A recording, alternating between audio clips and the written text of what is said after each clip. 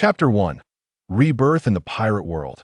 My name is Zhang Quanling, a young man blessed with a happy family and serving as a design director. At the age of 26, I am fortunate enough to have a loving wife, a home, and a decent salary, marking me as a minor success in life.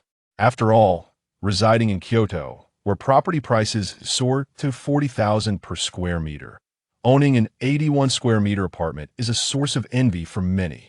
Yet, for the sake of my beloved, I am willing to strive relentlessly. I was destined for a bright future, envisioning a warm family and a fulfilling life. However, all of this was abruptly shattered by a sudden, cruel prank. While en route to Japan for a business trip and waiting on the train platform, I refused a demanding child's request for my candy, only to be violently shoved off the platform by his wrath. I met my demise beneath the wheels of an oncoming train, my soul departing this world. What transpired after my death remains a mystery. Yet, I harbor a fervent wish for my beloved to thrive, wishing her no suffering. Unbeknownst to me, I was destined for rebirth in a fantastical realm, where I would roam freely once more. Furthermore, I was unaware that my former abilities would be regained, only to entangle me in a sinister plot, facing relentless pursuit. Year 1515 of the Sea Circle era. Kuro Islands. This is a remote archipelago located in the East Sea, shrouded in obscurity. The Kuro Islands comprise 68 islands of varying sizes, situated merely 3,000 nautical miles from the Red Continent. To make matters worse, the environment here is notoriously harsh, earning the saying, "The sky seldom shows a third of its brightness, and rain is hard to halt." Due to the frequent rain and scarce sunshine, these islands are predominantly cloaked in rainforests, characterized by a stifling humidity and a scarcity of human presence. In stark contrast to this inhospitable environment are the formidable creatures that dwell here. Initially, the Kuro Islands were devoid of life until, for reasons unknown, the Sea King beasts were driven to these islands. Surviving by clinging to the rainforest moisture, these Sea Kings were compelled to evolve into amphibious beings to adapt to the oppressive terrestrial conditions. At first, the situation was manageable, as the variety of life was limited and space for survival was ample. However, as the number of species increased, the living space began to feel cramped. Thus, on this island of the survival of the fittest, the Kuro Islands transformed into a forbidden ground for the weak, where fierce creatures engaged in bloody battles daily. Only the strong could endure here, while the weak became sustenance for the victors or nutrients for the rainforest. Some Sea Kings, lacking in strength yet possessing extraordinary aquatic abilities, abandoned the land and returned to the sea, evolving once more to survive. This, however, resulted in a terrifying reality. The surrounding waters of the Kuro Islands became entirely off-limits to humans. To set foot on the islands, one must possess a power that instills fear in the island's creatures, otherwise, they would be torn to shreds by the fierce beasts that roam. Even naval brigadier generals, not among the elite, dare not venture here, for their strength fails to intimidate these ruthless predators. Pirate ships, merchant vessels, and cargo boats traversing this route have largely succumbed to the depths, with scarcely any survivors. Consequently, the Kuro Islands acquired a new moniker, the Demon's Paradise, seldom trodden by human feet. Chapter 2. Sacrifice and Gain. And now, boom! In the very heart of the Kuro Islands, a terrifying roar suddenly erupted, flames shooting into the heavens, shock waves rippling far and wide. "Haha, white-haired giant ape, concede. You shall never be my match." A clear, melodious laughter resonated from the depths of the forest, echoing across the island. Roar! In response came a defiant roar, shaking the very skies. What is happening? How can there be humans on this island? Within the dense thicket, beneath a waterfall evidently cleared by human hands, stood a fierce giant ape, its eyes burning with fury, its body riddled with fist-sized wounds, its fur disheveled, and breath labored, an image of utter disarray. Opposite it stood a 17-year-old boy, clad only in a beast skirt. The boy was not conventionally handsome, but possessed a charm that drew the eye. His dragon-like brows and tiger-like eyes held an endless depth that ensnared onlookers. His physique was devoid of excess flesh, yet not overly muscular, with tousled hair flowing in the wind, arms like those of a wasp, and waist like that of a monkey, each hand wielding an odd pistol. Much like the giant ape, the youth bore numerous wounds, yet his aura surged like a roaring river, rich and powerful, his blood boiling with vitality. Surrounding him was a faint mist, the condensation from his cell's respiration.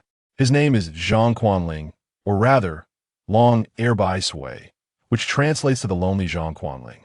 Zhang Quanling was his name in a previous life. Long Air translates to lonely person, while Bai Sui is derived from the splitting of the character for spring in his name.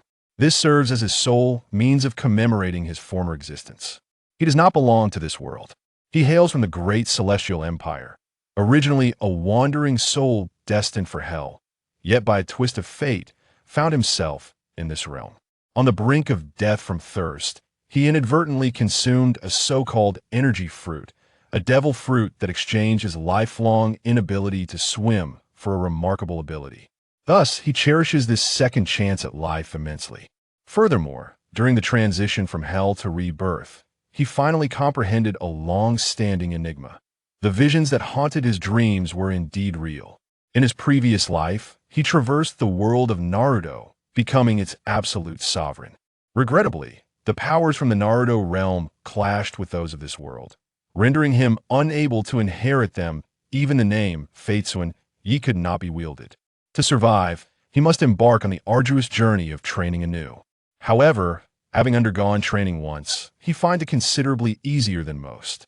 Thus, in order to endure, he commenced a grueling survival journey, engaging in a battle of wits against the island's beasts day and night. This struggle persisted for 5 long years. Throughout this period, he challenged nearly all the ferocious beasts of the Kuro Islands and triumphed over them, with this giant ape being his final target. It is hailed as the most powerful beast in the Kuro Islands, bearing the title of King of the Forest. Upon defeating the King of the Forest, he would prepare to leave. Having lived here for 5 years without succumbing to the drudgery of the environment, he remained undeterred due to his clear objectives, which kept him from feeling irritable. Yet now, his strength has reached its zenith, and the beasts of the Kuro Islands can no longer satiate his thirst for challenge. Moreover, after 5 years on this island, he has no understanding of his location or the passage of time. Chapter 3. Young people should venture out. The only course of action left for him was to persist in the cycle of combat, growing stronger, battling, and evolving. He is acutely aware that he resides in the world of One Piece. With newfound strength, it is time to pursue other endeavors. At the very least, as a human, he ought not to live like a beast, aimlessly drifting through life. 5 years of a monotonous diet of roasted meat and fruit have left him utterly weary. He longs to explore beyond the confines of this island. Although he had contemplated venturing out before, reality has taught him a crucial lesson. Without strength, escape is impossible. During his earlier attempts at exploration, he barely escaped with his life. Let's not forget, he is a land-dweller. Contact with seawater would spell his doom. Those brushes with death extinguished any notion of venturing out unprepared, which is why he has remained on this island for 5 consecutive years. In these 5 years, while he may not have made remarkable progress in skills, his appetite has soared. Now, he could devour mountains of food. Boom, boom, boom. After a minute of stalemate with the giant ape, it finally let out an unwilling roar that reverberated like thunder, pounding its chest in defeat before turning to leave. This signified its acknowledgement of Baijui's victory, relinquishing the title of King of the Forest. Ha! Ha! Ha! I've won. The 5-year period has come to a fulfilling end. Ha ha! Once the giant ape departed, Bai Sui collapsed onto the ground, gasping with laughter, his face aglow with joy.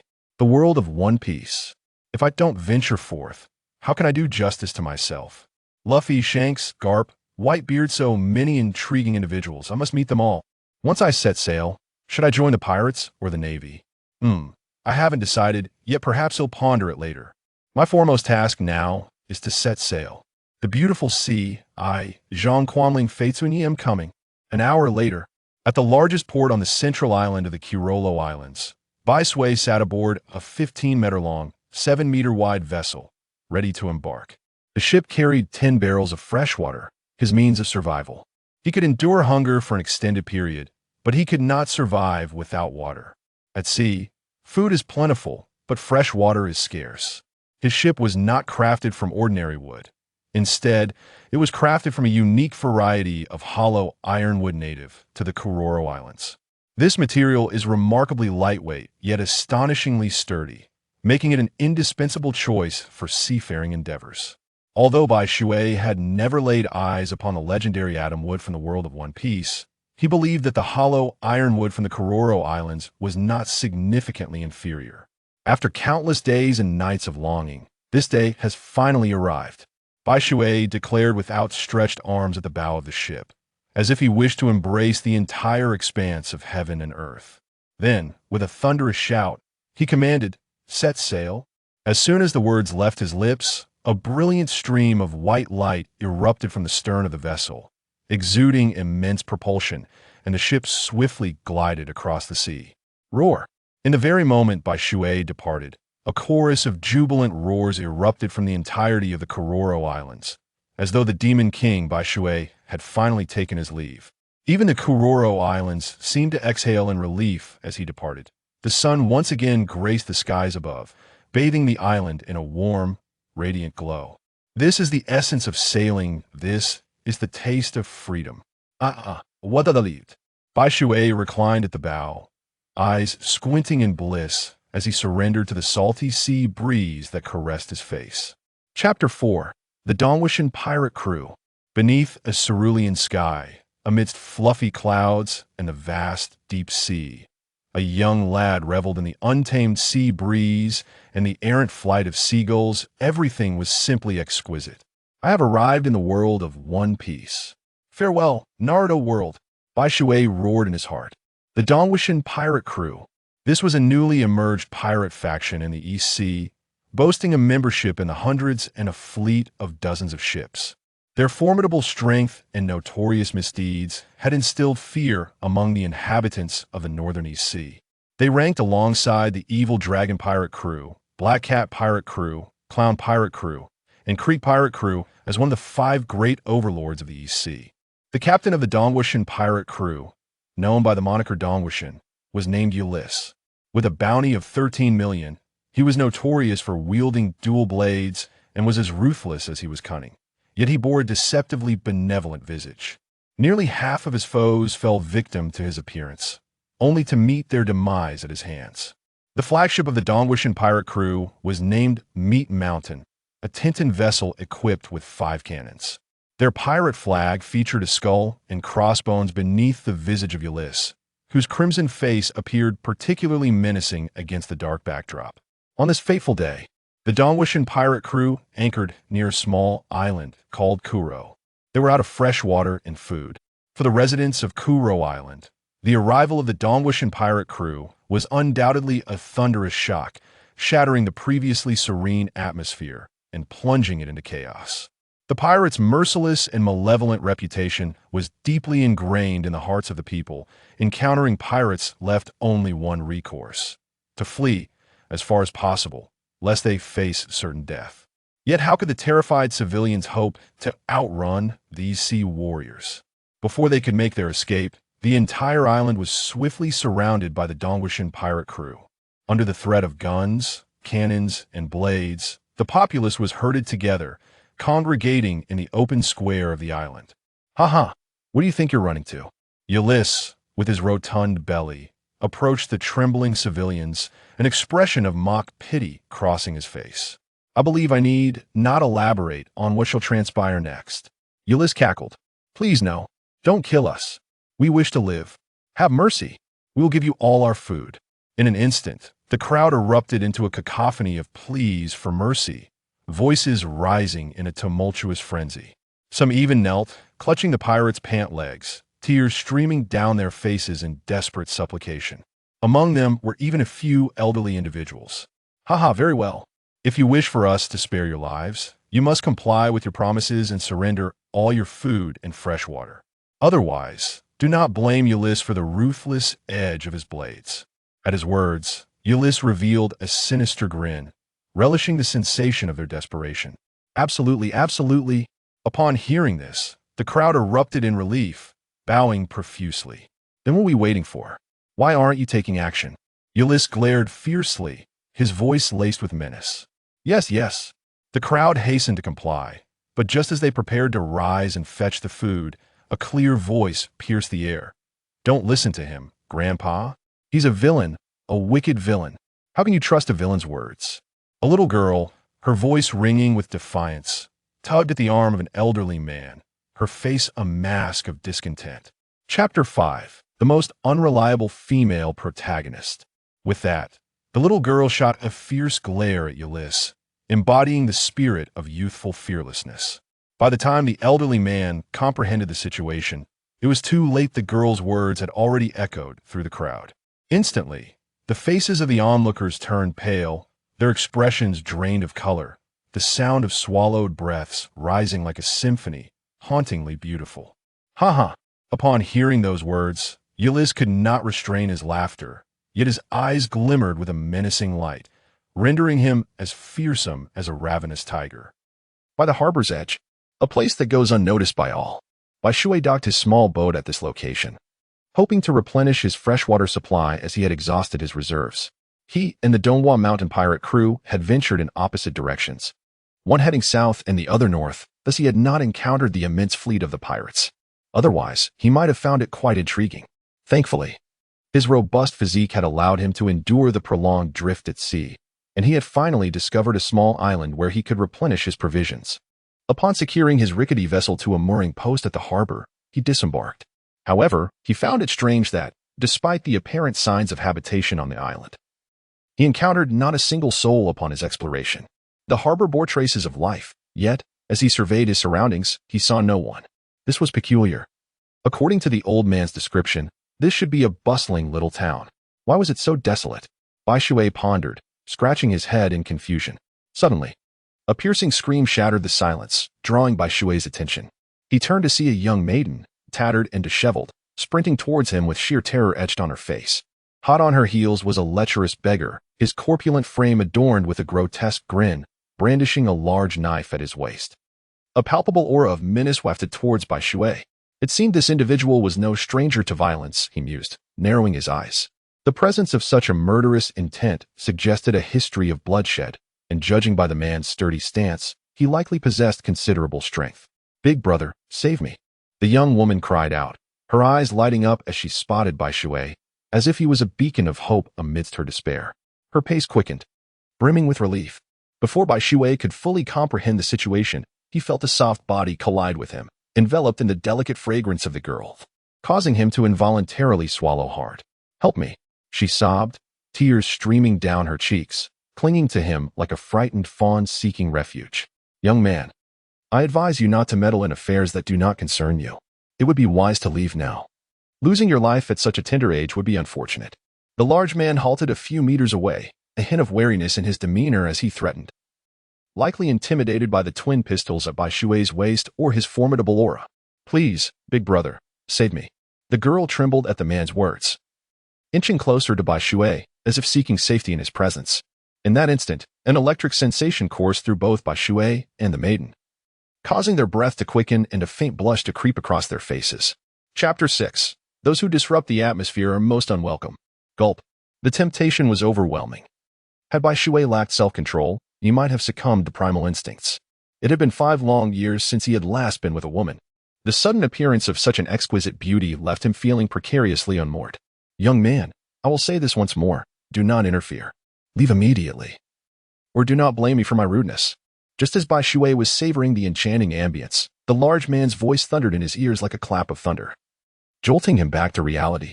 As the saying goes, waking up can leave one irritable, and Bai Shui, having his moment disrupted, felt an inexplicable surge of anger. What if I refuse? I am already involved in this matter, he declared, embracing the maiden as he defiantly faced the brute. In that moment, Bai Shui's figure appeared remarkably heroic. Unbeknownst to him, upon hearing his words, the young woman released a breath of relief, her eyes sparkling with admiration for Bai Shui, her regard for him soaring. She had not once considered what would happen if Bai Shui were to be overpowered. Haha, very well. Since you insist on meddling, do not blame me for what follows. The large man's expression twisted into a snarl as he drew his knife and charged at Bai Shui. "Be careful," the girl gasped, instinctively shrinking back in fear. "Do not worry, I do not regard such scum as a threat," Bai Shui reassured her with confidence. Bai Shui, however, appeared remarkably composed, showing no signs of agitation. "Go to hell." The burly man lunged towards Yi with a furious roar, his large blade glinting with a chilling light that sent shivers down one's spine. The young girl, witnessing the man's sword descending upon her, felt an overwhelming fear and instinctively shut her eyes, letting out a piercing scream. Bang! Yet, she did not experience any pain. Instead, a dull thud resonated in her ears, akin to some heavy object crashing to the ground. "Do not be afraid, it is all over." The gentle voice of Bai Shui reached her ears, prompting the young girl to slowly open her eyes. As soon as she did, she was greeted by Bai Shui's warm smile, stirring her heart with an uncontainable flutter. However, when she followed her gaze, she was met with the sight of the burly man lying stiffly in a pool of blood, still clutching the large knife, his eyes wide with disbelief. Had he perished? The girl quickly averted her gaze and looked at Yi.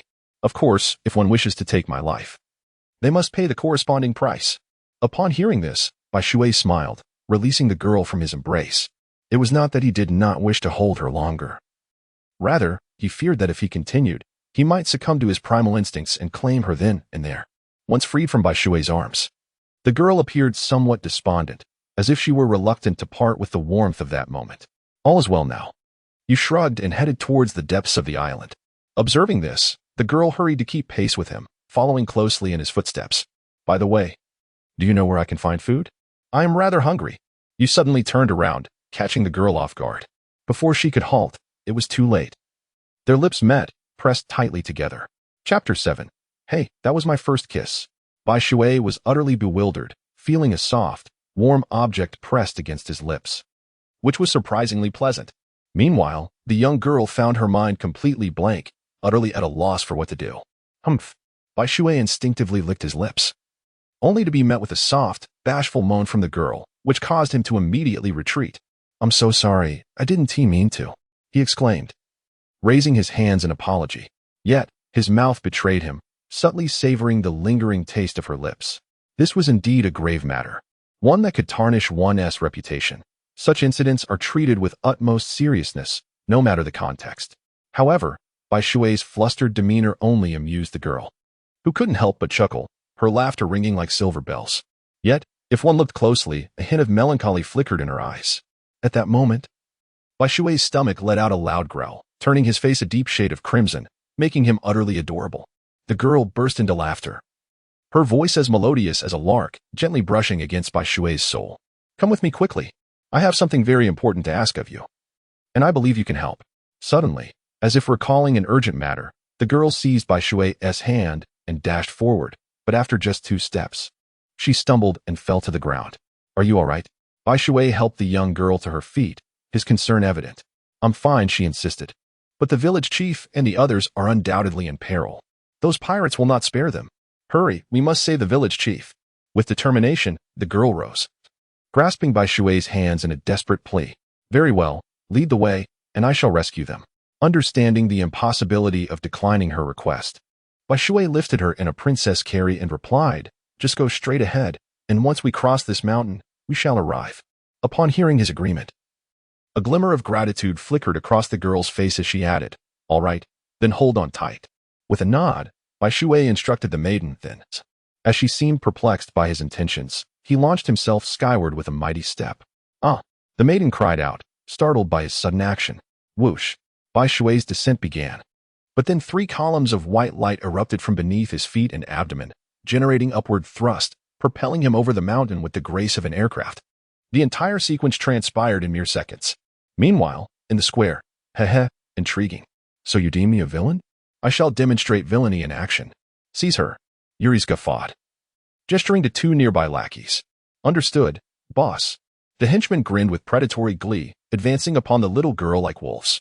"Grandpa, I'm scared," the child whimpered, retreating behind the old man, clutching his trousers with chubby hands, her delicate face etched with fear.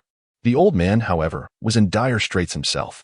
Yet, the power of familial love can, for a time, eclipse even death. "Esteemed sir, I implore you, have mercy. She is but a child, Why direct your ire at her? The old man pleaded, shielding the girl as a hen protects her chick. Boss, what shall we do? The henchman hesitated, turning to Yuri's for guidance. A slip of the tongue, you say? How very convenient. Yuri's chuckled, his eyes narrowing to slits, a glint of malice within. Thwack. No one anticipated Yuri's act of violence. Thud. The old man, utterly unprepared for such cold-bloodedness, mechanically lowered his head. He gazed at the blade piercing his chest, his lips moving as if to speak. But no sound emerged. His eyes gradually dimmed. What are you waiting for? Seize her. Yuri's barked, glaring at the henchman. Ah. Panic erupted. Screams filled the air. And chaos reigned. Thwack. Thwack. The price of the uproar was paid in blood. Yuri's, wielding his great swords, charged into the crowd, cutting through them like wheat. In mere moments, over a dozen heads were severed, bodies collapsing into pools of crimson. Silence. Yuri's roared, his murderous aura unleashed. The terrified crowd fell silent, as if their voices had been choked off. Silence. The stillness was unnerving, broken only by the stifled sobs of women and the sound of ragged breathing. Wah. The little girl, however, was an exception. Seeing her grandfather fall into the bloodied earth, she wept inconsolably, shattering the oppressive quiet. You seek death, Yuri snarled. His face contorted with rage as he lunged at the girl, his great sword descending without mercy. In his eyes, anything that moved was fair game. Wah. The threat of death only amplified the girl's cries. No one dared intervene, for none possessed the power to stop Yuri's. One blow would surely cleave the child in two. The razor-sharp edge had already drawn a line of blood on her delicate skin. Whoosh. Just as the onlookers closed their eyes in despair, a sound pierced the air, a swift, sharp crack that sent shivers down their spines. Clang. A resounding clash echoed, making them turn. A pristine white barrier had intercepted Yuri's strike, saving the girl. Who dares? Yuri's retreated, his eyes narrowed as he glared at the white shield. His hand rested on his blade, ready to attack or defend. So, you would slaughter a child? Have you no decency? The shield dissipated, revealing Bai Shui, the maiden, and the little girl behind him. Who are you? You appear unfamiliar. Yuri's paused, then signaled to his henchmen, who flanked him. At his command, they would strike Bai Shui from both sides. My name is inconsequential, long heir, Bai Shui. Bai Shui gestured for the girl not to stray from his protective embrace, flashing a broad smile that revealed his pearly whites. I say, my portly friend, how about we let this matter rest on account of my good intentions, so that all parties may part amicably? Humph, let it rest? Who do you think you are? However, he continued, it is not entirely out of the question, if you would permit that woman behind you to entertain us for a night. We could certainly discuss this further. Yuri's was initially inclined to reject the proposition outright, yet upon catching sight of the girl behind Bai Shui, whose breathtaking beauty was nothing short of astonishing, he broke into a lewd grin and amended his statement. Aki, who is he? Is it permissible? As Bai Shui and Yuri's engaged in their verbal sparring, a middle-aged man unexpectedly emerged from the crowd and addressed the girl. I do not know him, but I sense he should be capable. He was the one who saved me just now. The pirate pursuing me did not stand a chance against him. The girl, though unsure, chose to trust ye. Perhaps you do not realize the peril this may bring. If he emerges victorious, all is well, but what if he loses? However, Aki's remarks ignited a furious response from the man, who pointed an accusatory finger at her, as if to blame her entirely should Bai Shui fail. Enough, old man. Rest assured, I shall prevail, and whether I win or lose should have no bearing on her. Bai Shui suddenly turned around, squinting with a smile. Though he appeared ordinary, the middle-aged man perceived a glimmer of coldness in Bai Shui's narrowed eyes, causing him to shiver involuntarily and step back. Go to hell. Be careful. At that moment, an exclamation of triumph erupted from behind Bai Shui, prompting a young girl to scream in alarm, her face pale with fear. Before him, the muscular man to the right of Yuri's swung a wickedly curved blade downwards, mere inches from Bai Shui. The excitement on the muscular man's face was palpable. He was certain this strike would be his triumph, and failure was not an option. Finished. The word flashed through everyone's mind, engulfed by despair, as the hope ignited by Bai Shui's rescue of the little girl was extinguished in an instant. Finished? What an international joke. Yet, just as everyone believed Bai Shui was doomed, a beam of white light suddenly pierced through the muscular man's body, sending him crashing away. How is this possible? The exhilaration on the muscular man's face was swiftly replaced by agony and terror as he stumbled backward, letting out a disbelieving roar. With a thud, he fell heavily to the ground, raising a cloud of dust. What? The dull thud of his landing roused the onlookers, and upon opening their eyes, they found Bai Shui still standing, utterly unscathed. Meanwhile, the once formidable muscular man lay in a pool of blood, his eyes wide open as he slowly succumbed. Who on earth is this guy? When did the EC produce such a powerful warrior? Yuri's expression turned grave as he regarded Yi with uncertainty. The muscular man, who had just been dispatched by Yi, was a notorious pirate with a bounty of 8 million. He was the fearsome Norman, known as the Brute Blade. No pirate in the East Sea could possibly defeat him so swiftly. Could he be from there? No, it was impossible for pirates from that region to venture here. Yuri's briefly entertained a possibility, only to dismiss it immediately. Pirates entering that territory would never return casually. Chapter 10. The sky is full of stars. So who is this fellow? For a moment, Yuri's found himself at a loss. What's wrong? Come at me, fatty. Observing this, Yi casually picked his nose and provoked Yuri's with disdain. You little brat, where do you hail from? Yuri's, suppressing his rising anger at being called fatty, inquired of Bai Shui. He needed to ascertain Yi's true nature. This tactic had saved him multiple times. I'm just a wanderer, nothing more. Why? Do you think I have some grand background? Bai Shui replied with a chuckle. Are you certain you're merely a drifter and not someone from the latter part of the Grand Line? Yuri's heart leapt with excitement at the question, prompting him to ask again. If I were from the latter part of the Grand Line, would I waste time chatting with you? Yi retorted, scratching his ear in annoyance. Little brat, you're courting death. In that case, let us see how many you can save from my brothers. Yuri's finally cast aside his reservations and commanded with a wave of his hand. Oh.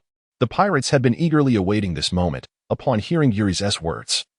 They charged like wild horses, brandishing their knives toward the encircled civilians. I'm curious to see whether you can act faster than they.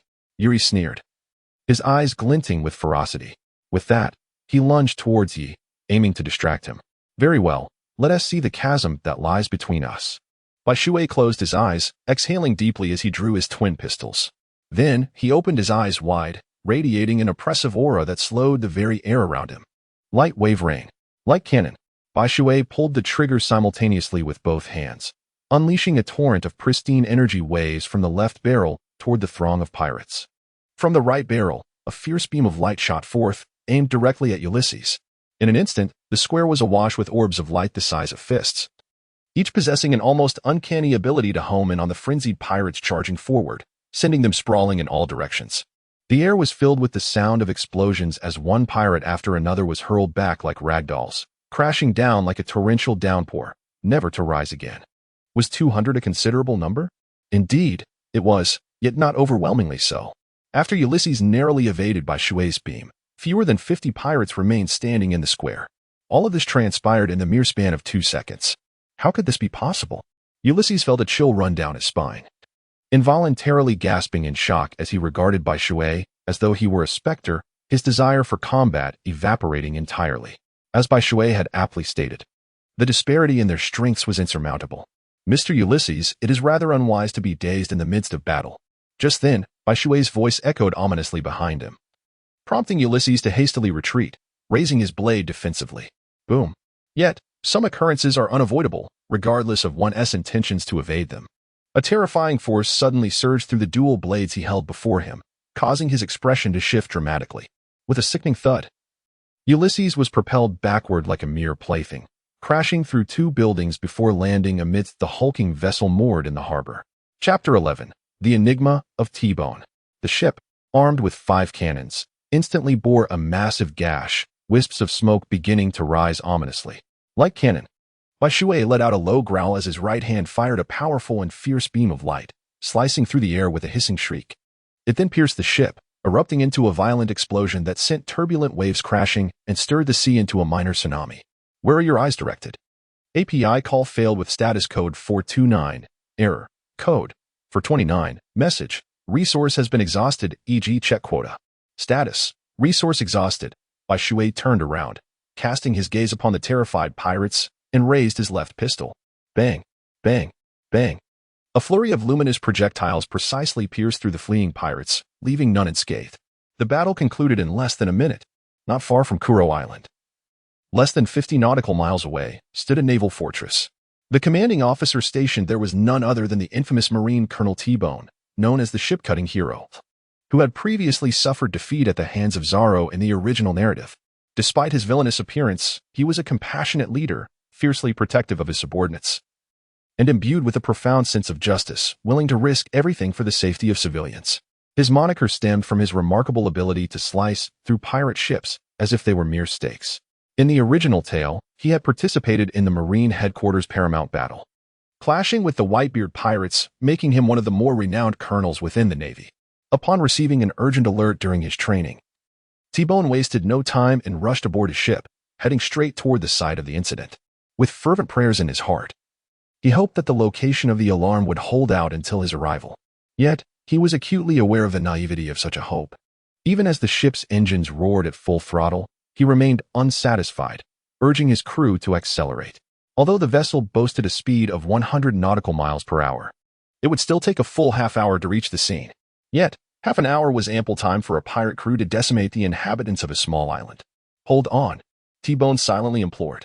Half an hour later, as he arrived at Kuro Island, a chill gripped his heart. The entire island lay shrouded in an eerie silence, and the air was thick with the stench of blood. The situation on Kuro Island was all too predictable. T-Bone instinctively closed his eyes in anguish, clenched his fists, and sighed heavily. With a pained command, he ordered, "Disembark and check for survivors. If there are any, we must do everything in our power to rescue them." "Yes." His prepared medical team responded in unison, following his lead with synchronized steps as they advanced toward the island. Lost in self-reproach, T-Bone failed to notice the remnants of shattered planks and traces of blood lingering on the surface of the sea, not far from his warship. What could have transpired? However, as he stepped onto the island, having braced himself for the worst, he was taken aback by the scene before him. He had anticipated a gruesome tableau of carnage, for no island could emerge unscathed from a pirate assault. Chapter 12, I mean no harm. Yet, what lay before him was a pristine expanse, devoid of any signs of a pirate invasion. In an instant, T-Bone felt a sense of being deceived, his brow furrowing in suspicion. Before he could voice his anger, a medical officer tugged at his pant leg, gesturing for him to look in a particular direction. Frowning, T-Bone glanced over, only to be startled once more, suppressing a gasp as the tension in his brow dissipated. What did he behold? Amidst a pile of corpses lay three particularly conspicuous bodies. In front of all the deceased sat a young man clad only in a beast skirt, leisurely observing him. Behind him, a group of terrified civilians cowered, clutching their heads and trembling in fear, seemingly in dread of the young man. The two locked eyes, and though the youth appeared diminutive compared to T-Bone, the moment their gazes met, T-Bone instinctively recoiled 2 steps, his expression one of sheer horror. In that instant, he felt as though he were being scrutinized by a colossal sea king, the oppressive aura causing his heart to skip a beat. How terrifying. Surely, this individual was at least of Rear Admiral caliber. T-Bone assessed internally. This is troublesome, T-Bone thought gravely. The young man did not exude the air of a benign figure. Seated among the corpses without a hint of fear, he was likely a pirate or a bandit. He cannot possibly be a good person, T-Bone resolutely believed. As T-Bone remained vigilant of Bai Shui, the latter was equally assessing T-Bone. His distinctive attire was unmistakable. Bai Shui recognized him at once. So, this was the legendary Colonel T-Bone, the ship-cutting hero? He appeared quite formidable, though Bai Shui pondered why T-Bone was stationed in the East Blue rather than near Judicial Island. He deemed it unnecessary to dwell on such matters. "Ah, esteemed Navy officers, will you not come to reassure the island's residents? If you delay any longer, I may be compelled to take action." Just as T-Bone contemplated how to stall for time to facilitate the rescue of the civilians, Bai Shui preemptively raised his hands in a gesture of surrender, exclaiming loudly. The unexpected turn of events left T-Bone momentarily bewildered. He exchanged glances with his comrades, both reflecting a shared sense of confusion. Observing their reactions, Bai Shui couldn't help but chuckle. What is this? Is the illustrious Marine Colonel afraid of a mere youth like me? Rest assured, I harbor no ill intentions. I merely arrived on this island due to hunger. It appears I stumbled upon quite a spectacle, and thus, in the interest of my own safety, I had no choice but to intervene. If you remain unconvinced, feel free to restrain me with sea stone handcuffs. I assure you, I will not resist. Bai Shui has made himself quite clear. Whether T-Bone believes him or not is another matter. Regardless of his beliefs, Bai Shui harbors no malice. Colonel, this.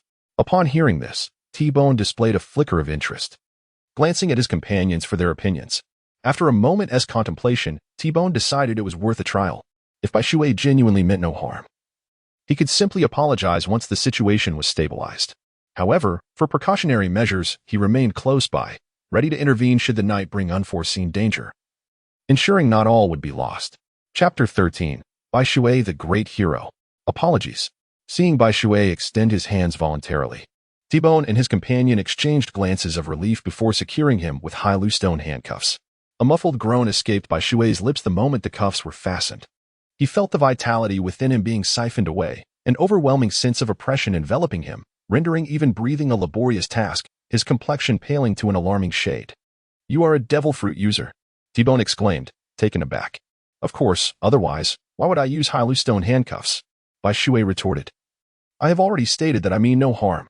Since you doubt my sincerity, I can only demonstrate it. What do you think? Is this gesture substantial enough?" Upon hearing this, Bai Shui lifted his gaze, forcing a weak smile. "Your words are too kind. Once I have calmed them, I shall express my gratitude with fine wine." T-Bone regarded Bai Shui with admiration, delivering a hearty fist bump. "You too, ensure the young brother's safety. If anything should happen, I will hold you accountable. Do you understand?" T-Bone commanded, his expression grave. "Yes." The two replied, their hearts stirring with resolve. After T-Bone had reassured the residents of Kuro Island, over an hour had slipped by, and Bai Shui, exhausted, had succumbed to sleep. Meanwhile, T-Bone's companions stood like statues, unwavering, even as the sun beat down upon them, soaking their bodies with perspiration. Bai Shui is a person deserving of their admiration. Thus, although they are somewhat fatigued, they harbor no complaints. Bai Shui, Bai Shui, Bai Shui. In a haze, Bai Shui seems to hear someone calling his name. He slowly opens his eyes, bleary and still drowsy, glancing around, only to find the young girl, Aki, crouching before him, gently nudging his arm with her delicate hand. "It's Aki. Is there something you need?" Bai Shui stretched languidly as he rose from the ground, yawning and inquiring, "Hey, what does that naval officer want with you?" Upon seeing Bai Shui finally awake, Achi couldn't help but exhale in relief, then gestured toward the direction behind her. "Oh, I see." When he followed her indication, he spotted T-Bone grinning at him, raising his cup in invitation to join him. "Come on, my fellow naval brothers. Let us share a drink." Bai Shui stood up and addressed the two dehydrated naval majors beside him. "Phew, finally ready to move, huh?" The two men, elated by his words, joyfully trailed behind Bai Shui towards T-Bone. "This drink shall serve as my apology for any previous offense. I shall drink first." As Bai Shui settled at T-Bone's feet, T-Bone lifted a bowl of liquor and downed it in one gulp. "Ha, as the saying goes, one must fight to truly know another. Though we have not battled, we are acquainted now. Ha. Between men of the sea, there is no need for grievances. Come, my naval brother, I toast to you. Henceforth we are friends." Upon hearing this, Bai Shui raised his cup, his camaraderie unmistakable. "Ha, splendid. Indeed. You possess the spirit of a maritime man. I shall drink to that." T-Bone laughed heartily, clinking his cup with Bai Shui's before downing the contents. Surrounding civilians reveled in joyous song and dance, creating a scene of merriment that completely belied the recent bloody battle that had unfolded on the island. Chapter 14. The offer to join the Navy. Countless young maidens cast longing glances at Bai Shui, hoping to capture his attention. Should someone as formidable as he take notice of them, the island would be safe, free from the fear of pirate attacks. Alas, it seemed Bai Shui was oblivious to their gazes, engrossed in animated conversation with T-Bone, much to the dismay of the disappointed girls, who stomped their feet in frustration.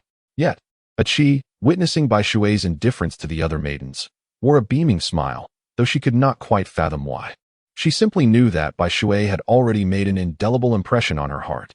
As the drinking progressed, T-Bone suddenly set down his cup and asked, "Bai Shui, have you ever considered joining the Navy? With your strength and talent, your future achievements would surely be remarkable." "T-Bone, please spare me. I am a free spirit, unaccustomed to constraints," Bai Shui chuckled. "Of course, this is merely my current sentiment. Who knows what the future may hold? Perhaps one day, I might just decide to enlist in the Navy." With that, he left T-Bone with a glimmer of hope. Who can truly predict what lies ahead? "Very well. Since you have your own vision for the future, I shall not press you further. However, should you ever change your mind about joining the Navy, I would gladly arrange it for you. With your recent exploits, at the very least, you would be assured a rank of ensign. Given your abilities, you could surpass me in just 2 or 3 years." T-Bone expressed his genuine desire for Bai Shui to join the Navy, fearing that should someone of his caliber align with the pirates, the seas would undoubtedly gain another formidable adversary. Would you mind if I reported your recent accomplishments? T-Bone inquired suddenly. Not at all. Feel free. It's merely a minor victory. If they wish to investigate, let them. I have nothing to hide. Bai Shui shrugged nonchalantly, appearing utterly unconcerned. As for pirates, he felt no particular affinity. Why endure the hardships of wandering the seas when he could relish life? He held little interest in the legendary treasures of the ocean. His philosophy was simply to enjoy food, drink, and merriment. Nothing more. He feared that deviating from this path would plunge him into loneliness, a state he despised. Despite the opportunity to start anew, the fear of solitude was deeply entrenched in Bai Shui's heart. Now I can rest easy. T-Bone sighed in relief, relieved that Bai Shui had not declined. The banquet continued throughout the night, and by the next morning, when Bai Shui awoke, T-Bone had already departed with the navy. Beside him lay a Chi, peacefully resting with a sweet smile upon her face. Bai Shui merely shrugged, stealthily slipping past a Chi. The path of cultivation demands progress. Stagnation equates to regression. Bai Shui is acutely aware of the formidable nature of this world. Should he become complacent due to his current abilities, he risks being utterly devoured by the realm of the Pirate King. In the initial segment of the Grand Line, his strength might be deemed impressive, perhaps even unrivaled by a mere handful. Yet, once thrust into the latter half, the New World, his prowess pales considerably. Chapter 15, The Long-Awaited Smile of Sengoku. At best, his capabilities equate to that of a division commander within the 7 Warlords. This is akin to the strength exhibited by Monkey D. Luffy after he unlocked Gear 3rd during the events at Eni's lobby. Is such strength formidable? Not particularly. There are 2 individuals in the first half of the Grand Line whom he cannot defeat, the Warlord Crocodile and the God of Skypiea, Enel. However, to declare him weak would be a misnomer, for with such abilities, he could easily rise as a supernova were he to pursue the pirate life. Yet, Bai Shui's aspirations extend far beyond the scope of an ordinary bounty of 1 or 200 million in the grand tapestry of the Pirate King's world. Such a sum merely signifies the cusp of entry. Among the forces under the 4 emperors, how many lack a bounty exceeding 100 million? Not to mention the principal powers, each of whom possesses bounties surpassing 500 million, terrifying entities indeed. It is worth noting that in the original narrative, the pirate known as Rockstar, with a bounty of 94 million, is relegated to a mere messenger in the presence of the 4 emperors. A bounty nearing 100 million is akin to a child's plaything in their eyes. At Marine Headquarters, Marineford. Admiral, this is an urgent document just delivered by Captain T-Bone. Inside the Admiral's office, the current Fleet Admiral Sengoku, known as the Buddha, was engrossed in administrative duties when a lieutenant colonel abruptly entered, saluting Sengoku. Hand it over. Sengoku replied without glancing up, casually tossing the document he had just reviewed into the mouth of a nearby alpaca. Oh, this is indeed good news. I never anticipated such a remarkable figure emerging from the East Blue. Upon opening T-Bone's document, a rare smile graced Sengoku's face, easing the tension that had previously knitted his brow. Bai Shui, aged 17, origins unknown, possesses formidable strength. He single-handedly vanquished the notorious East Blue pirate crew led by Yuris of the Dungwa Mountain and rescued the inhabitants of Kuro Island. Currently, he harbors no intentions towards the Navy, but he will not become a pirate. Heh, what an intriguing young man. Sengoku leaned back, a grin spreading across his face. These young folks are impressively capable. Alas, I am growing old and cannot keep pace with the tides of this era. Haha. The 2 guards stationed outside the office exchanged glances, pondering what delightful news had elicited such laughter from the normally stoic admiral. Haha, Sengoku. What is you chuckling? Share the joy with me. Just then, a hearty, resonant laughter echoed down the corridor as a robust middle-aged man approached, clutching a bag of snacks. He sauntered in, nonchalantly taking a seat opposite Sengoku, oblivious to the immediate darkening of Sengoku's expression.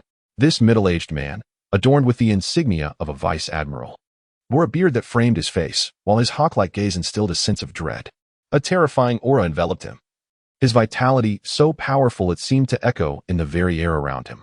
Kapu, how many times must I remind you not to consume snacks while I am attending to official matters? Do you treat my words as mere whispers in the wind? Sengoku slammed his hand on the table, his voice rising in fury, his countenance exceedingly grim. Calm down, Sengoku. It's not a big deal. Yet, in the face of Sengoku's ire, Kapu maintained an unusual calmness, absent-mindedly picking his nose while waving his hand dismissively, clearly unperturbed by past reprimands. Chapter 16. Kapu can no longer wait. Ah, news from the East Blue again. I must see what formidable pirate has emerged now. When Kapu's peripheral vision caught sight of the document on Sengoku's desk, his eyes sparkled with interest, and he seized it without hesitation. Well, this time it is not a pirate, but rather an exceptionally gifted young man. East Blue has indeed brought forth some delightful news. Seeing this, Sengoku resumed his seat. Addressing Kapu. Aha, I must meet this youth named Baishui. I shall ensure he joins the Navy. If he were to become a pirate, it would be long before he evolves into a formidable sea captain. After perusing the document, Kapu declared, clearly impressed by Baishui's capabilities. Indeed, at 17, he can effortlessly dispatch pirates with bounties in the millions. He is no ordinary individual. Sengoku nodded in agreement, acknowledging the weight of Kapu's words. Since that is the case, I shall take my leave. I am genuinely intrigued by this Baishui. Kapu's decisiveness was evident as he prepared to depart without delay. Kapu, return that bag of snacks, lest I consume them all. However, Kapu was already on his way out, indifferent to Sengoku's shouts, fully aware of the Admiral's temperament. Haha, do as you please. I am off, Sengoku. Kapu waved his hand dismissively, unfazed by the authoritative presence of Sengoku. That old rascal, truly incorrigible. After Kapu's departure, Sengoku shook his head.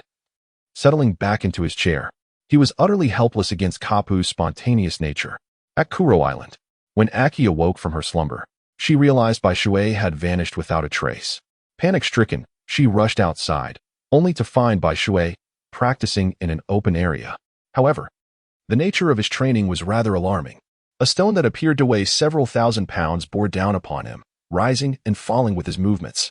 Push-ups. Indeed, this was Baishui's chosen method of exercising.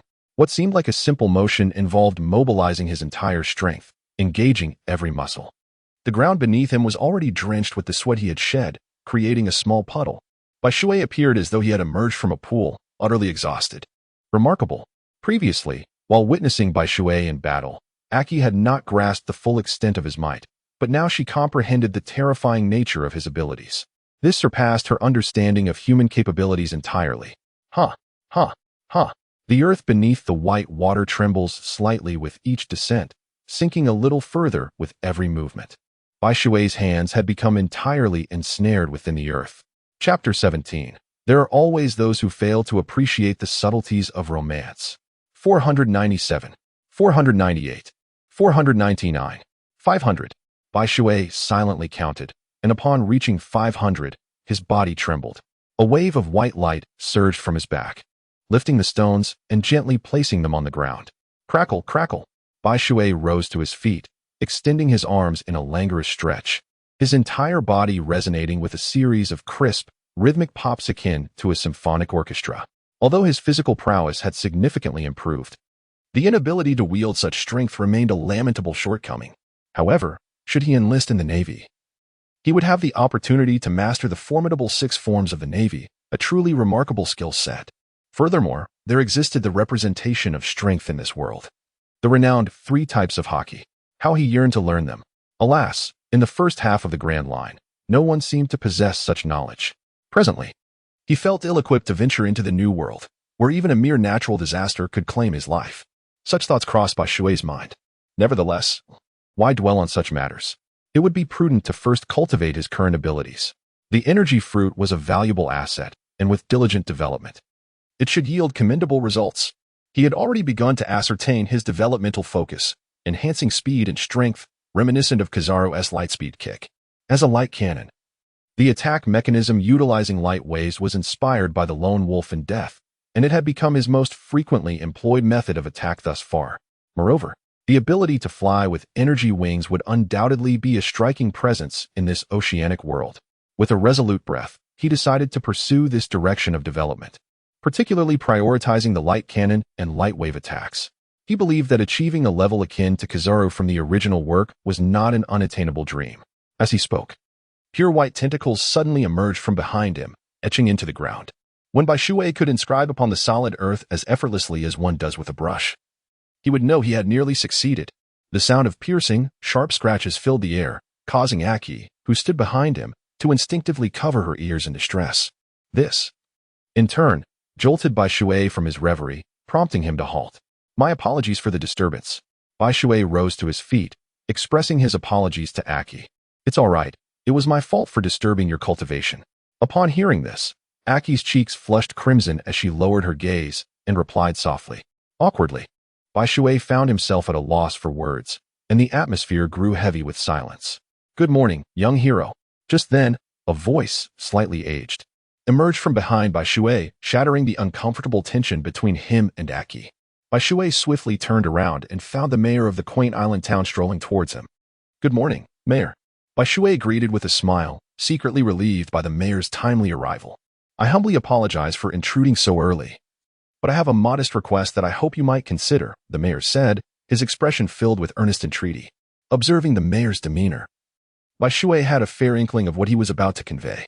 "Well, Mayor, as you are undoubtedly aware, I cannot remain here for long." Upon hearing Bai Shui's words, the long-anticipated gaze of the town chief instantly dimmed, revealing a countenance of resigned acceptance. Chapter 18. The Solitude of Zhang Quanling.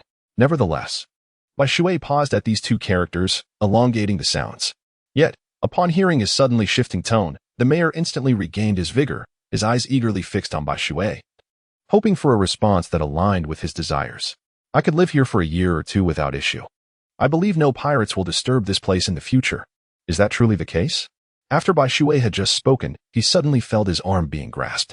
The mayor, with hands as frail as chicken claws, held on tightly to Bai Shui, his face a mixture of disbelief and joy, eager to ascertain that Bai Shui was not jesting but speaking earnestly. "Of course, it is true. I wish to reside on the island for several more years." Bai Shui replied with a nod and a smile. Having lived for 5 long years in the desolate Kuro Islands, the prospect of existing like an ordinary person was too appealing to resist. Moreover, staying on the island would alleviate his loneliness, sparing him from the solitude of the Kuro Islands, where he had no one to converse with. Additionally, with his current strength, venturing out to sea was unfeasible. He aspired to enhance his prowess before embarking on such a journey, aiming for strength comparable to that of 300 million pirates. "Oh, how grateful I am. This day has finally arrived." After receiving Bai Shui's unequivocal response, the mayor was as joyous as a child, tears streaming down his face, dancing merrily in place despite his 60-plus years. It was a comical sight, yet it starkly illustrated the harsh reality of the pirate world, where the weak depend on the strong, and the powerful wield dominion over the world. "Thank you." Aki, tears in her eyes, embraced Bai Shui from behind. Resembling a little bird that had found a refuge from the storm, her face radiating peace. Logically, Bai Shui should have rejected such an intimate gesture from Aki, as propriety dictates that men and women maintain a certain distance unless they are already in a relationship. However, he found himself unable to refuse Aki, for he realized he had developed a fondness for her. Her innocence and simplicity were utterly irresistible. In his past life, he had encountered many women, yet few possessed the rare qualities embodied by Aki. She was like an orchid amidst a sea of flowers, unassuming, tranquil, and ethereal, easily adored by those who recognized her beauty. Furthermore, Aki was not lacking in charm. While she may not rival the beauty of the Empress or Robin, she possessed a unique allure that was more than sufficient. "Bai Shui, thank you so much." The residents of the island emerged, standing before Bai Shui in unison to express their gratitude, creating an exuberant atmosphere. Haha. "My dear fellow villagers, there's no need for such formality. From now on, we are all family. If you require assistance in the future, do not hesitate to ask. I will certainly help as much as I can. And should I encounter any difficulties, I hope you will lend me your support as well," Bai Shui said, cupping his hands in salute to the crowd. Despite his formidable strength, it was prudent for him as an outsider to maintain humility. It was wise to show respect in someone else's domain. "Absolutely." The crowd shouted enthusiastically, raising their arms in solidarity. "All right, let us disperse for now. We must not delay important matters." Bai Shui gestured. "Understood," they replied, promptly scattering with smiles as they made their way back to their homes. Chapter 19. The pirates have arrived. The events of the previous day had unfolded with astonishing rapidity, now that safety had been restored.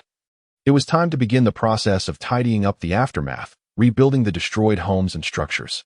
"Please, do not leave. Stay and keep me company." Once everyone had departed, Aki realized the ambiguity of her relationship with Bai Shui, just as she was about to take her leave. Bai Shui gently grasped her delicate hand and drew her into his embrace. Bai Shui's sudden and bold confession left Aki somewhat flustered, her heart racing like a multitude of startled deer and her cheeks flushed with embarrassment. Yet, she undeniably harbored feelings for Bai Shui, perhaps even love. This must be what they call love at first sight. Although Bai Shui may not possess striking looks, his resolute visage and formidable strength instill a sense of security that captivates her heart. Is it not true that what a girl desires is merely a safe haven? Aki responded softly, like the whisper of a mosquito, yet her entire being leaned against Bai Shui, as if she were intoxicated. The pirates have arrived. Just as Bai Shui began to relish the ambience, a piercing scream of terror sliced through the air, shattering the tranquility of the moment. How could I have foreseen this? Bai Shui couldn't help but let out a sigh, his face etched with displeasure. Achi also stepped away from Bai Shui's embrace, standing with her head lowered to one side, evoking an irresistible urge to tease her. You wait here. I shall go investigate the situation. Bai Shui turned back to offer a final reminder, then with a forceful leap, ascended into the sky. Soon after, a pair of gray energy wings unfurled behind him, flapping with the grace of a majestic eagle as he soared toward the surface of the sea. At the harbor of Kuro Island, the townsfolk, who had only just settled, were once again scattered like grains of sand, screaming and fleeing in all directions, the terror of the pirates indelibly etched in their hearts. Hurry, find Bai Shui. Find Bai Shui. One person suddenly recalled the deity Bai Shui still residing on the island and shouted urgently. Yes, quickly seek out Bai Shui. Upon hearing this, the crowd collectively reacted, echoing in unison. The White Water serves as their final bastion. With it, they fear no pirate. Even the formidable Yuris fell to the White Water, proving to be no match for its might. At that moment, the White Water spread its wings and soared, compelling everyone to gaze upward, instantly frozen in awe. This is what it means to be powerful, capable of conquering the heavens and the earth. Not far off, a pirate ship, adorned with the flag of a one-eyed tiger, approached. The menacing pirates aboard were seen dancing wildly, howling like a pack of ravenous wolves. Tager felt as though luck had favored him recently. Having just entered the Grand Line and survived a storm that decimated his crew, miraculously, all his companions emerged unscathed. The only island they discovered to dock was brimming with vessels, perfectly alleviating his troubles. After seizing the island, he not only acquired ships far superior to his former ones, but also amassed the island's wealth, provisions, and freshwater resources. Although he encountered sea kings shortly after returning to the East Sea, he fortuitously escaped their notice, as their supplies of food and fresh water dwindled. A beautiful island appeared on the horizon. Chapter 20. One must consult the almanac before setting out. It seemed as though everything he desired was materializing before him. However, unbeknownst to him, it was not the goddess of fortune who smiled upon him this time, but rather the goddess of misfortune. Tager, known as the One-Eyed Tiger, lost his eye in a fierce battle, earning him his name. He was not particularly tall, but possessed a robust physique, his chest adorned with scars from countless fights. His face rugged. His weapon of choice was a fearsome cutlass. He commanded over 80 subordinates, excluding sailors and cooks. 64 were combatants. And he himself was a notorious pirate with a bounty of 6 million. In the East Sea, where a mere 2 million could establish dominance, 6 million was indeed a significant sum. Brothers, let us push harder. We are nearing the port. Soon, there will be women, food, and fresh water. Tager roared menacingly while brandishing his cutlass. Tager chose the life of a pirate because it allowed him to pursue his desires, plundering, killing, and living unshackled by societal constraints. He relished the thrill of violence. A day without bloodshed left him feeling uneasy. Captain, look! Suddenly, one of the pirates beside Tager pointed upwards, his voice trembling. What is it? Tager furrowed his brow and followed the direction of the pirate's finger, his eyes widening in shock. What he beheld was astonishing, a young man with enormous wings hovering above him, smiling coldly, his gaze chillingly intense, evoking a suffocating sense of being targeted by a sea king. How is this possible? Tager swallowed hard, instinctively stepping back, his words faltering. Yet, the White Water showed no interest in conversing with him. A bounty of 6 million placed him among the lowest tier of formidable beasts on Kuro Island. He had dispatched hundreds of such beasts, and a few bullets could easily resolve this encounter. Light particles cascade. Bai Shui raised his left hand and, with a low utterance, pulled the trigger. Whoosh. Before Tager had the chance to plead for mercy, he witnessed Bai Shui in the sky raising the firearm in his grasp, unleashing a torrent of densely packed waves of light that filled his entire field of vision. No. Tager emitted a reluctant roar of defiance as the entire pirate ship was enveloped by the radiant waves. Bang, bang, bang. The surface of the sea erupted into brilliant illumination. the thunderous sounds reverberating far and wide, resembling a tempestuous roar that weighed heavily upon the air. When the brilliance subsided, the pirate crew had vanished without a trace, leaving behind a horrifying crimson expanse, which drew forth a multitude of bloodthirsty sea kings. The entire ordeal transpired in a mere 10 seconds. Hiss. Just then, as Bai Shui prepared to retreat, a sudden wave of terrifying foreboding washed over him from behind. Without a moment's hesitation, he raised his left hand and launched a counterattack. 100 meters behind him, a barrage of dark iron projectiles surged forth, akin to a meteor shower descending upon him. Light particles surged forth. A wave of light shot out, colliding heavily with the incoming iron projectiles. Boom. However, the outcome of the clash was beyond his expectations. His energy waves were unexpectedly shattered by the iron projectiles, which continued their relentless advance towards him. Light particle barrier. Bai Shui's pupils involuntarily constricted as he swiftly conjured a formidable energy shield before him to withstand the iron projectile. Chapter 21. Give me a reason to join the Navy. Bang. However, Bai Shui soon realized that he had underestimated the force of the iron projectile. The moment it struck him, it felt as though a mountain had collided with him. The terrifying power made his countenance change dramatically. He sensed every bone in his body lamenting, his blood surging violently, and a sudden sweetness in his throat as he coughed up a mouthful of fresh blood. The light particle barrier also shattered violently, cracks spreading throughout, teetering on the brink of complete destruction. Such strength, who could possibly wield it? Bai Shui strained his eyes to gaze in the direction of the attack, only to behold a fully armed warship, on the bow of which stood a naval officer adorned with a dog-headed helmet. It was he. Why was he attacking me? And what purpose did he have for coming here? Upon recognizing the distinctive dog-headed helmet, Bai Shui felt a sense of relief wash over him. Ah, how intriguing, indeed. He is quite the clever little rascal. In the distance, Karp observed Bai Shui's reaction and couldn't help but nod in approval. Although he had only exerted 1.5 times his strength, it was equivalent to a full-force strike from 300 million pirates. If Bai Shui can withstand such an onslaught, it signifies that he possesses a strength no less formidable than that of 150 million pirates. Only an individual of such prowess could exhibit such capabilities. On the shore, a crowd stood in bewilderment. What they witnessed was astonishing.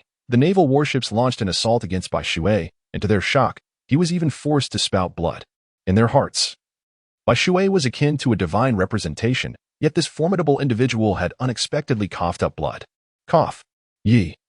Enduring the agony in his chest and the weakness pervading his body, collapsed onto the beach, clutching his chest as he began to cough. A low hum resonated as a warship sliced through the waves at remarkable speed, subsequently anchoring in the shallow waters. Aha! As the vessel came to a halt, a figure descended from the air, accompanied by a hearty laugh that reverberated painfully in the ears. Kapu, you rascal, why on earth did you strike me? Upon landing, Bai Shui glowered fiercely, his expression indicating that unless Kapu offered a satisfactory explanation, he would charge at him in a fit of fury. Ha ha, you insolent brat. But it is indeed curious that you know my name. This must be our first encounter. Kapu, with a hint of intrigue, regarded Yi. What is so surprising? A little inquiry goes a long way.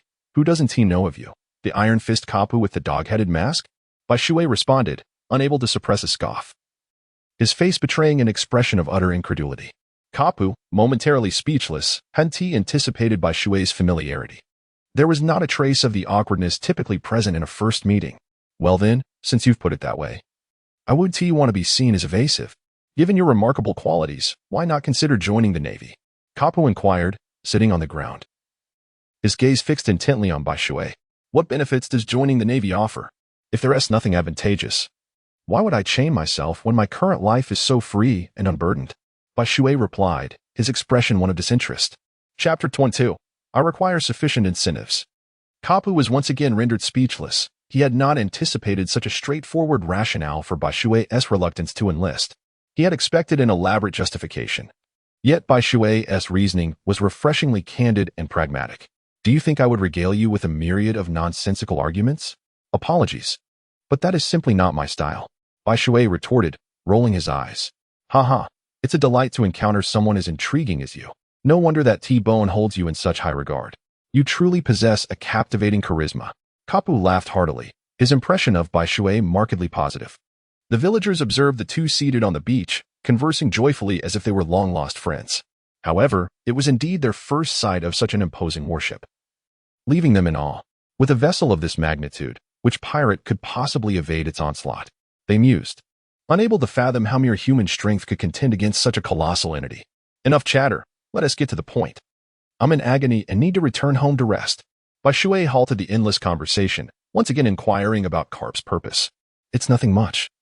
Merely came to see you. If possible, I would like to extend an invitation for you to join the Navy, but it seems that this notion is now unattainable. Upon hearing this, Carp waved his hand dismissively, indicating that he was merely there to visit Baishui. Well then, let us set this matter aside for the moment and discuss something else, shall we? Baishui suddenly adopted a shrewd merchant's demeanor, rubbing his hands together with a smile. What is it?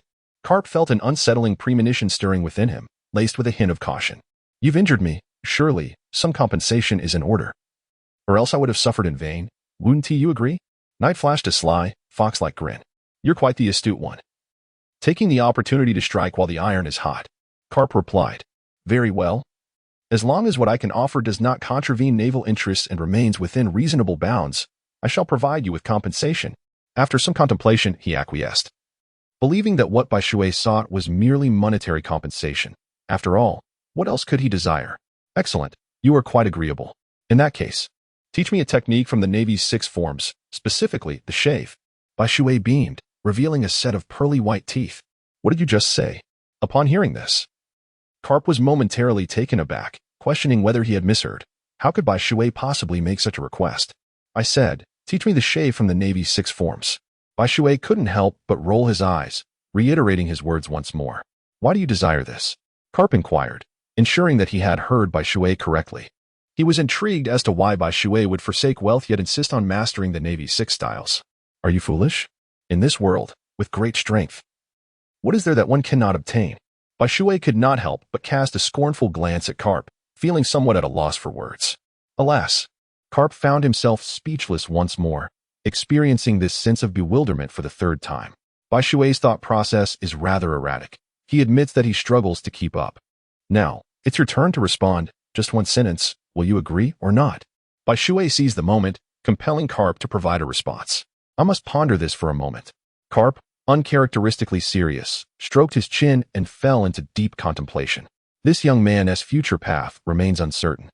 Should he choose the Navy, all would be well, but if he opts for piracy, teaching him the technique of shave would inadvertently aid a potential foe. Chapter 23. May we never find ourselves as adversaries. Yet, to refuse would suggest a lack of integrity on my part. I cannot afford to betray trust, lest my reputation be tarnished. Whether I agree or not appears equally challenging. This young lad truly presents a formidable dilemma. After a moment's reflection, Carp's thoughts began to crystallize. What harm could there be in imparting the technique? Should he ultimately pursue the path of a pirate, I would simply have to personally apprehend him. With this realization, Carp felt the weight of his earlier concerns lift. Very well, I shall grant your request, he declared with a hearty laugh, acquiescing to Baishui's wish. Oh, are you not concerned that I might learn shave and become a pirate? Baishui's voice carried a hint of jest. I believe, with my abilities, becoming a supernova should pose no challenge. Fear not. Should you tread the path of piracy, I shall personally intervene to bring you back, Carp replied with a mischievous grin. Arms crossed. Despite my age, capturing you should pose no difficulty, wouldn't you agree? All right, you certainly possess the credentials. Very well, based on your assurance, I shall refrain from pursuing piracy unless absolutely necessary. Of course, if the moment of necessity arises and I find myself with no other options, then I may have no choice but to venture out as a pirate. Baishui conveyed his intentions to Carp, allowing him to feel a modicum of reassurance. All right. Your words suffice, Carp declared.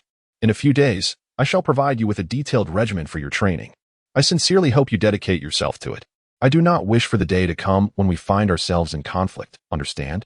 Carp rose, looking down at Baishui with earnest gravity. Understood. I have no desire to engage you in battle either. If it comes to that, I would surely end up with broken bones. Baishui replied with a wry smile. In the realm of pirates, if there was anyone Baishui wished to avoid confronting, it was undoubtedly the formidable masters of the Roger era. Whether it be Sengoku, Carp, or Whitebeard, he had no inclination to clash with them. Engaging in combat with such titans necessitated substantial psychological preparation. The trio's assaults were cataclysmic in nature, utterly relentless. Enduring such blows would be excruciating. Without a resilient physique, one would scarcely dare to engage them. Even a man as formidable as Marco found himself felled by a single punch from Carp, left only to lament his misfortune, his face a mask of trepidation. Given this, I extend my gratitude to Vice Admiral Carp for his generosity. If there is nothing further, I shall take my leave and attend to my injuries, Bai Shui stated. Sensing that the matter had reached a conclusion, and he presumed Carp felt similarly. Very well, go, Carp replied with a nod before gracefully returning to the warship. His steps imbued with an ethereal quality that astonished the townsfolk, rendering them awestruck. They were so captivated that they failed to notice Bai Shui passing by them. It was not until Carp had departed that they realized Bai Shui had vanished. 3 days later, a middle-aged man in a suit, one of Carp's subordinates, presented Bai Shui with a scroll bearing the meticulous imitation of the moonwalk, before departing. In the span of 3 days, Bai Shui accomplished but a single task. He constructed a grand abode for himself and Aki. It consisted of 3 rooms, a hall, a kitchen, and a bathroom, an all-encompassing dwelling. Upon further inquiry, Bai Shui learned that Aki was, in fact, an orphan. Prior to his arrival, she had survived by foraging for shellfish on the island, supplemented by the meager assistance of neighbors, barely managing to scrape by. Chapter 24. The Navy's Sixth Technique. Aki's previous residence had long been obliterated during the assault by Yuri's, a mere ramshackle hut. The townsfolk, though envious of Aki's fortune in finding a prince charming like Bai Shui, could only harbor their jealousy silently, knowing it would serve as a catalyst for their own ruin. Thus, they graciously extended their blessings. However, the aftermath of Aki and Bai Shui's union brought despair to the other young women on the island, each filled with profound disappointment, wishing fervently that the one pursued by pirates had been themselves. Had it been so, perhaps they would now be in Bai Shui's company. To be candid, there were indeed those on the island who were more beautiful than Aki, those with greater poise, and those with more appealing figures. Yet, had circumstances been different that day, Bai Shui may not have found favor with them. What enchanted him was Aki's radiant spirit, reminiscent of a daughter of the sea, her warmth and vivacity captivating his heart. It evoked a sense of liveliness, akin to the character of Marquino from the original tale. Being with her felt effortlessly comfortable and tender. Moreover, Aki possessed an added charm of youthful exuberance, being merely 16 and not yet entirely disentangled from her childlike innocence. Alas, such nuances remained unbeknownst to those other young women. Only Aki and Bai Shui were privy to this truth. Bai Shui unfurled the scroll. At the very top inscribed 10 lines of striking red text, captivating in its allure. It proclaimed, "Shave, one of the 6 techniques of the Navy, represents a martial art that transcends the physical limits of humanity. Only by surpassing these boundaries can one master it. One must strike the ground more than 10 times within 0.36 seconds, harnessing the explosive speed generated by the recoil of the Earth. Due to its surpassing of human limits, it is imperceptible, thus referred to as shadowless movement. The practice of this technique imposes stringent demands on the practitioner. Those whose physical capabilities fall short must refrain from attempting it, lest they suffer severe muscular strains that could ruin their futures." Following these 10 lines is a detailed methodology for mastering shave, encompassing the mechanics of exertion, the specific body parts that require force, the appropriate intensity at the onset of training, the duration of practice, how to rest and recuperate, how to ascertain readiness for the next stage of training, and the means to accurately reach desired destinations, among other instructions. It was only then that Bai Shui realized the complexities involved in mastering the technique of shaving. The reason he prioritized this skill was that, at his current stage, speed and destructive power were of paramount importance, issues he needed to address foremost. Shaving proved to be an excellent choice. Should he eventually join the Navy, he would also learn techniques such as iron block and paper drawing, which would enhance his defensive capabilities and physical coordination. As for techniques like gale step, moonwalk, and finger gun, he deemed them unnecessary. He possessed the light particle wings, which alleviated any concerns regarding aerial combat, and with the light particle cannon, he had no worries about offensive capabilities. The only drawback was that without dual gun firing, the power would diminish by 40%. His 2 firearms were not forged but rather materialized from his awakened abilities, surpassing steel in hardness while possessing self-repairing qualities. Thus, for the Navy's 6 styles, Bai Shui found it sufficient to learn just 3.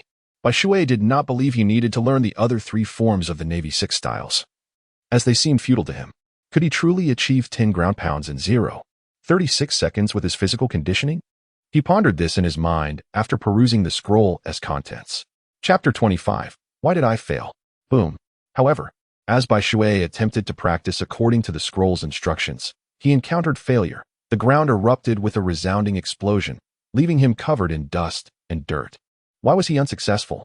Bai Shui, somewhat perplexed, scratched his head and pondered why, despite following the instructions on the scroll meticulously, he had encountered failure.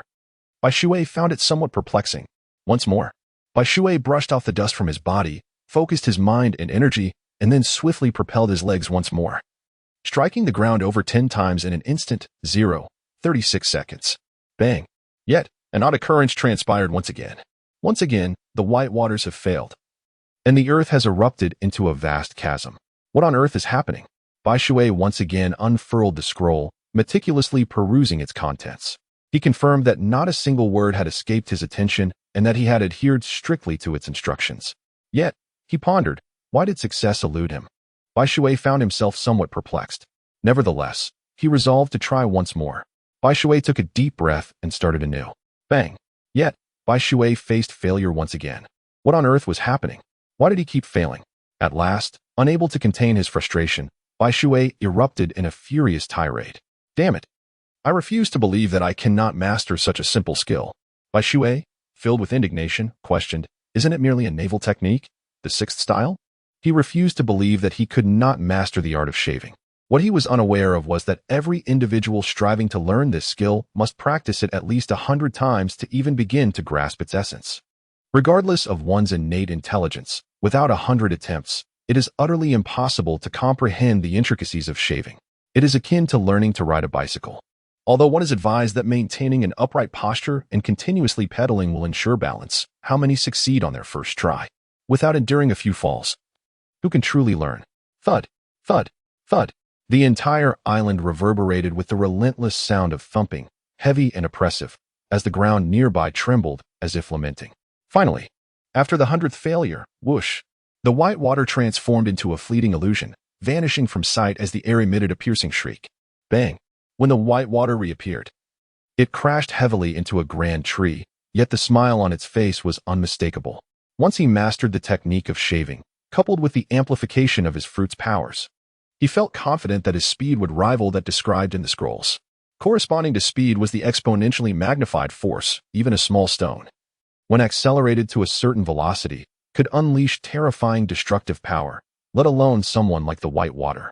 His strength was already considerable, honed through confrontations with fierce beasts, cultivating a robust power within him. In the world of pirates, regardless of one's fruit abilities, strength remained indispensable. Speed, in fact, took a back seat, for there were countless situations in this realm that demanded brute force to resolve. Confronting a massive predator, for instance, the sheer might was far more effective than mere swiftness. Huff, huff, ha, I finally succeeded, he exclaimed, lying on the ground, gazing at the sky. It turned out that the issue was not with my method, but solely due to a lack of experience. The progress he made with shaving significantly enhanced his strength, at the very least. Mastering it allowed him to better control every ounce of power within his body. Chapter 26. Life should be enjoyed to the fullest, rather than relying solely on instinct, which would waste considerable energy.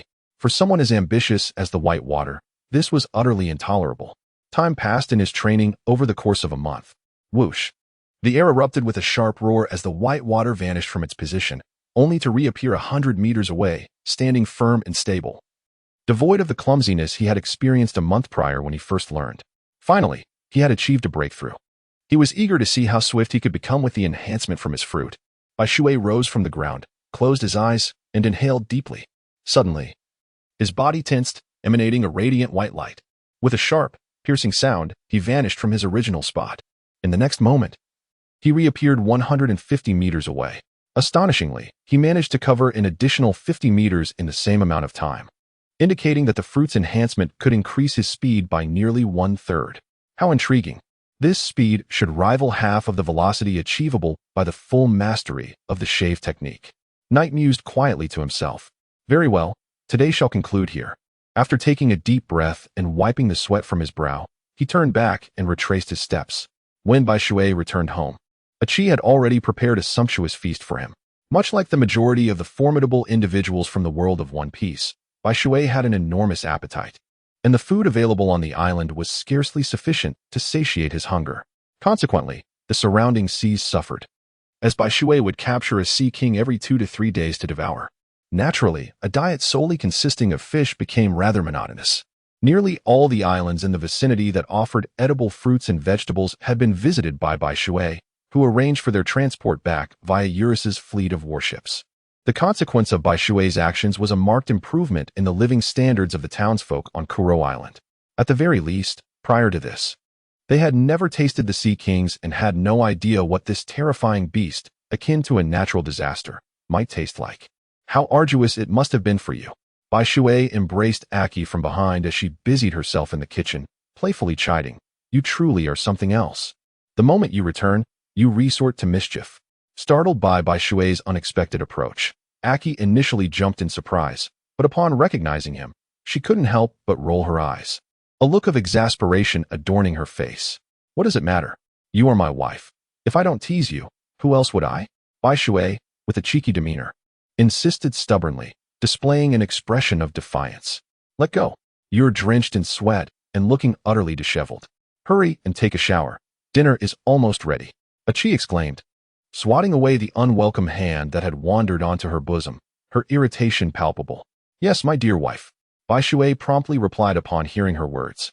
Before Achi could fully comprehend the situation, he planted a swift kiss on her cheek and vanished into the room. "This guy, honestly," Achi huffed, stomping her foot in a mix of embarrassment and annoyance, feeling utterly powerless against Bai Shui's antics. The sensation of soaking in the bath is truly delightful. Although this feeling of helplessness is somewhat uncomfortable, the bathroom of Bai Shui is situated in the most seaward part of his home. Utilizing his knowledge as a former chief in the realm of engineering, he has devised a system for converting seawater for everyday use. However, even with the transformation of seawater into fresh water, the dread instilled by the devil fruit remains, leaving him with a sensation akin to having his vitality drained. Nonetheless, this does not diminish his enjoyment of the soothing experience of a warm bath. Chapter 27. An outing awaits. Here, your orange juice. As Bai Shui has yet to reach adulthood, he refrains from indulging in alcohol. Instead, he has discovered a tree on a small island over 30 nautical miles from Kuro Island, bearing oranges filled with rich juice, which makes for an exquisite beverage. After tasting it once, Bai Shui became enamored with its delightful flavor. "Haha, the dishes prepared by my beloved wife are simply exceptional. They are truly delicious." Bai Shui, like most pirates, indulged in copious amounts of meat and drink, his manner of consumption quite unsightly. However, Aki appeared unfazed, seated across from Bai Shui, quietly relishing her meal. Her tranquil demeanor evoked a sense of exquisite beauty.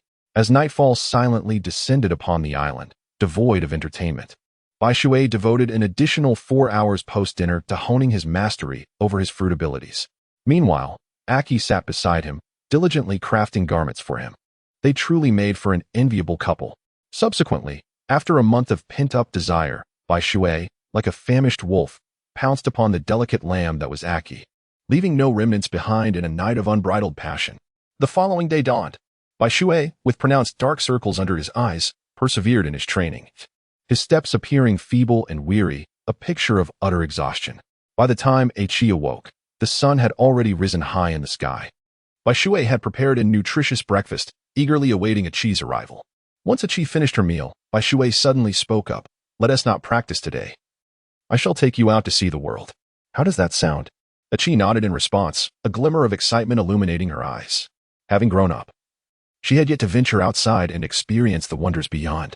"Hold on tight to me, for we are about to embark on our journey." Bai Shui lifted Achi onto the small vessel he had specially crafted for their journey, imparting words of caution to her. "All right, I understand." Achi nodded, wrapping her arms around Bai Shui's strong and sturdy waist. Though referred to as a small boat, it was, in fact, quite spacious, measuring 12 meters in length and 4 meters in width, offering ample room for just the two of them. Whoosh! With a steely gaze, Bai Shui observed a sudden flash of white light erupting from the stern of the ship, propelling it forward at an astonishing speed. The island of the ship's lair. This island spans an area of 50 square kilometers, patrolled by Colonel T-Bone, who oversees 100 nautical miles of surrounding waters. The island comprises 3 smaller isles, Qianshe Island, Hoshin Island, and Zhongrong Island. Among these, Qianshe and Hoshin Islands serve as bustling trade zones, while Zhongrong Island is strictly a naval base. Governed by stringent military regulations, outsiders are forbidden entry. At this moment, however, the island of the ship Slayer was engulfed in alarms, with naval soldiers flooding the port. Colonel T-Bone standing prominently among them. What has transpired? Why has a pirate with a bounty of 57 million appeared in the East Sea? T-Bone, wielding a large blade, stood resolutely at the forefront, his expression grave. Ahead, less than a kilometer away, 3 colossal ships, each displacing 160,000 tons, loomed, their decks adorned with identical black pirate flags. At the bow of the lead vessel stood a towering figure, over 5 meters tall, flanked by a cadre of fearsome subordinates. On the other 2 ships, 5 formidable pirates, each adorned in unique attire, observed. Who can elucidate why the ferocious tiger pirate crew, typically found in the Grand Line, has ventured into the East Sea? T-Bone felt beads of sweat forming. His grip on the sword grew cold, and his mouth felt parched. The giant on the main ship, named Chris, possessed the ability of the Zoan-type leopard fruit, mutated into the form of a fierce tiger, carrying a bounty of 57 million, known for his brutality and aggression. Chapter 28. The Crisis of the Island of the Ship Slayer. On the right ship, the heavy swordsman Loki boasted a bounty of 33 million. The Catwoman Duvier, a Zoan-type black cat fruit user, was valued at 32 million. The dwarf hammer master CK had a bounty of 21 million. The portly boxer Finji commanded a bounty of 14 million. Lastly, the black marksman Jack was worth 5 million. The total bounty of this pirate crew amounted to a staggering 166.5 million. Such a band of marauders ought to belong to the Grand Line, as they are far beyond what the East Sea could contend with. T-Bone currently lacked the strength he would possess 5 years hence in the original narrative. He could only confront bounties up to 40 million. Anything above that threshold would be exceedingly challenging for him. Now, Chris the Tiger had already surpassed the limits he could withstand, not to mention the entirety of the pirate crew was advancing. The naval base, huh? How delightful. At the bow, Chris licked his lips, his eyes gleaming with a murderous glint. Naval forces, surrender. You cannot match us. Chris bellowed at T-Bone, hoping to win without battle. Desist from your delusions. Even if I meet my demise, I shall not allow you to set foot on this island. T-Bone retorted fiercely, his determination unwavering. Haha. If that is the case, then do not blame me. Chris was not surprised by T-Bone's refusal to capitulate. He merely sought to test whether he could achieve victory without conflict. Advance. With a command from Chris, the pirates erupted with an overwhelming battle cry, brandishing their blades like ravenous wolves. Onward. Chris instructed Loki and the others, then leaped into a small boat waiting below. Fire. As Chris and his 6 comrades sped toward them in the small boat, T-Bone immediately commanded the cannons to fire, determined to prevent their approach. Boom, boom, boom, boom, boom. In an instant, the cannons on the island roared to life, launching a barrage of ferocious black projectiles toward Chris and his crew, aiming to thwart their advance. Captain, has Bai Shui's transponder snail been connected? T-Bone inquired of a nearby lieutenant without moving. Report, Colonel, it remains unreachable. We have been unable to establish a connection since earlier.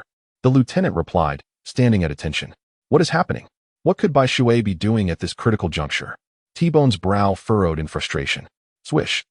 In the face of the incoming cannonballs, heavy swordsman Loki and Catwoman Duvier sprang into action, charging directly at the projectiles. Tempest, Loki shouted, unleashing a violent gale that momentarily slowed the cannonballs in midair. Duvier then leaped onto Loki's back, soaring towards the cannonballs, and swiftly wielded her claws, executing a flurry of lightning-fast strikes. With a dazzling flash, the 5 intersecting lights sliced through the cannonballs, rendering them ineffective as they plummeted into the sea, creating a tumultuous splash. Meanwhile, Chris had maneuvered the ship beneath them, ready to catch them, now merely a mile from the island of the ship Slayer. Fire. The commanding major remained unfazed, calmly issuing orders. Chapter 29. How could such characters appear in the East Sea? Boom, boom, boom. Another volley of cannonballs filled the air, once again engulfing them in chaos. Tempest. Loki swung his heavy sword with all his might, conjuring another whirlwind directed at the cannonballs. Right angle flash. Pin cut. T-Bone finally decided to intervene, unleashing a powerful linear slash aimed at Chris, exponentially more potent than Loki's efforts. Fungi go. Chris calmly commanded the portly figure behind him. Heh, understood, Captain.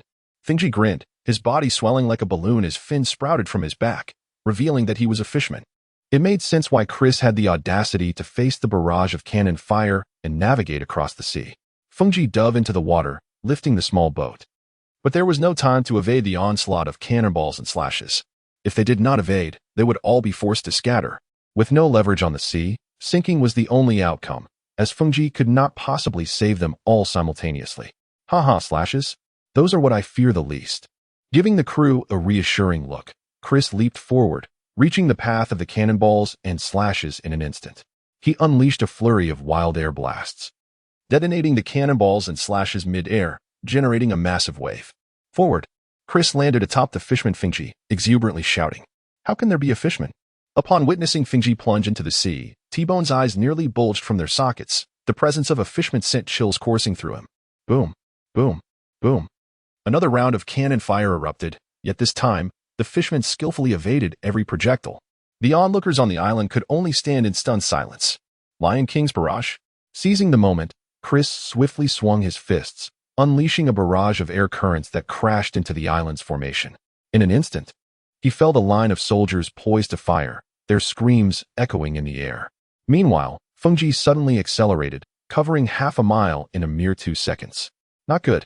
T-Bone shouted in alarm, barely having time to react before an overwhelming sense of peril washed over him. A dense mass of air surged towards him, leaving him no opportunity to command his comrades. Bang, bang, bang. Even at T-Bone's towering height, he felt an immense force propelling him backward over 20 meters. At the harbor's edge, Catwoman swiftly leaped into action, harnessing the strength of the heavy swordsman as she landed with the grace of a blade. Whoosh. Upon landing, Catwoman Dewey charged into the fray, embarking on a journey of slaughter. The soldiers had no chance to react before suffering heavy casualties. Boom. Following closely, the heavy swordsman landed. Bang. With Fengji's assistance, Chris became the third to disembark. Soon after, the entire team landed. Once on solid ground, Chris immediately signaled the fleet stationed a kilometer away. The sailors felt a surge of excitement, revving their engines and heading towards the harbor. Come on, relish the thrill of slaughter. Chris cackled as he charged toward T-Bone. The remaining 4 dispersed, denying the naval soldiers any chance to retaliate with gunfire. Meanwhile, where was the elusive Bai Shui, who had been unreachable by the telephone worm? Chapter 30, Aki's Maiden Voyage. Lying peacefully on a small boat, Bai Shui hummed an unfamiliar tune. Next to her, Aki appeared somewhat frightened, her complexion pale. Gripping Ye's hand tightly, unwilling to let go. Surrounding the boat, enormous marine creatures occasionally swam by. Each time Aki spotted one, her face would betray a look of panic, for she harbored a deep fear of these sea beasts. Ahead of the boat, a large creature with several prominent bumps on its head dragged the vessel with a forlorn expression, its lantern-like eyes filled with a sense of grievance. Above its head, a lazy telephone worm basked in the sun, completely disengaged from its duties, which explained the inability to connect. Aki, do not be afraid. Everything is fine. I am here. And those marine creatures would not dare to cause trouble. Observing her distress, Bai Shui gently took Aki's delicate hand and placed it against her heart, offering a reassuring smile. Signaling her not to worry. Perhaps it was the strong rhythm of Bai Shui's heartbeat that instilled a sense of safety in Aki. Or perhaps it was Bai Shui's words that provided her with some solace. In any case, Aki's complexion improved slightly, and her body relaxed a bit more than before. Well, you will get used to it after experiencing it a few more times. It's merely a larger fish. Haven't you eaten them before? What is there to fear? Seeing Aki still trembling with fear, Bai Shui sat up and enveloped her in an embrace, softly patting her back while soothing her with gentle words. Indeed. This gesture caused Aki's tense body to relax, and her expression transformed to one of greater ease. However, trouble was not far off. There were always marine creatures that lacked awareness and sought to cause chaos. Suddenly, a serpentine sea beast emerged from the water, obscuring nearly a 50-meter radius around the boat. Its gaze was filled with violent desire, and it towered over Bai Shui and Aki, letting out a roar that sent ripples across the water's surface. Ah! Aki cried out instinctively, promptly shifting behind Bai Shui, her body trembling uncontrollably. Yet, Bai Shui was instantly displeased. He thought to himself, I have gone to great lengths to bring my wife out for a pleasant outing, and here you are, scaring her. Are you seeking your own demise? Bai Shui's gaze suddenly sharpened, becoming cold and indifferent, exuding a fierce aura. He raised his right hand and pulled the trigger. Particle energy cannon.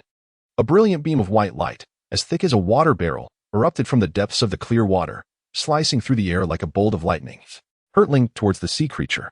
The creature sensed the imminent threat of death and emitted a terrified shriek. Alas, it was too late. With a resounding crash, the light beam struck the creature's head with deadly precision, piercing through its skull and continuing onward, tracing a pristine line in the sky. The lifeless body of the sea creature plummeted heavily onto the water's surface, creating a tumultuous wave reminiscent of a tsunami, causing the small boat to sway perilously, threatening to capsize. Aki's complexion turned ashen. Having grown up by the sea, she understood all too well the terror that a tsunami could invoke. Hurry, secure the boat. Do you wish to witness my engulfment by the sea? With an expression of icy disdain, Bai Shui addressed the sea king beast that was pulling the boat. His tone as chilling as the depths of the underworld, causing an involuntary shiver to run through those who heard him. Wailing in response, the sea king beast trembled and exerted itself to swim vigorously, guiding the small vessel towards the calm waters. It could sense the penetrating cold emanating from Bai Shui behind it, a frigidness so severe that it realized that a moment's lapse could lead it to share the fate of the previous sea king beast. Chapter 31. Peril at hand. Upon reaching the serene expanse of the ocean, Bai Shui noticed that Aki had completely collapsed against his back, her arms tightly clutching his waist. Her face as pale as death. Fear not, all is well. The sea is simply a realm rife with perilous surprises. With me by your side, you are in no danger. Should they wish to inflict harm upon you, they must first contend with me. The gentle waves caressed Aki's delicate back as Bai Shui softly consoled her. Come, if you are weary, rest in my embrace for a while. We shall return home. Bai Shui spoke with a hint of reluctance, for Aki's condition was no longer suitable for further exploration at sea. He feared that continuing their journey might leave her with an indelible psychological scar. Aki replied softly, leaning against the shoulder of Bai Shui, who had already settled down, and closed her eyes. Bai Shui began to regret only taking a small boat with Aki for their outing. He thought to himself that next time he would certainly sail in a grand vessel, one exclusively belonging to him and Aki. This contemplation led him to the city of Seven Waters, renowned as the finest shipbuilding location, where he could have a small boat crafted just for them. Although it was somewhat distant, it was hardly a challenge for Bai Shui's swift pace. On the island of the ship-cutting hero, with a grunt, T-Bone was once again repelled by Chris, his face pale as he spat blood, his body riddled with gaping wounds resembling fingers, a sight most horrifying. Ha ha, T-Bone, surrender. You stand no chance against me. If you yield now, I may yet spare your life. Chris, seemingly unscathed, dominated the battle. Elsewhere on the island, the situation was no different. The Tiger Pirates held a decisive advantage in this fierce assault. Impossible. I, T-Bone, will never surrender, even if it costs me my life. I shall capture you, the vile pirate, even if I bleed my last drop. T-Bone's gaunt and menacing visage flashed with determination as he roared defiantly. Beside him, the Den Mushi was persistently dialing. Bai Shui, answer the call. Please answer. T-Bone fervently implored in his heart. He believed that the only person capable of saving them on the island of the ship-cutting hero was Bai Shui. Seeking assistance from the Navy would take at least 4 to 5 hours, but Bai Shui could potentially arrive in half an hour given his speed. If Bai Shui did not answer soon, the defenses of the entire island would be breached. The last line of defense was held by a contingent of captains, majors, and lieutenants. The remaining soldiers had already fallen, lifeless in pools of blood. Heavenly Father, I beseech you, let Bai Shui answer the phone. T-Bone prayed earnestly in his heart. The presence of white water was the last straw for him. As long as he could connect with white water on the phone, he was confident that he could successfully capture the ferocious tiger pirates. Perhaps it was T-Bone's sincerity that moved the heavens, or perhaps it was some other reason. Less than 15 kilometers away, the snail phone that white water had placed atop the Sea King suddenly sprang to life. Bloop bloop. While admiring the beautiful visage of Aki as she slept, white water was startled by the sound and turned to look. He saw the snail's mouth opening and emitting the persistent noise. Chapter 32. I hope this is not a call for death. Seeing this, Whitewater extended his hand and used his energy tentacle to retrieve the snail phone. Upon connecting, he inquired, T-Bone, what is it that you need? This was T-Bone's personal snail phone, specially designated for contacting him. On Pirate Slayer Island, help me. As soon as the line connected, T-Bone's excited and urgent voice echoed from the other end. Then came a cacophony of deafening roars, causing Whitewater to instinctively cover his ears, his face contorted in pain. Shortly thereafter, the call was disconnected, and the snail reverted to its previous state. What was happening? T-Bone had been attacked. tossing the snail back onto the Sea King's head. A look of confusion crossed Whitewater's face. Never mind, I should go check it out first. Bai Shui deemed it futile to overthink at this juncture, especially given T-Bone's urgent tone, which clearly indicated he was at a critical juncture. Thus, the most prudent course of action was to hasten to his aid. Once Bai Shui regained his composure, he noticed that Aki had already awakened and was gazing at him. A wave of embarrassment washed over him as he scratched his head and stammered, something came up, and I can't return home right now. Aki, you see. It's not a big deal. Saving lives takes precedence. However, before Bai Shui could finish his sentence, Aki smiled reassuringly, displaying a remarkable understanding. Haha. I knew you were the best. Upon hearing this, Bai Shui felt a sense of relief and turned to the Sea King beast, commanding, swim at your utmost speed and ensure we reach Slayer's Island within 10 minutes. Do you understand? His gaze was sharp as a blade, exuding an overwhelming pressure that made the massive creature tremble. Whoosh. The Sea King beast nodded quickly, indicating its comprehension. Then, it surged across the sea as if propelled by an unseen force, while the small boat sliced through the waves with remarkable speed. Slayer's Island. I wonder who else in the vicinity could assist you. Are you planning to call someone to their demise? Haha. Chris laughed heartily upon witnessing T-Bone seeking assistance. He dared to assault the naval base where T-Bone was stationed precisely because he was aware of its remoteness. Any reinforcements would take 4 to 5 hours to arrive, by which time he would have long since departed. He had never heard of any formidable warriors near Slayer's Island. The strongest presence there was T-Bone, who was currently being forced back by him. Humph, you are merely ignorant. Soon, you will learn whether he is coming to his end. I hope you can still laugh and mock as you do now. Before me, you are but an insignificant ant, T-Bone retorted coldly, a smirk replacing the earlier panic on his face, as if the phone call had imbued him with boundless courage. In that case, let me deal with you first. I am eager to witness the prowess of the one you anticipate. Chris, incensed by this declaration, stomped heavily, his fists emanating a dense aura as he launched an assault aimed directly at T-Bone. Clang! T-Bone raised his sword to parry, creating a cacophony of sparks and a jarring metallic clash. Lion King strike. Chris bellowed, rapidly unleashing a barrage of air blasts the size of basins toward T-Bone, leaving him no avenue for retreat. Chapter 33. Dare to kill him if you can. Clang. T-Bone could only defend himself, continually being pushed back with wounds that bled profusely.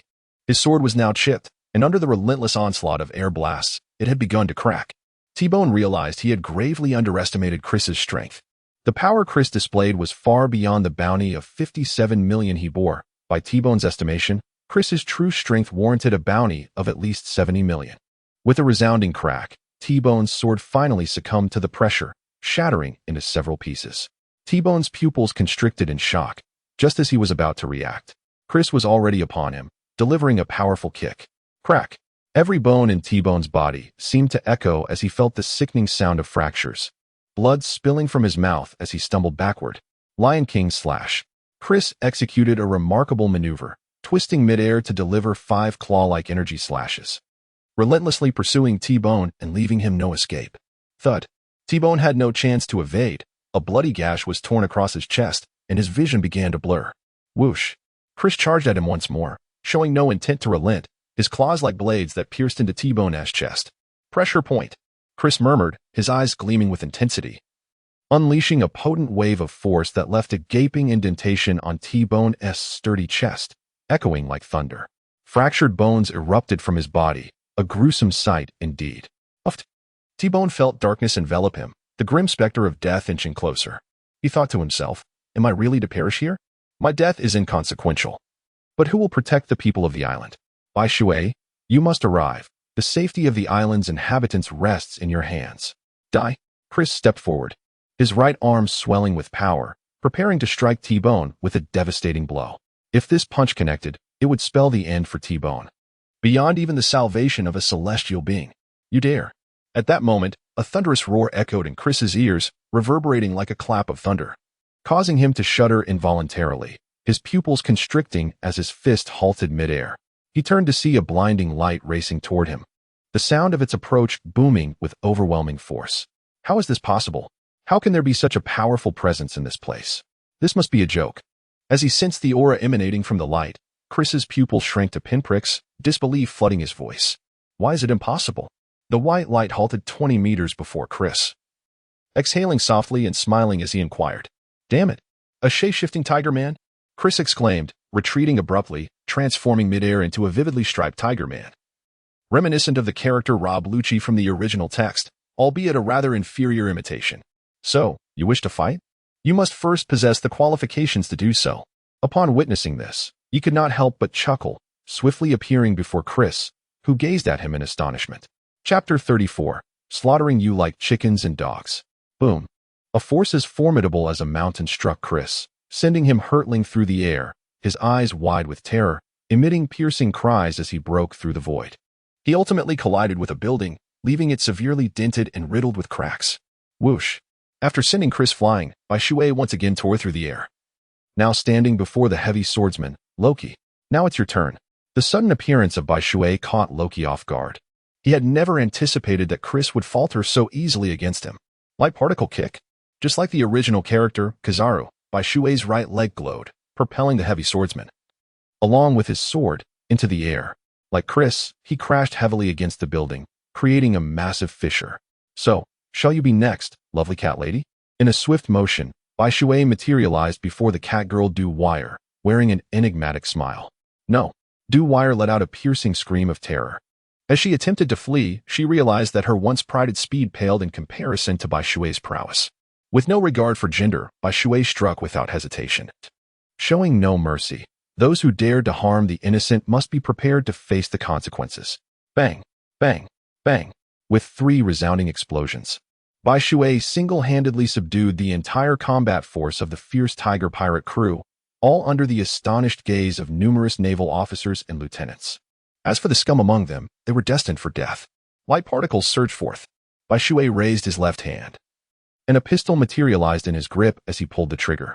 In an instant, a blinding flash of white light erupted, followed by a cascade of blood that stained the air, casting a crimson hue over the sailor's vision. Subsequently, the henchman fell to the ground like a sieve, blood flowing like a river. The sailors collectively gasped in disbelief, their eyes reflecting sheer astonishment as they beheld Bai Shui. Bai Shui appears harmless and exudes a sunny disposition. Yet it is astonishing to realize how ruthlessly he can take a life. "Why are you all still standing there?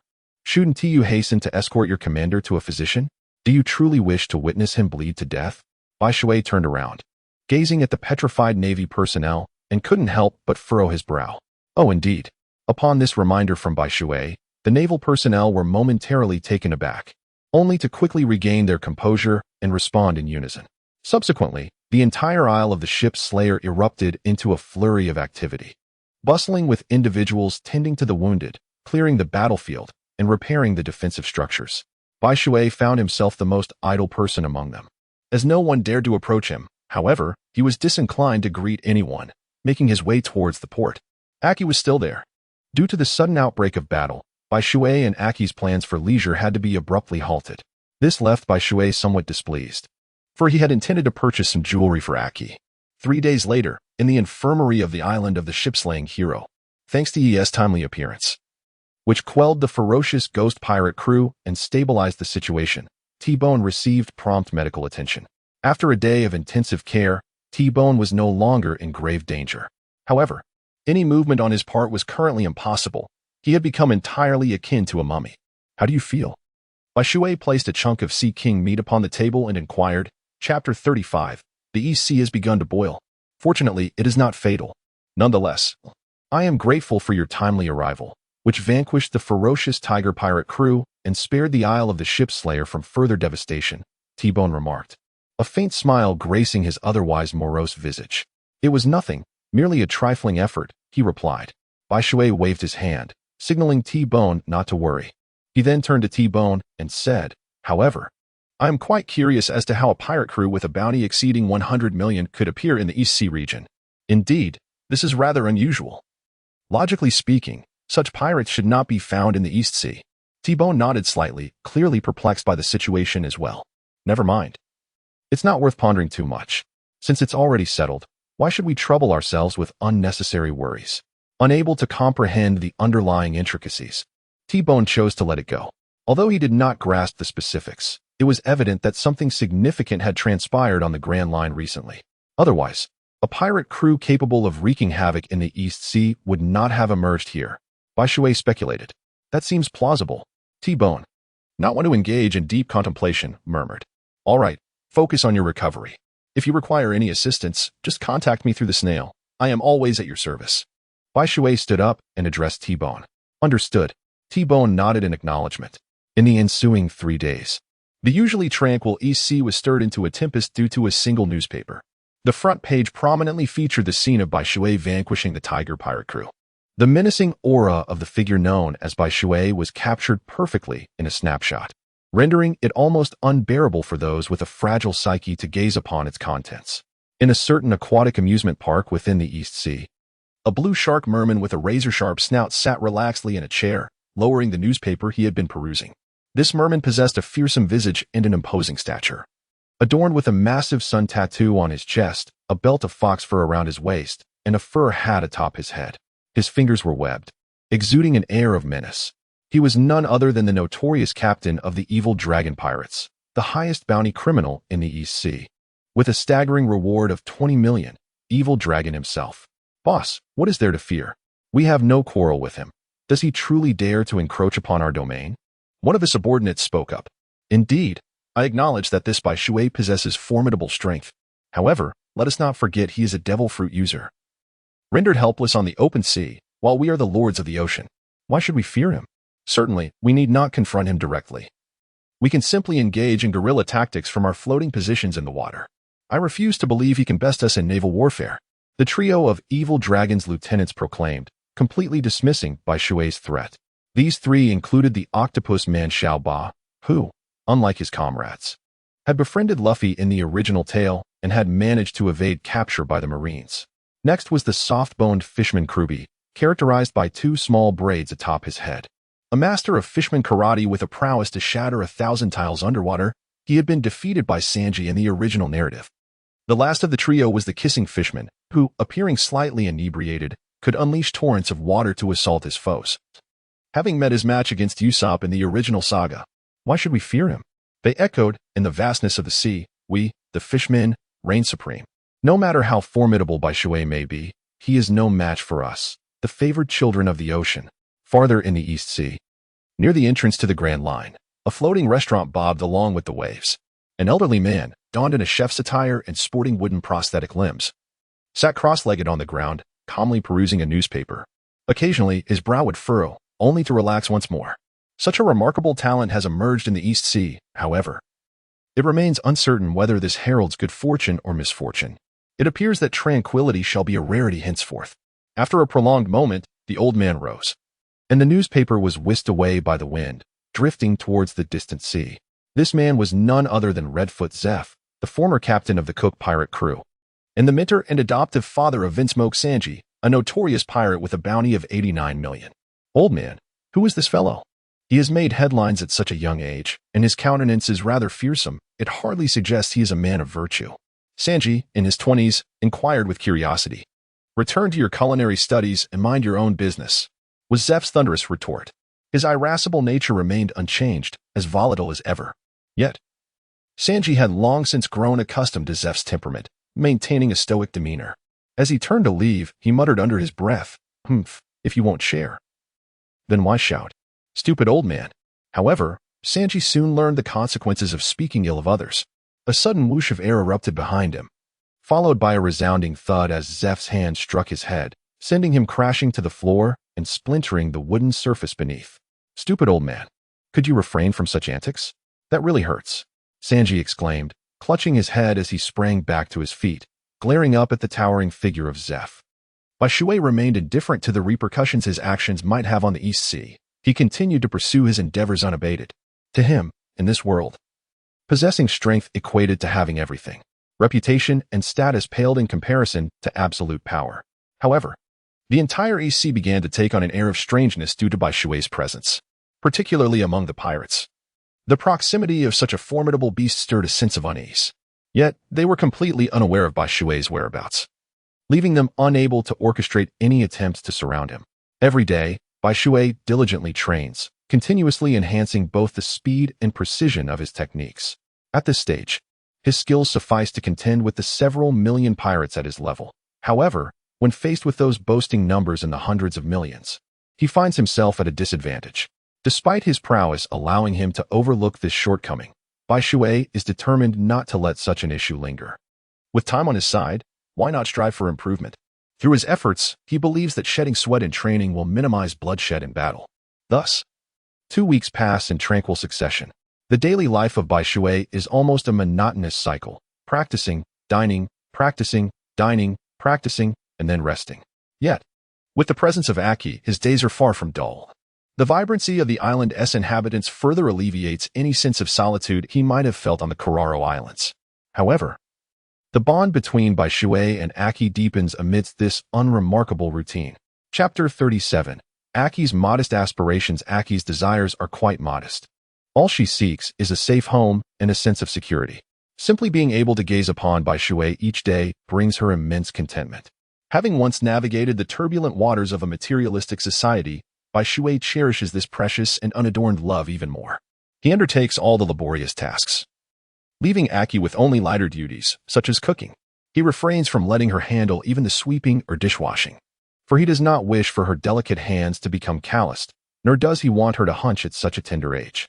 For Aki, that would be an unbearable punishment. Bai Shui savors the present days, reveling in the rhythm of life that envelopes him.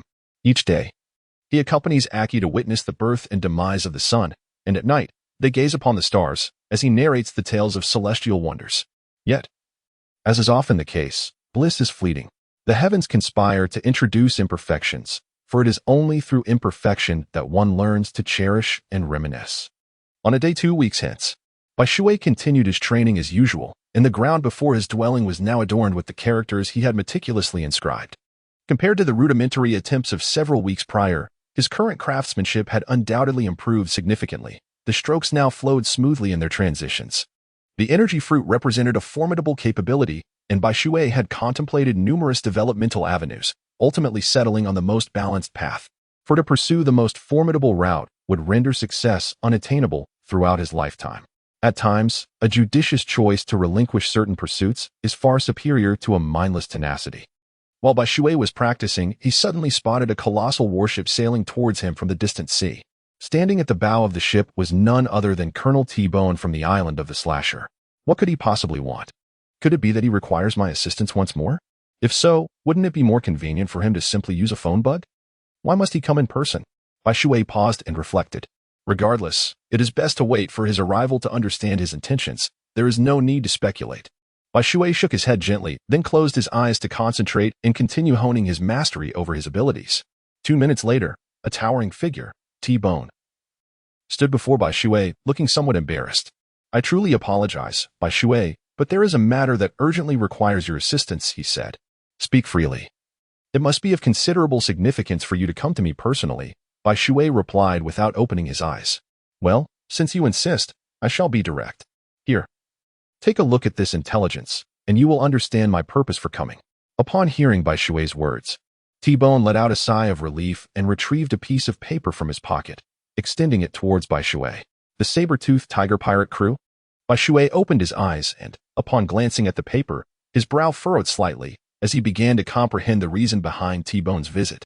He was taken aback by the unexpected connection between them.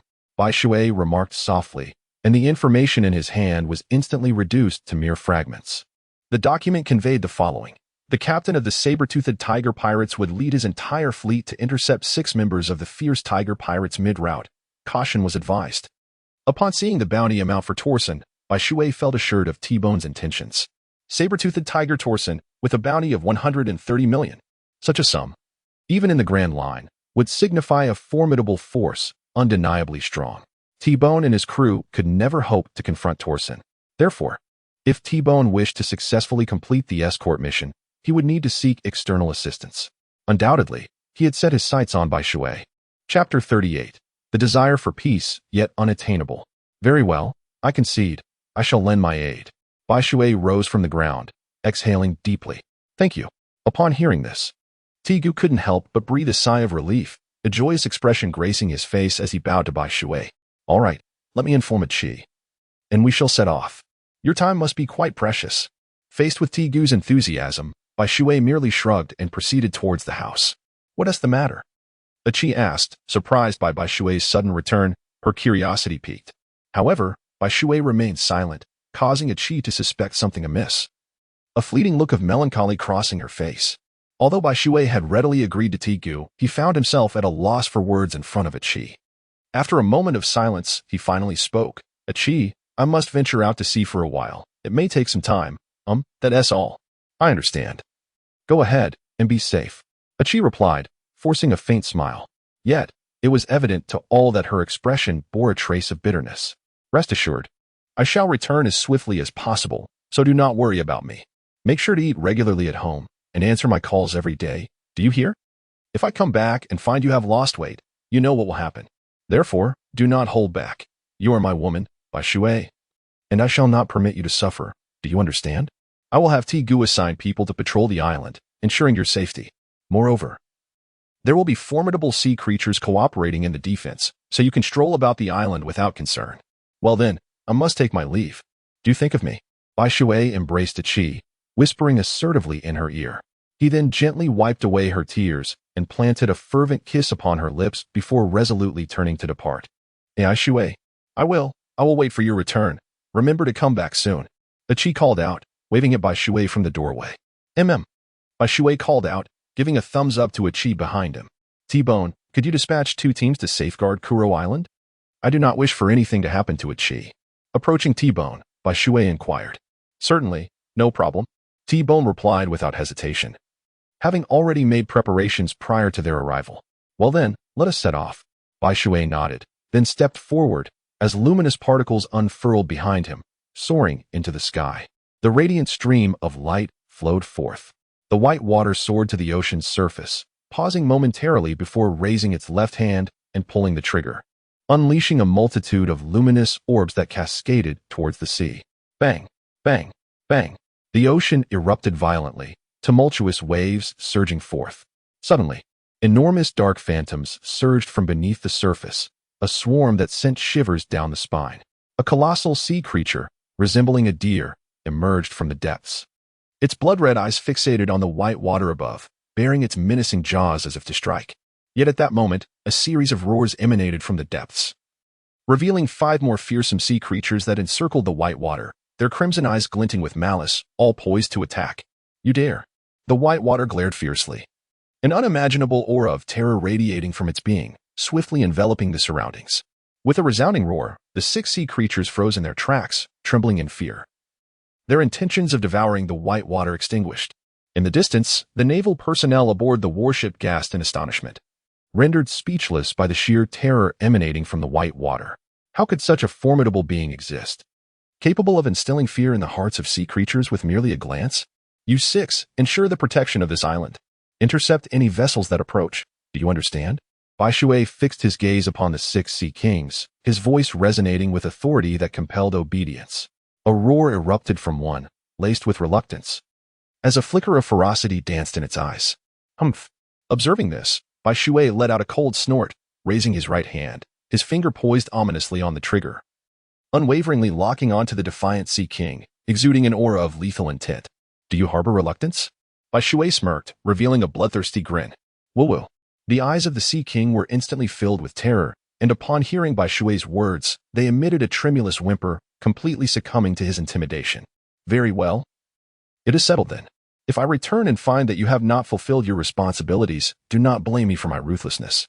As he spoke, 5 robust beams of white light shot forth from Bai Shui's hand, transforming into 5 colossal chains that penetrated their bodies. After completing this act, Bai Shui's complexion abruptly turned pale, and his breath weakened significantly. Bai Shui once again cast the other ends of the 5 chains onto the island. Subsequently, the chains seemingly sank into the island, transforming into seals that bound the 5 sea kings. Very well, you may depart. However, should any of you dare to flee before my return, do not blame me, Bai Shui, for my ruthless nature. Do you understand? Bai Shui's eyes narrowed as he spoke in a cold voice, his murderous intent growing even more intense, to the point where it felt as though one's entire body was being pierced with needles. Whoosh. The 5 sea kings nodded repeatedly, appearing utterly comical. Very well, go then. Seeing this, Bai Shui finally put on a smile, waving his hand at the 5 sea kings, indicating that they could leave. Whoosh. Instantly, the 5 sea kings felt as if they had been granted amnesty, letting out a cry before darting into the sea, all wanting to get as far away from Bai Sui as possible. Being in his presence was too oppressive, making even breathing difficult. None of them took the promise they had just made to Bai Sui seriously. The sea was their domain, so why should they listen to Bai Sui? But just as they darted out 50 meters, they suddenly felt a sharp pain throughout their bodies, and their entire beings were bound. A fist-sized hole exploded on their heads, splattering blood everywhere. Humph, you thought you could go back on your promise? This is your lesson. If I don't undo these chains, it will take you at least a year to break free. So just stay put for a few days, or else die. Sensing the movements coming from underwater, Bai Sui couldn't help but sneer, an expression of expectation on his face. Then, he flapped his wings and flew towards the warship not far away. As for why T-Bone hadn't notified the Marines to escort him, but instead chose to have himself escort him, Bai Sui actually had a bit of an answer in his heart. There was no way around it. No matter how wonderful the world was, as long as there were people, there would be society, and where there was society, there would be conflict. Moreover, this world was not yet that wonderful. Wonderful was only for the strong, the weak only had sorrow. The reason T-Bone hadn't notified the other Marines was simply because personally escorting Chris was a considerable achievement. Although this achievement wasn't much in the eyes of Vice Admiral-level Marine officers, even Rear Admirals wouldn't discard such an achievement. And for T-Bone, who was currently only a Marine Colonel, it was even more so. His current position was Colonel of the Marine 4th Sea Branch. And if he went to the Marine headquarters, he would only be equivalent to a captain. Since there was a great achievement in front of him, why not strive for it? But this matter was destined to remain unspoken. Seeing through without exposing was what a smart person should do. Bai Sui, I didn't expect you to be so strong. It seems choosing you was indeed the right choice. Upon arriving aboard the warship, the astonishment on T-Bone's face had yet to dissipate. He regarded Bai Sui with a hint of discomfort and remarked, "It's just average. Let us proceed, as the task at hand is of utmost importance." However, Bai Sui had little to articulate in response. After casting a fleeting glance at T-Bone, he sought out a comfortable spot and reclined to slumber. The demeanor of Bai Sui left T-Bone feeling somewhat embarrassed. As if he had just encountered a face full of dust, he awkwardly touched his nose, shrugged, and departed. The warship set sail. The distance from Judicial Island to Kuro Island spanned 2,000 kilometers, requiring a week of travel by ship. Hence, the atmosphere of maritime navigation was exceedingly monotonous, offering little beyond the initial novelty. The briny sea breeze was nauseating, and the sight of the blue sky and white clouds grew tiresome. Yet, one must learn to self-soothe. Mustn't one? It is essential to find joy amidst hardship. At the very least, Bai Sui was a connoisseur of enjoyment, utilizing his abilities to create a cozy little haven for himself. Each day, he lounged within, serenely humming tunes while sipping on juice and feasting on morsels of meat, living a life of utmost contentment. Although the other sailors also had juice and meat, they lacked Bai Sui's sense of enjoyment, their existence more a matter of survival. They did not share Bai Sui's state of mind, and thus could not comprehend his feelings. The sea is beautiful, with its vastness, azure hues, profundity, and embrace, all of which captivate the heart. Yet, the ocean can also be tedious. Its monotony and tranquility can extinguish any spark of appreciation. Gazing upon the same scenery day after day can wear on anyone's patience, perhaps sensing the sailor's comfortable existence or disapproving of one individual's idleness. Fate decided to present them with a twist. On this day, the sailors continued their routines of hoisting sails, lining up, and training as usual. However, the heavens had other plans, and just as they prepared for training, a sudden storm descended upon them, forcing them to abandon their practice in favor of confronting the tempest. To be frank, Bai Sui feared heavy rain, but it was the storm that truly instilled dread. Storms at sea invariably bring forth a deluge of seawater, which poses a grave threat to those with abilities. A moment's lapse could spell doom amidst the waves. Even someone as formidable as Golden Lion would heed the storm's fury with utmost seriousness, wary of any negligence, for the terror of a storm is evident. All hands prepare. Lower the sails and secure yourselves. Do not let the wind carry you away. T-Bone issued the urgent command, curling into a ball and grasping the mast of the warship to brace for the impending storm. In truth, his words were merely a reminder, for the crew had already readied themselves. Each of them had faced such maritime disasters at least once before and had gained experience from those encounters. Chapter 41. Journey to the East Sea. T-Bone's command served as a cautionary note, as not everyone could maintain composure in the face of natural calamity. Sailors, promptly assess the data and devise an evasive plan. T-Bone ordered again, addressing those manning the ship as controls. Meanwhile, Bai Shui had already summoned a sphere of white light, extending luminous tendrils like an octopus, anchoring himself firmly in place. Boom. Only when confronted by the storm does one truly comprehend its terrifying might. The furious waves crashed against the warship, causing it to shudder violently, resonating with a piercing clang that reverberated through the soul. Although Bai Shui had weathered several storms on his solitary journey to Kuro Island, each experience offered a unique perspective. Ding ding ding. Countless rapid droplets struck the ship, creating a symphony of sound, echoing rhythmically. Despite the melodic cacophony, no one had the heart to listen. Bai Shui sat serenely within the luminous orb, observing the tempest rage outside, yet still leisurely humming a gentle tune. After all, it was merely a storm. What significance did it hold for him? None at all. Since it bore no relevance, why should he feel overly anxious? While the sea may exert an influence on those endowed with abilities, it holds no sway over their powers. The barrier of white water is remarkably resilient, impervious even to the fiercest of storms. However, encountering such tempests signifies their imminent approach to the Grand Line. For only their due storms manifest. The East Blue, in contrast, is largely devoid of such tumult. It is peculiar how the world operates in environments of abundance. Formidable individuals seldom emerge, while strength often flourishes amidst adversity. Yet, the East Blue stands apart, seemingly defying this norm, producing an abundance of powerful figures: Roger, Rayleigh, Garp, Dragon, Ace, Sabo, Luffy, Zoro, Sanji. It is truly a realm where the conditions are favorable, and yet, the might is plentiful.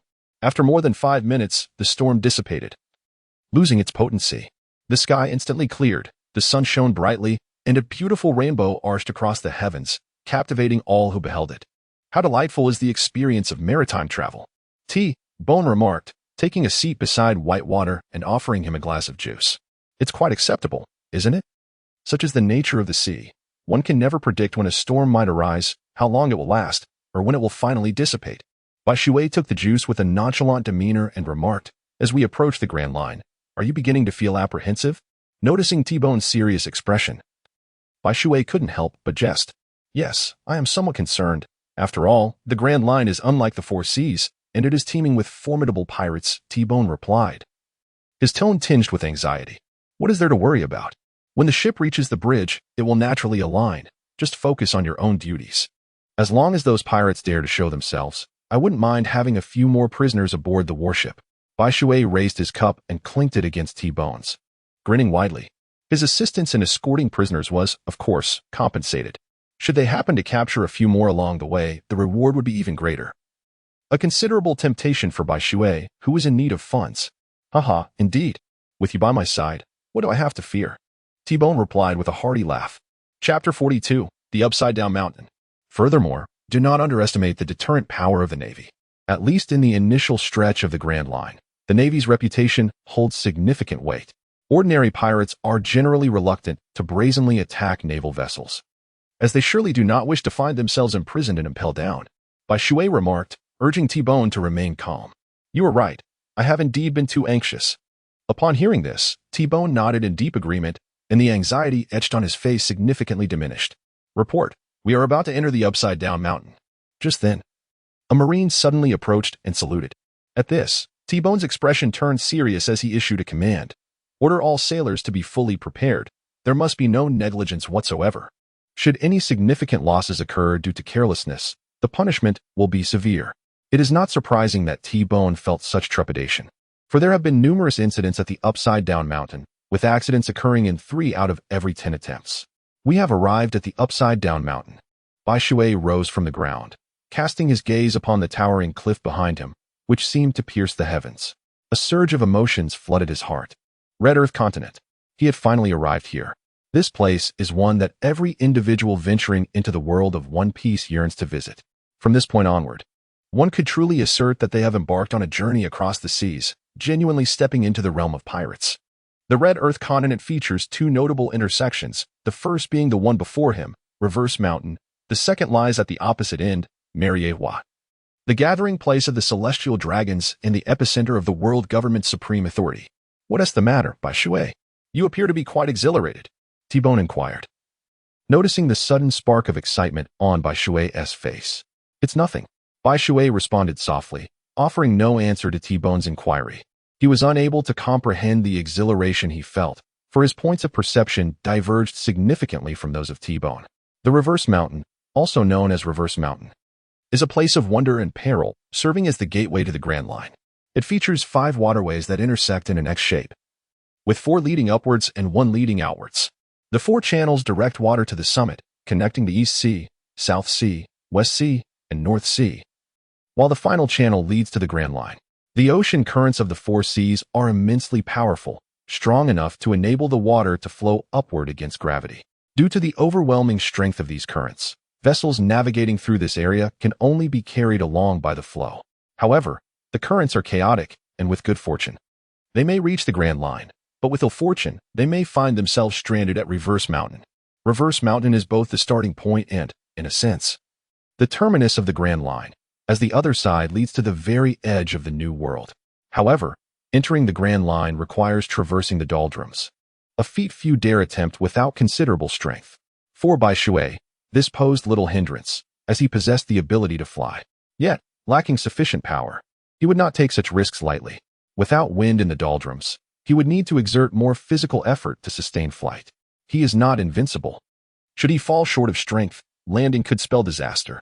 The Sea Kings of the Doldrums are far from as easily subdued as those of the East Sea. Chapter 43. The Whale, Little Labu. Do you not see even the flying squirrels refrain from overstepping in the doldrums? Everyone, secure yourselves and prepare to enter Reverse Mountain. T-Bone commanded, his tone grave and his demeanor focused like never before. Yes. The crew responded in unison, either tying themselves to the masts or clinging tightly to the rigging, or grasping the internal handrails. All aboard. After confirming that everyone was ready, T-Bone tightened his grip on the mast, exhaling deeply as he silently urged, "Let us go." This was not his first passage through Reverse Mountain, but it was the first time he led a crew through it.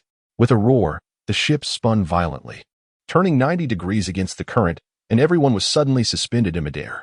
Some were caught off guard, feeling themselves pulled downward by an immense force, hurtling toward the sea. They screamed in terror, but there was nothing they could do to alter their fate. Sighing, Bai Shui unleashed a flurry of tendrils, catching each falling sailor and suspending them in the air. This was the extent of his capabilities. The terror of Reverse Mountain exceeded his expectations, leaving him feeling slightly dizzy. Not good, we're off course. A voice within the ship cried out in alarm, as the once stable vessel veered toward a nearby cliff. What? T-Bone gasped in shock, his heart sinking. The sudden turn of events caught everyone off guard. If they collided, destruction and loss of life would be inevitable. Bai Shui, it's up to you. T-Bone turned to Bai Shui, his expression pleading. Understood. Bai Shui nodded, and then suddenly, a colossal sphere of light erupted from the right side of the warship, propelling it backward. In an instant, the vessel was infused with a terrifying thrust, soaring at a speed 4 or 5 times faster than before, almost in a straight line towards the mountain summit. After the warship reached the pinnacle, it plummeted downwards at breakneck speed. The sailors landed heavily, only to be launched into the air once more, emitting cries of sheer terror. Tentacles of light. Bai Shui uttered a few words, and suddenly the entire warship seemed to be supported by some unseen force, its speed significantly diminishing. As the crew steadied themselves to observe, they discovered that the vessel was ensnared by numerous thick tentacles, the other ends firmly anchored to the cliffside, causing a slow descent. Thus, the warship came to a halt. How impressive! How formidable! Truly, it is no wonder that the esteemed colonel summoned such prowess. The naval officers gazed at Bai Shui with admiration, expressing their esteem. Enough of this. Now that the immediate danger has passed, let us return to our respective duties, for the crisis has yet to be fully averted. Observing the scene, Bai Shui furrowed his brow. They had only traversed half the distance up the treacherous mountain. Bai Shui recalled that at this moment, a whale should make its appearance. Just as this thought crossed his mind, a thunderous roar erupted beneath the warship. The crew hurried to the railings, leaning over to gaze downward, their eyes wide with astonishment. What they beheld was astonishing. A colossal whale, comparable to a small island, was opening its massive jaws, lunging towards them. Its sharp teeth glinted ominously in the sunlight, casting a chilling light that sent shivers down their spines. Chapter 44. Would you be my friend? Attack. T-Bone, having spotted the whale, swiftly issued the command. Do not engage. Bai Shui immediately countered, drawing the crew's puzzled gazes. Your attacks would be futile. Allow me to handle this. With wings unfurled behind him, Bai Shui leapt from the warship, gliding swiftly towards the whale. As a denizen of that realm, how could Bai Shui remain oblivious to the identity of this creature? It was Labu, the noble whale, who, driven by a bond of loyalty and affection, had awaited Brook's promise for 50 long years. Each time a vessel approached, it harbored the hope that Brook and his companions had returned, unaware that only Brook remained of their once great fleet. Bai Shui harbored no intention of harming the whale, for there was truly no necessity. Bang! The water cascaded heavily upon Labu's head, and then, with a swift stride, it approached beside Labu's eyes. Waving its hand and calling out, "Labu, hey!" Taken aback by the sudden appearance of this stranger, Labu could not help but emit a sound of confusion. Did he know this individual? "Let us be friends. This way, you won't have to wait every day," Water sincerely proposed. Although Labu appeared fierce and terrifying, he was merely 6 years old, a time when the yearning for companionship was particularly intense. The lifespan of a whale is exceedingly lengthy. At 6 years of age, Labu was akin to a human in their several decades. "So, what do you say? Shall we become friends?" Bai Shui smiled once more and then seated himself beside Labu, patiently awaiting his response. Bai Shui possesses a profound fondness for forging friendships, for he harbors an intense fear of solitude. Even if the companion is merely a whale, it matters not to him. Bai Shui had no intention of employing the same approach as in the original work, which involved first delivering a beating to Luffy before reconciling with him. Bai Shui had presumed that Lab would acquiesce, given his profound yearning for companionship. However, Lab's response took him by surprise. Lab declined. Alas! With a gentle shake of his head, Lab emitted 3 low, mournful cries, seemingly conveying his apologies. In light of this, Bai Shui decided to let it go. Observing this, he couldn't help but shake his head in regret, his expression tinged with melancholy. Meanwhile, Lab seemed to realize that the warship was not the vessel he had been anticipating. With a swift motion, he flung Bai Shui aside and plunged into the depths of the sea, awaiting the arrival of the next ship. With a resounding thud, the warship landed heavily upon the water's surface. Bai Shui folded his wings and descended onto the deck. Phew, that was a close call. We nearly faced utter annihilation. T-Bone approached Bai Shui and sat beside him, his face reflecting the relief of having survived a narrow escape. "Isn't this a smooth arrival at the Grand Line? You ought to be elated." In response, Bai Shui concealed his disappointment and smiled at T-Bone. "Indeed, thanks to your assistance, we have safely reached the Grand Line, bringing us one step closer to our destination." T-Bone nodded in agreement, his expression affirming the sentiment. "All right, as the day wanes, let us seek out a nearby island to rest for a while." Bai Shui glanced at the sky and remarked that after such a long journey, he was feeling somewhat fatigued. T-Bone nodded in agreement, then turned to issue the command for a rest. As dusk approached, they halted on a small island, situated 30 nautical miles from the western side of the inverted mountain. The night passed in tranquility. The following day, they resumed their journey. Travel, rest, rest, travel. This monotonous cycle repeated daily, inducing an overwhelming sense of irritation. Chapter 45. Saber-toothed Tiger Tozen. Yet, it remained uncertain whether this was due to their prior encounter with a storm. In recent days, Bai Shui and his companions have experienced smooth sailing, encountering no dangers whatsoever. Neither natural disasters nor sea monsters have made their presence felt. This rare respite has elicited a heartfelt sigh of relief from Bai Shui, who feels that perhaps the heavens have finally shown some benevolence. The naval soldiers, too, have had the rare opportunity to enjoy a moment of tranquility, though, of course, training remains a priority. Bai Shui, feeling rather bored, decided to occupy himself by fishing with a rod, not particularly concerned about what he might catch. He chose to leave it to fate, believing that those who wish to bite will do so. After all, this was merely a way for Bai Shui to pass the time. Of course, should he actually catch something, it would be a delightful treat, for the sea is replete with treasures. Thus, another day slipped by. On this day, Bai Shui continued his usual routine of fishing while cultivating his skills. However, he was suddenly struck by a faint, unsettling sense of danger that sent a shiver down his spine. It was then that he realized the eerie stillness of the waters. Even the seagulls were conspicuously absent. "T-Bone, I sense something is amiss." Bai Shui did not dare to be negligent and spoke to the nearby T-Bone. "What?" Upon hearing this, T-Bone was taken aback and immediately became alert.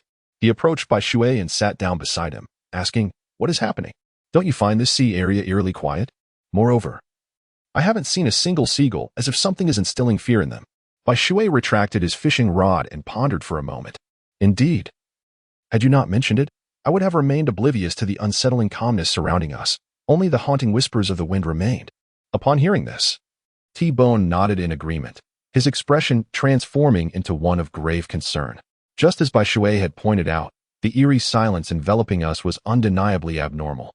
It appeared that they had arrived, and we must brace ourselves for battle.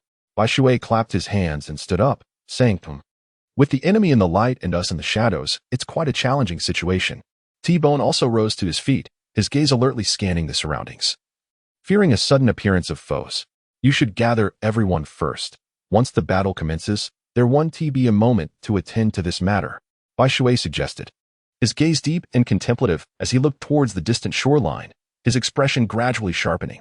Beneath the waves, less than a kilometer from the warship, a vessel adorned with the fearsome visage of a saber-toothed tiger lay in silent ambush. "Have they arrived yet?" inquired a massive man, 3 meters tall. As he set aside his large blade, his upper body was bare, clad only in vintage denim trousers, muscles rippling across his form. Yet, his face was cloaked in thick hair, and his vertical pupils evoked a sense of dread, akin to that of a ferocious tiger poised to pounce. Most strikingly, he bore a sharp tooth hanging from his waist, still faintly stained with blood. This formidable figure was none other than Torsen, the notorious pirate with a bounty of 130 million. "Captain, they're just a kilometer above us," one of Torsen's crew members chimed in. This individual, diminutive in stature yet remarkably pale, possessed eyes so lively they seemed capable of piercing through any obstruction. They surely never anticipated we would lie in wait beneath the waves. I can hardly wait to witness their startled expressions when the attack strikes. That would surely be an amusing sight. Adjacent to the small man, 3 others echoed their sentiments, their tones brimming with pride, as if their concealment beneath the sea was a source of great satisfaction. Chapter 46. Torsen appeared somewhat astonished. "All right, prepare for battle. We must decisively seize the warship and rescue Chris. Otherwise, the nearby navy will not be trifling matters. The waters have been turbulent lately, with former Admiral Black armed Zephyr hunting pirates indiscriminately. We might encounter him at any moment. We should avoid prolonged skirmishes with the navy, understood?" Torsen, though fearsome in appearance, possessed an unexpected sharpness of mind and insight. Truly, one should not judge by mere appearances, and the depth of the sea cannot be measured by its surface. Indeed, one must look beyond the facade. "Understood, Captain." The crew responded in unison, their expressions shifting to a more serious demeanor. Yet, they hardly regarded T-Bone as a threat. Even if Bai Shui were to arrive, they believed he would not stand a chance against their captain. They did not perceive Bai Shui's capabilities as a match for Torsen. In the East Blue, how formidable could he truly be? Although the newspapers painted a gruesome picture of Bai Shui, portraying him as the most vicious of the new generation, such reports were merely sensationalism, not to be taken at face value. Moreover, Chris was not the strongest among them. There were 2 or 3 present who could easily subdue him. In their eyes, Bai Shui was merely on par with them. What was there to fear? However, if they were to realize that Bai Shui's strength far surpassed their expectations, how would they react? How much farther? Torsen asked again, now standing, his large blade in hand. "Ready for combat." "Less than 500 meters. The small man replied, rubbing his hands together with an eager expression, unable to contain his anticipation. His name was House. Nicknamed Ghost Mouse, renowned for his incredible speed, which even Torsen admired, he was particularly adept at killing, once a premier assassin for a certain kingdom.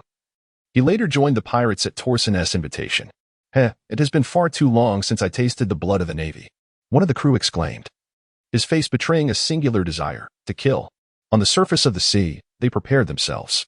"Are we ready?" Bai Shui gazed at T-Bone and exhaled deeply. This time, even he could not afford to concern himself with anything else amidst the battle. After all, his opponent was the saber-toothed tiger, Torsen, who would not be as easily dealt with as those tens of millions of pirates from before. "Come on, I am prepared." Upon hearing this, T-Bone's expression turned serious, his eyes brimming with determination. In this confrontation, Bai Shui would assist him in holding back the main combatants of the saber-toothed tiger pirate crew. But the remainder would be T-Bone's responsibility. The saber-toothed tiger pirate crew was no ordinary foe and should not be underestimated. "Then let us commence." "Warship, accelerate and leave this area," Bai Shui commanded. "Yes." The Navy responded in unison as a helmsman took the wheel, pushing the ship to full power, swiftly propelling it hundreds of meters away, completely escaping the ambush range of the saber-toothed tiger pirate crew. What is happening? However, this maneuver left the saber-toothed tiger pirate crew, who were surfacing and preparing to ambush, momentarily stunned. Torsen quickly regained his composure and shouted, "Hurry up and surface. They have discovered us." "What?" At Torsen's words, the crew gasped in shock, exchanging bewildered glances. They could not fathom how they, who had been lying in wait beneath the sea, could have been detected. It seemed that T-Bone and his team had come prepared. They had underestimated him. Torsen soon grasped the situation, letting out a sigh. Their initial advantage had vanished in an instant. Chapter 47. There is nothing to be surprised about. With a resounding crash, the majestic tiger erupted from the ocean's surface, and the bubble membrane enveloping the ship burst with a pop, sending the vessel crashing onto the water and generating a tumultuous splash. They emerged from the sea. How is that possible? What kind of ability is this? The naval soldiers were taken aback as they witnessed the majestic tiger pirate crew rising from beneath the waves.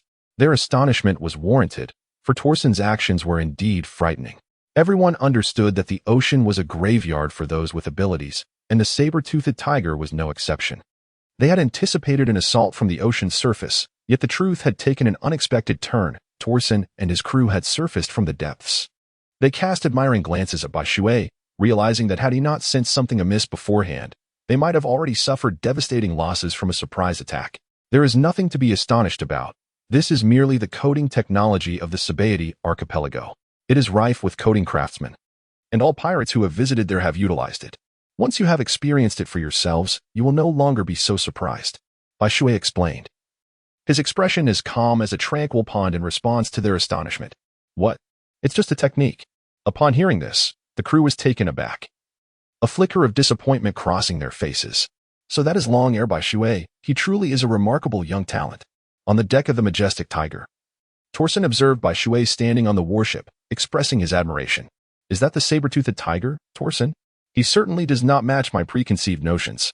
While Torsen scrutinized Bai Shui, the latter was also observing Torsen. He had expected Torsen to embody a rugged and brash persona, yet was pleasantly surprised by the reality. However, Torsen had no intention of engaging in further idle chatter with Bai Shui. After issuing a command to his crew, he took a powerful leap, transforming into his tiger human form and propelling himself through the air. That is the moonwalk. Bai Shui's pupils constricted as he beheld Torsen charging towards them like a rocket. Howling moonslash. Without any warning, Torsen unleashed a blade infused with tremendous killing intent, hurtling directly towards them. Intriguing. Bai Shui beamed with an excited smile, and as the radiant particles unfurled behind him like wings, he leapt into the sky. The luminous particles could unleash a powerful blast. Bai Shui raised his right hand and pulled the trigger, unleashing a beam of light that collided fiercely with the blade's radiance, resulting in a terrifying roar that reverberated through the air, causing a violent tremor. What immense power! On board the battleship, T-Bone observed the clash between Bai Shui and Torsen, his expression grave. Oh! Witnessing his attack being shattered by Bai Shui, Torsten's brows furrowed slightly in astonishment. He realized he had underestimated Bai Shui. Bai Shui's prowess is unexpectedly on par with his own. Are you surprised? Observing the astonishment etched on Torsen's face, Bai Shui couldn't help but chuckle. Indeed. The emergence of a formidable individual like you in the East Sea is a blessing for its people. Upon hearing this, Torsen smiled, then leapt once more into the air, propelling himself forward like an arrow released from its bow. Bang! Without a moment's hesitation, Bai Shui raised his leg to block, instantly unleashing a deafening roar that distorted the very air around him. The tiger's roar resounded. Suddenly, Torsen lifted his head, opening his mouth to emit a thunderous roar that shook the earth, carrying a terrifying might that caught Bai Shui completely off guard. Chapter 48. Just how powerful? A fleeting expression of pain flickered across Bai Shui's face as his form momentarily faltered. Saber-tooth slash. A glimmer of determination shone in Tozen's eyes. Such an opportunity was not to be squandered. Photon barrier. Yet, Bai Shui was not one to be easily trifled with. The experience he had garnered from the fierce battles on Kuro Island was indeed substantial. With a sharp sound, brilliant sparks erupted from the photon barrier, accompanied by a piercing shriek. Realizing that his strike had missed its mark, Tozen attempted to retreat. However, escape was far from simple. Photon torrent, Bai Shui coldly remarked, as his left-hand gun barrel unleashed a torrent of radiant light, causing a drastic change in Tozen's complexion. Iron block, he bellowed, a dense aura erupting from his body, rendering him akin to a solid mass of iron. Yet again, it was a maneuver from the Marine 6 styles.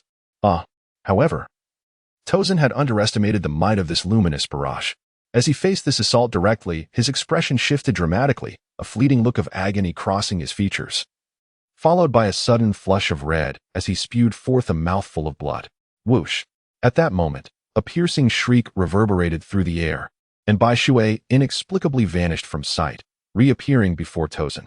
His right foot radiated light, exuding an air of ferocity, and he ruthlessly struck downward at Tozen. No! Tozen cried out, but it was futile. He was propelled like a cannonball, sent crashing toward the tiger's fury. Bang! Tozen collided heavily with the tiger's fury, producing a dull shattering sound, causing the entire ship to tremble as waves rippled outward. Several minions were directly affected, crushed into a gruesome pulp. Hiss! The cadre members collectively inhaled sharply, astonished by Bai Shui's overwhelming strength, which repeatedly defied their expectations. Luminous barrage? Yet, Bai Shui clearly had no intention of sparing them just yet. Lifting his left-hand gun, he unleashed another wave of terrifying, concentrated light. Be careful! The crew members felt a chill run down their spines, each one bracing for impending doom, no longer daring to underestimate Bai Shui in the slightest. In aerial combat over the sea, throughout the East Blue, and even the first half of the Grand Line, it seemed no one could rival Bai Shui. Archie! A man, his face a mask of bloodlust, shouted. Then, his muscles began to vibrate in an odd rhythm, coalescing like solid shields, giving an impression of impenetrability. Whoosh! The diminutive man produced two short blades, unleashing sharp sword energy that clashed with Bai Shui's light waves. Fist of the fighter. Another individual rapidly unleashed punches, his red boxing gloves transforming into phantoms that collided with the luminous orbs. Had this battle taken place on land, they would not have found themselves in such a defensive position. At the very least, they wouldn't have to face Bai Shui's assault while protecting their vessel. But alas, this was the sea, and to avoid a watery grave, they had to safeguard the ship beneath their feet. However, the power of Bai Shui's light orbs was formidable, far beyond their capability to withstand, and they were all struck and sent flying. Bang, bang, bang, bang. In an instant, the unimpeded light orbs, like harbingers of destruction, carved out a gaping hole the size of a water vat, splintering wood and piercing through entirely. Chapter 49. No one on the Grand Line is my match. Oh no, we're taking on water.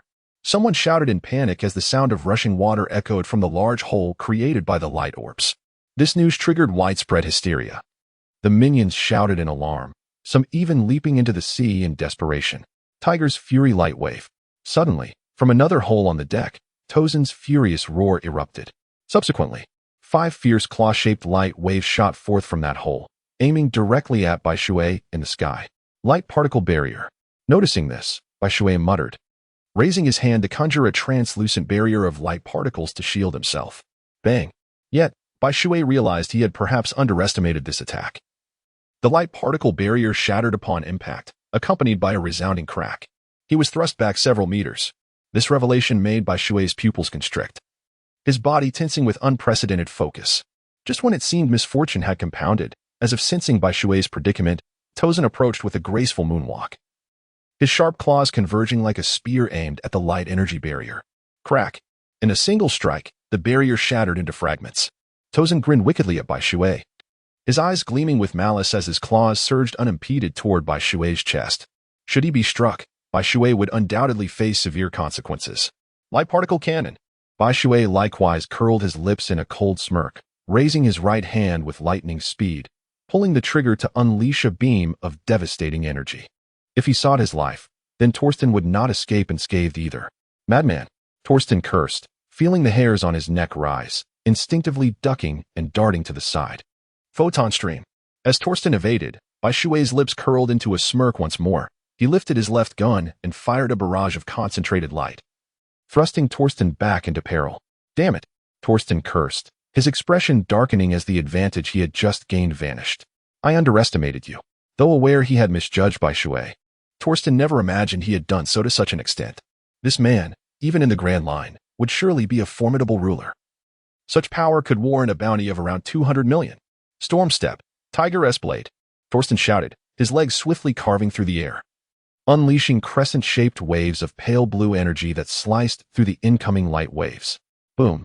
The powerful and chaotic energy waves surged outward, making the very heavens tremble, resonating with a continuous roar. Incredible! We are not even on the same level. Truly talented. If only I possessed even a fraction of his strength, I would be utterly satisfied. The naval officers marveled in awe, completely astonished by Shui's prowess. Is this your true strength, Bai Shui? T-Bone placed his hand upon the hilt of his sword, his expression a mix of complexity. Damn it, kill. Just then, a voice filled with murderous intent resonated before T-Bone and the others as the Tiger's fury charged toward them at great speed. Fire. T-Bone grinned in response. Chapter 50. What of reluctance? At sea, there were hardly any pirate ships capable of matching the firepower of a warship. Warships are unified in coordination and development, wielding far greater might than the weapons privately crafted by pirates. After all, these warships were designed by the renowned scientific genius Vegapunk. Boom. A barrage of cannon fire struck the hull of the Tiger's Fury, utterly demolishing its front, splintering wood into the air. Keep firing, T-Bone commanded, signaling the Marines to press on without giving the pirates a moment's respite. Photon cannon. Above, Bai Shui suddenly raised his right gun, unleashing a beam of energy the width of a water barrel, aimed directly at the pirates aboard the Tiger's Fury. No. Torsten let out a piercing scream, yet was powerless to intervene. Bang! An explosion erupted, thunder roaring as the entire Tiger's Fury was cleaved in two, consumed by flames that rapidly turned to ash before the eyes of the world. The underlings fell like ants, one after another, with even the notorious ghost rats retreating in disarray, covered in soot. This was beyond their capacity to confront. I will kill you. Torsten's eyes flared with rage as he stomped heavily, tearing through the air to appear before Bai Shui in an instant. Bang! Bai Shui deflected Tozen's kick with his elbow, a brilliant light flashing from his body. Suddenly, he unleashed a tremendous force that sent Tozen staggering back. With a swift extension of his wings behind him, he pursued relentlessly. Huh! Bai Shui exclaimed, as his right leg descended like a heavy hook towards Tozen. How infuriating! Initially, Tozen thought Bai Shui merely relied on his abilities. But with that kick, it became evident that even without his powers, Bai Shui's martial skills were more than capable of confronting him. Thud. Thud. The force behind Bai Shui's kick was immense, causing even Tuasun to feel a tingle in his hands. With two successive sounds, he was forced back by Bai Shui's strength, but soon he stomped heavily and charged towards Bai Shui once more. Bang. Bang. Bang. In the blink of an eye, the two had exchanged over 20 blows. Bai Shui bore several new scars, yet they were of little consequence in comparison to Tozen. It could be said that he had suffered no significant harm. The terrifying fluctuations from their battle rendered Tozen's subordinates and T-Bone mere spectators on the shore powerless to act, for none could predict whether a sudden gale might sweep in to topple them. You scoundrel! Tozen, standing amidst the celestial expanse atop his moon reading, heaved heavy breaths, his eyes brimming with resentment as he fixated on Bai Shui, causing a shiver to run down Bai Shui's spine. Tozen realized he had underestimated Bai Shui. What he had anticipated to be a simple endeavor had transformed into an insurmountable chasm. Bai Shui's strength far exceeded their expectations. Defeating Bai Shui was essential, for without it, they could never hope to rescue Chris, and they themselves might end up ensnared in the process. Long ere Bai Shui. Very well, I shall remember you. With no other recourse, Tozen was compelled to abandon this mission and forsake the distant Chris. Otherwise, the entire saber-toothed tiger pirate crew would be left in Bai Shui's wake. Seeking to depart? Have you consulted my opinion? As Tozen attempted to retreat, Bai Shui couldn't help but smile, raising his right hand to unleash a beam of luminous energy that surged towards Tozen, rendering escape impossible. Damn you! Do not push me too far! Tozen bellowed in fury. Abruptly pivoting, and with a powerful stomp, he launched a punch towards the incoming energy beam. Chapter 51. Flee swiftly. Boom. The collision between the energy beam and Tozen's fist erupted with a terrifying force, reverberating like a thunderous roar, sending shockwaves in all directions. Below, the expressions of Gue Shu and T-Bone shifted dramatically as they hurriedly shielded their subordinates from the ensuing turbulence of the clash. What of pushing too far? In this world, strength speaks volumes. Should your power surpass mine, I shall remain silent. In a fleeting moment, Bai Shui, having gained the upper hand, unfurled his wings, transforming his figure into a mere specter that sliced through the air with a hissing sound. With his left hand, he skillfully aimed the gun at Tozen and pulled the trigger. A cascade of luminous particles surged forth. Bai Shui murmured softly, and then unleashed a vast array of luminous orbs, sealing off every possible escape route before Tozen. Fierce tiger breakthrough fist. At this sight, a sinister expression suddenly flickered across Tozen's face, A faint crimson glow enveloped his fists, instilling a sense of dread even in Bai Shui. Since you refuse to let me have my way, do not expect to escape unscathed. Fury consumed Tozen's eyes as he rapidly swung his arms, conjuring waves of pale red, tiger-headed energy spheres. With a resounding pop, the approaching orbs of light dissipated upon colliding with the tiger-headed energy, vanishing like bubbles as if all their power had been siphoned away. What? Bai Shui had not anticipated that Tozen possessed such a terrifying trump card, one that could withstand even a fleeting second of time against the onslaught of light particles. The light particle barrier. Bai Shui only felt a tingling sensation on his scalp. He barely had time to erect a barrier for protection before he was enveloped by a dense mass of air, much like a kite caught in a storm. Suddenly, two distinct sounds of blood being coughed up echoed simultaneously as two individuals fell like severed kites, plummeting towards the bows of their respective ships. Bai Shui, Captain. The simultaneous exclamations from both vessels revealed the dire situation. On the warship, Bai Shui, drenched in blood and gasping for breath, was caught by T-Bone. Similarly, across from him, Torsen was also seized by a burly man. Move quickly. Unlike the others, Torsen, barely regaining consciousness, uttered these urgent words with palpable intensity. What? The crew members were taken aback that Torsen's first command was to hastily withdraw. I command you to leave at once. Torsen's eyes widened with fury as he seized the burly man and hurled him backward. Miraculously, he sprang back to his feet, executing a moonwalk across the air, and struck the sea with his fists, generating colossal waves to facilitate the retreat of the mighty tiger. Simultaneously, he aimed to thwart T-Bone and his crew's pursuit. The crew aboard the mighty tiger finally comprehended Torsen's astonishing actions. They cast aside their sorrow and despair. Gue Shu seized the role of helmsman and pushed the engines to full throttle, retreating without hesitation. Meanwhile, behind Torsen, Bai Shui, bloodied and battered, raised his left hand, firing a barrage of luminous orbs, striking Torsen even as he pursued the mighty tiger. Yet, it was ultimately too late. Gue Shu's decisiveness had already taken the mighty tiger beyond his reach. Severely wounded, Bai Shui could only resign to his fate. T-Bone was so preoccupied with Bai Shui's condition that he had no time to consider Torsen. Seize Torsen now. After firing that shot, Bai Shui seemed to have been drained of all strength. After delivering that command to T-Bone, he collapsed into unconsciousness. Chapter 52. What are you still doing? Hurry up. Seeing the sailors frozen in shock, T-Bone could contain his frustration no longer. Usually composed with his subordinates, he found himself shouting for the first time. The crew trembled at his outburst, yet none were willing to descend and capture Torsen. What if he still retained the ability to resist? What if he had hidden capabilities? They were unwilling to take the risk. The battle between Bai Shui and Tozen can be described as the most terrifying and intense confrontation they have ever witnessed in their lives. They had not anticipated that the horde of over 100 million pirates would possess such formidable strength, believing it would merely be a few times more powerful than the tens of millions of pirates they typically encountered. However, when faced with the reality, they realized that the tens of millions of pirates were utterly insignificant in the presence of the 100 million. As no one moved, a seemingly inconspicuous marine at the back of the line suddenly displayed a determined expression, then leapt into the water with a splash. Within 2 minutes, Tozen was pulled from the depths by this marine, though he had already succumbed to unconsciousness, with only a faint breath remaining. Yet, even in his unconscious state, it could not alter the fact that he was Tozen, a notorious pirate with a bounty of 120 million. To be honest, when Tozen was retrieved, T-Bone suddenly found himself harboring a fleeting desire to claim the credit for capturing Bai Shui for himself. However, this notion was swiftly eradicated from his mind. What a joke. Even if he claimed it was his capture, the Navy headquarters would never believe him, as he simply lacked the strength to do so. Colonel, this man. The Marine who had rescued Tozen rubbed his hands together, excitement evident on his face, and inquired how T-Bone wished to handle the situation. Regardless of whether T-Bone would permit him to take action against Tozen, he had already achieved great merit the moment he jumped into the sea. The exact nature of this merit could range from bolstering troop morale to successfully pursuing the enemy, depending on how T-Bone chose to frame it. I leave it to you. Secure him tightly with sea stone handcuffs. T-Bone replied calmly, memorizing the Marine's visage.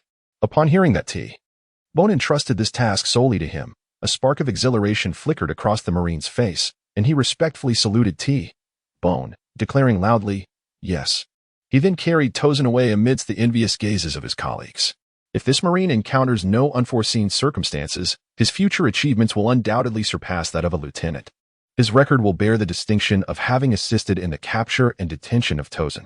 At this juncture, the bounty still held significant evaluative merit, as it essentially represented strength. Of course, there were exceptions, unlike the sudden inflation of bounties following the Marineford War in the original narrative, where the disparity between strength and bounty grew increasingly vast. Take, for example, the wet-haired caribou, with a bounty of 210 million. Easily fell by a single punch from Luffy, which seemed rather devaluing. In contrast, 2 years prior in the original tale, the notorious Surgeon of Death, Trafalgar Law, also held a bounty of 200 million, yet his strength was incomparably superior. What are you lot staring at?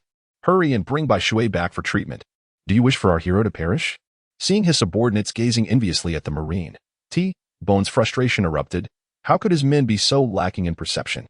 While the Marine was indeed worthy of admiration, had they not noticed Bai Shui? Chapter 53, The City That Never Sleeps, Judicial Island. In comparison to Bai Shui, what is Tozen? Bai Shui personally apprehended Torsten's men. His report would command respect even from the naval headquarters. Establishing a connection with Bai Shui at this juncture could undoubtedly pave the way for a prosperous career. A single technique imparted by him could significantly elevate the capabilities of these individuals. With enhanced strength, ascending the ranks would be effortless. Had it not been for his reluctance to compete with his subordinates for accolades, he would have long since carried Bai Shui away, rather than leaving him in a state resembling a lifeless form. However, among these individuals, there were still those of keen intellect. As T-Bone finished his statement, 2 seemingly bright naval soldiers hurried over, gently lifting Bai Shui and dashing towards the infirmary. At that moment, the rest of the soldiers finally grasped the situation, lamenting their oversight with regret. Yet, alas, the opportunity had slipped away. Fortune invariably favors those who are prepared and quick to react. Thus, 2 days passed. Due to Bai Shui's unconscious state, T-Bone adopted a more subdued demeanor, refraining from drawing attention, fearful of potential disruptions from remnants of the saber-toothed tiger pirates. Fortunately, they encountered no pirate assaults until their arrival at Judicial Island. Meanwhile, Bai Shui gradually regained consciousness in the infirmary. Bai Shui's injuries were not as grievous as T-Bone had imagined. His dire condition was largely colored by the blood that surrounded him. Coupled with the robust physique he had developed during his training on the Kuro Islands, he recovered remarkably within just 2 days. T-Bone couldn't help but feel a wave of relief wash over him. To be honest, without Bai Shui stationed aboard the warship, he felt somewhat unsettled. The arrival at Eni's lobby took a day longer than T-Bone had anticipated, but that mattered little. The important thing was that they had arrived. Eni's lobby, also known as the Island of No Night, serves as a gateway connected to the world government's core and houses the largest judicial institution of the world government. Along with Marine headquarters and Impel Down, it forms the triad of authority that upholds the balance of the world. Prisoners who enter Eni's lobby are doomed to never emerge again, save for the Straw Hat Pirates. Why is this the case? Because Eni's lobby possesses only 2 exits, one leading to Marine headquarters and the other to Impel Down, the undersea prison. Reaching either of these destinations is tantamount to signing one's own death warrant. The sole instance of a breach in its defenses was executed by the Straw Hat crew. The entire structure of Eni's lobby embodies the emblem of the world government, represented by 5 points and a connecting line.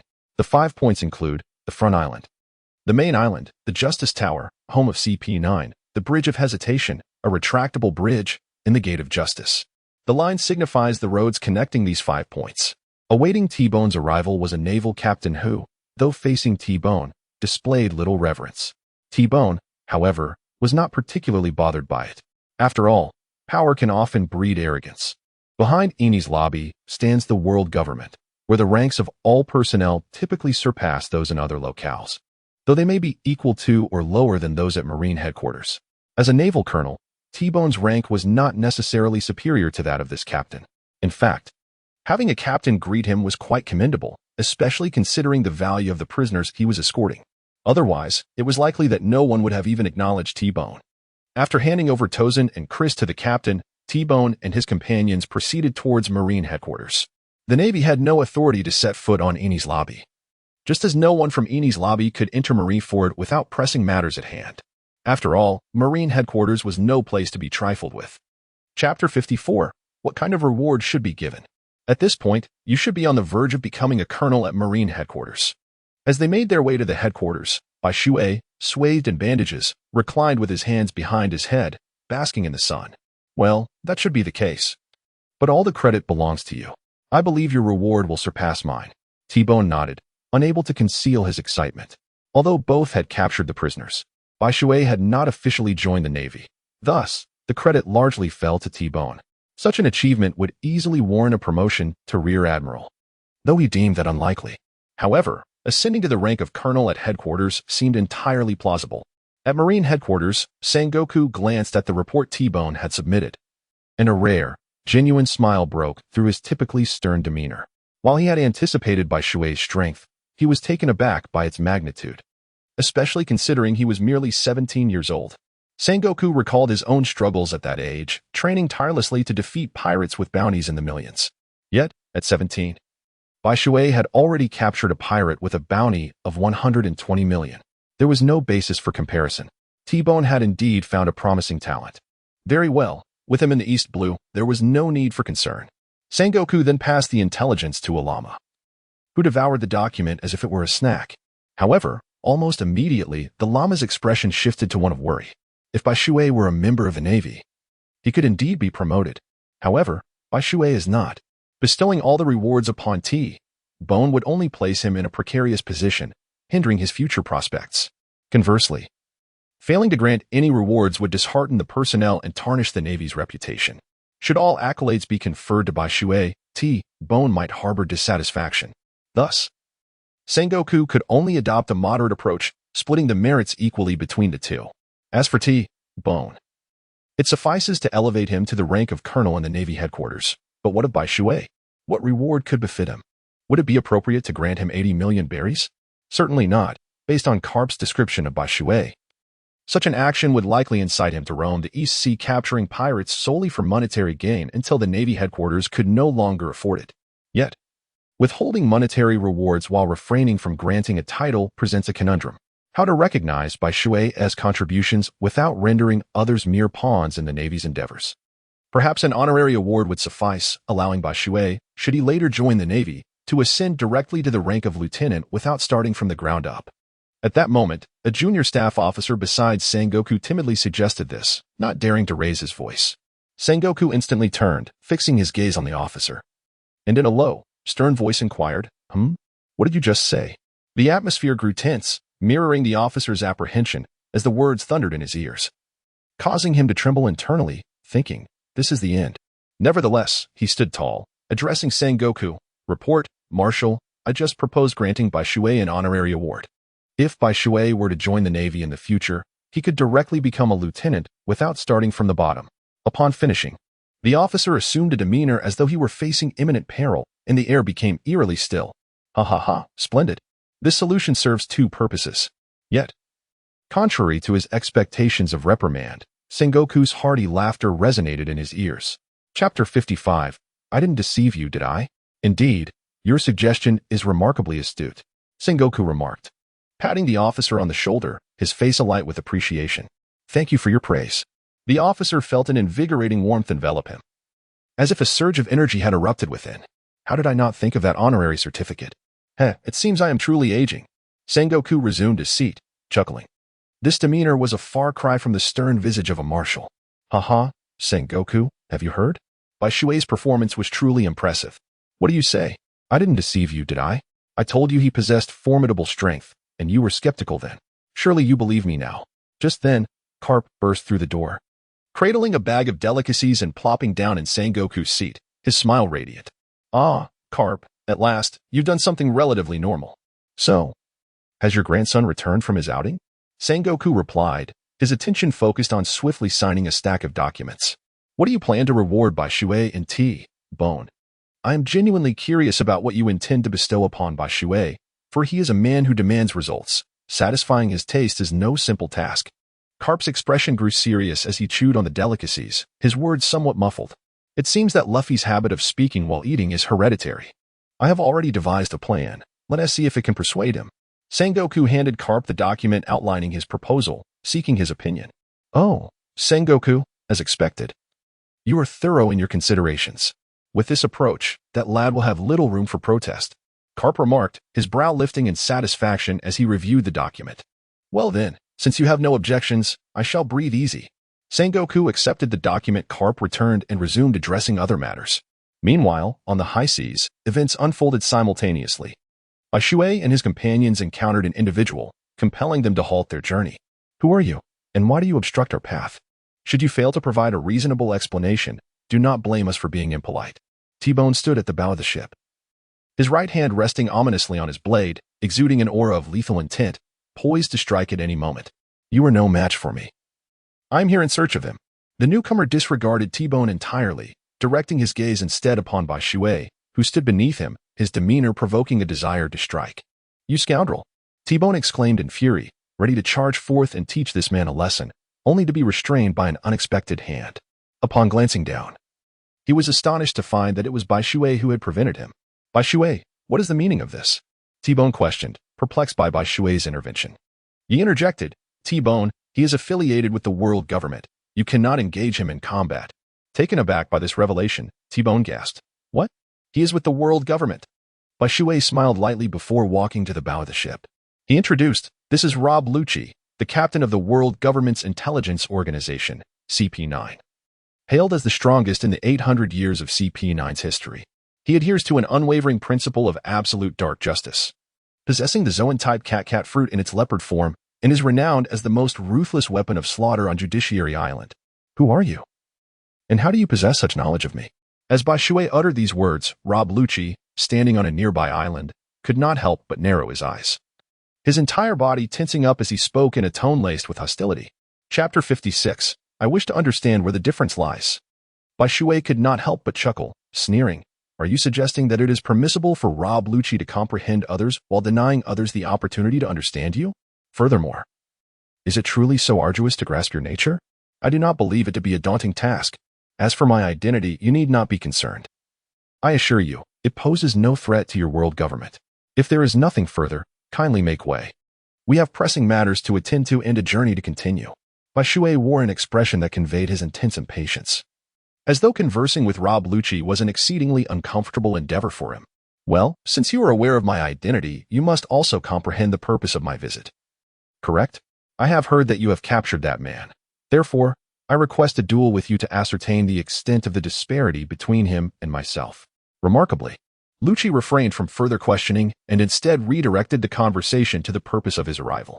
I am quite intrigued. What relevance does my capture of the saber-toothed tiger, Torsen, hold in relation to our duel?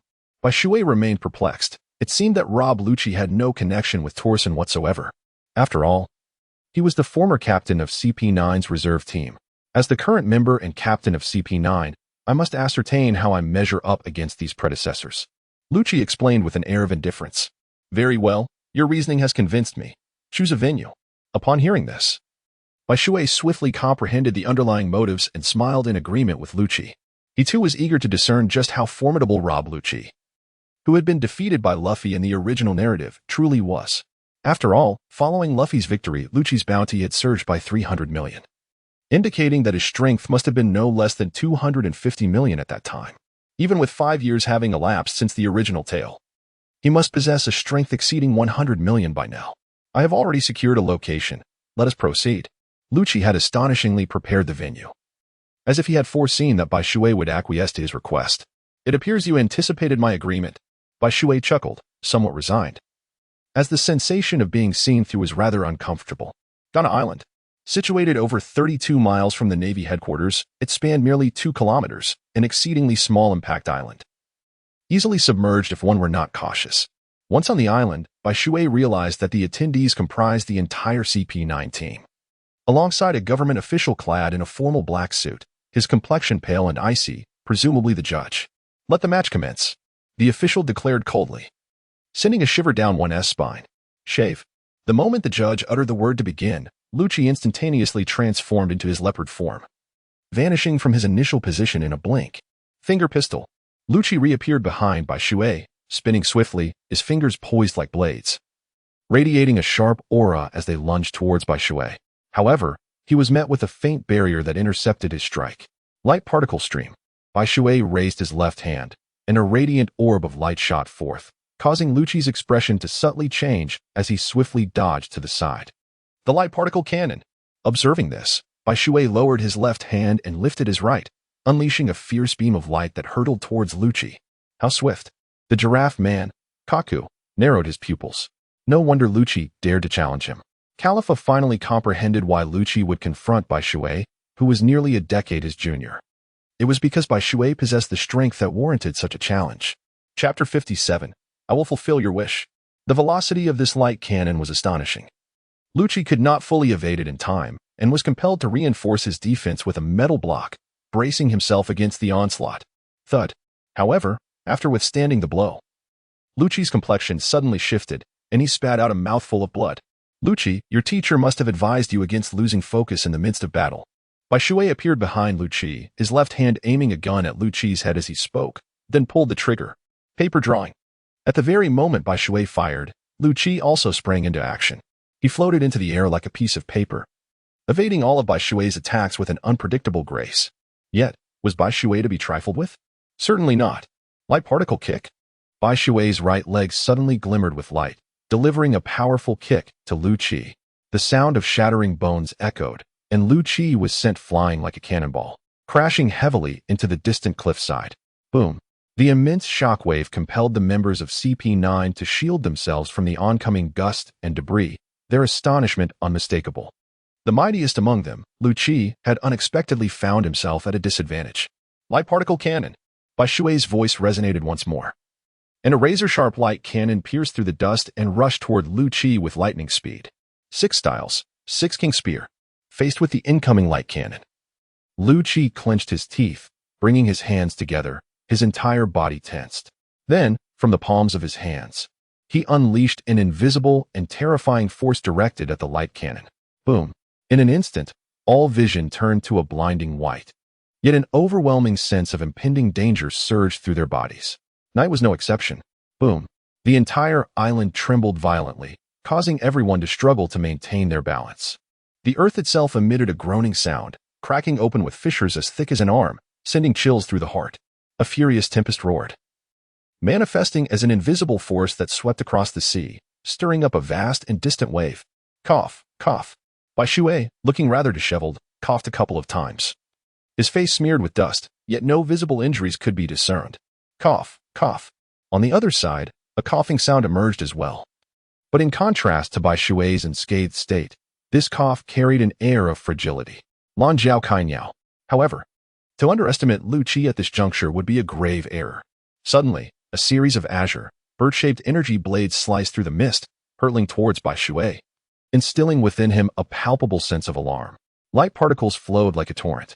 Bai Shui raised his left hand, brandishing a firearm that unleashed a torrent of luminous orbs, leveraging his numerical superiority to contend against Kainyao. Bang, bang, bang.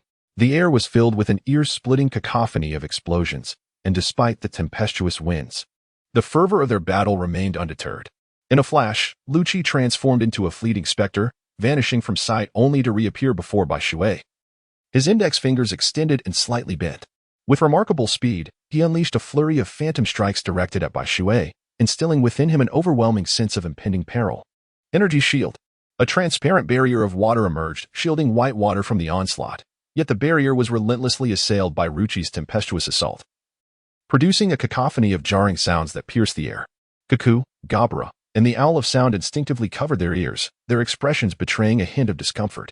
Being particularly sensitive to auditory stimuli, they felt the piercing noise acutely. Chapter 58.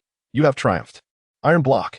The resounding crack reverberated through the atmosphere, compelling everyone's gaze toward the two combatants. They beheld the water barrier, now marred by a significant fissure, while White Water's countenance grew noticeably grave. If Lucci were granted even a moment's respite, he would undoubtedly breach White Water's defenses. However, White Water was determined not to afford him such an opportunity. Shave. Bai Shui, with great effort, uttered a cry, and in that moment, the barrier vanished. Subsequently, Bai Shui transformed into a fleeting shadow, poised to disappear. Observing Bai Shui's intention to flee, Lucci could not allow this to transpire. He lunged forward, and his spear sliced through the air where Bai Shui had been moments before, producing a sound akin to tearing fabric. Iron block, hollow wood. Suddenly, Lucci's expression shifted. With no time to turn, he invoked the defensive technique, iron block. Bang.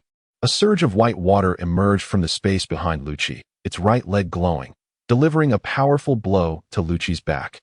Despite having fortified his defense with an iron block, Lucci still underestimated the strength of the whitewater. The force of Hakusui was so immense that even he couldn't help but groan in pain. His face flushed crimson. However, he forcibly swallowed the blood that surged into his throat. Rankyaku. Tail whip. The leopard tail behind Lucci stood upright, then shot directly at Hakusui, exuding a sharp aura. Hakusui, unwilling to confront it head-on, retreated. Photon torrent. However, Hakusui's attacks were always interlocked. If one's reaction speed was insufficient, they would surely be unable to keep up with his rhythm. With the rhythm disrupted, everything would fall apart. Rankyaku, K-bird. Seeing this, Lucci's expression changed. He moved his legs at lightning speed, unleashing a series of bird-shaped air blades that shot towards the incoming attack. Photon cannon. However, just as Lucci was breathing a sigh of relief after blocking the attack, a new crisis assailed him once more. Rokushiki Ugi. Rokwogen. Lucci gritted his teeth, clasped his hands together, and once again unleashed a terrifying force, colliding heavily with the photon cannon. Pooh. Contending against a photon cannon with a mere flesh and blood body was too much for Lucci to bear. He coughed up a mouthful of blood, his face turning ashen white, and was then blasted away by the rebounding, formless energy. Bang! Lucci crashed heavily into the island's jungle, carving a path through the undergrowth before falling silent. Ronga Hakusui. You are victorious. The black-clothed referee abruptly announced Hakusui's victory. Then, with a heavy step, he landed on a ship anchored outside the island and departed. It's over. Jabura's eyes still held a hint of disbelief. Indeed, he is strong. I am no match for him. Kaku silently mused after comparing himself. Yo, young man. Would you like to have your Dariki measured? It's free. Just then, Kuro approached Hakusui, asking with a grin. Sure. I'm just afraid you won't be able to withstand it. Upon hearing this, Hakusui was overjoyed. He was eager to know just how strong he had become. Come on, attack me as you please. I'll be perfectly fine. Hearing Hakusui agree to his request, Kuro appeared especially gleeful. In that case, brace yourself. Upon hearing this, Hakusui had no reservations. His figure flashed, disappearing from his original position, and then reappeared before Kuro. His right leg glowed, and he delivered a heavy blow to Kuro's chest. Chapter 59. Sengoku the Buddha. The clear sound of his chest fracturing resonated in the air as Bai Shui was propelled backwards with the speed of a bouncing ball, vanishing into the depths of the forest, much like Lucci. Farewell, members of CP9. After delivering that kick, Bai Shui wore a refreshing expression, clapped his hands in farewell, and took to the skies, leaving the small island behind. Shortly after Bai Shui's departure, Lucci emerged, supporting the owl, Inwu. How much? Kaku and Gabra inquired simultaneously. 2,400. The owl gritted out the number. A gasp escaped the crowd, for Lucci's current strength was merely 2,000. While the degree of power does not solely determine one's strength, it serves as one of the metrics for assessment. Lucci's potential defeat may very well stem from that 400-point deficit. Longer Bai Shui, one day, I shall surpass you. Lucci silently clenched his fists, vowing in his heart. On board the T-Bone warship, Bai Shui reclined upon the battleship, cheerfully humming a tune, exuding an air of happiness. Such joy must surely stem from the exhilarating feeling of having vanquished CP9. Observing this, T-Bone sat beside Bai Shui, his expression one of envy. Thankfully, it is merely that sensation. Had it not been for your assurance that the journey to the Navy headquarters would not take long, I might have already embarked on my return journey. I can't help but feel a twinge of unease leaving Aki alone at home.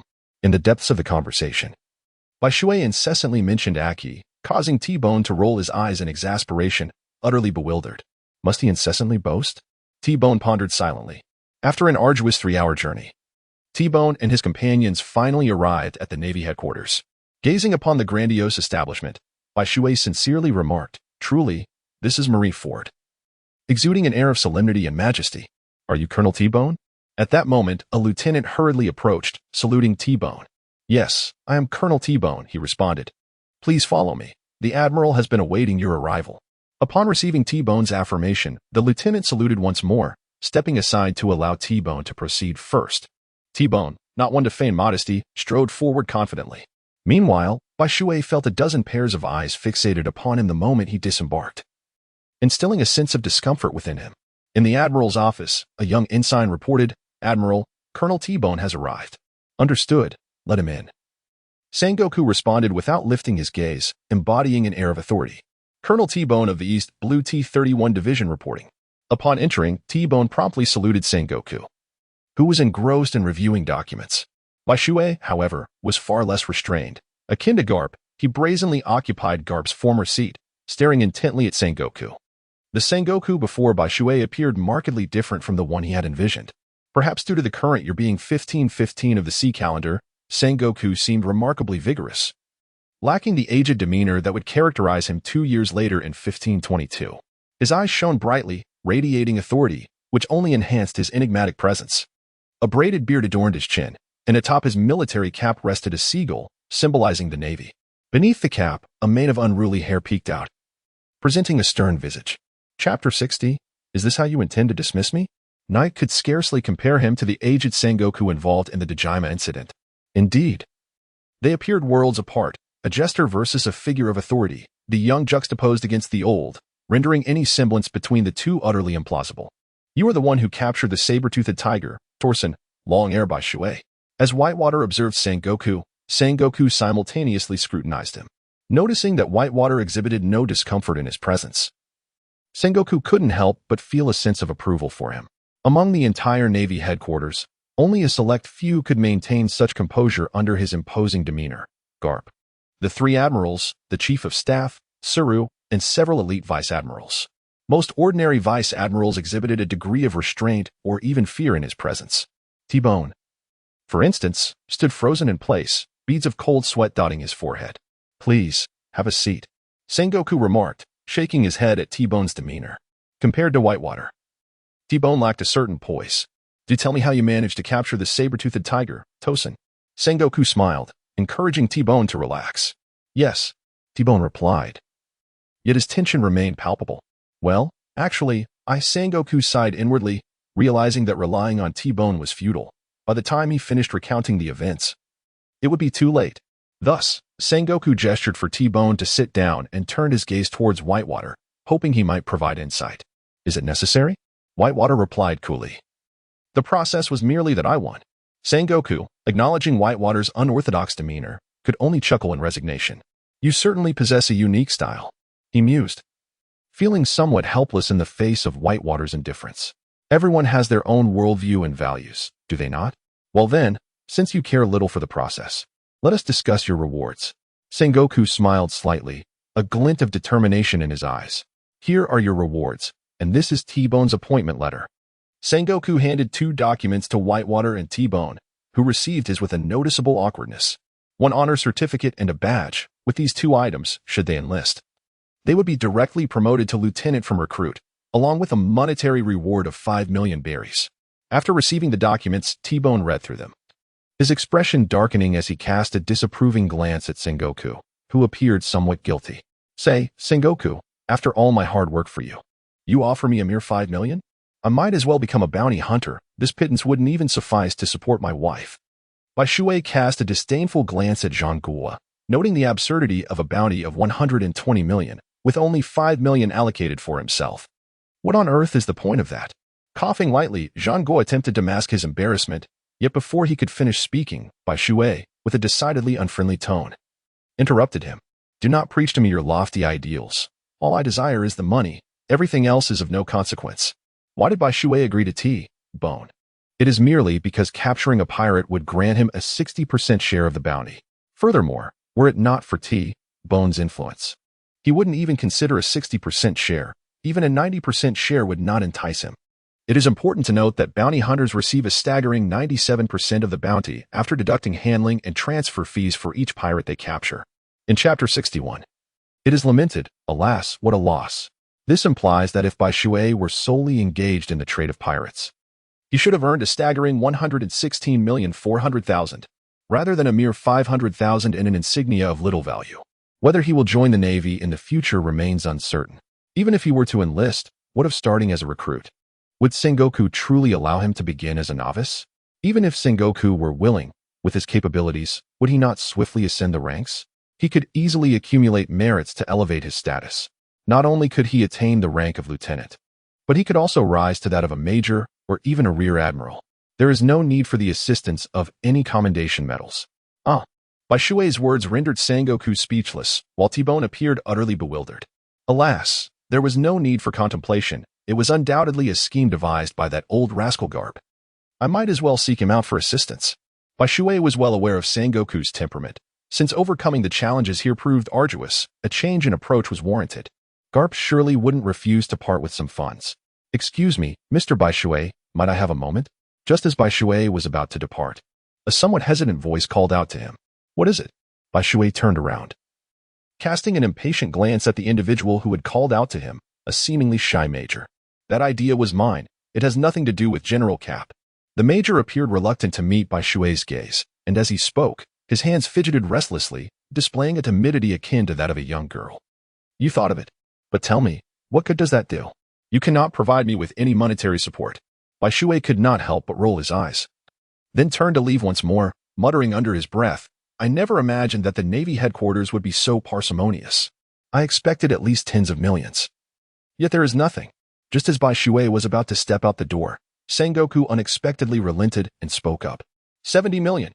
However, without a moment's hesitation, Bai Shui continued to haggle. 60 million. No more. Sengoku tightened his grip on the table, and the atmosphere in the room grew tense in an instant. 80 million. It cannot be lower than this. Bai Shui uttered these three words with a chilling indifference, rendering any counter-argument futile. 75 million, truly, could not be increased. Zhangguo's fist clenched tightly, producing a crackling sound, as he spat out these words through gritted teeth. He had reached the brink of eruption. He had tolerated Bai Shui time and again, but if Bai Shui remained oblivious to the gravity of the situation, he would have no choice but to teach him a lesson. "Very well, it's a deal, 75 million. Yet Bai Shui, without the slightest hesitation, ceased any further negotiation, sporting a merchant's grin as he rubbed his hands together with an impatience that evoked a desire to strike him. It became evident that his earlier coldness and decisiveness had merely been an act. Zhangguo was suddenly overwhelmed by a sense of having been duped.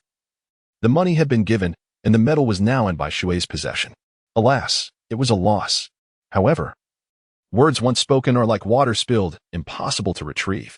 He signaled to the major, indicating he should procure an 80 million bellica for Bai Shui. "Thank you, Marshal Zhangguo, for your generous contribution." Bai Shui caught the million-level bellica with both hands, smiling broadly. "All right, you little rascal, take your prize and be off. Your presence irks me." The Warring States displayed a face as if he had swallowed a fly, his expression dark as he urged Bai Shui to vanish from his sight. "On the warship. Hee, I've struck it rich." Bai Shui meticulously tucked away the bellica and then reclined on the warship, basking in the sun, humming a cheerful tune. Utterly at ease. Chapter 62. A Crisis for Aki. 5 hours later, T-Bone finally arrived aboard the warship, adorned with an additional golden star on his insignia, a mark exclusive to the naval forces of the headquarters. This signified that from this moment onward, T-Bone had preemptively attained his future rank. "Let us hasten home. I miss Aki." Upon T-Bone's arrival, Bai Shui sat up, rubbing his sleepy eyes. T-Bone replied, as sailors deftly maneuvered the vessel, departing the port in an orderly fashion under the guidance of the harbor personnel, embarking on their journey homeward. Yet, how was Aki faring? The one whom Bai Shui longed for? Her condition was far from satisfactory. She was unwell. Lovesickness had taken hold. She lay bedridden, having taken medicine for 3 days without any sign of recovery. To make matters worse, the tyrant of the East Sea, the evil dragon pirate crew, seemed to have developed an interest in Kuro Island. Their ominous presence was frequently reported near the island, instilling dread in the hearts of the inhabitants. "Bai Shui, where are you? Why have you not returned?" Aki murmured softly from her sickbed. Tears had not ceased flowing since the day Bai Shui departed, rendering her eyes as red as rubies, resembling a sorrowful rabbit. Aki appeared exceedingly frail, her complexion as pale as wax paper, and the room was suffused with the pungent scent of medicinal herbs, prompting one to cover their nose. When Aki first fell ill, her condition was noted by others. Yet now, despite the passage of time, her ailment showed no signs of improvement and appeared to be worsening. The island's doctors were at a loss. They all recognized that Aki's affliction stemmed from lovesickness, rendering conventional remedies ineffective. For her recovery, they knew they must await Bai Shui's return. However, as the deadline Bai Shui had set approached, there was still no word from him, casting a shadow of despair over everyone. What has happened to Bai Shui? Why has he not returned at the agreed time? As the deadline approached, Aki's condition deteriorated daily, reaching a critical state. Had it not been for her unwavering obsession to see Bai Shui return, she might have already succumbed to a deep unconsciousness. Meanwhile, on the other side of the ocean, Bai Shui had just traversed the upside-down mountain and returned to the East Sea. Upon his arrival, he suddenly felt a sharp pain in his heart, as though it were being tightly gripped by an unseen force, instilling within him an inexplicable sense of foreboding. I have some matters to attend to, so I shall take my leave for now. At the first instance, Bai Shui's thoughts turned to the possibility that something might have befallen Aki. Without a moment's hesitation to bid farewell to T-Bone, he spread his wings and descended into the sky, transforming into a fleeting shadow that gradually vanished from T-Bone's sight. A day later, as the weary Bai Shui arrived off the coast of Kuro Island, he couldn't help but exhale in relief. Fortunately, Kuro Island had not been besieged by any pirates. The navy dispatched by T-Bone was diligently patrolling, and the 5 Sea Kings he had left behind were faithfully executing their duties. The leader of the navy immediately recognized Bai Shui and promptly allowed him entry into Kuro Island. What was this sensation he was experiencing? The moment he set foot on Kuro Island, his heart suddenly seized with excruciating pain, prompting him to clutch his chest in bewilderment. He fervently prayed within himself, "Please, let it not be related to Aki." Yet he understood that this was merely a wishful thought. "Aki, I have returned." Upon stepping outside, Bai Shui was struck by the eerie silence surrounding the house. Apart from the whispering wind, the only sound was the rhythmic crashing of the waves against the shore. Chapter 63. What a silly little fool. Aki. As Bai Shui's complexion drastically altered, he was just about to flee when the door to the room swung open unexpectedly, and a graceful figure darted directly towards him. Bai Shui instinctively embraced the newcomer. "Oh, you have finally returned." A moment later, the newcomer rushed into Bai Shui's arms. Akin to a wronged child reuniting with a parent, unable to contain the tears and weeping heartily. Yet, after only a few sobs, a sudden fit of coughing overtook them. Suddenly, Bai Shui felt a chill on his shoulder, and he instinctively turned to look, only to witness a crimson stain gradually spreading before his eyes. "Aki, are you all right? What has happened to you?" Bai Shui was taken aback and hurriedly inquired. "I am fine, truly." In response, Achi shook her head but was reluctant to release her grip on Bai Shui, entwining herself around him like an octopus. "No, let me first assess your condition. You are coughing up blood and yet insist that you are well."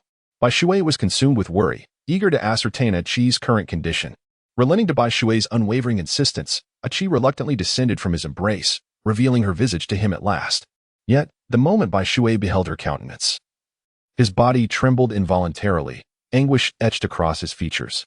In merely 10 days, Achi appeared drastically diminished, her eyes swollen and red, her face resembling wax paper, her form gaunt, and her hair in disarray, devoid of any vitality. Her breath was erratic, and a trace of crimson lingered at the corner of her lips, as if a mere gust of wind could topple her. Could this truly be the radiant Achi he once knew? Without hesitation, Bai Shui hoisted Achi into his arms and rushed toward the port.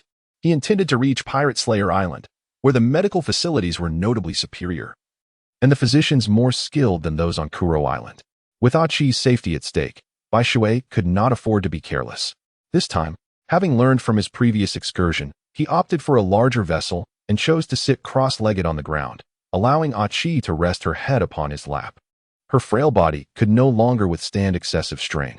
Fearing for her endurance, he deliberately slowed their pace. What should have been a half-hour journey to Pirate Slayer Island took him a full 5 hours.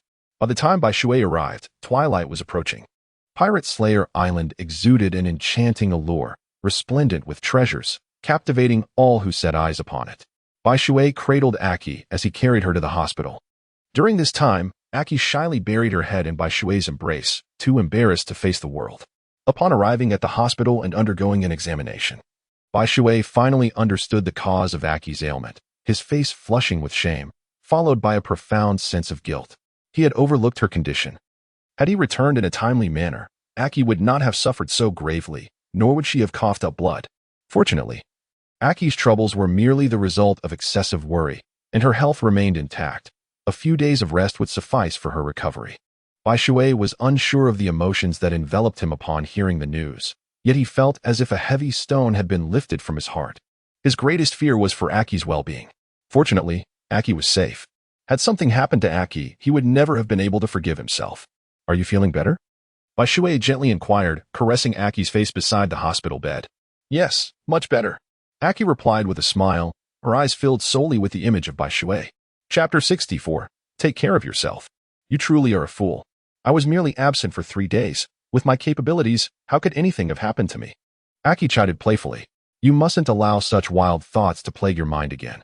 If it happens once more, I shall be quite unforgiving. As she spoke, Bai Shui playfully pinched Aki's cheek, feigning a threat. Understood. I promise it won't happen again. Aki responded, nodding gently, like a contented kitten, fully compliant with Bai Shui's wishes. Very well, you should rest now.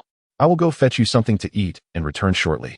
Bai Shui remarked that after covering a chi with a blanket, he rose and made his way towards the door. 20 minutes later, upon returning from the river, I held in my hands the fragrant ingredients for kanji. Bai Shui gently lifted Aki, allowing her to lean against the hospital bed, and placed a pillow behind her for support. Come, let me feed you. Bai Shui demurred to Aki's proposition of self-sustenance, opting instead to personally nourish her. Does it gratify your palate? After a spoonful of porridge, Bai Shui inquired. Although he had tasted the flavor before purchasing it, he understood that everyone's palate is unique, and what may please him might not suit Aki. It's delicious. Aki exclaimed, her eyes narrowing into crescent shapes, embodying the bliss of a contented woman. Having a boyfriend is indeed wonderful. The Aki of now felt like a completely different person from the one just a few hours earlier. One was frail and whispering, the other merely weak. The power of love is truly magnificent. As long as you like it. Bai Shui smiled gently, lifting the spoon again to feed her another bite. If it were possible, Aki would gladly remain unwell forever, for then Bai Shui would never leave her side. Yet, she understood that a man as exceptional as Bai Shui could not constantly be by her side. Unbeknownst to her, this illness had prompted Bai Shui to make a resolution. He would no longer accept tasks exceeding 3 days unless under extraordinary circumstances. He had resolved to be a steadfast companion for Aki. He despised solitude. He yearned for connection. Aki, as the only woman he recognized in this lifetime, would be his partner until their hair turned gray. Aki, unaware of Bai Shui's musings, felt that this moment was incredibly beautiful. The person she loved was right before her, staying by her side and caring for her. Perhaps the most wonderful thing in the world is just this. Aki had no knowledge of how other couples lived their lives, but she was thoroughly content with her current existence. The most romantic thought she could conjure was to grow old alongside Bai Shui. Thus, time passed as Bai Shui tended to Aki. Although it was merely a case of longing manifesting his illness, this bout still startled Bai Shui. It was only when the doctor confirmed Aki was free from danger that they were discharged. In the past, Bai Shui had struggled to comprehend the meaning of waning beauty, withering for her sake, but now it resonated within him, for Aki epitomized these words perfectly.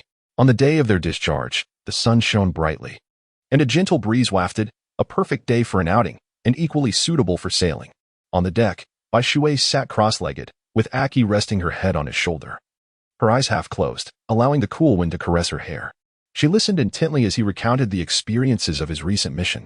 Upon hearing of the fierce battle between Bai Shui and Torsen, her face instantly clouded with concern. Yet, when he described the unusual scenery of the inverted mountain, her expression transformed into one of eager anticipation. Chapter 65, The Man's Stratagem. Particularly when she heard about the Labu, her face was alight with curiosity, struggling to fathom the existence of such terrifying creatures in the world. This mission, through my relentless efforts, yielded substantial rewards. Here, this is the money I extorted from Admiral Warring States. Take it. It should suffice for you for quite a while. Bai Shui handed the card worth 75 million berries to Aki, his face devoid of any sign of distress, instead exuding a sense of relief. The figures on the card captivated Aki's gaze, enticing her to count the long string of zeros. However, as she progressed further, an unsettling sensation crept over her. 75 million berries. She had never encountered such a sum in her life. Was it truly wise to entrust it to someone? Aki turned her head, her cheeks flushed, exuding an adorable charm. Indeed, it was real. Spend as you wish, for it is merely 75 million. Once exhausted, I shall simply extort a little more from Warring States. Observing this, Bai Shui feigned indifference and remarked, in a previous life, he might have been overwhelmed by excitement. For 75 million berries equated to over 4 million in his homeland's currency. This amount could afford a comfortable existence for an individual. Yet, in the world of One Piece, is 75 million berries considered substantial? Not in the least. It wouldn't even suffice to purchase a decent ship. The Going Merry, belonging to Monkey D. Luffy, would require at least 200 to 300 million, were it not for Frankie's involvement. Generally, larger vessels cost over 50 million. To Bai Shui, 75 million was hardly worth concern. However, Aki was enraptured by the card in her hand, appearing like a little money enthusiast, frozen in place with excitement. This prompted Bai Shui to shake his head. Was such exuberance truly warranted over a mere 75 million? Their voyage proceeded smoothly, devoid of any pirate encounters or troublesome sea kings, allowing Yi Lu to leisurely engage in a thrilling outdoor escapade with Aki aboard the ship. Of course, considering Aki's recent recovery from illness, Bai Shui only indulged in a light-hearted manner. Should this lead to any lingering ailments for Aki, he would not forgive himself. "You rascal," Aki murmured, resting her head on Bai Shui's arm, her face as rosy as an apple, irresistibly alluring. Bai Shui indeed possesses a cunning strategy. He cunningly employed a substantial sum of berries to induce her relaxation, and in her moment of bewilderment, he stripped her bare. By the time she regained her senses, Bai Shui had already penetrated her. Even if she wished to refuse, it was no longer possible. Once passion is ignited, it is not easily extinguished. Perhaps Bai Shui's brazen and audacious actions incited the wrath of the heavens, prompting a celestial being to intervene and add unexpected twists to his otherwise tranquil journey. The Clique Pirates, the sovereigns of the East Sea, commanding the mightiest fleet of pirates in the region, their captain, Clique, boasts a bounty of 17 million berries, making him the most formidable pirate in the East Sea, second only to the Dragon. His vessel, named the Fearless Warship Blade, is an enormous sailing ship featuring 3 decks, with a prow shaped like a black panther and a flag adorned with a black skull flanked by hourglasses, symbolizing the prey they have captured. Chapter 66. I feel like I've seen you somewhere before. However, Clique's fortunes have recently taken a downturn as he frets over how to acquire enough warships to assemble his desired fleet. Once he forms the armada of his dreams, he is confident in his ability to vanquish the Dragon Pirates and ascend to the throne of the East Sea's premier pirate crew. Yet, despite his relentless searches, he finds himself unable to locate vessels that meet his standards. Just then, he spots a large ship approaching from the distance, stirring a thrill within him. With years of experience navigating the seas, he surmises that this ship is at least of equal caliber to his own. With such a vessel, the position of East Sea Sovereign would be within his grasp. "Men, prepare for action. Our target is at 12 o'clock. Clique bellowed, standing in full battle gear at the bow of his ship, commanding enthusiasm. His crew, a band of ruffian pirates, instantly transformed from their previous lethargy into a pack of ravenous wolves, howling in response to his command. Ah, what a rare coincidence to encounter him here. However, if you intend to seize from me, be prepared. I am no helpless victim and shall not yield to your thievery." Bai Shui, who had been resting, suddenly felt a jolt of energy, a spark of keen interest playing at the corners of his mouth. "Aki, we have guests. I must go and greet them." Bai Shui gently patted Aki, who immediately sprang up from the ground like a startled rabbit. "You seem overly excited," Bai Shui remarked with a bemused smile, his expression one of exasperation. "Encountering pirates again, and they appear rather formidable this time." "Who are they?" With Bai Shui at his side, Aki felt no trepidation regarding a potential pirate attack. Instead, he inquired about their identity. "They are the Crick pirate crew, led by Captain Crick, who has a bounty of 17 million. He aspires to become the sovereign of the East Sea," Bai Shui explained, displaying a complete lack of concern for Crick. In truth, for him to regard Crick, a bounty exceeding 100 million was imperative. Following his battle with Tozen, he had lost interest in pirates with bounties below that threshold. In the East Sea, there was no one capable of challenging him. "Look, they seem intent on robbing us." Aki pointed at the approaching Crick pirate crew. "Then they have undoubtedly chosen the wrong target. It is always I, Bai Shui, who robs others. How could anyone dare to rob me?" Bai Shui chuckled in response. "If they wish to seize my ship, they must be adequately prepared. Boss, I can't shake the feeling that that person looks familiar." A Jean, standing beside Crick on the pirate ship, remarked. "Oh, really? Now that you mention it, I too find him somewhat recognizable. Where have I seen him before?" Prompted by the reminder from the ghostly A Jean, Crick scrutinized Bai Shui once more, realizing that Bai Shui indeed seemed familiar, as if he had encountered him previously. Yet, he could not quite place him. Who could it be? Crick scratched his head, struggling to recall Bai Shui's identity. Chapter 67. You must be joking. Just then, a crew member by Crick's side exclaimed in surprise. Suddenly, Crick sensed an overwhelming aura descending before him, rendering the entire atmosphere eerily silent. The throats of all the crew members felt as though they were constricted, unable to produce a sound. "Ah, greetings, Crick." A youthful voice emerged at that moment, prompting Crick to glance upward. Upon seeing the source of the voice, he was instantly frozen in place. The realization struck him. He remembered who Bai Shui was. In that instant, a chill coursed through him, akin to plummeting into an icy abyss. Longer Bai Shui. He uttered the name with trembling lips, drenched in sweat, as though he had just emerged from a bath. Fear, an emotion that should not have surfaced within him, was instilled by Bai Shui's formidable presence. From the looks of it, you seem intent on seizing my ship. How bold of you to even contemplate robbing me. Bai Shui stood with his arms crossed, exuding an air of leisure. A mere fleeting glance from him, however, plunged Creek into an abyss of unease. How could I possibly have any thoughts of seizing from you? You must be jesting, Bai Shui. Creek hastily forced a smile. Although he was not previously acquainted with Bai Shui in recent days, reports about him had saturated the air, detailing his formidable feats, capturing the ferocious tiger, Chris, and the saber-toothed tiger, Tozan. Such prowess was undeniably terrifying, while the bounty of 50 million on Chris seemed manageable. The case of Tozan was vastly different. He was a pirate worth over 100 million. A feat that a mere rear admiral from the Navy could scarcely achieve without immense effort. Yet Bai Shui had personally captured Tozan. Just how powerful was he? Creek was uncertain of Bai Shui's true strength, but he recognized that confronting him would yield no favorable outcome. Oh, is that so? If so, why do you not depart? Do you wish to compel me to destroy your vessel? Consider the fate that awaits those who obstruct my path. Upon hearing Creek's explanation, Bai Shui could not help but reveal a playful smile. Ah, yes. I shall turn around immediately. Relieved by Bai Shui's lack of hostility, Creek exhaled deeply. In the original tale, he had the audacity to confront even the likes of Mihawk, oblivious to his true might. Ignorance breeds courage, and Creek exemplified this notion. However, Bai Shui was different. Creek possessed a keen awareness of Bai Shui's terrifying capabilities, which naturally restrained his impudence. Why are you not hurrying to turn around? Are you all made of wood? Observing the sailors frozen like statues, Creek's frustration reached a boiling point, prompting him to bellow. Oh. His loud shout finally jolted the crew into action, and they hurriedly resumed their duties. The colossal ship slowly began to pivot. Throughout this ordeal, Creek's gaze remained fixed on Bai Shui, fearful that diverting his eyes might invite a catastrophic attack. Yet, Bai Shui remained still, not making a move until the ship had fully turned. Creek could not help but breathe a sigh of relief. In that case, let us part ways here.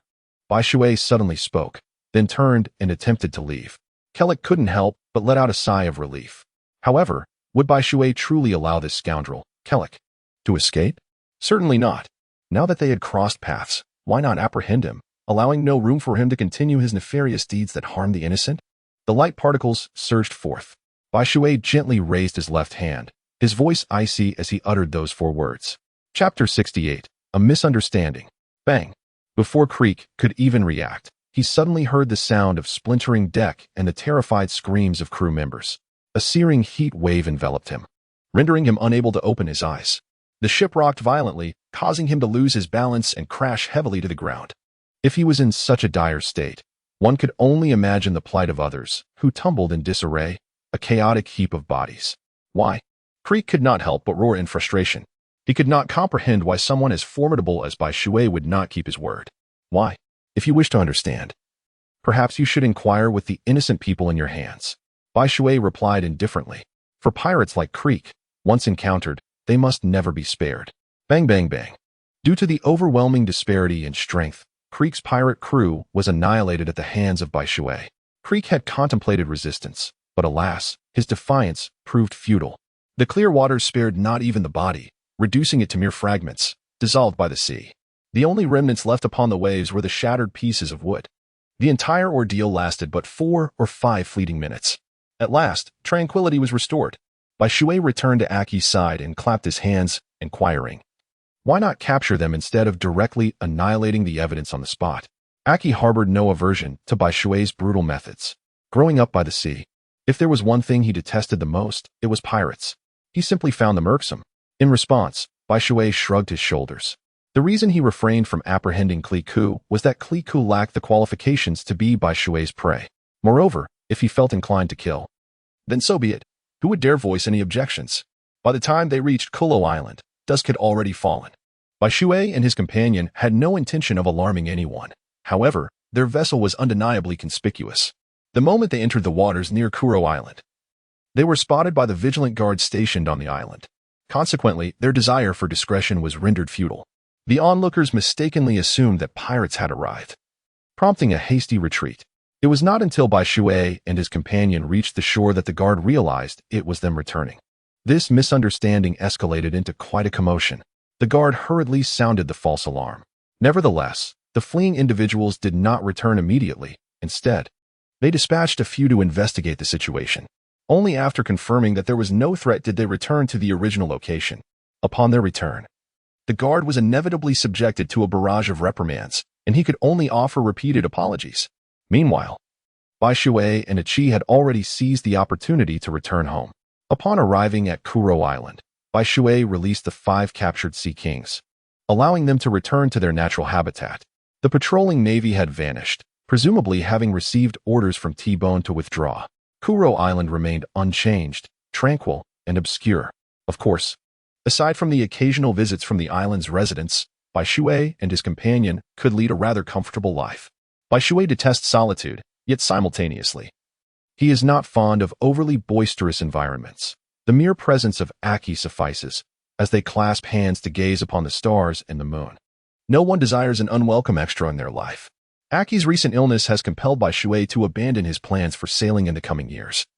He has resolved to devote his time to being by Aki's side. Chapter 69. What a mischievous little sprite. Come, Aki. Savor the flavor of the dumplings I have specially prepared for you.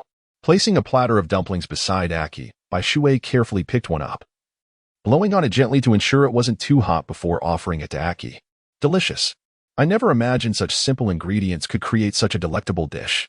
Bai Shui, you are truly remarkable, Aki exclaimed with evident delight. It seemed she didn't find the dumplings' flavor objectionable in the slightest. Really? Are they that good? I'll have to try one myself. Bai Shui responded with a smile, helping himself to a dumpling. However, the moment the dumpling entered his mouth, the anticipation on Bai Shui's face vanished. How can anyone find these dumplings palatable? The overwhelming taste was simply salt. Suddenly, and without warning, Aki received a playful swat on her posterior, the sound echoing crisply. What? Must one be punished even for a benevolent falsehood? Aki protested, displeasure evident. Her delicate hand promptly pinched the flesh at Bai Shui's waist, her rosy lips forming a pout. Bai Shui was suddenly drenched in sweat. Hastily, she set down the plate and slapped her delicate hand, which was pinched at her waist. It seemed as though every girl possessed this innate talent, mastering it effortlessly without any guidance. Was she showing you consideration? If you exerted so much effort yet I declared the dish unpalatable, you would surely feel displeased and lacking in a sense of achievement, wouldn't you? Noticing the faint trace of disappointment on Bai Shui's face, Aki, like a playful wildcat, nestled into her embrace. She nuzzled Bai Shui's chest vigorously, a ticklish sensation that rendered Bai Shui utterly defenseless. Oh, you are truly a mischievous little sprite, the only one who knows how to offer comfort. Bai Shui shook his head helplessly, yet his heart was filled with warmth. Aki truly possessed a considerate nature. In the future, I shall take you to explore the Grand Line, shall we? After all, we have ample time and no shortage of funds. Venturing out to see the world is the finest choice. Bai Shui remarked as he caressed Aki's silky hair. Sure, I'll follow your lead. Aki responded with a smile, her eyes narrowing into delightful slits, exuding an adorable charm. At times, Bai Shui genuinely felt that Aki was a gift bestowed upon him by the heavens. Where else could one find a girl like Aki, so gentle, refined, and yet so thoughtful? Bai Shui felt truly fortunate for having paused here initially. Otherwise, how could he have possibly discovered a partner as exceptional as Aki? However, reality proved that such delightful moments were destined to be fleeting. Just as Bai Shui and Aki were immersed in this serene atmosphere, the arrival of a warship shattered the tranquility entirely, particularly when Bai Shui caught sight of the figure at the forefront of the vessel, donning a dog-headed mask. An immediate wave of exasperation washed over him. Carp. This could only mean trouble. Haha, Bai Shui, my boy, I've come to see you. Carp appeared unchanged, exhibiting a complete lack of decorum befitting an esteemed vice-admiral. As he jovially strolled into Bai Shui's home, a bag of sunbae in hand. What brings you here? Bai Shui replied with evident impatience. After all, who would relish having their romantic interlude interrupted? What are you saying? Can't I come to check on you if there's nothing happening? Carp retorted, visibly miffed. His lips pursed in a comical pout. This expression instantly amused Aki, prompting her to cover her mouth as she erupted into laughter. her voice ringing like silver bells, crisp and melodious. "Did you truly come just to see me?" Bai Shui still harbored a hint of disbelief that Carp would come to see him. It was akin to expecting a sow to climb a tree or iron trees to blossom. Chapter 70. It is commendable for the young to have dreams. This individual would visit him for no apparent reason. Is my elderly visage perceived so poorly in your eyes? Listening to Bai Shui's words, Carp felt an overwhelming urge to commit violence, fixing Bai Shui with an extraordinarily sharp gaze as he spoke. "Very well, I begrudgingly accept your assertion." Upon noticing that Carp did not appear to have any pressing matters to discuss with him, Bai Shui began to believe Carp's words. "Have you just returned from Windmill Village?" Since Carp was not there for business, Bai Shui felt at ease and engaged him in conversation. "Indeed, I just encountered those 3 unruly rascals. They infuriate me to no end. Each one aspires to be a pirate, and they speak of piracy with such excitement. I simply cannot comprehend what is so appealing about being a pirate." Carp's frustration boiled over the moment he mentioned Luffy and his companions, his face contorted with anger. Had it not been for the consideration that this was Bai Shui's home, he might have unleashed a punch in fury. Haha, it's quite amusing to think that the grandfather is a marine and the grandson a pirate. Bai Shui did not conceal his derision, for Carp would not be bothered by it. However, Aki had already quietly retreated, setting out food, wine, and beverages for the 2 men. This was their world, and the women merely awaited on the sidelines. Ah, if only they could all be like you. What a blessing it would be, being a pirate, constantly pursued. Carp sighed deeply, a shadow of melancholy crossing his features. Well, you need not dwell on it too much. Since they each harbor their own dreams, let them pursue them. Who among us in youth did not possess a dream, whether it be of the sea or of the navy? What matters is that it brings them joy. At times, I find myself somewhat envious of those pirates, feasting heartily, drinking copiously, embarking on adventures with their comrades, experiencing a myriad of events. Such a life is not without its merits. Of course, if the purpose of being a pirate is merely for wealth, then that is another matter entirely. I would not hesitate to eliminate such individuals. Bai Shui poured Carp a bowl of wine. You'd best not follow in their footsteps and become a pirate yourself. Carp lamented, his hair now entirely white. If you were to take that path, I would risk my very life to bring you back. Understand? Carp took a sip of his drink, his expression exceedingly grave. His gaze sharp as an eagle's, as if he would overturn the table and deal with Bai Shui should he dare to avert his eyes. Rest assured, old man, I have no desire to face your affectionate Iron Fist, nor to be chased across the globe. I am not Roger. I lack such prowess. Bai Shui raised his glass of juice and clinked it with Carp's, then tilted his head back and drank it all. Though Carp wore a cheerful smile each day, who could fathom the anguish that resided within him? Luffy, Ace, and Sabo all aspired to become pirates, which naturally pained Carp, who yearned for them to join the navy. Should they embrace the life of piracy, regardless of Carp's wishes, their fates would inevitably intertwine, much like the tragic confrontation depicted in the original tale. The thought of a grandfather battling his grandchildren is profoundly sorrowful. Is Carp mistaken in his sentiments? Not at all. As a Navy officer, he naturally desires to shield his grandchildren from the infamy of piracy. What parent wishes to witness their child stray down a perilous path?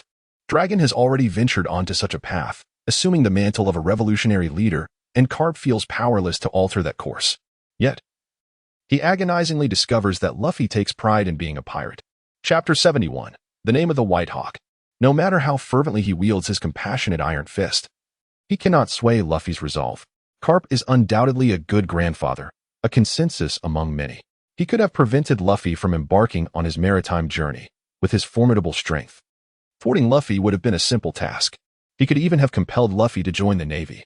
However, in the end, he merely voiced a few admonishments. Watching as Luffy set sail alone to pursue his dreams, occasionally providing him with covert protection from the shadows. Without Carp, Luffy's adventures would have been fraught with peril. Countless adversaries could have easily brought Luffy to his demise, yet they often hesitated, respecting Carp's reputation and refraining from delivering a fatal blow. Otherwise, Luffy would have perished long ago. The pirate world is rife with powerhouses, and extinguishing a mere ant like Luffy would be a trivial feat. Nevertheless, they each have their own choices, and this old man shall not interfere. At least for now, you have not strayed too far. As he downed another drink, a glimmer of crystalline tears unexpectedly welled in Carp's eyes, falling to the ground. A man does not shed tears lightly, yet sorrow has not yet struck. Carp is no exception. He yearns for Luffy and the others to grasp the depth of his heartfelt concerns. Yet, in their youthful exuberance, They are consumed by thoughts of freedom and adventure, oblivious to such burdens. Perhaps, during the climactic battle depicted in the original tale, Ace came to an understanding. But Luffy, without a doubt, remains oblivious to it all. Bai Shui holds this belief with unwavering certainty. The revelry continued until 8 in the evening. With a tipsy demeanor, Carp departed, steering the warship into the horizon, vanishing from Kuro Island.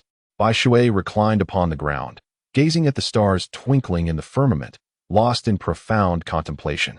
There is a saying that resonates. There is always a star in the sky that watches over you silently, and on the earth, there is invariably someone who cares for you in silence from behind.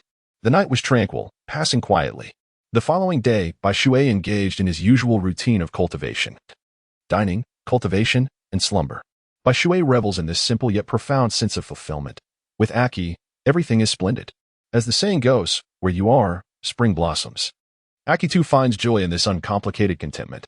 Each day, she delights in watching her beloved hone his skills before her, occasionally engaging in playful banter. It is truly delightful. Aki's life is filled with joy. A year has swiftly passed, and it is now the year 1516 of the sea-round calendar. In this new year, the world remains much the same, with little change. However, the East Sea has undergone notable transformations. For one, the number of pirates has significantly diminished. The Navy's authority has been greatly bolstered. If one were to inquire why, it would likely be attributed to Bai Shui's presence in the East Sea. The news of his capture of over 20 million notorious pirates has spread widely over the past year, leaving a profound impact on the entire region. The Donghua Mountain pirate crew and the Clique pirate crew, once among the East Sea's 5 dominant factions, now find themselves reduced to merely the evil dragon, Black Cat, and Jester pirate crews. If Bai Shui can apprehend pirates of such magnitude, then those with only a few million in bounty are as insignificant as ants, easily obliterated with a mere gesture. For the sake of their own lives, they must tread carefully. Should they draw too much attention, they risk becoming Bai Shui's next targets. No one desires death. Although most of the East Sea populace is unaware of Bai Shui's whereabouts, they collectively express their gratitude for his existence, which has undeniably improved their lives. Chapter 72. Rog Town, the place of beginnings and endings. At the very least, when pirates dare to attack, they no longer have the audacity to kill. Instead, they only venture to steal a few trinkets before fleeing like the wind. The title of White Eagle has spread widely in the East China Sea over the past year. Now, among the pirates of the East China Sea, the mere mention of the White Eagle instills fear in all. Even the notoriously arrogant dragon pirates dare not act too brazenly. It is now February. On a certain day in February, let us venture out for some amusement.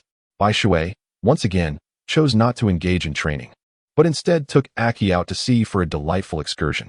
Aki donned a lovely dress as she and Bai Shui embarked on their journey. Countless young women from Kuro Island must have envied them, for who would not desire a prince charming to whisk them away to explore the breathtaking vistas of the ocean? Over the past year, Bai Shui had guided Aki through nearly all the scenic wonders of the East Sea.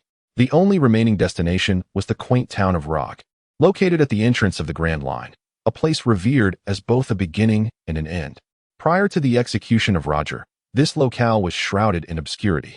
However, following his demise, it transformed into a pilgrimage site for pirates from all corners of the world. The number of visitors is countless, among whom several renowned figures stand out: Dracula Mihawk, the Hawkeye, Don Quixote da Flamingo, the Flamingo, Buggy the Clown, Crocodile, the Sand Alligator, Shanks, the Red-Haired Emperor, Gecko Moria, the Moonlight, Jinbe, the Fishman Pirate, and Monkey D, Dragon, the leader of the Revolutionary Army. Yet, this place is not exclusively the domain of pirates. The Navy also pays visits. Although the naval officers who come here do not achieve the same level of renown, their presence is seldom recorded. The only notable name associated with this location is that of Colonel Smoker, the infamous Smoker the Cigarette, stationed at the naval headquarters here. The arrival of Whitewater undoubtedly stirred Smoker. After all, anyone would be unsettled by the sudden appearance of a colossal vessel within their domain. However, upon realizing that the visitor was Whitewater, Smoker could not help but breathe a sigh of relief. One need not be wary of Whitewater, for he is likely to become an ally in the future. Not only has the fleet admiral conveyed this sentiment, but his dear friend, Admiral Akiji, has also expressed similar thoughts. Naturally, there is no reason to be on guard against Whitewater. On the contrary, his arrival is met with great enthusiasm. This is what I spoke of, the town of beginnings and endings, the very place where the Pirate King, Roger, was once executed. Bai Shui brought a chi to the execution platform, pointing at it as he spoke. Even though 18 years had elapsed since the execution of Roger, the blood on the platform remained as vividly crimson as it had been in those days. One could almost close their eyes and envision the heroic figure of Roger from that era. Roger heralded the dawn of a new age while simultaneously bringing an end to another. Before Roger's time, there existed the legendary pirate rocks. It was Roger's emergence that concluded the era of rocks, ushering in the age of the great pirate Roger, which lasted a full 24 years until the defeat of Whitebeard marked the end of the Great Voyage era. The world of pirates now welcomed a new age of exploration. Oh, Achi was unaware of Roger. Thus the execution platform did not leave as profound an impression on her as it did on Bai Shui. What captivated her more were the delectable foods and garments found in Logtown. Achi had a great fondness for culinary delights, which somewhat surprised Bai Shui. Chapter 73, Reverse Mountain and Laboon the Whale. However, Bai Shui found no fault in her enthusiasm for food.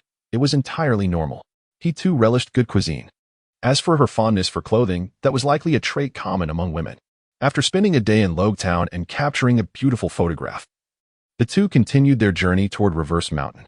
Achi had long anticipated visiting Reverse Mountain, but Bai Shui had consistently denied her request to see it. He was uncertain why he refused, yet his decision remained unchanged, though she had imagined Reverse Mountain to be grand and imposing. Standing at its base elicited an involuntary gasp of awe from Achi. The mountain towered far beyond her expectations, stretching endlessly toward the sky, resembling a colossal pillar connecting heaven and earth, instilling a sense of reverence. Not to mention the roaring reverse currents that thundered like a tempest, leaving Achi utterly speechless. Isn't it magnificent and towering? Bai Shui embraced Aki at the waist and softly whispered into her ear, I never anticipated you would be so remarkably tall. It truly is beyond belief. Aki nestled against Bai Shui's chest, her face brimming with excitement. With Bai Shui by her side, she felt an unwavering sense of security, for she knew he would safeguard her. Now, are you prepared? We are about to embark on the Grand Line. Bai Shui whispered softly into Aki's ear, and suddenly, 8 tentacles shot out from his body, securing themselves to the 8 cardinal points of the ship, anchoring him firmly in place, preventing any tilt. With a thunderous crash, as the ship entered the tumultuous waters of the inverted mountain, Aki felt herself crash heavily against Bai Shui's chest, emitting a muffled sound. The entire vessel, in her terrified gaze, ascended vertically at a 90-degree angle against the mountain, rushing upstream with alarming speed. Aki let out a piercing scream, shrill and jarring. It seemed to be an instinctive reaction common among girls. As she screamed, her hands flailed wildly, reflecting her fear of the ship plummeting. Fear not, I am here. There is no need to worry about falling. Observing her distress, Bai Shui tightened his embrace and gently patted Aki's back, signaling her to relax and not to fret. It was then that Aki remembered that Bai Shui was there to protect her, and her worries began to dissipate. Her cheeks flushed with warmth as she stuck out her tongue and comfortably nestled into Bai Shui's embrace, closing her eyes to revel in the refreshing mountain breeze. However, her back was entirely drenched in cold sweat. Suddenly, a soul-piercing shriek jolted Aki's eyes wide open. The moment she did, she froze in place, gripping Bai Shui tightly like an octopus, too frightened to let go. What she beheld was a whale, as large as an island, opening its menacing jaws, seemingly intent on swallowing her whole. Fret not, that is just a labu. Do not be deceived by its fierce appearance. It means no harm.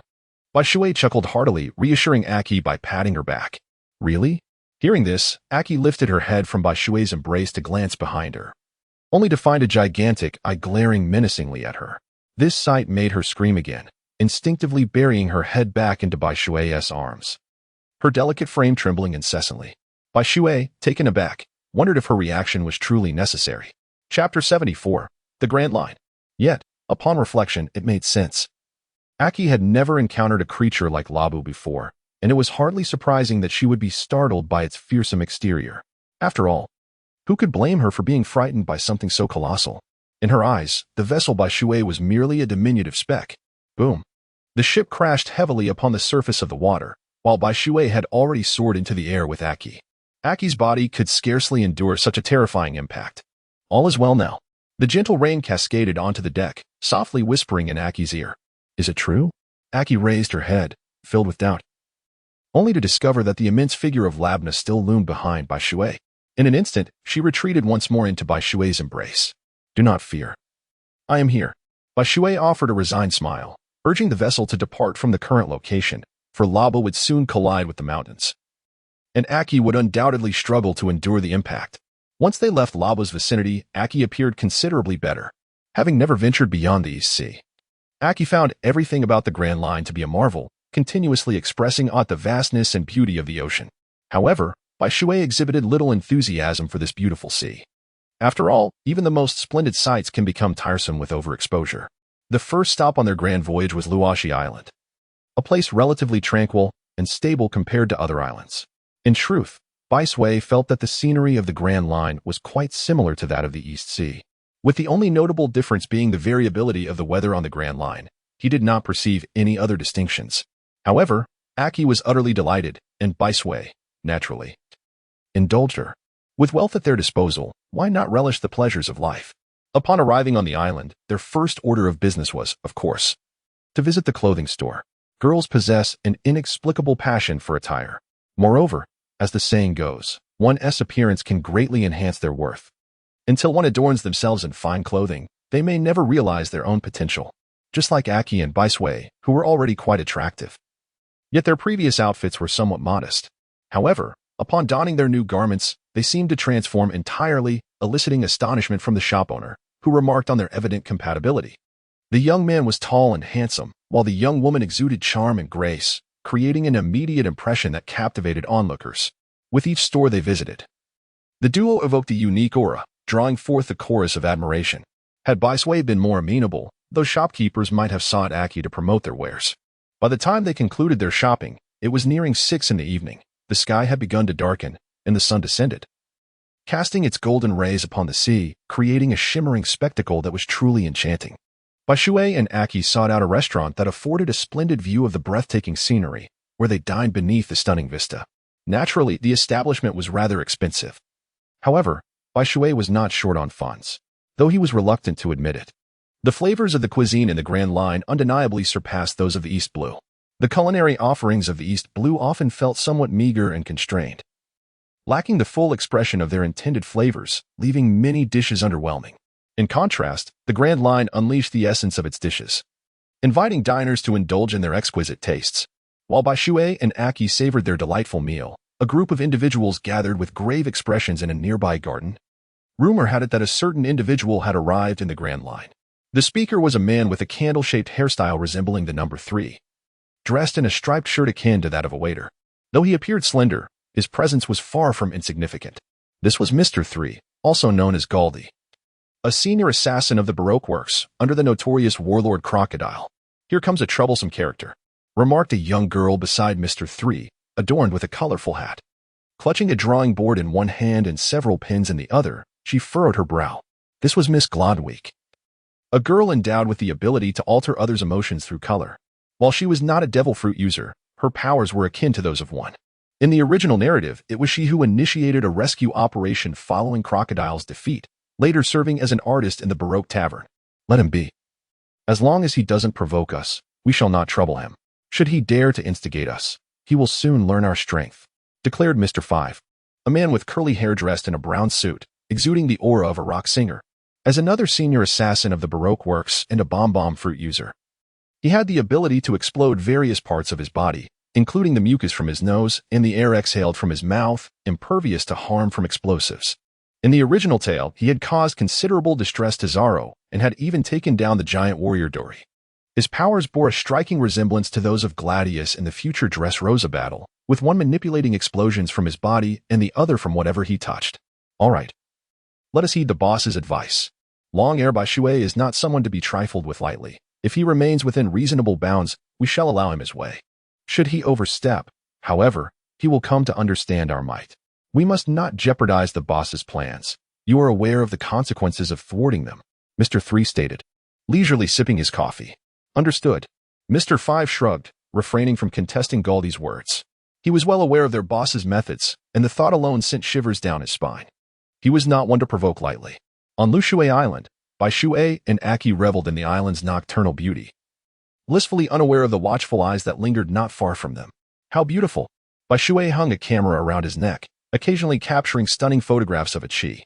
It seemed an innate talent for every man to portray his girlfriend in her most beautiful light. Ichi radiated joy like a little sprite, drawing glances from passers-by. However, the ominous aura exuded by Shui deterred many from harboring any inappropriate thoughts. After all, in the grand scheme of things, one's own life held far greater significance than any fleeting whim. As the clock struck 10, the streets of the island began to grow somewhat desolate. Ichi, feeling a tad weary from her revelries, allowed Shui to carry her back to the inn. Once they secured a room, they indulged in a soothing bath to alleviate the fatigue that had accumulated throughout the day. Finally, they collapsed onto the bed, their exhausted bodies entwined as they succumbed to slumber.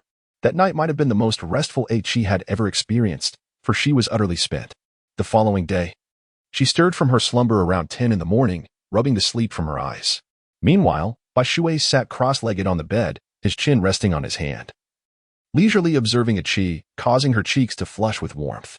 In a playful huff, she tossed a pillow at him, sending him tumbling off the bed. Chapter 76. Let's delay having children. The memories of the previous night's fervor ignited a delightful blush across her cheeks, undeniably alluring. Yet, considering Ichi's young age, Shui was not inclined to contemplate parenthood just yet. He preferred to wait until they both reached their mid-20s, by which time their bodies would be fully developed. Bringing a child into the world would be less arduous for Ichi, sparing her from unnecessary suffering. For women, childbirth often resembles a perilous passage through the gates of death. A single misstep could lead to an irreversible fate. Having witnessed the experiences of others, she understood the heightened risks associated with giving birth at her age. He had seen women lose their lives in the throes of childbirth, an experience that only deepened her fear. Nevertheless, she felt fortunate to have found the right person, someone who truly loved her. It was evident to her that, and Shui's eyes, the importance of a child paled in comparison to her own significance. To him, a child seemed merely an accessory to their lives together. Shui gazed at her with an everlasting tenderness in his eyes. Ichi felt immensely fortunate to have encountered Shui on that beach, a man who treated her with unfaltering kindness. Come on, it's already noon, you little lazy pig. At that moment, Shui mischievously popped his head in, feigning disdain. Go to hell, Ichi retorted in a mixture of embarrassment and anger, swiftly hurling a pillow at Shui with alarming speed, sending him crashing to the floor. 10 minutes later. Today, I shall introduce you to the most valiant warriors in the world, Shui declared while holding Ichi's hand as they strolled down the street. All right, I'll follow your lead, Ichi replied with a gentle smile, willing to go wherever Shui suggested. Hee, then you must be prepared. They are quite formidable. I hope you won't scream like you did yesterday when you encountered the giant, Shui teased, sporting a playful expression. Oh dear. Could you refrain from mentioning that incident? Ichi protested, playfully shaking Shui's arm, her voice soft and delicate, captivating anyone who heard it. All right, I won't bring it up again. The white water was utterly powerless against this maneuver. As the two departed from the shore, embarking upon their vessel, their departure from the harbor inevitably elicited a chorus of astonished gasps. After all, such a grand warship is a rarity, even on the Grand Line. Little Garden. After a day's arduous journey, they finally reached their destination. Shui wished to bring Aki to this very place, where two colossal titans had waged a battle for a century without a resolution. The Blue Demon, Dong Li, and the Red Demon, Broki, once captains of the original giant warrior pirate crew, each held a bounty of 100 million. A century ago, they had each captured a Sea King. But a query from a young girl regarding whose catch was larger sparked a dispute that ignited this century-long conflict. Had it not been for Mr. Five's treachery in the original tale, this enduring struggle might have persisted indefinitely. Dong Li emerged as the loser, yet his defeat was laden with a sense of futility. Shui, could there truly be giants taller than mountains? I am afraid. Upon arriving at Little Garden, Aki began to feel a twinge of fear. Gripping Shui's arm tightly, her palm slick with cold sweat. Despite Shui's assurances that both giants were incredibly hospitable and posed no threat, Aki remained apprehensive. After all, they were giants. Chapter 77. The Centenary Showdown. There's nothing to fear, for I am here, Shui softly reassured her, gently patting her back to alleviate her anxiety and concerns. Suddenly, a deep, resonant rumble echoed above Little Garden, causing the sea to tremble, as if something immense was bearing down upon them. Upon hearing this sound, Aki appeared even more tense and frightened, her body rigid as she buried her head into Shui's embrace, unwilling to glance at the unfolding events behind her. Within the dense thicket, something stirred ominously, as if being forcefully pushed aside, producing a rustling sound. Is it here? In his heart, Bai Shui contemplated. Prior to his arrival, he had procured nearly 30 barrels of wine, intending to offer them libations. He was well aware of the giant's fondness for fine spirits. Roar. However, the first creature to emerge was not the colossal giant Bai Shui had anticipated, but rather an enormous dinosaur. The creature's eyes were brimming with terror, as though something sinister pursued it from behind, compelling it to flee. Yet, upon appearing before Bai Shui, its escape route was severed. Unless it leaped into the sea, it faced certain demise at the hands of its pursuers. Roar. The dinosaur let out a desperate wail, and then, in a flash of light, a soft thud resonated as its massive head plunged into the ocean.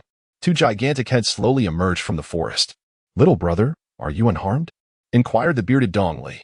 "Little brother, may I trade you some dinosaur meat for wine?" proposed the gluttonous Buloki, eyeing the barrels behind Bai Shui with barely concealed longing. "Haha, esteemed elders. What are you saying? This wine was intended as a gift for you, not for barter." Bai Shui laughed heartily while clasping his fist in greeting. "Is that truly the case?" Buloki exclaimed with delight, though a hint of disbelief lingered in his expression. To assuage Buloki's skepticism, Bai Shui decided to demonstrate his sincerity. He promptly hurled 2 barrels of liquor toward the pair. "Good." Dong Li and Buloki cheered in unison, each catching the barrels, which were but the size of cups to them. "Why do you not invite me to the island for a chat?" Bai Shui exclaimed with a hearty laugh after tossing the wine. "Haha, we have indeed overlooked this, young friend. Please come." The two smiled simultaneously and gestured welcomingly toward Bai Shui. "See? I told you they were not frightening." In the embrace of the clear waters, Aki had already turned away, gazing at Dong Li and Buloki, whose eyes were filled with astonishment. "Indeed, they are quite massive," Aki responded, tilting her head upwards. "Of course, the giants are tall. Now, let us proceed to the island." Bai Shui lifted Princess Aki into his embrace, and with a powerful flap of his wings, ascended to the island.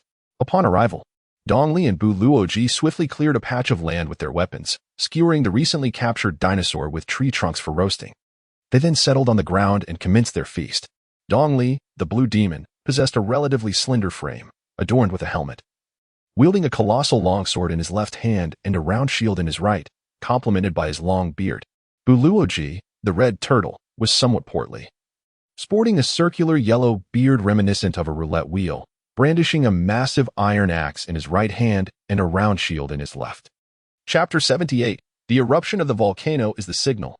To their astonishment, it had already become the year 1516 in the sea-round calendar. A century had passed astonishingly swiftly. Upon hearing from Bai Shui that the current year was indeed 1516, the two could not help but express their awe. They then exchanged knowing smiles, their laughter resonating with a thunderous exuberance, embodying the bravado of maritime heroes. "Cheers!" they exclaimed. Maritime heroes never inquire about one's origins. As long as you harbor no ill intentions, friendship is easily forged. Due to his unfamiliarity with strong spirits, Bai Shui's bowl contained fruit wine, low in alcohol content, suitable for his consumption. After downing a bowl of this fruit wine, Bai Shui felt a wave of refreshing comfort wash over him, exhaling contentedly. "See? I told you. They are quite approachable." Bai Shui turned to his companion Aki and said, Aki gently nodded, no longer displaying the fear she had before, quietly sipping her juice. "Young friend, come, taste the flavor of the dinosaur meat from this island. The surroundings may be a bit humble, but I hope you won't mind." The green demon chuckled as he presented a large leg of dinosaur to Bai Shui. "Haha, brother Dongli, you jest." Bai Shui replied. "What man of the sea is so finicky? As long as we have food and drink, what does it matter how the environment is? It is enough that we enjoy our drinks and eat comfortably." Bai Shui took the thigh and smiled nonchalantly. "Come, let me toast to both of you." Bai Shui filled a bowl with wine and raised it as a gesture towards the two men. Upon noticing, they lifted their wine barrels and clinked them against Bai Shui's before tilting their heads back to drink it all in one go. Is not the essence of male camaraderie forged through the shared experience of drinking? Suddenly, as the trio reveled in their merriment, a terrifying roar erupted from the island, startling Aki, who instinctively clutched Bai Shui's hand tightly. Bai Shui, too, was taken aback but understood the implications of the sound. He turned his gaze to the sky, where a crimson wave of fire surged forth, enveloped in a hazy dust that obscured the very air around them. The eruption of the volcano on Zaiwawen Island signified the imminent clash of two giants, a duel they had mutually agreed upon. Each eruption of the volcano would mark the occasion for their battle. Consequently, the two men, who had been enjoying their drink, set their barrels down simultaneously, their expressions turning gravely serious as they each took up their weapons, and an eerie stillness enveloped the atmosphere. Fear not, for this was merely their daily ritual of combat. Observe closely how men engage in battle upon the vast sea. Bai Shui embraced a Qi at the waist, seated on the ground, gazing upward. A Qi nodded, leaning against Bai Shui's shoulder, her face alight with anticipation. Drink, they exclaimed in unison, and immediately, a formidable and terrifying aura emanated from both of them. The clash resonated like two warships colliding, producing a metallic cacophony that reverberated across the island, causing it to tremble violently, instilling fear in all who witnessed it. The towering trees on the island were uprooted as if they were mere weeds, an utterly terrifying sight. Yet, Bai Shui and a Qi remained unaffected, their surroundings tranquil. Bang! Bang! Bang!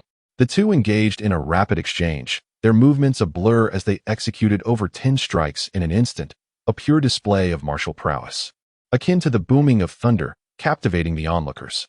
Chapter 79, The Titans Battle. The other creatures on the island fled in terror, deterred from entering the fray. Each collision ignited intense sparks, dazzling like lightning. A Qi was utterly mesmerized, unable to fathom such ferocity and battle existed in the world. As they continued their back and forth, another 20 exchanges transpired in a mere 5 minutes. The island lay in ruins, a wasteland wherever they had tread. Zing! The blue demon thrust his sword, narrowly missing, his expression shifting as he instinctively raised his round shield to block the red demon's powerful axe strike, only to be sent staggering back several dozen meters. Ha! The blue demon laughed, retaliating with his iron sword, compelling the red demon, Brokey, to defend, also sending him sprawling back. Drink! They shouted once more, colliding heavily yet again. Boom! The earth erupted, fissures rapidly spreading, winds swirling as trees were uprooted and flung aside, the open ground expanding dramatically. Zing! The fierce exchange continued, each strike making the ground tremble, the heavens resonating, a truly astonishing spectacle. They fought with the intent to annihilate one another, not as a mere game. Finally, battered and bruised, they paused to declare, the 3,745th match, a draw. Indeed, they affirmed simultaneously. Then, as if nothing had transpired, they sat down, raised their barrels of drink, clinked them together, and gulped it down. Ha ha, my apologies, are you both unscathed? After finishing their drink, they recollected Bai Shui and a Qi beside them, scratching their heads sheepishly. No worries, you've afforded me a most thrilling spectacle. Come, let us drink. Bai raised his glass, clinking it resoundingly against theirs. Ha, excellent. A truly invigorating experience. The exuberance of Bai Shui garnered the approval of the two giants, who once again threw their heads back in laughter, gulping down another hearty swig of wine, utterly unconcerned about the wounds on their bodies that continued to bleed. This revelry persisted well into the night, concluding only when the entirety of the libations brought by Bai Shui had been consumed by the trio. Dong Li and Brokey were elated. Not only had they forged a new friendship, but they had also indulged in a splendid feast of drink. As Bai Shui departed, the two personally saw him off, splitting the golden fish of the food island in half to spare Bai Shui's chariot from calamity. Farewell, my friends, I shall return to visit you. Bai Shui waved to the two as he bid them goodbye. They were filled with joy, laughing and urging Bai Shui to come back whenever he had the time, to share drinks and enjoy each other's company. The clear waters certainly hold no unreasonable objections. Although it may take a bit longer in terms of time, Bai Shui believes that gathering with friends is still worthwhile. How enchanting is the Grand Line? Bai Shui, holding Aki's hand, inquired. Indeed, it is truly marvelous. Opening one's eyes to a world of wonders, the ocean is filled with fascinating experiences. In the future, shall we make time to explore the scenery? Aki gazed at Bai Shui with eager anticipation, her cheeks flushed as she asked. Certainly, when we have the opportunity, I will take you to explore the depths of the sea, where even more captivating wonders await. Bai Shui could not refuse Aki's request, if possible. He yearned to take her on a journey around the world, showcasing the beauty of every corner of the earth. Chapter 80. The Importance of Life. Yay! You are so wonderful. After receiving Bai Shui's affirmation, Aki joyfully planted a kiss on his cheek, leaving a faint blush. Oh, it's merely a matter of showing you the scenery. Is it really such a big deal? Bai Shui rolled his eyes playfully. Yet his face was adorned with a radiant smile. Naturally, he could not suppress the joy in his heart when treated in such a manner by the girl he cherished. 2 days later, the pair returned to Kuro Island, frolicking along the way. Suddenly, the mayor appeared before Bai Shui, seeking his assistance. Bai Shui found it quite peculiar that the mayor sought his assistance for some matter. He replied, "I assure you, I shall not decline any request where I may be of help." Bai Shui sat upon the ground, observing the somewhat anxious and reserved town mayor. "Gnarl is unwell and requires a specific medicinal herb, but our funds are insufficient. Therefore, I hope you might lend me some money. Rest assured, I shall repay you promptly." Seeing Bai Shui's agreeable demeanor, the mayor hesitated for a moment before softly articulating his purpose. "Haha, what is this matter, mayor? Please, do tell me how much you require."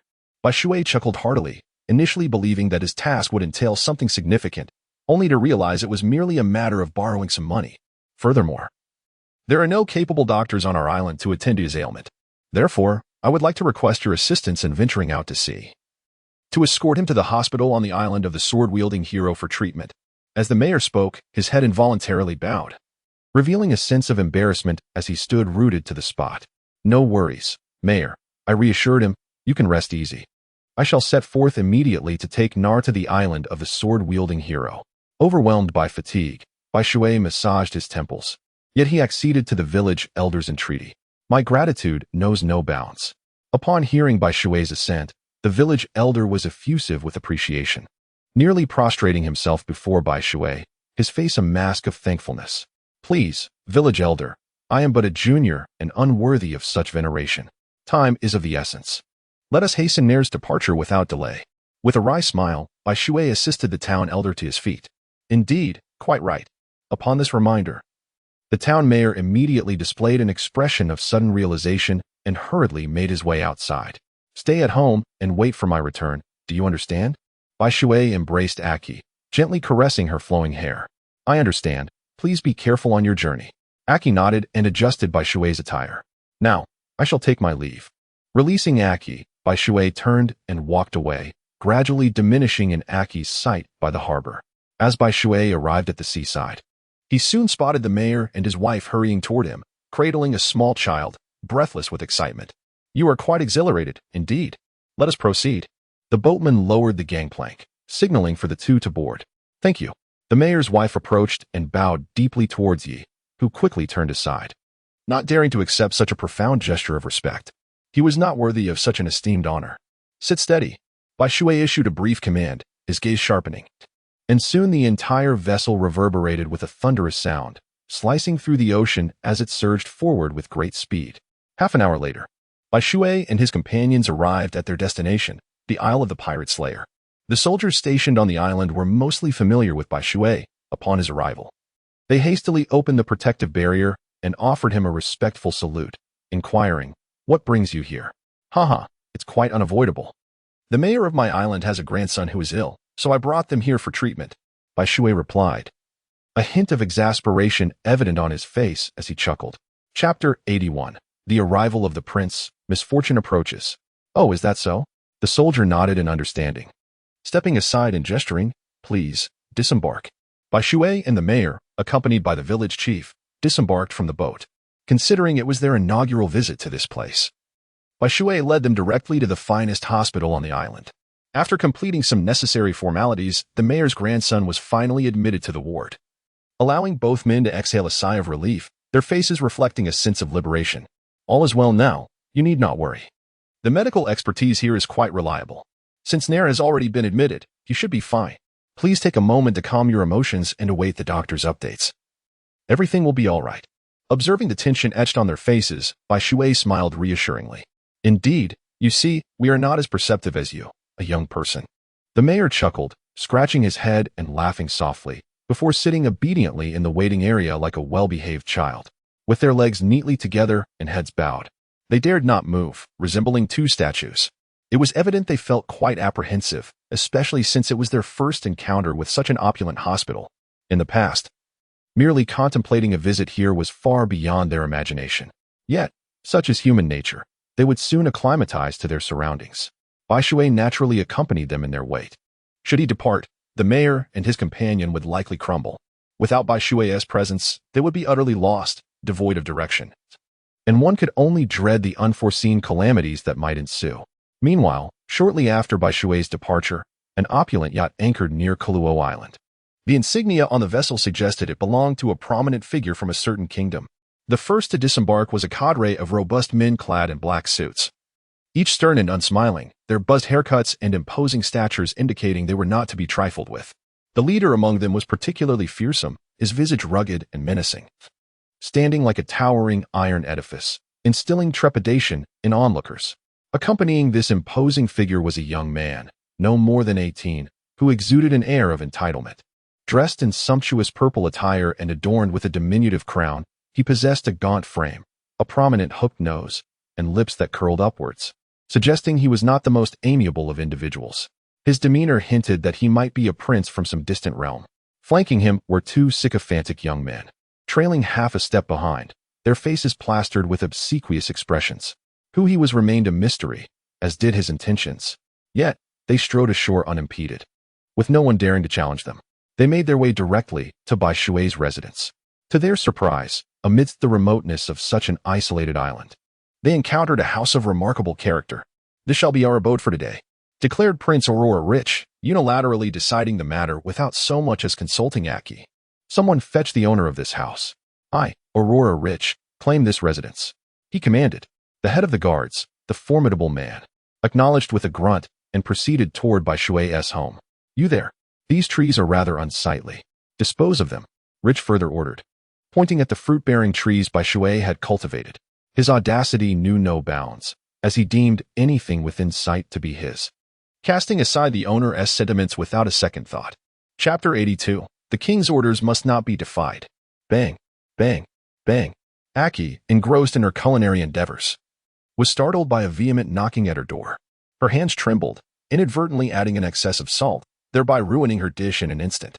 Irritated, she abandoned her cooking utensil and stormed towards the door, flinging it open with an exasperated shout. "Who dares be so rude?" Expecting to confront a fellow islander, her gaze fell upon an imposing man nearly 3 meters tall, bent low to scrutinize her. The ferocity in his eyes sent a shiver down her spine. "Who are you? And what do you want?"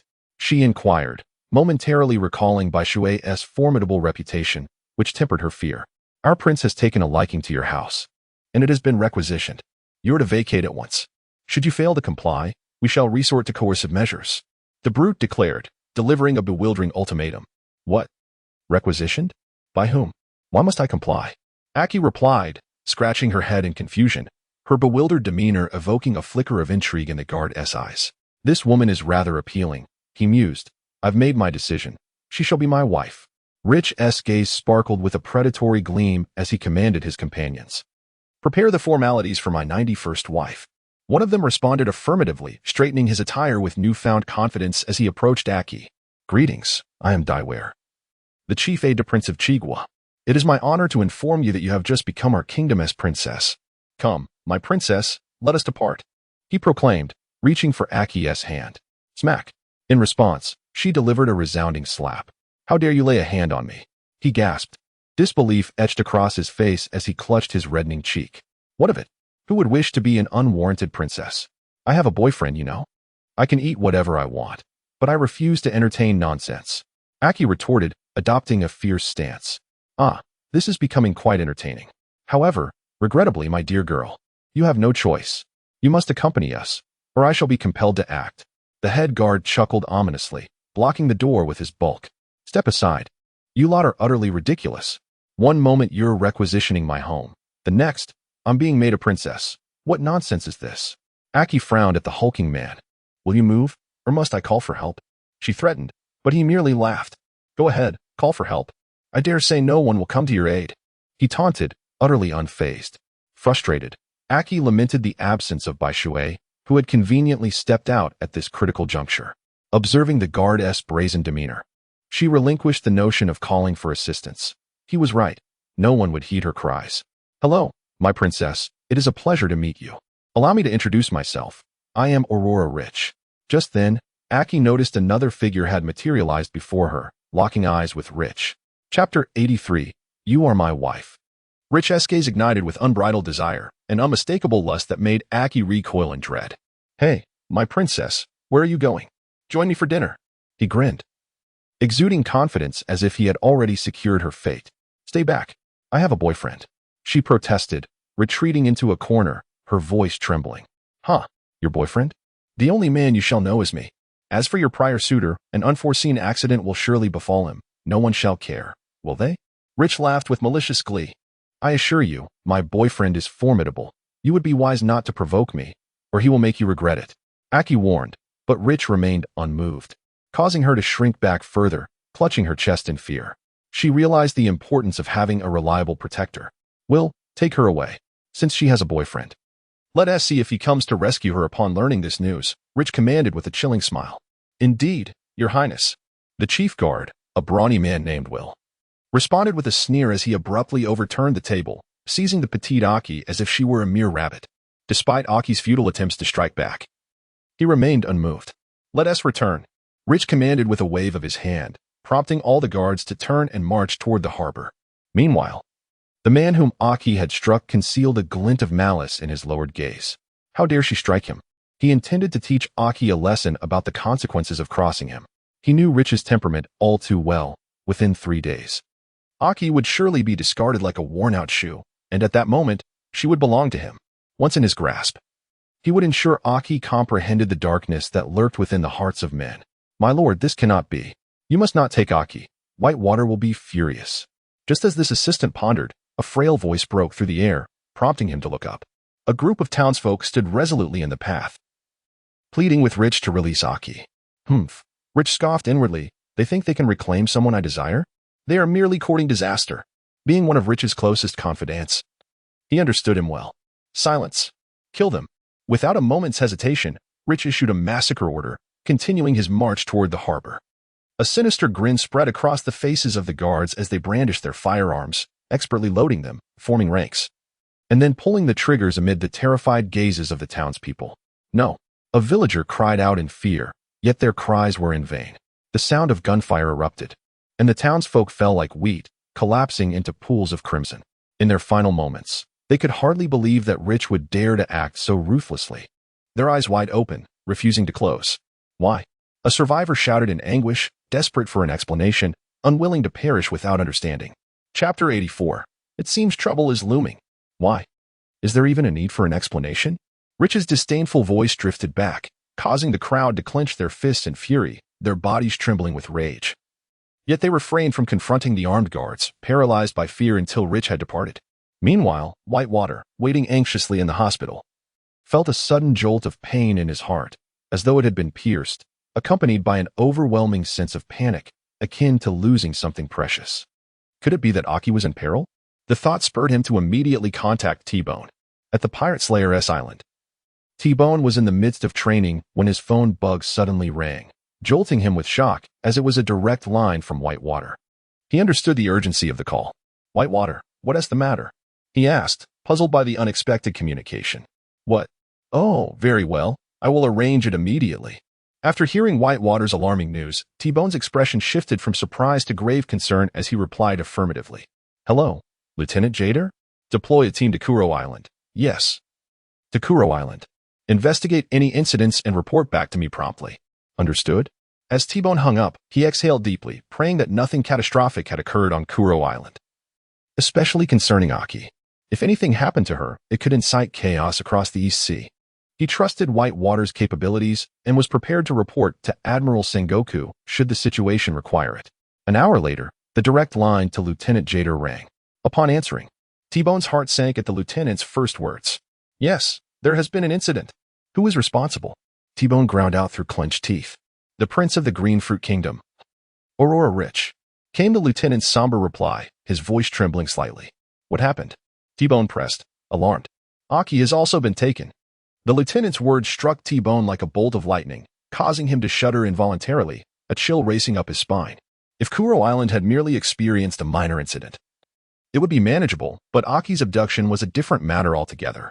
Yet, as fate would have it, just as he contemplated how to address Whitewater, another call from him came through. What is happening? The phone bug projected Whitewater's anxious visage, his eyes filled with an intense pressure that made T-Bone shiver. He struggled to maintain composure, ensuring no hint of distress showed as he replied, I'm unsure. My fleet has yet to arrive.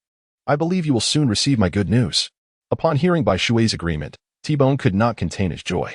However, he failed to notice that the moment he ended the call, a cold smirk gradually crept upon Bai Shui's lips. What a farce! What significance does the kingdom of green fruit hold? To covet his woman and yet expect him to spare the kingdom? In his mind, the kingdom of green fruit had long since secured a place on his list of targets. Huh, how naive, T-Bone. To think that conventional methods could persuade these haughty royals to relent. Bai Shui shook his head and sighed, realizing that he was ultimately still too young. In the kingdom of green fruit, a once peaceful harbor suddenly found itself besieged by a dozen warships, startling the port's garrison. After ascertaining their intentions, they hurriedly reported to the king. King Aurora Hoban, a frail old man with a hooked nose, appeared rather peculiar in his lavish attire, resembling someone on the verge of death. The only notable feature about him was his piercing, profound eyes, which seemed to penetrate the very souls of those who met his gaze. Naval forces? What business do they have here? I will not meet with them. Hoban waved dismissively, displaying his impatience. However, the soldier hesitated, drenched in sweat, and insisted that this matter pertained to the survival of the kingdom of green fruit. Absurd. What concern is the fate of our kingdom to their navy? Send them away and tell them I refuse to meet. Hoban erupted in laughter, his previous frailty momentarily forgotten. But they claim this concerns the prince. The soldier stammered again, hesitating in fear. If it involves Richie, what of it? Anyone who enters the kingdom of green fruit, regardless of their origins, belongs to us now. Our legitimate citizens are not subject to the Navy's jurisdiction. Hoban cast a cold glance at the soldier, whose head drooped under the weight of his gaze, drenched in cold sweat. Inform them to leave at once. What audacity for the Navy to block our territory. I shall lodge a complaint. Hoban waved his hand impatiently, signaling the soldier to depart. Finally understanding, the soldier retreated hastily. So what if Richie has caused trouble? If they require the Navy's intervention, it seems they harbor some trepidation regarding our kingdom. Hoban chuckled with satisfaction.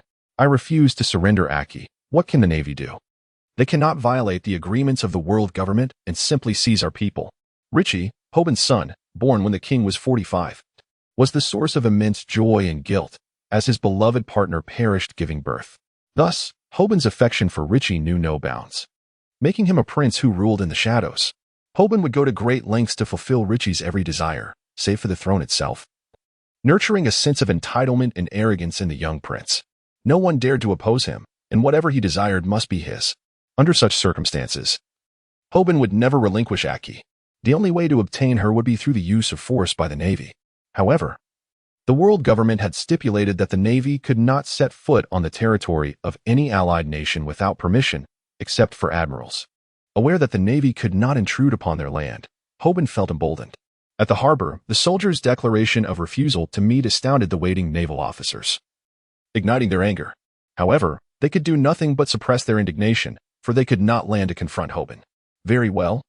If your kingdom of green fruit is so confident, let us pretend we are mere shadows. Captain T's heart sank as he saluted the soldier and ordered the fleet to retreat. Witnessing this, the other naval officers exchanged knowing smiles with the soldier before following suit, quickly vanishing beyond the harbor. In the prince's residence, on the balcony, Richie dragged Aki, holding her hair aloft to view the retreating warships. He laughed triumphantly. Do you see? Even the Navy cannot do anything. They dare not even set foot on land. My father's silence sends them scurrying back. Therefore, give up hope. No one will come to rescue you. The Navy is the strongest force in the world, yet they dare not touch my kingdom, let alone your young lover.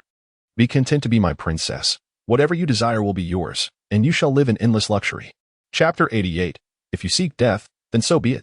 There are many good men in this world. Why cling to your boyfriend? Being chosen by me is a stroke of fortune. Do not think of escape, for it is impossible.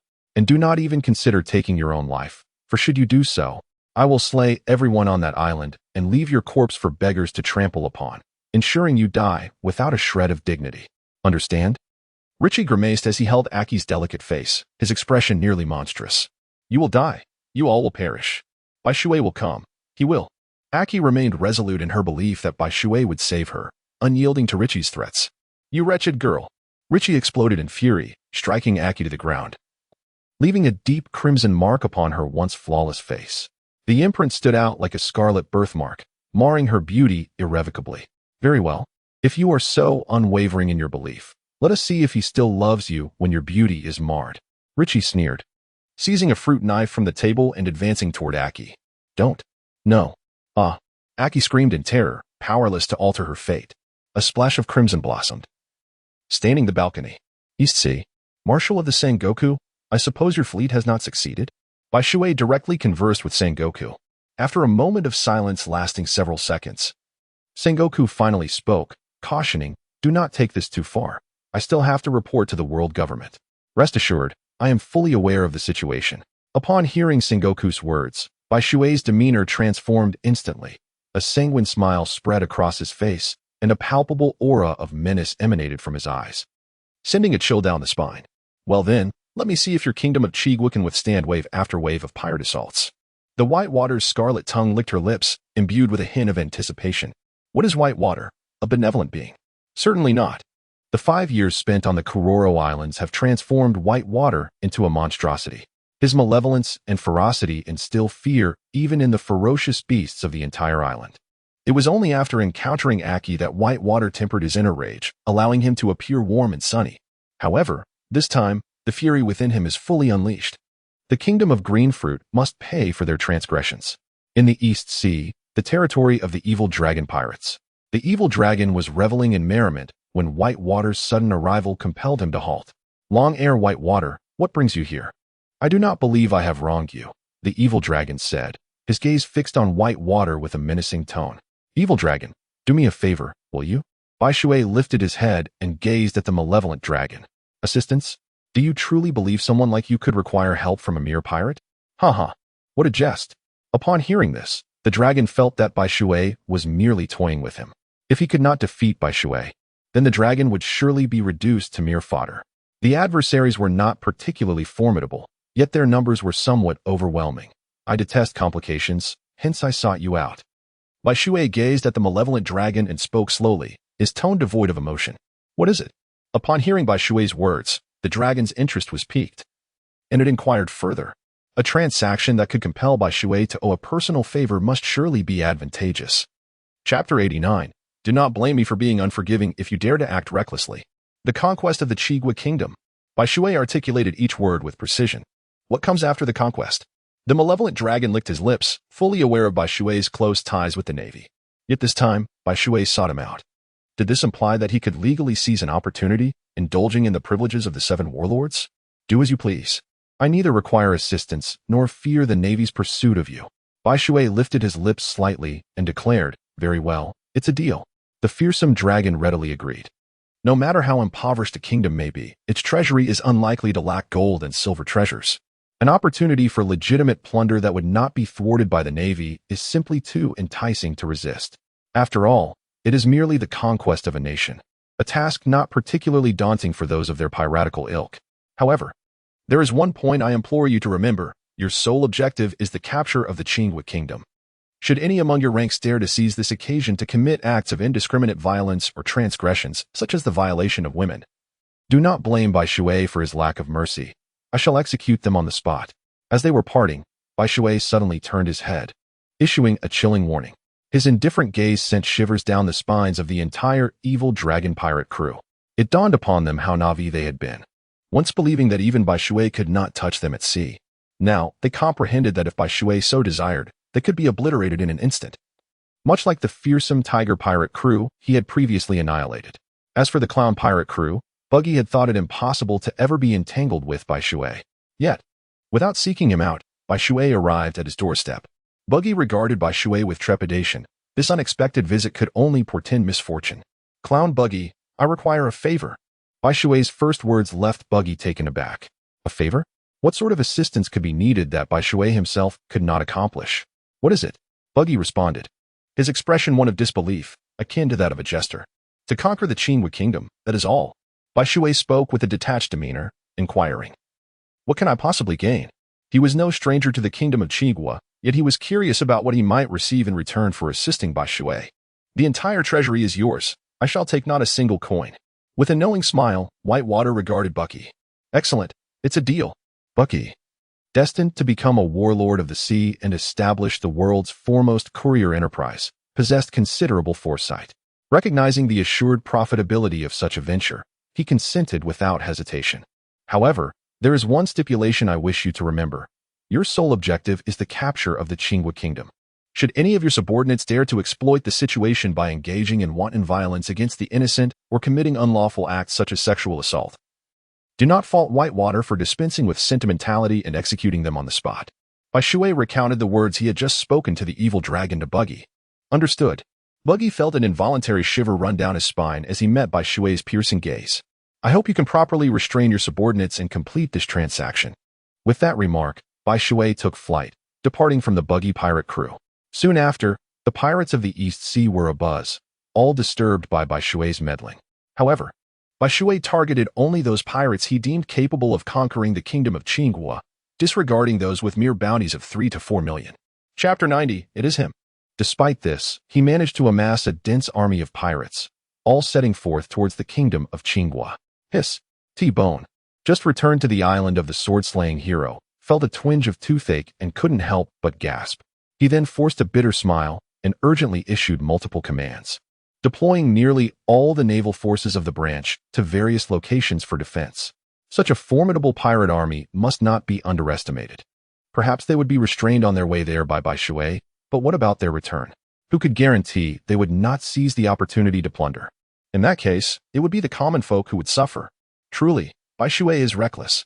T-Bone shook his head but did not oppose Bai Shui's approach.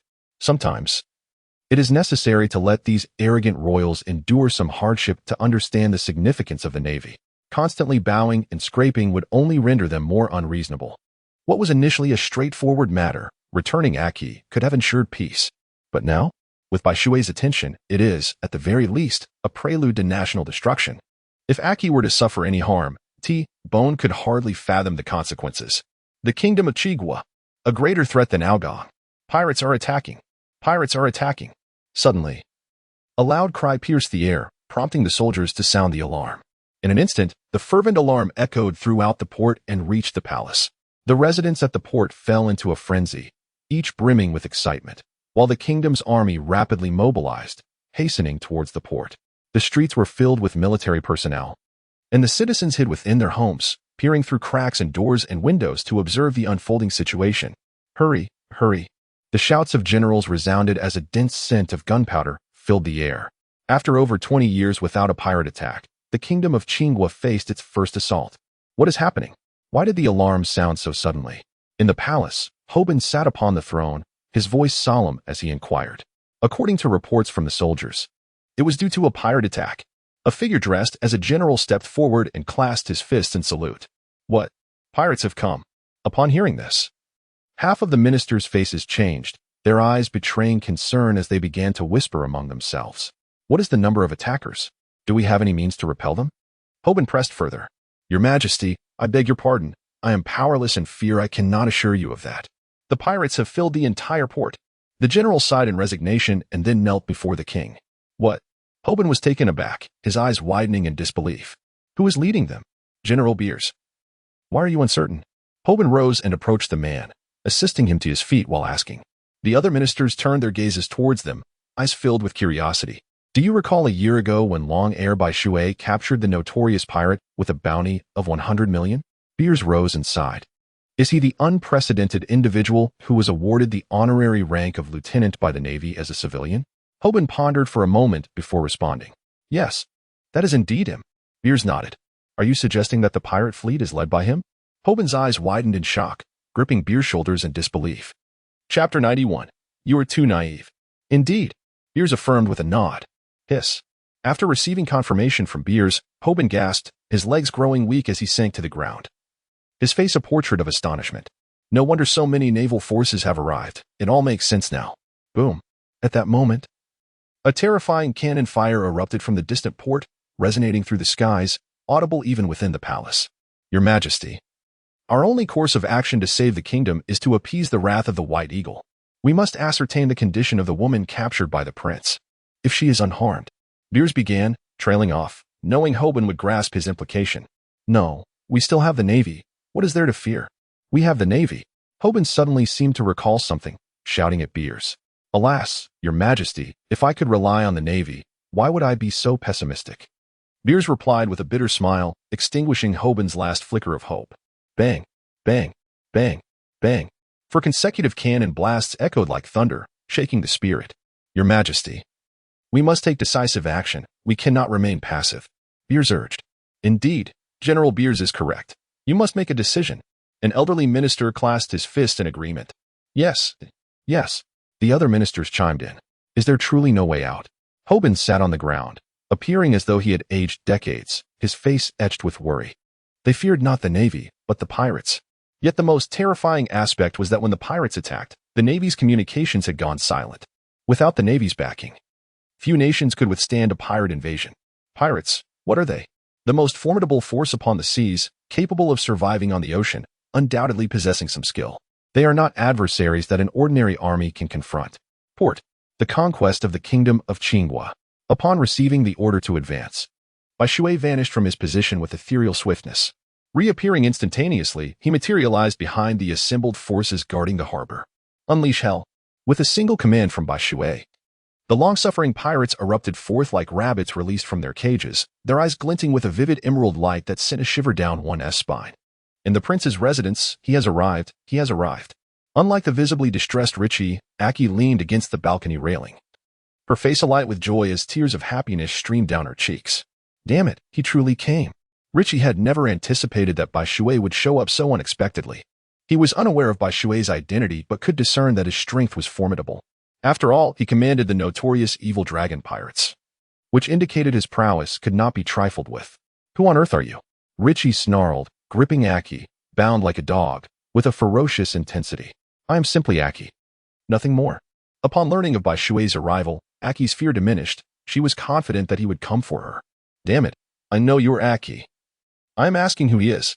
Richie yanked Aki's hair, heedless of the pain etched upon her face, squeezing her delicate features as he demanded answers. Chapter 92. Failure to complete the task will bring dire consequences. Longer Bai Shui, have you not heard of him? Aki remarked with a hint of sardonic amusement. Who is he, and how can he command such a multitude of pirates with unquestioning obedience? Richie swore he had never heard of Bai Shui's name nor knew of his existence. Then perhaps you should seek knowledge about him. I believe there are still those in this kingdom who are familiar with him. Aki retorted with unwavering resolve. In the royal palace, the only course of action was to seize Aki before long Bai Shui could find her, using her as leverage to negotiate terms with him. Otherwise, the kingdom of Qigua would surely be ravaged by the pirates he had brought along. Hoban declared. Beers nodded slightly, a sigh of relief escaping him. Thankfully, their wise king had not lost his capacity for rational thought. He stepped forward, stating, "You are indeed correct. Thus, we must act without delay. You should immediately dispatch suitable individuals for this mission. Who would be appropriate for this task?" After receiving Beers' affirmation, Hoban disregarded the opinions of other ministers and murmured to himself, "Your Majesty, time is of the essence. Allow me to go." Beers, noticing Hoban's hesitation, could not conceal his anxiety and interjected, "Yes, indeed. In that case, let the general set forth at once. This is my royal decree. Success is imperative." Only then did Hoban realize the urgency of the situation. Every second was invaluable. On the streets, the royal guard stood no chance against the malevolent pirates, continually retreating as casualties mounted with each passing moment. "Give up. You cannot thwart us. Our mission is to annihilate the kingdom of Qinghua. Failure will displease him, and when he is displeased, we will suffer. So perish." The evil dragon, wielding a serrated great sword, surged forward, cutting through opposition as if it were mere vegetables, with no equal in sight. His blood-stained visage, mixed with malice, instilled dread in all who beheld him. In stark contrast, the clown buggy forged his own path amid the chaos, cannon fire echoing around him. His fruit abilities rendered him impervious to bullets and blades. Only cannon fire posed a threat, but he would not grant his adversaries such an opportunity. His crew was no pushover, was it not? In another direction, a medley of pirate crews, both large and small, converged, their purpose singular: slaughter, slaughter, and more slaughter. Yet, they could only target the military. Civilians were off limits, for Bai Shui would not let them go unpunished. "Tell me, where is the prince's palace?" Suddenly, Bai Shui appeared within the royal palace and apprehended an official, demanding, "Who goes there?" The moment the white water emerged, a multitude of individuals swiftly encircled it, tightly enclosing the scene. "Please inform me, where is the prince's palace?" Bai Shui, with an expression devoid of emotion, reiterated the previous inquiry. Over there, the apprehended official, utterly terrified, pointed with trembling fingers towards a towering structure in the east, his complexion ashen. Excellent. Upon acquiring the desired information, Bai Shui swiftly rendered the minister unconscious with a decisive strike, revealing a bloodthirsty grin. Suddenly, the air became permeated with a foul stench of urine, compelling those present to cover their noses. It was evident that the recently subdued minister had, in his fright, soiled himself, a puddle of yellow liquid seeping beneath him. Chapter 93, A Desperate Gambit. Are you certain you wish to obstruct my path? Bai Shui seemed oblivious to the palpable tension in the air, observing the court guards with an air of indifference. How audacious. Within the palace, is it a place where one can come and go as one pleases? Seize him. A minister beside Hua bellowed, his face radiating righteous indignation. It was uncertain who had bestowed upon him such audacity. In an instant, the guards' expressions hardened, emanating a subtle yet lethal aura, their eyes sharp as hawks, fixated intently on Bai Shui, all weapons readied. Very well, if it is to be this way, I shall not hold back, Bai Shui lamented, shaking his head slightly, his expression tinged with resignation. Fire. With the minister's command, a flurry of sparks erupted. However, as if colliding with an invisible barrier, every bullet fell harmlessly to the ground, unable to breach the 3-meter radius around Bai Shui. The ministers gasped in astonishment. While they were aware of Bai Shui's prowess, they had not anticipated that even bullets would be rendered powerless against his defense. The light particles danced through the air. Bai Shui gradually raised the gun in his hand and uttered a word, at which point a vast sphere of white light emanated from the gun in his left hand, striking his guard ahead like a phantom. PFF. In that fleeting moment, all the guards hit collapsed into pools of blood, their bodies perforated as if by a sieve. PFF. Bai Shui then pulled the trigger, and a spray of crimson blood erupted, causing all the guards to collapse into a pool of gore. Until we meet again. Bai Shui, seated in the highest position, chuckled lightly and then, with a heavy stomp, charged towards the direction indicated by the minister. Oh, there is actually someone faster than me. Do they intend to use Aki as leverage against me? They are seeking death. Bai Shui coldly remarked upon seeing bears galloping towards the prince's palace. Well, who would have thought I inadvertently provoked such a fearsome individual? Since he is unlikely to spare me, I might as well savor the taste of his defiance. Even if I perish, I shall crown him with a green hat, ensuring that even in death, he can never hold his head high. Ha ha ha. Long ere Bai Shui. I am quite eager to witness your expression upon discovering that your wife has been with me. Rich, after perusing the news, recognized that he had entangled himself with a terrifying foe, and thus, he adopted a reckless demeanor. Since Bai Shui was not going to let him off the hook, he resolved to embrace his fate joyfully and leave a parting gift for Bai Shui. What better gift could there be than having been with Aki? After all, he had captured Aki solely due to her beauty. Aki's complexion changed drastically. Having been with Rich, she would rather choose death. The only one entitled to such intimacy with her was Bai Shui.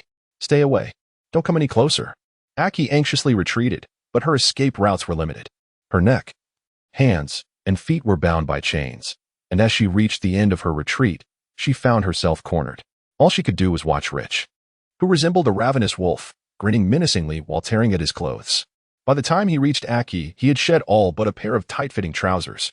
Come now. My little beauty. Rich seized one of the chains and yanked Aki to the ground, dragging her along like a dog. Her struggles were utterly futile. In the process of being dragged, Aki's graceful form was revealed, her curves enticing, embodying youthful temptation. No. Aki attempted to shield her chest, but the chains rendered her efforts in vain. Rich tightened his grip around her delicate neck, rendering her powerless to escape, pinned in place as tears streamed down her face. Rip. Aki's dress was torn apart. Tear. The sleeves were shredded. Hiss. The upper garment was completely annihilated. Rip. Her entire attire lay in tatters. The more Aki resisted, the more advantageous it became for Rich. She was left with only 2 scant pieces of clothing, vast expanses of her fair skin exposed to the air, emanating a youthful fragrance. Rich closed his eyes, greedily inhaling Aki's scent, his face alight with rapture. What a delightful aroma. Soon, it shall be mine. Rich remarked with a smile, akin to savoring fine tea, his face mere inches from Aki's. In a moment of brazen audacity, he pressed his lips against Aki's face, producing a soft, wet sound. A wave of nausea surged within Aki, her stomach churning as she felt as though a piece of raw meat were plastered against her. Despair enveloped her. She instinctively closed her eyes, biting her lip, murmuring, I'm sorry, Bai Shui, I have betrayed you. Rich seemed particularly enamored with Aki's delicate visage, lavishing attention upon it for a full 2 minutes, leaving her face drenched in his saliva. Next, he aimed to descend further. One hand grasped Aki's tender neck, as he violated her visage, while the other reached toward her bosom. "You dare." A chilling voice, as frigid as the depths of the abyss, erupted beside Rich's ear, causing his heart to momentarily stall and his body to shudder involuntarily. He sprang up from Aki, turning to glance behind him, only to be met with a rapidly approaching figure, the silhouette of a leg expanding in his vision, slicing through the air with a piercing sound. Thud. Rich felt as though he had been struck by a meteor, his skull cracked, teeth flying from his mouth. Blood surged violently, and he spat out a mouthful before being hurled backward. Bang. He collided heavily with the iron railing, bending it upon impact. "I'm sorry, I am late."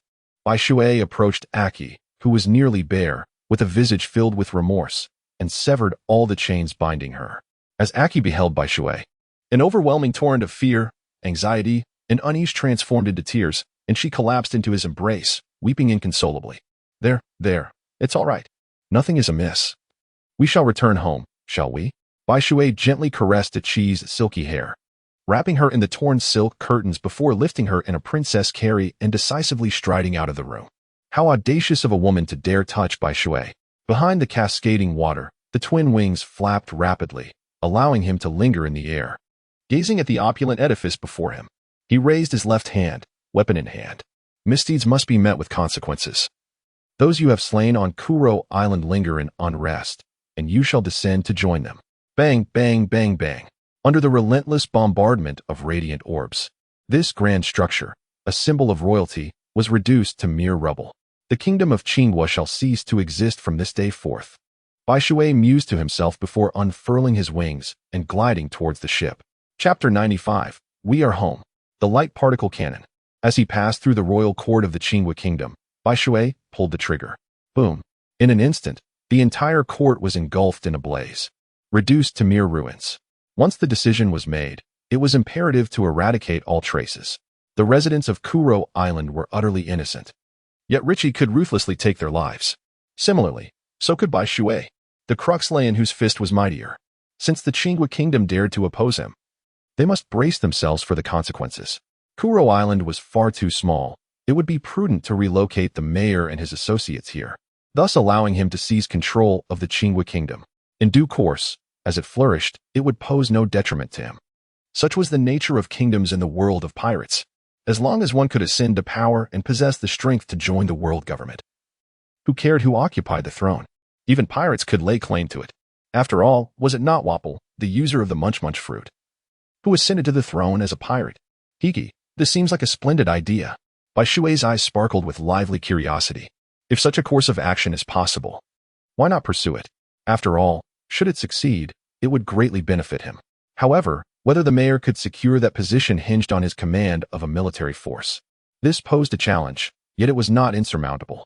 With a span of 2 years, I should have ample time to train a loyal cadre of subordinates. As the water cascaded onto the boat, Aki gradually opened her beautiful eyes. Her body still trembled, her hands clutching tightly to Bai Shui's clothing. Her head nestled deeply against his chest, reluctant to lift it. It's all right. Everything is over now. Observing her state, Bai Shui settled down, allowing Aki to rest on his lap. He gently stroked her silky hair, occasionally caressing her delicate back, soothing her with tender words. Am I tainted? After a considerable time, Aki lifted her head from Bai Shui's embrace, her eyes swollen and red like a rabbit's. How could that be? You foolish girl, please do not entertain such thoughts. What do you mean by tainted? That is nonsense. In my hometown, there's a saying. Impure women are struck down by lightning from the heavens and are buried in the depths of the ocean. But look at you now. Have you been struck by lightning? No, right? What does this signify? The heavens still regard you as pure and unblemished. The only one who could ever tarnish your purity is me. Do you understand? Bai Shui grasped Aki's small nose and said fiercely, "Humph." Aki couldn't help but burst into laughter and spat playfully. What a ridiculous act. Hee hee, it's not that I'm being frivolous. Rather, it's impossible to maintain seriousness in your presence. After all, who could resist someone so charming and alluring as you? Bai Shui whispered sweet nothings into Aki's ear, truly a shameless fellow. Aki instantly covered her face, turning crimson all the way to her neck, her ears flushed and adorably charming. Let us go home, shall we? Bai Shui murmured close to Aki, prompting her to instinctively retract her neck. I'll follow your lead, Aki replied softly, nodding slightly, and then nestled completely into Bai Shui's embrace. For the first time, she realized how beautiful and dark the world could be. Chapter 96. It is said that a genius has emerged from the East Sea. Bang! A thunderous roar echoed across the firmament as Bai Shui discharged a cannon into the heavens. The assembled pirates, seemingly unfulfilled, betrayed expressions of lingering desire. Let us depart, one proclaimed, for even the most opulent treasures are worthless without life. Should that man be displeased, we shall all face dire consequences. Some, discerning and resolute, suppressed their avarice, clutching their plundered jewels as they embarked on their return journey. 10 minutes elapsed. Excellent, Bai Shui remarked, observing the homeward-bound pirates. Your adherence to our accord pleases me. As promised, I relinquish all claim to your spoils. May our paths diverge favorably. With a courteous bow, Bai Shui piloted his warship, taking the lead in departure. In the periphery, naval vessels materialized, their presence inciting consternation among the pirates, extinguishing any lingering aspirations of further onshore pillage. Damnation! One exclaimed, frustration etched upon his countenance. He has outmaneuvered us. Yet, they could find no fault in Bai Shui, for he had indeed honored his pledge. The Navy's involvement was beyond his purview. Move, Arlong bellowed, galvanizing his crew. They hoisted their sails, evading the nascent naval encirclement. Flee! Flee! The pirates, consumed by urgency, scattered, abandoning the ravaged kingdom. Brothers, strive valiantly. An officer exhorted his men aboard a warship. This triumph is a gift from Bai Shui. Seize what you may. Such a concentrated gathering of pirates was unprecedented in the East Sea. Bai Shui's advent had rendered the impossible possible. That scoundrel is truly audacious, Fleet Admiral Sengoku exclaimed. Upon receiving T-Bone's report, shaking his head in resignation, he had manipulated pirates to achieve his ends, subsequently delivering them to the Navy, thereby securing the Navy's esteem. A simple stratagem, yet few possessed the equanimity to resist the allure of pirate riches and instead consign them to the Navy. He is destined for greatness, Sengoku mused. My, Admiral Kazara drawled, the youth of today are truly formidable. At such a tender age, he is already so accomplished. I fear my position as an admiral is in jeopardy. Haha, Kazaru, Sengoku chuckled, is this not a cause for celebration? Each generation surpassing the last is the natural order. Very well, I shall depart, Admiral Kazaru conceded, rising, lest my disposition for coffee sours. He exited the Fleet Admiral's office, beverage in hand. Fleet Admiral Sengoku, a stern man with a flower adorning his chest, inquired, stepping into the office. I have heard tales of an exceptional prodigy emerging in the East Sea. Indeed, Sengoku replied, handing over a confidential document. Here's his dossier. Vice Admiral Garp himself has vouched for him. He shall soon join the Navy. 17 years of age. Admiral Akainu remarked, perusing Bai Shui's file. He apprehended Saber-Tooth Tozen, a pirate with a bounty of 120 million berries. He possesses potential. However, Akainu continued, his tone hardening. To incite the pirates of the East Sea to annihilate a kingdom for the sake of a woman. Can such a man truly be inducted into the Navy? This is preposterous. How can such conduct be tolerated? What of the world government's authority? Haha, Sengoku retorted, unperturbed, the world government has suffered indignities before. Have you not grown accustomed to it? Sengoku's mirth was palpable. Such a lawless individual. Akainu began, his gaze unwavering. I pray your judgment is not flawed, Sengoku. Akainu was unyielding, addressing Sengoku by name, despite his superior rank. Sengoku sighed, resigned. Akainu was an admiral in his own right, and unless he committed a grave offense, even the fleet admiral could not readily reprimand him. Moreover, Akainu's concerns were not unfounded. Bai Shui's disposition required tempering, lest he become another recalcitrant like Smoker. And this one promised to be far more troublesome. He, Sengoku chuckled, a sinister grin spreading across his face. It seems there will be entertainment to be had. Meanwhile, back on Kolo Island, Bai Shui informed the families of Rich's victims that the perpetrator had been brought to justice. Their cathartic joy was a poignant spectacle. The village chief, recently returned, approached Bai Shui, remorse etched upon his face. I am sorry, he began, if it were not for me, they would not have. Bai Shui interjected, Chief, you are not to blame. Who could have foreseen his arrival? Furthermore, Neru's condition could not be deferred. One cannot have both fish and bear's paw. Bai Shui maintained an optimistic demeanor, attempting to console the mayor. Indeed, however, I cannot shake the feeling of guilt. as this unfortunate event unfolded because of me. The mayor remained troubled, sighing deeply. Alas, this demeanor hardly befits a king. Perhaps I should seek another representative. Observing the mayor's forlorn state, Bai Shui relinquished the notion of appointing him as a puppet king and turned his attention to finding someone else. After all, even a puppet king must possess the semblance of royalty. Yet, Bai Shui found nothing regal in the mayor. He exhibited no trace of kingly essence. He silently hoped that the navy would not intervene in the kingdom of Qingwa too swiftly. Should the navy choose to intrude, he would be powerless against them, as he could not contend with their might. Chapter 98. Bai Shui prepares for contingencies. Unbeknownst to him, the kingdom of Qingwa had plunged into an eerie silence following the untimely demise of King Hoban. Those endowed with power awaited an opportunity, a moment for heroes to rise and vie for the throne. Hoban's death was abrupt, and with the prince also perishing, nearly the entire royal lineage was extinguished, presenting a ripe chance for the ambitious. The throne is claimed by the capable.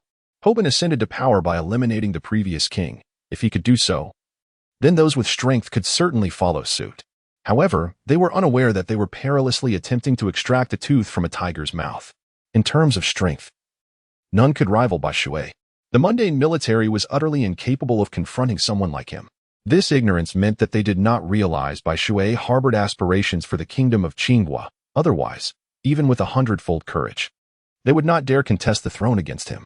If he could slay Hoban, they were inconsequential in comparison. In Bai Shui's eyes, they might as well be mere ants. The world government established the navy precisely because the pirates were overwhelmingly powerful. Perhaps it would be prudent to select a more easily manipulated figure from among them. I trust the kingdom of Qingwa harbors no shortage of such individuals. As Bai Shui contemplated while stroking his chin, he settled into the bathtub, reclining comfortably within its embrace. With a long sigh, he closed his eyes. A year had passed. The world of pirates remained vast, tumultuous, with the 4 emperors and the revolutionary army ceaselessly in motion. Yet, this upheaval bore no relevance to the tranquil East Sea. Throughout this year, only one significant event transpired in the East Sea. The kingdom of Qingwa successfully joined the world government, gaining the right to participate in its meetings. Curiously, the individual who ultimately ascended to the throne was the one who had initially been the weakest in the struggle for power. Pubot, the current king of the kingdom of Qingwa, had buried all of his former rivals in their graves. Upon taking the throne, his first decree was to incorporate Kuro Island into his domain, establishing rules that permitted only him to enter. Those who defied this order would be prosecuted for treason. The reasons behind this were shrouded in mystery. However, some had speculated that Pubot's ascendance was linked to a certain individual on the island. When Sengoku heard this news, he was not at all surprised, for he understood that Bai Shui would not let such an opportunity slip away. After being annexed into the kingdom of Qingwa, the inhabitants of Kuro Island would no longer have to worry about their safety. Pubot had dispatched the kingdom's most elite forces to patrol the island's perimeter around the clock, ensuring that not even a fly would penetrate its defenses. Naturally, Bai Shui was an exception to this rule. The patrolling soldiers had been instructed to act as though they had not seen Bai Shui whenever he suddenly appeared in midair. In time, these soldiers learned a few tricks from Bai Shui, becoming even more formidable in their own right. Bai Shui imparted a few techniques to them, of course with ulterior motives in mind. First, to express gratitude for their defense of Kuro Island. Second, to bridge the gap among them and strategically place a few nails beside Pubot. And third, to enhance their strength, ensuring they would be more dedicated to the protection of Kuro Island, enabling them to safeguard it more effectively. Chapter 99. A year has passed. Bai Shui remained apprehensive regarding Pubot, thus he deemed it essential to implement certain protective measures. He wished to avert the tragic fate of the farmer and the snake from befalling him. The kingdom of Qingwa, being a member of the world government, posed a potential threat. Should Pubot betray Bai Shui, the navy would dispatch personnel to investigate him, a scenario that would undoubtedly irk Bai Shui. He despised situations beyond his control. Naturally, these individuals would not be entrusted with significant roles. However, it mattered little, as long as their experiences circulated within Qingwa. More individuals would yearn for Kuro Island. With an increased number of admirers, Bai Shui's objectives would be realized, and should Pubot contemplate a betrayal, he would need to weigh the implications on the kingdom's political landscape. Simultaneously, Bai Shui commenced encouraging Pubot to propagate his name within the kingdom of Qingwa, ensuring that the populace was aware of the guardian watching over them. In this manner, Bai Shui achieved most of his aims to control Pubot, coupled with his overwhelming power. He was confident that Pubot would not pose any significant challenges, After joining the navy, Bai Shui planned to place additional operatives within Qigua, ensuring that the kingdom remained firmly under his dominion. What belonged to Bai Shui would remain unassailable. After a year's passage, the shadows that had once haunted Aki had nearly dissipated. Occasionally, however, memories of those regrettable events would resurface, casting a fleeting pall over her mood. This year marked the year 1517 of the Sea Circle calendar. Bai Shui, at the age of 19, has blossomed into a handsome young man standing at 175 centimeters tall. Similarly, Aki, also 19, has transformed into a graceful young woman, poised and self-assured. Aki has undergone a remarkable metamorphosis since the days when she was that seaside girl 3 years ago. The two have increasingly become a perfect match, embodying the ideal couple in the eyes of the residents of Kuro Island. The islanders eagerly anticipate their marriage and the subsequent arrival of children, believing that such events would enhance the joy of life on their island.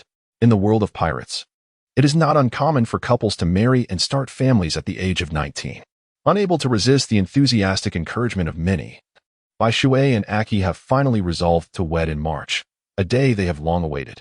Since the moment their paths first crossed, they have been anticipating this day for nearly 3 years. 3 years ago, Bai Shui broke Achi's innocence. Yet it was only after this span that they chose to marry, which is indeed a curious occurrence. Even more astonishing is the fact that after 3 years of cultivation, Achi has not become pregnant. This, of course, is not due to any physical inadequacies on the part of either Bai Shui or Achi. The explanation is quite simple. Achi had not yet reached adulthood, her body still in a state of incompletion. To conceive at that tender age would have posed a significant danger to her. Even now, Bai Shui does not perceive the arrival of a child as a favorable development, for Achi's body remains ill-suited for childbirth. Moreover, they are still young. Is there truly a need to fret over the passage of time for parenthood? Nevertheless, Achi is resolute in her desire for a child, and Bai Shui concedes, thinking that the prospect of starting a family might not be so bad after all. Little does Bai Shui realize that these 3 months may be the final moments he shares with Achi. Somewhere in the New World. Are you all prepared? On a massive pirate ship adorned with a lion's head, a middle-aged man, approximately 3 meters tall, surveyed his surroundings before posing the question. Hee, Captain. You are being overly cautious. After all, he is merely a boy who has yet to fully mature. Even if he could capture Deputy Toshin, it does not imply that he possesses power comparable to ours. Is such a grave demeanor truly necessary? Beneath the diminutive man's command sat a handsome man with long, flowing hair, who shrugged dismissively. Chapter 100, Preparations underway. Do not underestimate him, Mo Yin. That was his achievement from a year ago. And none can ascertain the extent of his current strength. To be on the safe side, we must overestimate him rather than underestimate him. Furthermore, we must strike decisively. Should he escape, the future repercussions could be dire. Beside the handsome man named Mo Yin sat a young man exuding a sense of composure, who held Bai Shui in high regard. Indeed, Sun Yang's words resonate well. We should not belittle him, but rather hold him in high esteem. The sentiments of the young man named Sun Yang were met with the approval of the shorter man. Who is he, and why does he target Bai Shui? What fuels his animosity towards him? He is called La In, a martial artist, and the elder brother of the saber-toothed tiger, Toshin. Rolla, have you located Long Air's whereabouts? Lon turned to the only woman on the deck, his gaze tinged with admiration. I am close to finding him. He is on Kuro Island in the East Sea Kingdom of Qinghua. I am certain of it. The woman rose and coldly regarded Lion before responding. Very well then, let us set forth. Long Air must pay the price. We, the beast pirates, are not to be trifled with. Lion stood, his eyes gleaming with a fierce intent. Bai Shui was struck with anguish at the loss of his beloved younger brother. Thus, he resolved to make Bai Shui experience the torment of losing a cherished family member. It was said that Long Air, Bai Shui's wife, was a captivating beauty, and Lan found himself rather fond of this notion. Known as the Beast, La N's moniker closely resembled that of a certain Yonko, with a bounty of 200 million. In the New World, he was merely an obscure pirate. Yet, upon reaching the East Blue, he would emerge as an unparalleled sovereign, possessing absolute dominance over the pirates of that region. At the time, Bai Shui was preoccupied with wedding preparations, utterly unaware that in that distant New World, someone was fixated on him, intent on making him feel the sorrow of losing a loved one. In light of his impending nuptials, Bai Shui had been exceedingly busy, orchestrating various matters that left him more fatigued than his training ever could. He would rather endure a day of rigorous training than engage in such mentally taxing arrangements. Training was so straightforward, it required no contemplation. merely the physical experience of exertion. However, life has a way of unfolding in manners that defy one's expectations. Bai Shui, despite his fatigue, is determined to leave an indelible and beautiful memory for Aki during their once-in-a-lifetime wedding. Aki, on the other hand, can only watch as Bai Shui insists on handling everything himself, asserting that women are meant to be cherished, not burdened with tasks. This sentiment earns Bai Shui the admiration of the island's inhabitants, perfectly encapsulating the saying, "I have confirmed with my eyes. I have found the right person." Time swiftly passed as Bai Shui prepared for the wedding, and soon it was March, the eve of their nuptials. Naturally, no wedding would be complete without wedding rings. Although Aki is indifferent to such adornments, Bai Shui feels that a wedding without rings lacks something essential, and he insists on including them. Upholding his commitment to provide Aki with the best, Bai Shui set out to sea in search of the finest custom ring shop in the vicinity, aiming to craft a pair of rings that would symbolize their shared moment of bliss. Meanwhile, the Beast Pirates unexpectedly appeared near Kuro Island. Chapter 101, The Beast Pirates Attack. To be honest, the residents of Kuro Island had not encountered pirates for nearly 2 years. Thus, when they finally beheld them again, an odd sense of familiarity washed over them. However, this fleeting warmth was quickly overshadowed by a profound sense of dread. They understood all too well what pirates represented. Moreover, the Beast Pirates did not appear to be benevolent. Their flag displayed the imposing heads of 2 ferocious beasts, each impaled by swords. The first to react were the soldiers patrolling outside the island, but they were no match for these pirates emerging from the New World. With just a few cannon shots from Lane, their vessel was reduced to ruins beneath the waves. The next to respond was T-Bone, who had been invited as a witness to the wedding. Though he recognized that he might not be able to contend with them, he resolved to delay their advance for as long as possible, accompanied by a dozen elite members from various branches. Such a meager force dares to obstruct me? They truly must be tired of living. Lane scoffed upon seeing T-Bone charging forward. In his eyes, T-Bone was even inferior to any of his subordinates, and thus, he held him in disdain. The perspective shaped by his experiences in the New World was markedly elevated. The New World, a realm where only the elite survive, had little to offer in terms of worthy adversaries, aside from Bai Shui, Sun Yang, Mu Yin. Which of you will deal with him? Lane glanced back at the 3, seeking their input. I shall. With no inclination to engage, and seeing the other 2 remain passive, Lola stepped forward with an air of indifference. She offered no acknowledgement to Lane, revealing her true character only at night, being his lover. Among the Beast Pirates, only Lane had witnessed the warmth hidden beneath her icy exterior. Mu Yin and Sun Yang, although curious, refrained from prying further. Recognizing Lola's status as the captain's wife, maintaining a modicum of decorum was essential. Right angle flash, pin, air slash. T-Bone did not underestimate his opponent despite facing a woman. He unleashed a powerful strike.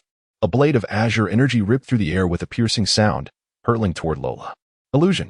Without lifting her gaze, Lola declared, gently raising her hand to meet the incoming energy. To everyone's astonishment, she touched the blade with her bare hand, emerging unscathed while the energy dissipated into nothingness. How is that possible? T-Bone gasped in disbelief, having never encountered such a peculiar ability before. Why should it be impossible? Lola alighted gracefully, her expression indifferent as she addressed the towering T-Bone. I am a user of the superhuman type illusion fruit, capable of rendering anything I wish to vanish into thin air. Do not mistake my power. Even your most potent strike, multiplied 10-fold or 100-fold, would simply vanish before me. Stormleg. After becoming a Marine colonel, T-Bone was granted the privilege to train in the Marine 6 styles. Chapter 102, The Illusion Fruit. Whoosh. T-Bone unleashed a swift azure airblade that seemed to catch Lola off guard. Illusion. Yet, as Lola had previously stated, she could annihilate anything she desired. And T-Bone's air blade was no exception, vanishing at her command. Thus, Marine Colonel, I bid you to disappear. In an instant, Lola vanished from sight as if erased from existence, only to reappear beside T-Bone, her leg poised to strike. Anticipating the blow, T-Bone's body tensed, every pore on high alert. He reminded himself that he must not be struck. Clang. T-Bone swiftly raised his arm, blocking with his gauntlet, producing a resounding clash. Yet, he felt an overwhelming force surge from Lola, propelling him backward over 10 meters. His arm felt light, and the gauntlet had mysteriously vanished. What a terrifying ability! T-Bone exclaimed, realizing the danger. Do not approach her. Do not let her touch you. Spread out and attack from a distance. He shouted, alarmed as he saw his subordinates advancing toward Lola. What? The Marines were taken aback, but their duty compelled them to comply without question, retreating as ordered. Did they truly believe they could evade Lola's attack? Would the title of the Illusion Queen be so easily disregarded? Observing the unfolding chaos, Lane couldn't help but smile, his expression suggesting that they were woefully naive. Illusion mist. Lola parted her lips, releasing a dense, pink mist that spread rapidly. T-Bone watched in horror as his retreating subordinates were engulfed, gradually turning transparent until they ultimately vanished from existence. Bastard, what have you done to my men? T-Bone roared in fury, slashing his sword to unleash a flurry of sharp energy aimed at Lola. Whoosh. Once again, Lola disappeared, rendering T-Bone's strikes futile as they met nothing but empty air. Ineffable light wave. T-Bone heard Lola's voice echoing above him. Startled, he looked up just in time to see her, ethereal as a celestial being, extending her hand as a pink wave of energy surged toward him. Clang. T-Bone barely managed to raise his sword in defense, but it disintegrated like ash upon impact. Cursed, he muttered under his breath, drawing another sword from his back and launching it toward the celestial Lola above.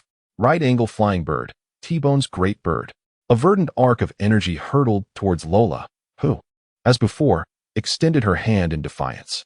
Suddenly, her countenance shifted, and she retreated with haste.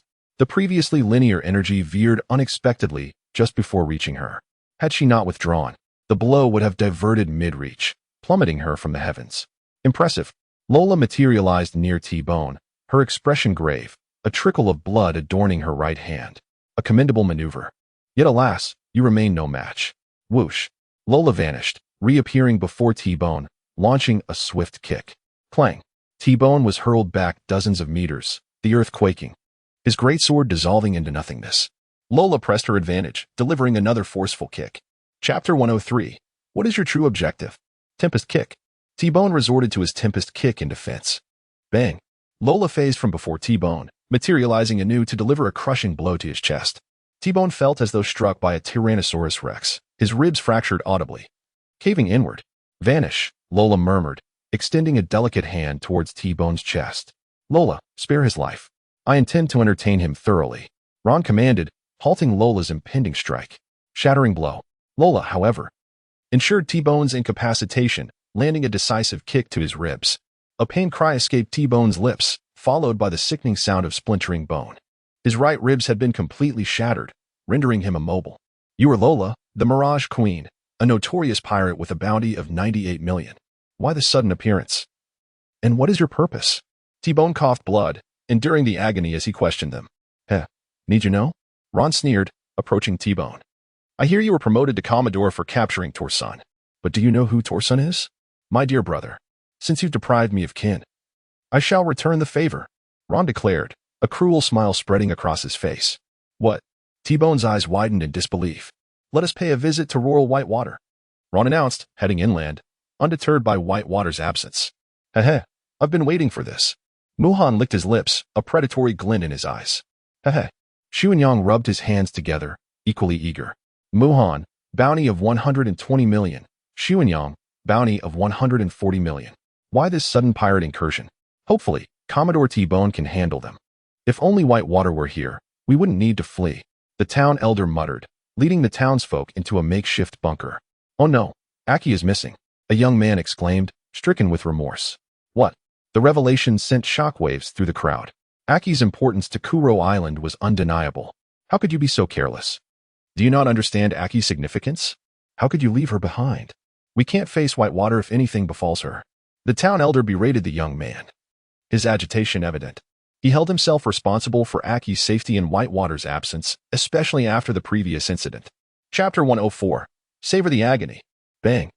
Just as the town elder prepared to rescue Aki, the bunker was struck with tremendous force, dust and cracks cascading down. You've all hidden yourselves.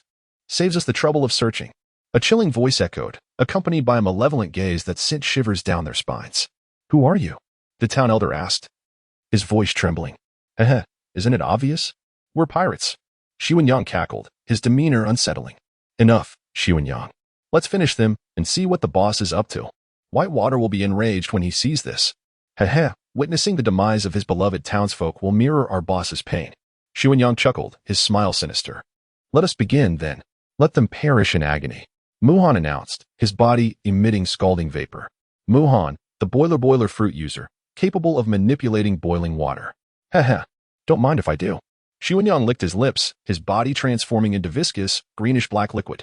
Xiwenyang, the acid fruit user, adept at utilizing sulfuric acid. Deluge of ruin. Corrosive cataclysm. The two declared in unison. A torrent of superheated liquid, laced with greenish-black fluid, surged towards the terrified villagers, forcing them into retreat. Hiss. The earth itself succumbed to the corrosive onslaught, dissolving into wisps of smoke. The bunker expanded, revealing the surface. Screams of agony erupted within the bunker. Drowned out by the surging tide, the deluge engulfed the bunker, transforming it into a bubbling pool of noxious fumes. Those submerged felt as though they were immersed in volcanic lava, their flesh torn asunder. Let us depart. Xiwenyang clapped his hands and said to Mu Yen. Looking at the smiles on their faces, it was evident that such matters were not infrequent for them in their daily lives. Aki was at Shiroi's residence, eagerly awaiting his return. Overwhelmed with anticipation, she had inadvertently fallen asleep, remaining unaware of the mass exodus that had transpired. Indeed, Shiroi seemed to possess a penchant for beautiful women. Since you personally apprehended my brother and incarcerated him in Impel Down, I shall now slay your wife. So you may also experience the anguish of losing a loved one. Ron had anticipated encountering Shiroi, but unexpectedly, he had not crossed paths with him. Instead, upon arriving at Shiroi's abode, he discovered Aki slumbering peacefully. Chapter 105. How dare you harm her? Aki stirred, as if sensing the impending danger. Her eyelids fluttered slightly, and with a hint of bewilderment, she opened her eyes. Ah, who are you? The instant Aki's eyes opened, she beheld a looming, ominous figure leering down at her. A shiver ran down her spine, and clutching her pillow, she retreated into the corner against the wall. Haha, who I am is of no consequence. Suffice it to say, we have come to kill you. Ron bellowed, his eyes gleaming with a fervent bloodlust, causing Aki immense discomfort, as if countless blades were lacerating her flesh. She instinctively embraced herself tighter, seeking a modicum of solace. Very well, your time is nigh. Rora advanced, emanating an aura of chilling power. No, please no, Aki pleaded, her pupils constricting into mere pinpricks as she watched Rora approach, her body trembling uncontrollably. Oblivion. Just as Rora was about to make contact with Aki, her hand abruptly halted, a flicker of agony crossing her face. You wretch. Rora cast her gaze downward, only to find Aki's hand stained with blood, clutching a sharp dagger. Below her abdomen, blood gushed forth incessantly, like a macabre fountain. This was something Shiroi had once jestingly shared with Aki. Bai Shui remarked that there exists a particularly vulnerable spot beneath a person's ribcage. Targeting this area could incapacitate even the most formidable pirate, with a bounty of several million. At first, Aki believed Bai Shui was jesting, yet just moments ago, she had successfully put this theory into practice. Lola's expression darkened, her hand pressed against the wound on her abdomen, attempting to staunch the flow of blood. Rain had never anticipated that Aki could inflict such a precise and grievous injury upon Lola. By the time he comprehended the situation, Lola had already collapsed to the ground. A pool of blood, large enough to fill a basin, spreading beneath her. Just as Bai Shui would go mad when Aki was in peril, Rain too descended into madness at the sight of Lola's injury. At that moment, he disregarded Aki's gender or her apparent frailty. In his eyes, she was merely an adversary. With a sickening thud, Aki, possessing a fragile physique, was no match for Rain, who delivered a blow that sent her crashing against the wall of the building, causing it to cave in. The sound of cracking bones echoed as pain etched itself across her face. Rain's kick landed squarely on Bai Shui's womb, and he intended for Aki to understand the consequences of harming his beloved. He sought to ensure that Aki would forever lose her femininity. The force of Rain's kick was beyond Aki's capacity to endure. She fell heavily to the ground, struggling to rise, only to spew forth a mouthful of blood, mingled with fragments of her internal organs. In an instant, her complexion turned ashen, resembling wax paper, as though her life was slipping away. Aki had never known the sensation of being gravely wounded by another, but now, she was acutely aware. Her abdomen felt as if it were ablaze, while simultaneously, an excruciating pain coursed through her. The bones in her chest felt shattered, reduced to a mere mass of flesh. Every movement was accompanied by an unimaginable agony, as though her body was being torn apart. Chapter 106. What is this sensation? Lola, are you all right? Rain crouched beside Lola, concern etched across his features. I'll be fine. I won't die. but I require immediate medical attention. The once imposing image of the Ice Queen dissipated as Lola leaned weakly against Rain's shoulder. "Let us find a doctor, quickly," Rain exclaimed, elated at the prospect of Lola's survival. "And what about her?" Lola inquired, gesturing toward Aki, who lay on the ground. Rest assured, that last kick was beyond her capacity to withstand. She is merely clinging to life now. I refuse to believe that with severe internal bleeding and shattered ribs, she could escape death. With that, Rain scooped Lola into his arms, a cold smirk crossing his lips. As he reached the doorway, an idea struck him. He dipped his foot in Aki's blood and inscribed a few words on the ground. "Murderer, Beast Rain. Baishui, I'm sorry. I can no longer accompany you to gaze upon the stars and moon. Should we meet again in the next life, I wish to grow old with you." Aki felt her eyelids grow heavier, the light before her fading. Understanding dawned upon her, and upon uttering those words within her heart, she lost consciousness. A solitary tear cascading down her fair visage, her white gown now stained crimson with blood. "Boss, Lola is injured." Rain had just stepped outside when he encountered Sun Yang and Mu Yin. The sight of Lola in his arms left them both astounded. "Let us not linger on details. We must find a doctor without delay. Lola's condition cannot be postponed," Rain declared, hastening toward the port. The two exchanged a glance, shoulders shrugging in resignation, before following suit. As for Aki, since Rain had dealt the blow himself, there would be no mercy spared. The scent of blood emanating from Aki's room was unmistakable. Meanwhile, Baishui, who had just located the finest jeweler for crafting engagement rings, felt as though his heart had been pierced, a sudden spurt of blood escaping his lips. His face contorted in agony. How could this be? Baishui grasped his chest, his pupils narrowing to pinpricks, murmuring to himself in disbelief. The sudden coughing of blood from Baishui startled everyone, causing them to regard him as a monstrous figure, steering clear of him in trepidation. "Achi, please do not come to any harm." In his heart, Baishui fervently prayed. The only conceivable reason for such a profound reaction could be that Aki was in trouble. Only Aki. Only Aki. It was solely Aki's predicament that could elicit such a response from him. 2 hours later, Baishui stepped onto the eerily silent Kuro Island. An overwhelming sense of unease washing over him, causing his heart to momentarily falter. The entire island exuded an oppressive chill, with only the mournful sound of the wind sending shivers down his spine. In the distance, a warship loomed, remnants of shattered vessels scattered across the sea, and a few large ships that had mysteriously vanished, all ominous signs that Kuro Island had recently endured a tumultuous upheaval.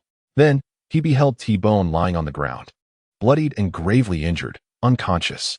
The sight of T-Bone's dire condition sank his heart.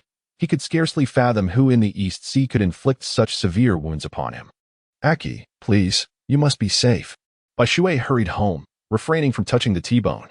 Chapter 107, Joining the Navy, but I have conditions.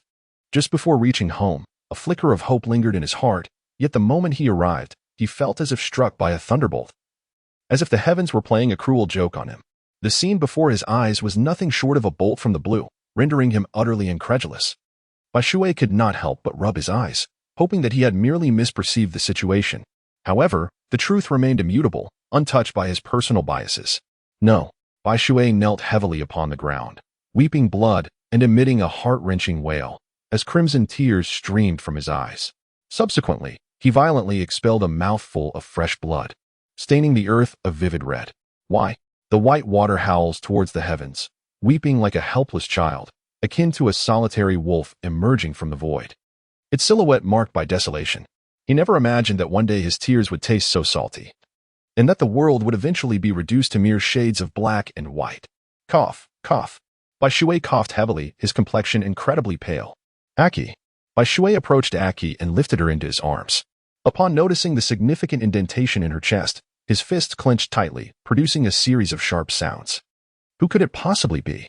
With the ferocity of a wolf bereaved of its most prized possession, Baishui's gaze was one of unbridled rage, a sight to inspire trepidation. "It is you," he exclaimed abruptly, halting in his tracks. His eyes, sharp as daggers, pierced through the air, inflicting a palpable ache. He noticed the bold inscription left by Lane on the ground. "Lane, the beast, is it? Very well. I shall ascertain just how many heads you possess for me to cleave." Baishui smiled broadly, revealing a set of pristine white teeth, as he took out his phone, poised to make a call to the Warring States period. Suddenly, a flicker of disbelief crossed his eyes, and he mechanically lowered his gaze, only to discover that Aki's nose was still gently rising and falling with breath. She was still alive. Bai Shui, fearing that this might merely be a figment of his imagination, pressed his ear against Aki's chest and discerned the faint rhythm of her heartbeat. A surge of hope washed over him. Aki, hold on, hold on. I shall find someone to save you, immediately. This revelation filled Bai Shui with exuberance, dissipating much of the despair that had enveloped his heart. He was even overwhelmed by an impulse to kneel and offer thanks to the heavens. In the vast expanse of the ocean, the only force capable of rescuing her was the Navy. It seemed he had no choice but to enlist. In this pivotal moment, for Aki's sake, Bai Shui resolved to join the Navy rather than continue as a solitary wanderer. As for why he did not seek assistance from the land of cherry blossoms, the land of medicine, or magnetic drum island, it was due to the perilous climate of those regions. Taking Aki there would be untenable. She required immediate surgery. However, if he ventured out to seek help, Aki would be left unattended, and should any misfortune arise, regret would come too late. Thus, for the sake of prudence, the Navy emerged as the most viable option.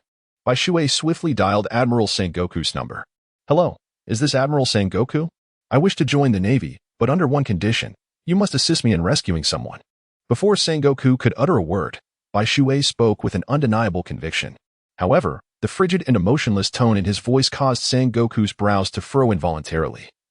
He had never heard Bai Shui express himself in such a manner, as if his very heart had withered away. Well, it seems you've finally seen the light. We warmly welcome you to the Navy. Bai Shui intends to join the Navy, which is undoubtedly welcomed by Admiral Sengoku. As for rescuing others, that is a trivial matter. For the medical expertise at the Navy headquarters is beyond reproach. Chapter 108.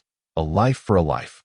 Admiral Sengoku, I have one more person I need you to investigate. This individual holds great significance for me, truly paramount. Just as Sengoku believed Bai Shui had finished speaking, Bai Shui unexpectedly added, Who? Sengoku's curiosity piqued. He wondered who Bai Shui wished to inquire about. Beast Lane, Bai Shui replied coldly. What do you seek him for? Upon hearing the name, Sengoku's brow furrowed involuntarily. He was not previously familiar with this name, but just 2 days prior, it had become all too familiar. Why, you ask? Because Lane had suddenly appeared in the East Sea, launching successive attacks on multiple branches in the region. Presently, he had information regarding Lane on his desk. Had Lane not appeared in the East Sea, he would not have discovered that the saber-toothed tiger was actually his own brother. Lane, nicknamed Beast, is a pirate from the North Sea with a bounty of 200 million. He has a brother you captured, the saber-toothed tiger Torsen. The pirate crew consists of only 4 members, the Illusion Queen Lola, with a bounty of 98 million, the Boiling Man Mu Yen, with a bounty of 120 million, and the Corrosive Acid Demon Sun Yang, with a bounty of 140 million, making it a notably high bounty pirate crew. Sengoku relayed all available information about Lane to Bai Shui. 200 million, huh? Bai Shui murmured softly, and then the transponder snail fell into silence. What is this kid up to, in such a rush? Sengoku was taken aback, unable to comprehend Bai Shui's intentions. A pirate with a bounty of 200 million posed considerable pressure. Could it be that he intended to hunt down Lane? Sengoku suddenly contemplated a possibility. So, it is a pirate with a bounty of 200 million. No wonder he is so audacious. Very well, for daring to harm Aki. It seems that your head shall serve as retribution. Is this Major Reggie? Your T-Bone has encountered an unidentified ambush on Kuro Island and is gravely injured and unconscious. Please come to assist. Bai Shui once again established communication with the naval branch of the island of ship-cutting heroes. Yet this single call cast a shadow over the entire station. T-Bone had suffered grave injuries and was in a state of unconsciousness. What a farce. However, the call was indeed from Bai Shui, and his serious tone did not resemble that of an enemy in disguise. Reggie could still discern his voice. Yet, Reggie found it perplexing. How could T-Bone, under Bai Shui's watch, be rendered unconscious? Nevertheless, he had no time to dwell on uncertainties, regardless of the truth. He had to investigate the matter. Soon, Reggie navigated his warship to Kuro Island, where he immediately laid eyes on the unconscious T-Bone. Shock washed over him. Bai Shui's words rang true. He had not been deceiving him. However, upon disembarking, Reggie searched meticulously but failed to find any trace of Bai Shui. In fact, Bai Shui had departed with Aki on their warship towards the Navy headquarters right after informing Reggie. Given their location at the terminus of the first half of the Grand Line, Bai Shui felt confident that Aki would reach the Navy headquarters unscathed. At the Navy headquarters, Sengoku had summoned doctors to await their arrival at the port. Although Bai Shui appeared indifferent, Sengoku could still detect the urgency and concern woven into his words. After a full day of relentless effort, amidst the continuous blaring of alarms from the ship, Baishui finally arrived at the Navy headquarters, his face etched with fatigue. Karp awaited him at the port. What has transpired? Karp keenly sensed the flicker of anxiety on Baishui's face and inquired. Chapter 109. Are you certain you've made up your mind? Aki is gravely injured and on the brink of death. Faced with Karp, Baishui had nothing to conceal. Who did this? Karp's expression darkened instantly as he asked sternly. I will handle it myself. Whoever dared to harm Aki will pay dearly. Baishui clenched his fists, his teeth chattering with tension. Rest assured, once we reach the Navy headquarters, Aki will be safe. But have you truly made up your mind? Are you resolved to join the Navy? You must consider this carefully once you enlist. There is no turning back unless your service term has concluded. Should you attempt to leave abruptly, you would be deemed a traitor, and at that point, I might very well pursue you, Karp remarked, patting Baishui's shoulder. The decision is made. Only the Navy can safeguard Aki from harm. Whether one chooses to become a pirate, a rogue, or even join the Revolutionary Army, none can guarantee Aki's safety. Baishui has come to a clear understanding, and thus replied without hesitation. Excellent, Karp exclaimed, his hand landing with a hearty pat on Baishui's shoulder, his face illuminated with joy. Yet, Baishui could not help but grimace, thinking to himself, damn, that hurts. Karp inquired further, will you formally join the Navy now? Or will you wait until you've avenged yourself first? You truly understand me, Baishui replied. I must avenge Aki before I join the Navy. I cannot find peace within until I capture Ron. He clutched his chest, and although he spoke with a smile, his gaze was chillingly cold. Aki had already been carefully taken away by the doctors and was en route to the emergency room. Baishui and Kabu stood patiently outside, awaiting their turn. The expression on Baishui's face was one of sheer anxiety. To speak frankly, once he attained a semblance of calmness, his heart was consumed by an overwhelming sense of dread. What if the naval doctor lacked the ability to save Aki? Aki's frail condition rendered her survival a remarkable stroke of fortune, as she had not succumbed on the spot. Thus, despite Karp's persistent reassurances, he could not quell the rising tide of panic within him, pacing restlessly in the hospital's long, shadowy corridors. He fervently wished that with each turn he took, the despairing crimson glow emanating from the emergency room would transform into a radiant green light of hope. Baishui had never felt so helpless as in this moment. Resembling a forlorn child, his silhouette desolate. At this juncture, had there been any cigarettes at hand, he likely would have consumed several packs. The act of waiting stretched on interminably. It was a protracted torment for Baishui, akin to being engulfed in raging flames or pierced by 1,000 blades. He felt an overwhelming urge within him, a desire to unleash his pent-up emotions. This wait extended for an agonizing 10 hours. Karp sat on the hospital bench with the tranquility of a meditating monk, while Baishui had long lost track of how many times he had paced back and forth. At last, during yet another turn of his restless stride, the crimson glow transformed into a verdant light. Baishui was overjoyed, his face radiating happiness as he fixed his gaze on the entrance. Baishui, do not be overly elated. The green light does not necessarily signify that Aki has escaped danger. It is also possible that the critical situation remains unresolvable. Observing Baishui's exuberance, Karp felt compelled to douse his enthusiasm with a dose of reality. How could that be? Yet, this remark struck a sensitive chord within Baishui.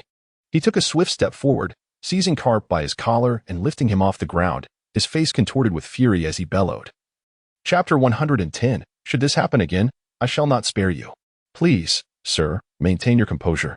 Immediately, two doctors, their expressions filled with discontent, emerged to address Baishui. I apologize.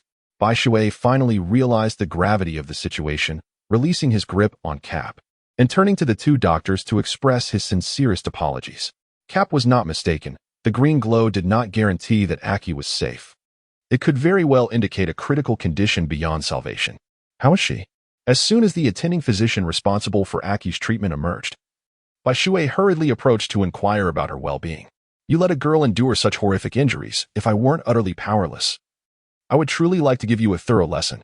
Where were you when she was being harmed and injured? However, the attending physician immediately reprimanded Baishui without reservation. Baishui could only bow his head in humility, as he had no justification for the situation. All right, you should first inform him about Aki's condition. Do not let him remain in a state of anxiety. Karp interjected, halting the attending physician's intention to continue reprimanding. Yes, Admiral Karp. Upon hearing Karp's authoritative voice, The attending physician finally ceased his tirade, begrudgingly stating, "Rest assured, after 10 hours of intensive care, the young lady is now out of danger. However, due to the severity of her injuries, she is likely to remain in a coma for several years." Is that truly the case? Upon hearing this, Bai Shui's face instantly radiated joy, his hands gripping the physician's shoulders tightly as he spoke, trembling with excitement. The news of Aki's safety was the most uplifting he had ever received. He had never anticipated that he would care for someone so deeply. This must be what love feels like. Humph. Having rescued her from the brink of death this time, should a similar predicament arise in the future, do not expect me to show you any leniency. Even Admiral Karp would not dissuade me from teaching you a lesson. The attending physician glared at Bai Shui with evident disdain, harboring an intense aversion for a man who could not protect his own woman, as she herself was a woman and understood the despair of lacking a sense of security in a partner. "May I enter to see her?" Bai Shui rubbed her hands together, gazing expectantly at the attending physician. "Go on, but do take great care. Every movement must be gentle, otherwise. Do not blame me for showing you the door." The physician shot Bai Shui an exasperated glance, then waved her away as if shooing away an insect, signaling her to swiftly vanish from his sight. On the hospital bed, the gentle caress of the water grazed Aki's face, and tears flowed uncontrollably down his cheeks. A man may shed tears, yet seldom does he do so unless deeply wounded. His touch was exceedingly tender, as if he feared that even the slightest exertion of strength might reduce Aki to mere ashes, drifting away. After the resuscitation efforts, Aki's complexion was no longer as pale as before. Instead, it bore a hint of rosy vitality, a whisper of life. "Aki, do not worry.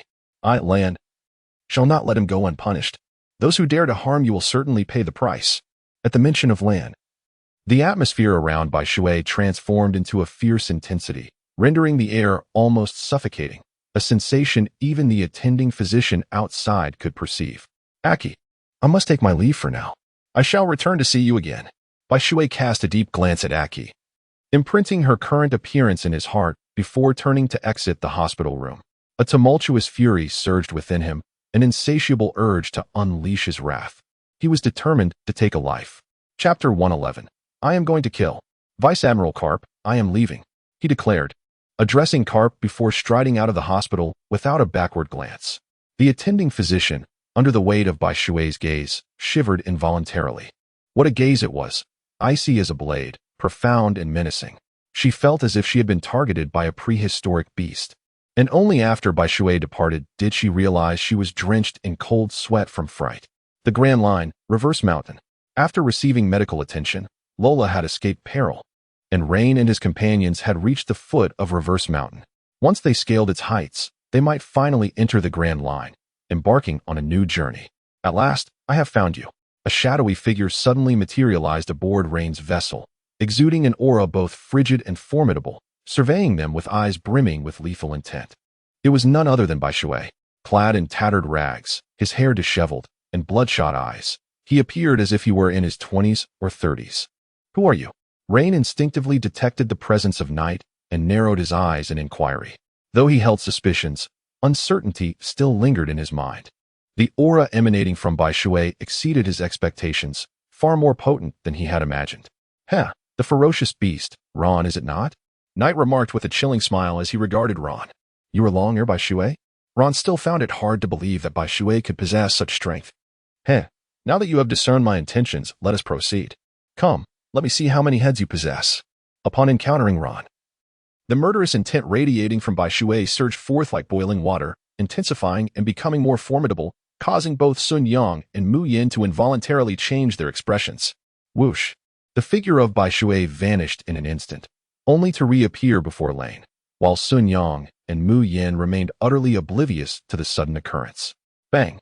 Yet Lane successfully intercepted Bai Shui's abrupt assault, his arm enveloped in a layer of dark substance that exuded an overwhelming sense of intensity. Truly, he is a formidable pirate worth 200 million. Is it Haki? Merely a person emerging from the new world. Bai Shui broke into a broad smile. Taking a heavy step back, with a flourish of his left hand, he unleashed a barrage of bullets, sending a myriad of luminous orbs hurtling directly toward Lane, causing him to pale in an instant. The particles of light soared forth like wings. Bai Shui uttered a command, and wings sprouted from his back, allowing him to soar into the skies. What a jest! Faced with Bai Shui's terrifying assault, Lane shouted in alarm, his expression marred by gravity. Lanjiao, Windstride.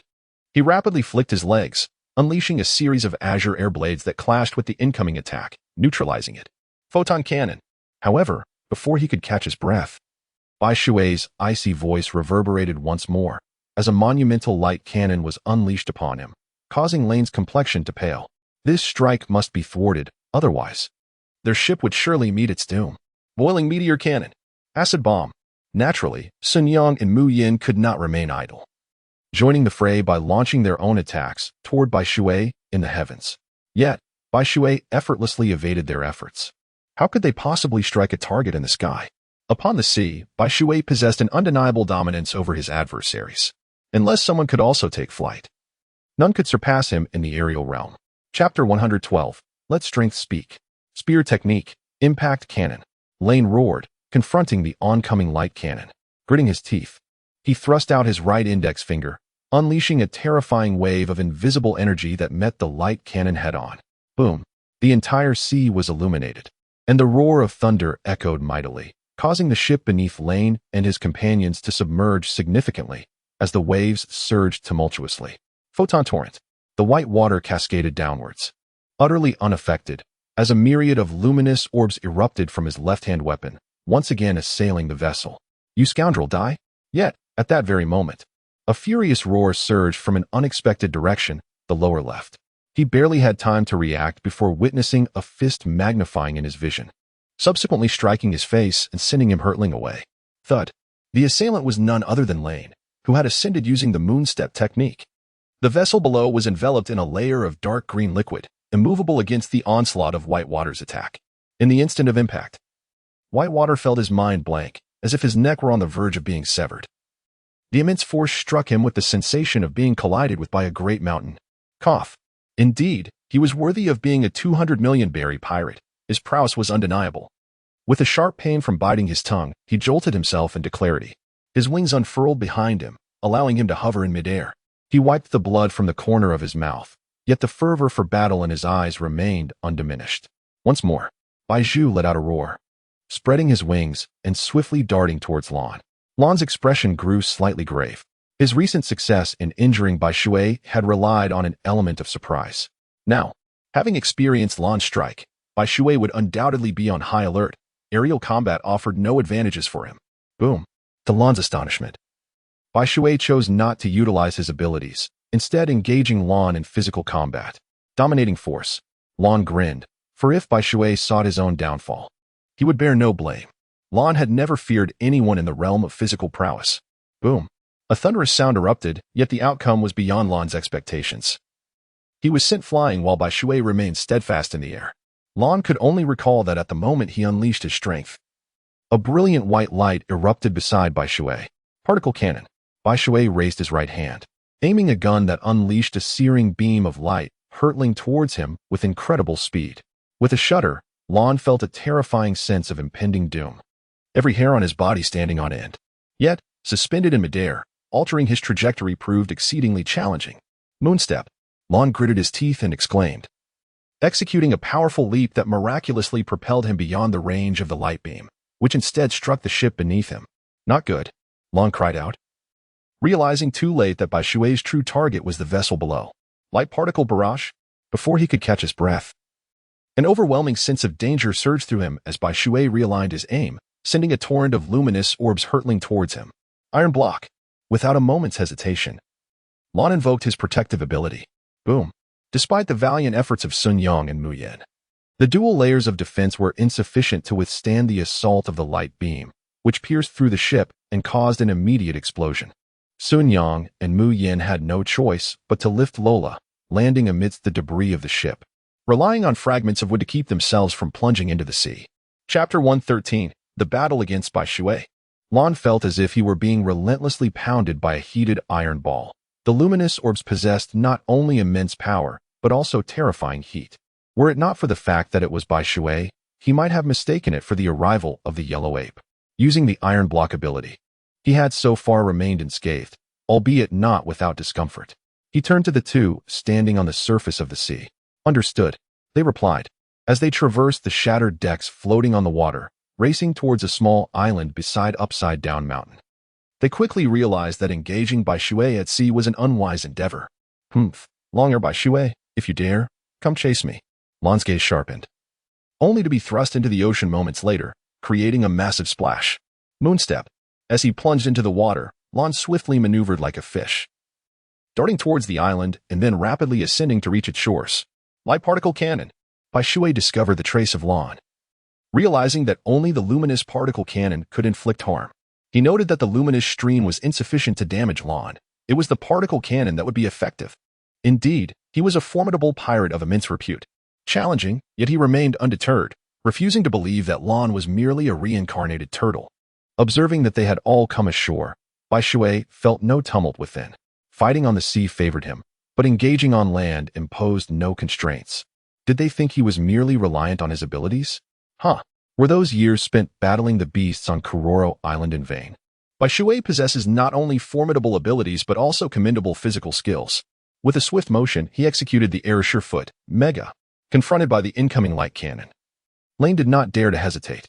He unleashed a colossal azure energy blade with a powerful kick, which collided forcefully with the light cannon, resulting in a tremendous explosion. Whoosh!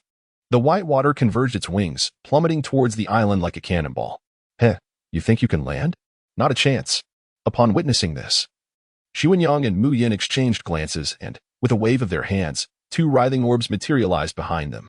From within these spheres, slender rays shot forth, resembling a multitude of needles, all directed towards the descending white water. Particle barrier. White water uttered with a hint of caution, not daring to underestimate the two individuals. After all, they were notorious pirates with bounties exceeding 100 million. Bang, bang, bang, bang. The thin barrier, however, remained indomitable, withstanding the relentless assault of the needle-like attacks without sustaining any damage. Boom. The water cascaded heavily onto the ground, creating a colossal pit in the earth. Up, Lane exclaimed. And in an instant, Xuanyang and Mu Yin soared towards him, their speed dazzling to behold. Light particles flow. Bai Shui raised his left hand, releasing a burst of radiant light that caused both Xuanyang and Mu Yin to change their expressions in alarm, hastily taking protective measures. However, Lan remained unfazed, charging directly towards Yi, followed by a heavy kick. Bang! Bai Shui immediately retaliated with a kick, unleashing a burst of light particles that collided heavily with his opponent. Both emitted muffled grunts as they were sent flying in opposite directions. An opportunity presented itself. Xuanyang and Mu Yan's eyes sparkled with excitement as they dashed towards Bai Shui from two different angles. Each conjured a sphere of energy in their hands, launching a simultaneous assault towards him. Light particle barrier. Bai Shui exclaimed as a slender barrier materialized behind him, shielding him from potential harm inflicted by the two individuals. Their formidable abilities rendered Bai Shui hesitant to engage with them directly. Suddenly, Rain appeared before Bai Shui, delivering a swift kick. Chapter 114. Bai Shui's Fury. Bang! Bai Shui raised his hand to block, yet suddenly caught a glimpse of a glimmer in Lan's eyes, causing his heart to scream in alarm. Just as he intended to retreat, an unimaginable force emanated from Lan's feet, shattering his bones and propelling him away. Meanwhile, Xuanyang and Mu Yin swiftly evaded the attack at the very moment La unleashed his power, avoiding any repercussions. API call failed with status code 429. Error. Code. For 29. Message. Resource has been exhausted, e.g. check quota. Status. Resource exhausted. API call failed with status code 429. Error. Code. For 29. Message. Resource has been exhausted, e.g. check quota. Status. Resource exhausted. Behind Bai Shui. Xuanyang and Mu Yin launched another assault. One of them gathered a fist of energy, attacking Bai Shui from both sides. The boiling fist, along with the sizzling one, both posed a threat that Bai Shui dared not confront directly before mastering the essence of dominance. Whoosh! The figure vanished in a flash, only to reappear behind the two individuals, legs poised for a powerful strike. A seething fury, an acid that erodes the very fabric of the world. Suddenly, a colossal surge of energy erupted behind them, emanating a menacing aura that instilled a sense of peril in the air. Whoosh! Bai Shui found himself compelled to vanish at the very spot, reluctant to confront the situation directly. A trap was laid, a precise strike. Yet, as Bai Shui made his appearance, he was startled by a sudden surge in the air temperature. Upon closer inspection, he realized he was ensnared within a colossal net. This net was adorned with numerous dark green specks, crackling incessantly, causing the very air to recoil slightly. Before he could devise a countermeasure, the dark green specks launched towards him with astonishing speed, weaving a crosshatch that left Bai Shui no time to react. Nevertheless, Bai Shui's reflexes were remarkably swift. Harnessing the energy of light, he activated the light particle cannon. As he expanded the light barrier, he rapidly fired two scaled-down versions of the cannon, darting through the net towards the two assailants. The solution was clear. To extricate himself from this predicament, he simply needed to defeat the conjurers directly. Bang! Bang! The two adversaries promptly evaded, narrowly escaping the onslaught of the light projectiles. However, when they glanced back towards the net, to their astonishment, Bai Shui had vanished. Where could he have gone? Sun Yang gasped in disbelief. In the blink of an eye, Bai Shui had disappeared. Suddenly, Bai Shui's voice resonated, revealing that he had not escaped the confines of the net, yet he stood less than 2 meters away from Sun Yang. Light particle cannon, Bai Shui coldly declared. As a beam of light energy coalesced in his right hand, a luminous cannon shot forth with tremendous force. Chapter 115, The Omen of Annihilation. Sun Yang's pupils dilated to their utmost, yet he was unable to evade. He could only watch as the cannon's light magnified in his sight. No, the boiling meteor cannon. Mu Yen let out a terrified shriek, unleashing a colossal sphere of terrifying heat towards Bai Shui in a desperate attempt to compel him to relent. Boom. His attack was thwarted by Bai Shui, halted by a thin barrier. That mere barrier was eternal. Boom. Sun Yang's head was obliterated by the cannon's blast. And amidst the searing heat, he was reduced to mere ash. And you? With a sudden flash of brilliance in his eyes, Bai Shui swiftly expanded the light particle barrier, forcefully propelling the boiling orb towards Mu Yen. Lost in sorrow, Mu Yen was caught completely off guard. By the time he sensed the sudden surge in temperature, it was far too late. Ah! Mu Yen cried out in agony, his entire face instantly becoming a bloody mess. He covered his face with his hands, staggering backward. Light particle cannon. Seeing this, Bai Shui raised his right hand, aiming at him, and a beam of laser shot out. Bang! Mu Yen had no chance to react.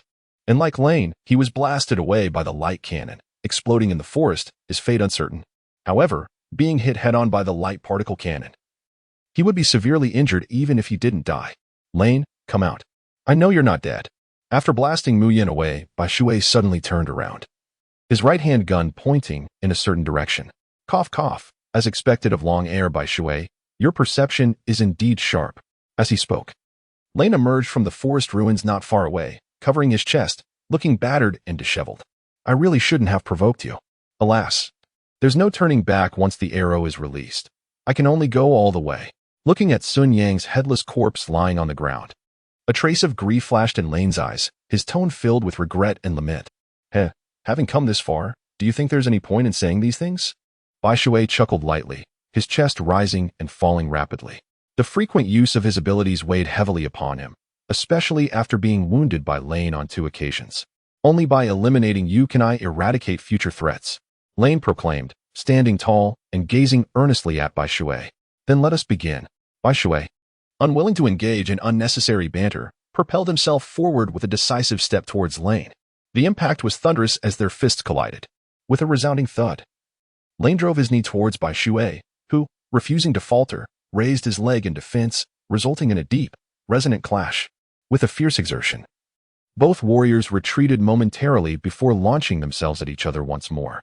The sound of their fists meeting echoed through the air as Lane unleashed a powerful blow, only to vanish in an instant and reappear behind Bai Shui, his index finger emanating an unparalleled sharpness as it lunged towards him.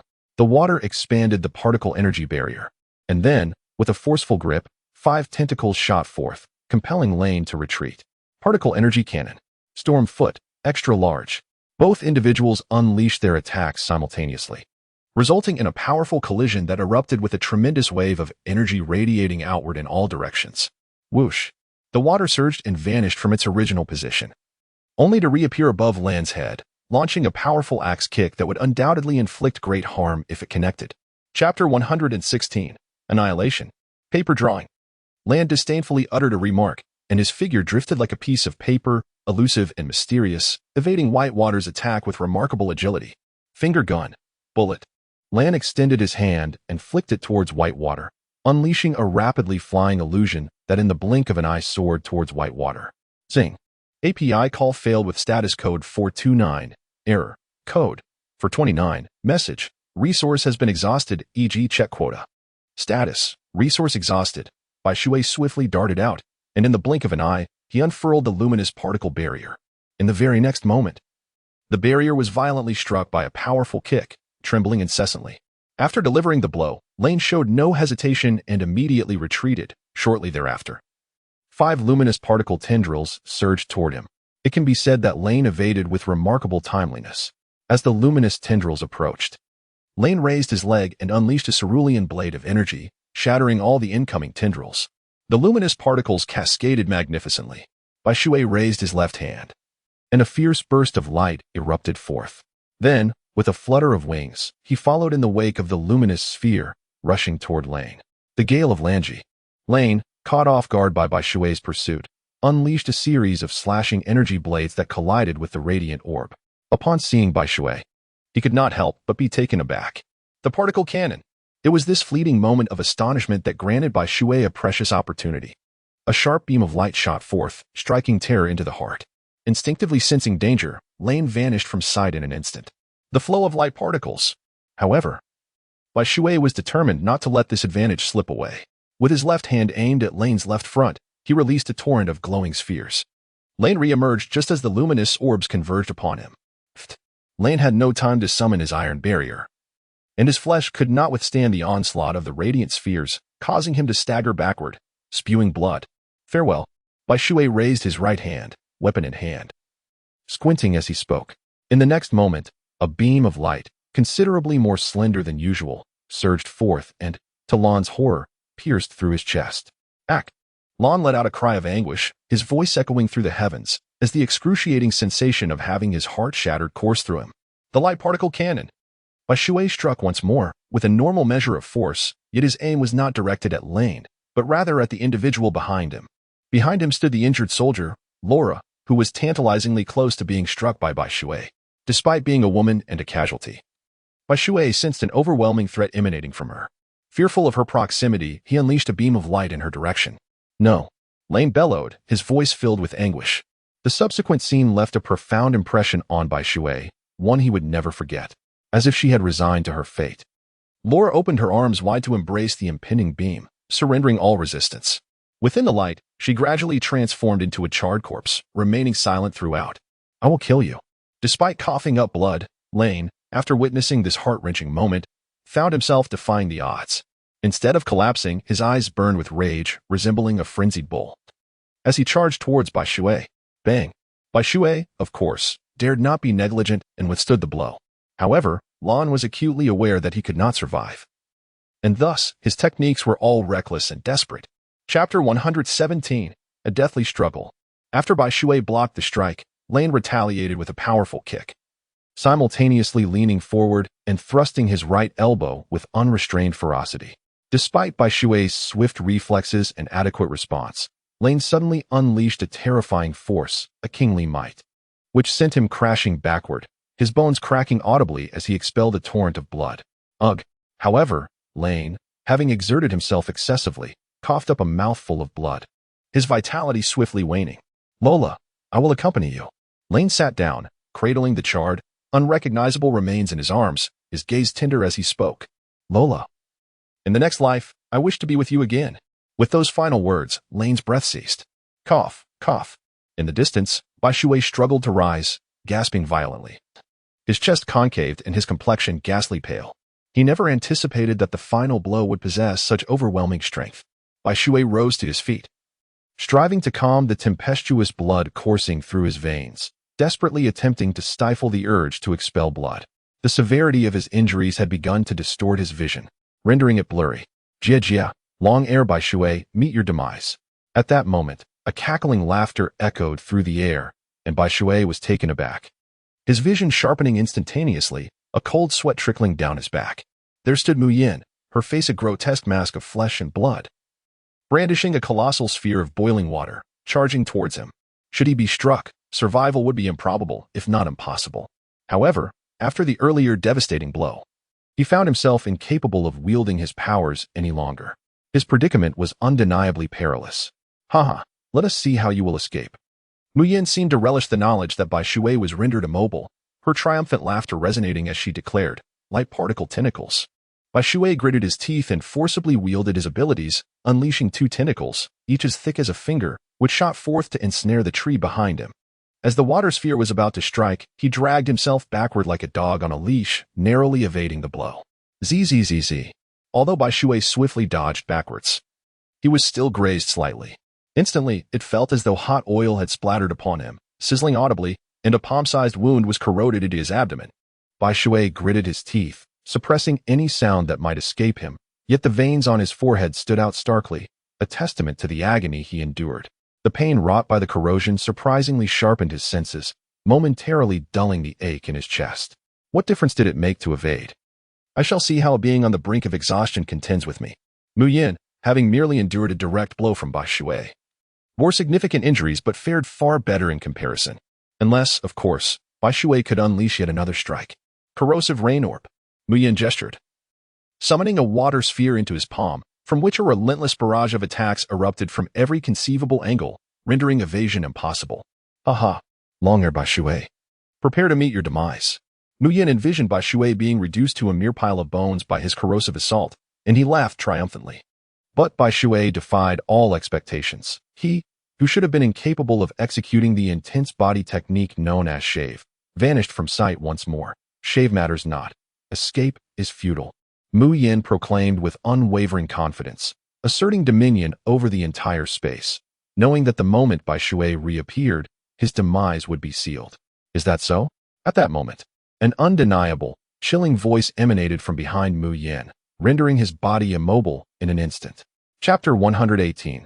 Strength and Tenacity, Reduced to Ashes. Particle Light Cannon.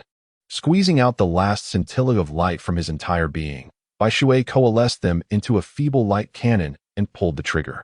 Thwack! Though its potency was limited, it was nonetheless a fatal blow, piercing Mu Yin's heart. This maneuver is indeed comprehensive, encompassing 360 degrees. Alas, the mere 20 centimeters behind you proved to be its singular flaw, Bai Shui murmured. Impossible. Disbelief etched across Mu Yin's face, her eyes brimming with profound reluctance. As Mu Yin collapsed, Bai Shui felt a surge in his throat, and another mouthful of blood spewed forth. Blood also trickled from his nostrils and ears, and even welled up in his eyes. I mustn't fall. API call failed with status code 429. Error. Code 429. Message. Resource has been exhausted, e.g. Check quota. Status. Resource exhausted. Bai Shui gritted his teeth, his fist clenched tightly, veins bulging on his forehead. Remarkably, he managed to straighten his body once more, driven solely by sheer willpower. However, the moment he stood upright, he was engulfed by a dizzying sensation, as if the very earth beneath him was trembling, threatening to topple him over. Just as he was about to succumb to gravity, his arm instinctively grasped a branch, halting his fall, albeit at the cost of a long, bloody gash on his arm. Food. Bai Shui felt an emptiness in his stomach, his vision momentarily blurred and fading. Yet his appetite surged to an unprecedented height. With a sudden snap, he bit into the tree bark and tore it away, beginning to chew. The bitter sap, at that moment, felt like a vital essence, bringing him a sense of comfort. He gnawed away a significant portion of the bark, gradually feeling some relief. Half an hour later, with the strength he had managed to muster, Bai Shui captured a snake of moderate size and consumed it raw. The snake's gallbladder, though somewhat bitter, proved to be remarkably beneficial for his injuries. 2 days later, Bai Shui spent a full 2 days in a desperate quest to find a wild telephone bug. Eventually, he succeeded in creating a usable device and dialed the number of the warring states, requesting assistance to be sent for his retrieval. Given his current condition, it was imperative that he attended his injuries promptly, lest he suffer from lingering ailments for the rest of his life. The warship of the warring states arrived at nightfall the following day, commanded by a brigadier general whom Bai Shui did not recognize.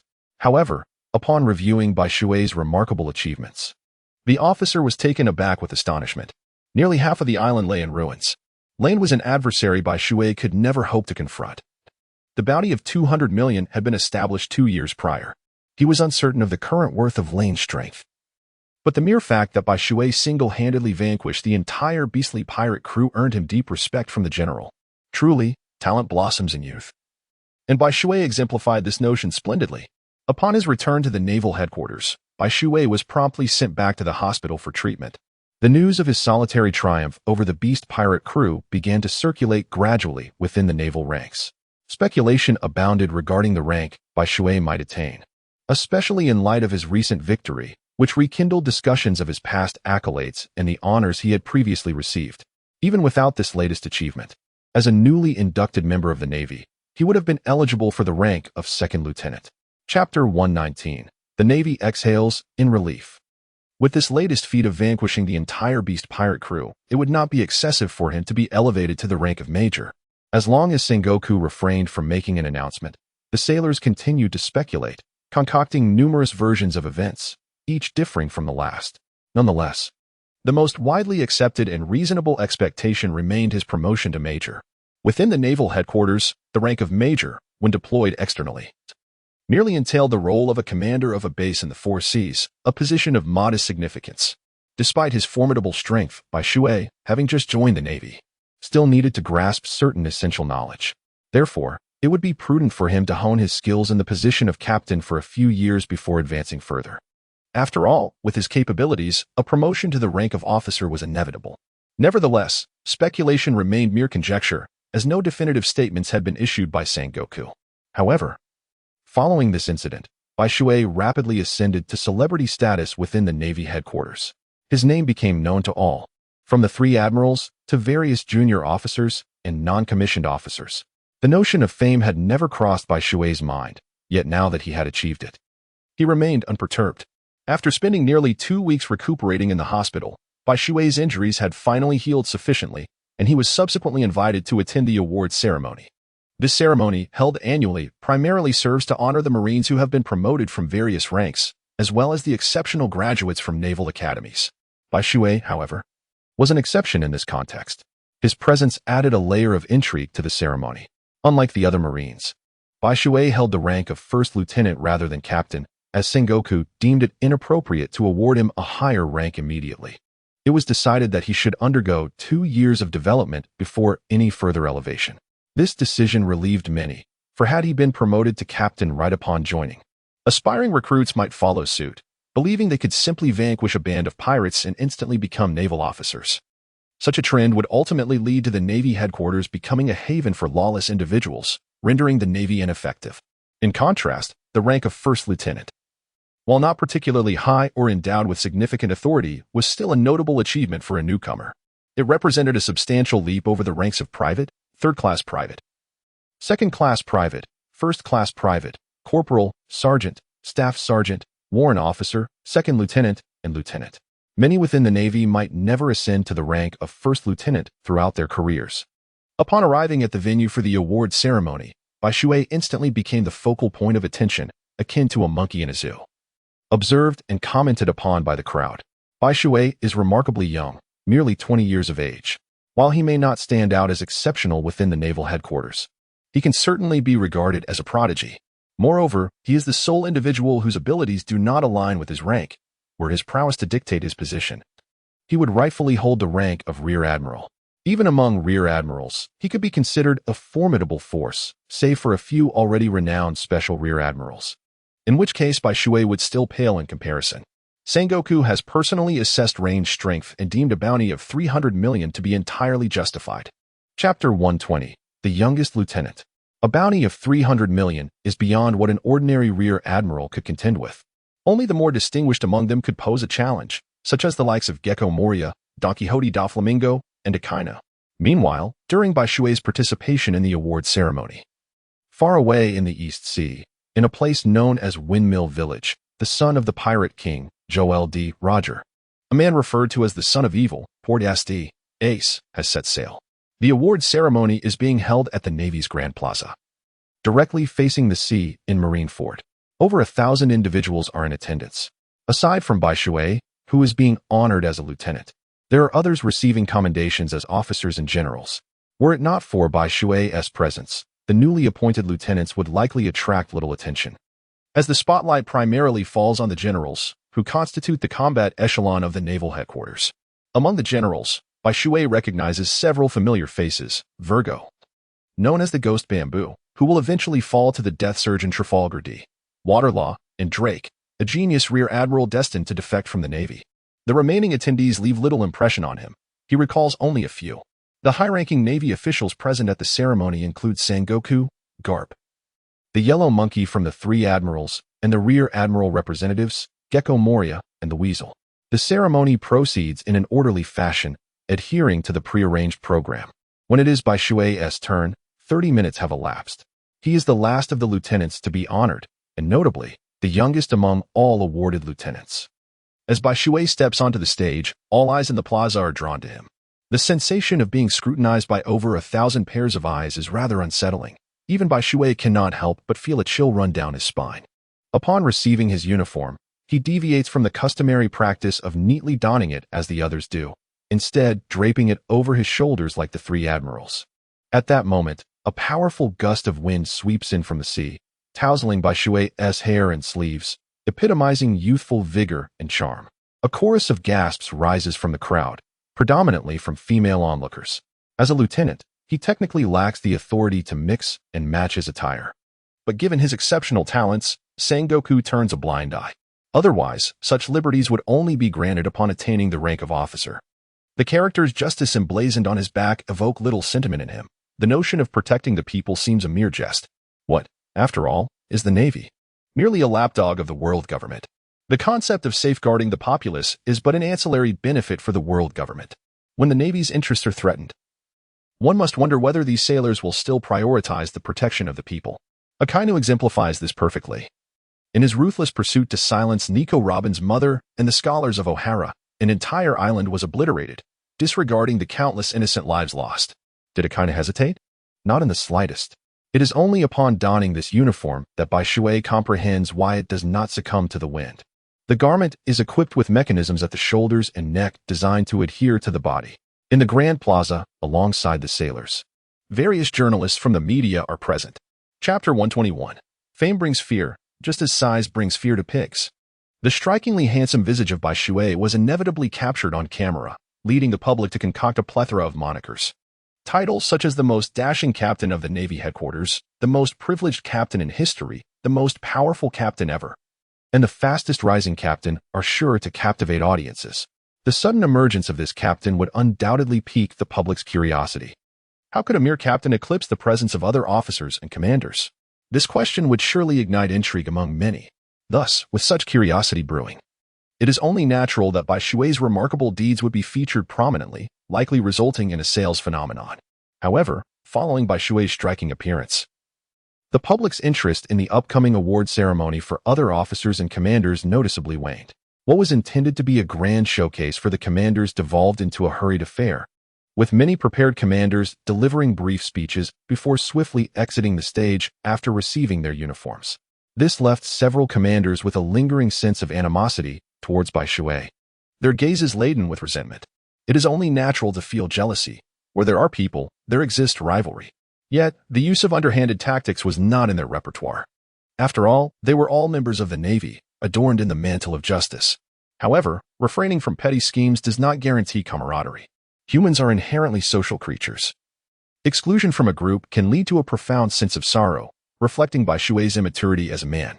Mature men adeptly navigate such complexities. Yet, Bai Shui remained unfazed by these sentiments.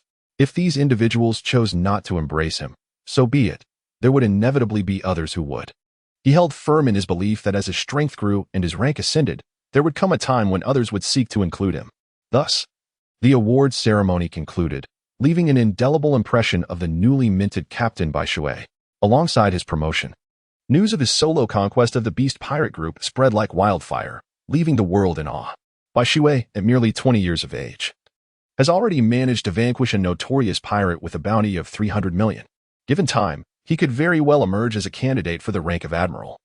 Many formidable pirates at sea have begun to take notice of this rising naval star, while others have indelibly etched Bai Shui's visage into their memories. Following the award ceremony, Bai Shui received a private audience with Sengoku. The specifics of their conversation piqued the curiosity of many sailors, yet Sengoku remained tight-lipped, and they lacked the audacity to inquire further. Nevertheless, the sailors could not suppress their envy and resentment at Bai Shui's special meeting with Sengoku. They observed him entering with a beaming smile, only to emerge with a countenance resembling that of a beleaguered spouse. What Sengoku imparted to Bai Shui was not particularly remarkable. He merely instructed him to undergo 5 months of training as a new recruit. This might not have been a significant issue for anyone else. But the critical detail was that the instructor was none other than Garp. Garp, the legendary hero of the Navy, regarded young Luffy as a resilient little cockroach. With Garp as his mentor, Bai Shui felt apprehensive about the days ahead. Although training under Garp promised substantial improvement, the mere thought of Garp's training methods sent a shiver down his spine. Chapter 122. The best fit is the best. Garp had left an indelible psychological mark on him. Yet, despite his reluctance, joining the Navy meant that Sengoku's directives were absolute commands, and as a lieutenant, Bai Shui was obliged to comply. Moreover, Garp, as one of the few remaining titans of the previous era, being entrusted with the responsibility of guiding Bai Shui, signified Sengoku's high regard for him. Otherwise, Sengoku would never have permitted Bai Shui to undergo Garp's training. After all, not everyone has the privilege of receiving Garp's tutelage. Since Garp's rise to fame, only a handful have had the honor of his guidance: Admiral Kazan, Luffy, Ace, Kobe, and Bellamy. Garp does not judge potential based on innate talent. He seeks only tenacity and determination. Before encountering Garp, Bai Shui maintained a semblance of calm. However, for reasons unknown, upon setting eyes on Garp at the naval port, an impulsive urge to throw a punch surged within him. Of course, recognizing his own limitations, Bai Shui ultimately relinquished that thought. Bai Shui is set to embark on a clandestine training regimen alongside Garp for a duration of 5 months. As for the location, it is obvious to Bai Shui. There is no other place but Windmill Village.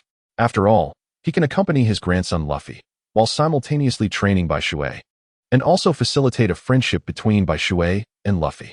Why not seize such an opportunity?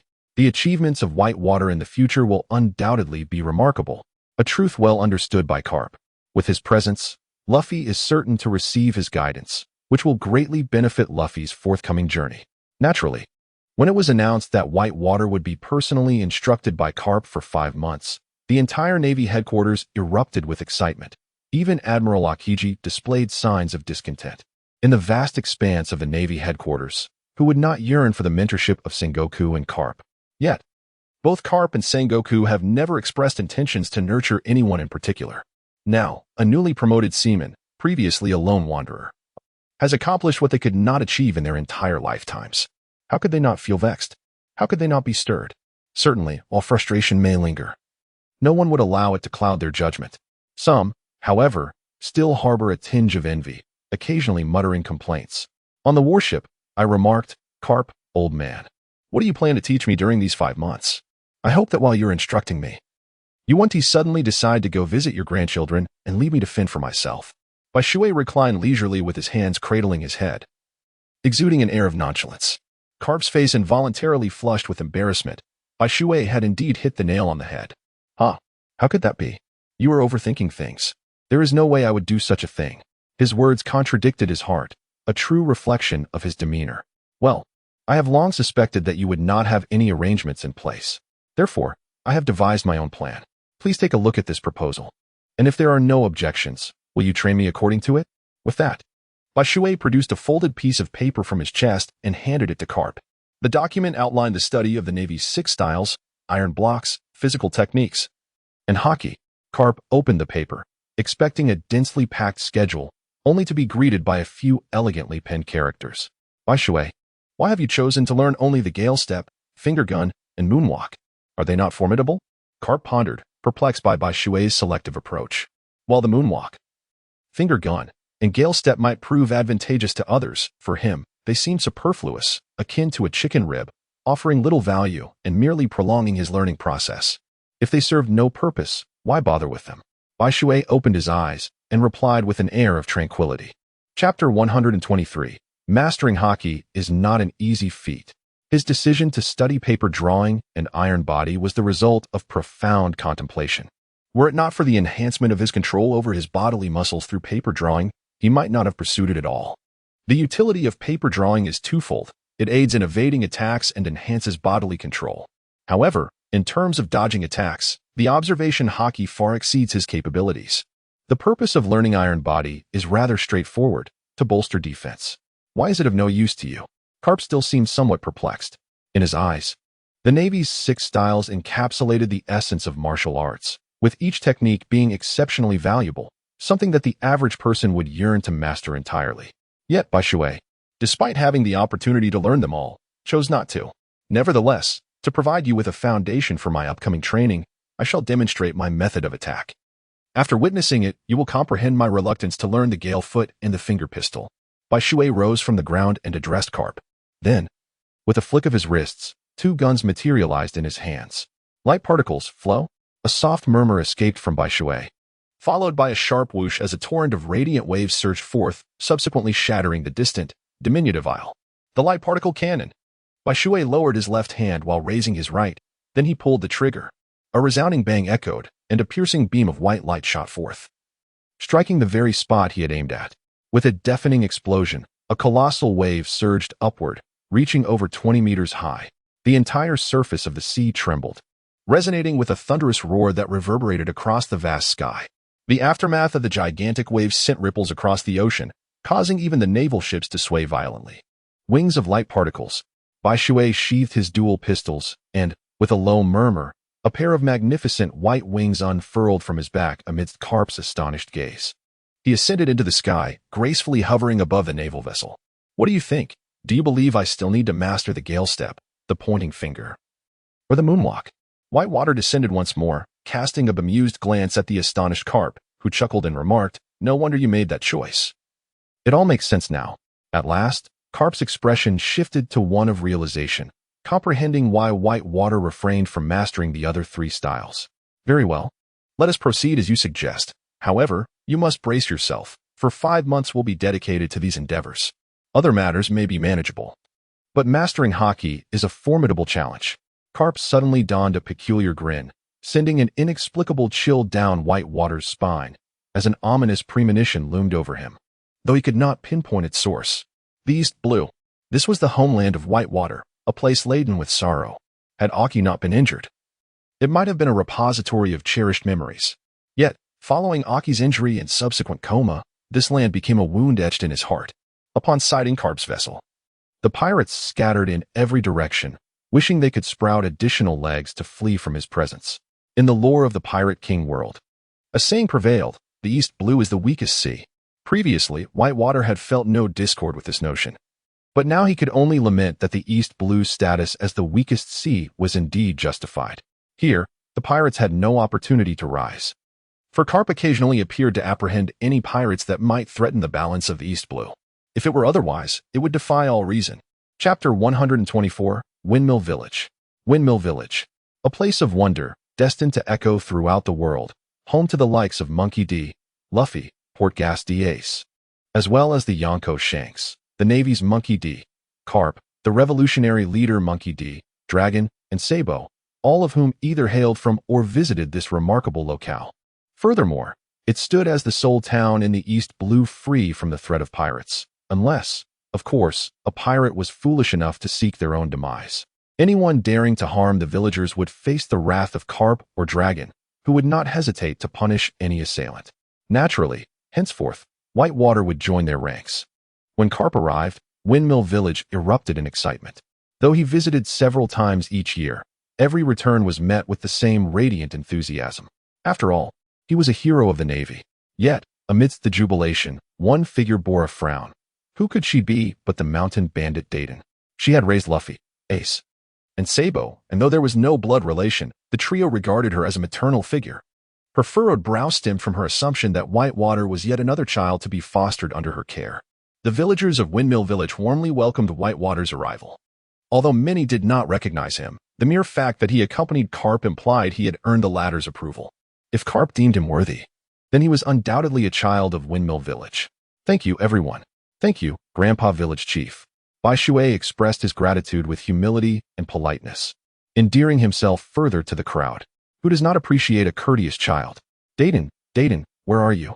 Carp suddenly bellowed, causing Dayton, who stood amidst the throng, to tremble involuntarily, yet she could only grit her teeth and step forward. "Carp, you scoundrel, what do you want with me?" Dayton did not afford Carp any semblance of kindness. "Haha, come, let us go see Luffy and the others."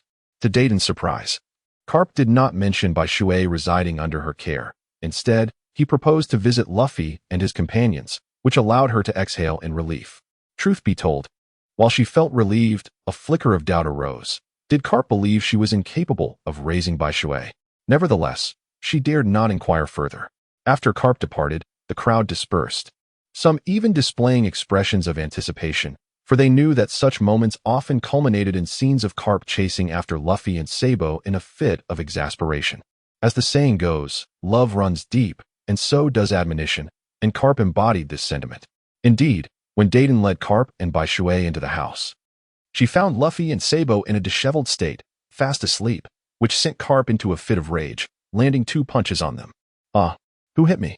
Luffy cried, clutching his head in agony while his eyes darted around. Upon spotting his grandfather Carp, he was instantly awakened, terror etched across his face. "Grandpa, what brings you here?" Sabo wore a similar expression of fear. "Of course. I came to see if my beloved grandson is on the right path under the guidance of my iron fist of love." Carp cracked his knuckles ominously, a smirk playing on his lips. Witnessing this, Bai Shui could only shake his head in disbelief. He finally understood why Luffy chose the life of a pirate. Should Carp become a marine, he might very well be beaten to a pulp by his grandfather. Moreover, Luffy, being a fervent advocate of freedom, would certainly not relish the constraints of military life. "Luffy, have you made up your mind yet? Will you join the Marines?" Carp posed the question again, certain that Luffy would never acquiesce. It was as if he were threatening Luffy with another dose of his iron fist of love should he choose the path of the Marines. However, Luffy's aspirations remained steadfast. Once he set his mind on something, not even death could sway him. As expected, Luffy raised his arm triumphantly and declared, "I will become a pirate, free and unrestrained. And I shall be the Pirate King." The outcome, of course, was that Luffy ended up with several bright red bumps on his head, giving him an amusingly swollen appearance. "Who are you?" Luffy finally noticed Bai Shui standing behind Carp. Curiosity piqued. "Hehemi, I am here to train with your grandfather. You can think of me as his disciple." Before Carp could introduce him, Bai Shui stepped forward, smiling. "Big brother, would you like to join me in becoming a pirate?" Luffy's eyes sparkled with excitement as he looked at Bai Shui, raising both hands in enthusiasm. Boom. With his eyes closed, Bai Shui could not bear to witness the scene before him. He observed that Luffy's head had acquired yet another red envelope. Meanwhile, Sabo stood nearby, trembling with trepidation, scarcely daring to breathe. "Where's Ace?" After such a prolonged absence, Carp finally noticed Ace's disappearance. However, his inquiry caused Dayton to shudder involuntarily, a fleeting expression of guilt crossing her face. Carp then turned his gaze toward Luffy, who, despite his head being covered in bumps, could not conceal the excitement gleaming in his eyes. In an instant, Carp comprehended the situation. The atmosphere grew heavy with silence, as Luffy and the others held their breaths, not daring to exhale. Ace, at the age of 17, had undoubtedly set sail. Bai Shui, with an air of indifference, spoke, causing Luffy and the others to exhale in relief. Someone had to break the tension. That damned kid actually set sail. "Luffy, listen closely. You must never follow in Ace's footsteps. You were destined to become a righteous marine, understand?" Carp bellowed at Luffy. "No, I want to be the Pirate King. I made a promise with Shanks."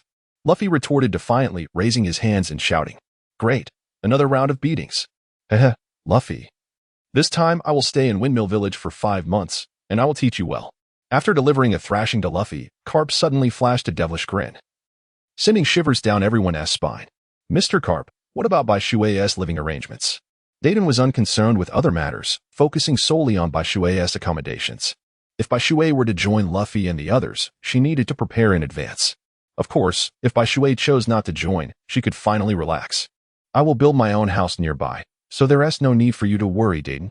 Bai Shui rose and offered a fist salute, embodying humility and courtesy, yet, inexplicably, she sensed a certain aloofness in his tone, as if he were intentionally distancing himself. This indifference was not feigned, but rather an intrinsic quality that emanated from deep within. "Oh, I see," Dayton replied, feeling a tinge of disappointment in her heart. Chapter 126, When It Comes. It comes for real. "Ah, Bai Shui, dear brother, will not be residing with us." Bai Shui did not reside in their home, and naturally, the most disappointed were Luffy and Sabo. Had Bai Shui lived here, they could have dragged her along on their adventures. "All right, that's settled, Bai Shui. Let us depart and commence training." Carp suddenly rose and strode towards the door, his silhouette exuding a sense of melancholy. Observing this, Bai Shui promptly followed suit, with Luffy and Sabo hastening to join them. Such lively commotion was not to be missed. Come, unleash your full strength upon me, and let me witness the extent of your progress over these past 2 years. Carp stood upon the sandy beach, 100 meters away from Bai Shui, beckoning her with a gesture. Whoosh! Bai Shui, without a moment's hesitation, employed the technique of disappearance, swiftly reappearing before Carp. His right leg gleamed as it struck down heavily towards Carp's neck. Bang! Yet, astonishingly, Carp casually raised his hand to deflect the blow. Bai Shui could sense the formidable power emanating from Carp's body, vast and unfathomable like an abyss or a prison. This was merely Carp's casual defense. Fist bone! Carp bellowed, his fist tearing through the air as it hurtled towards Bai Shui's chest, the pressure overwhelming and ferocious, causing Bai Shui's expression to shift as he swiftly retreated. Storm leg. Carp lifted his leg, unleashing a cerulean blade of energy.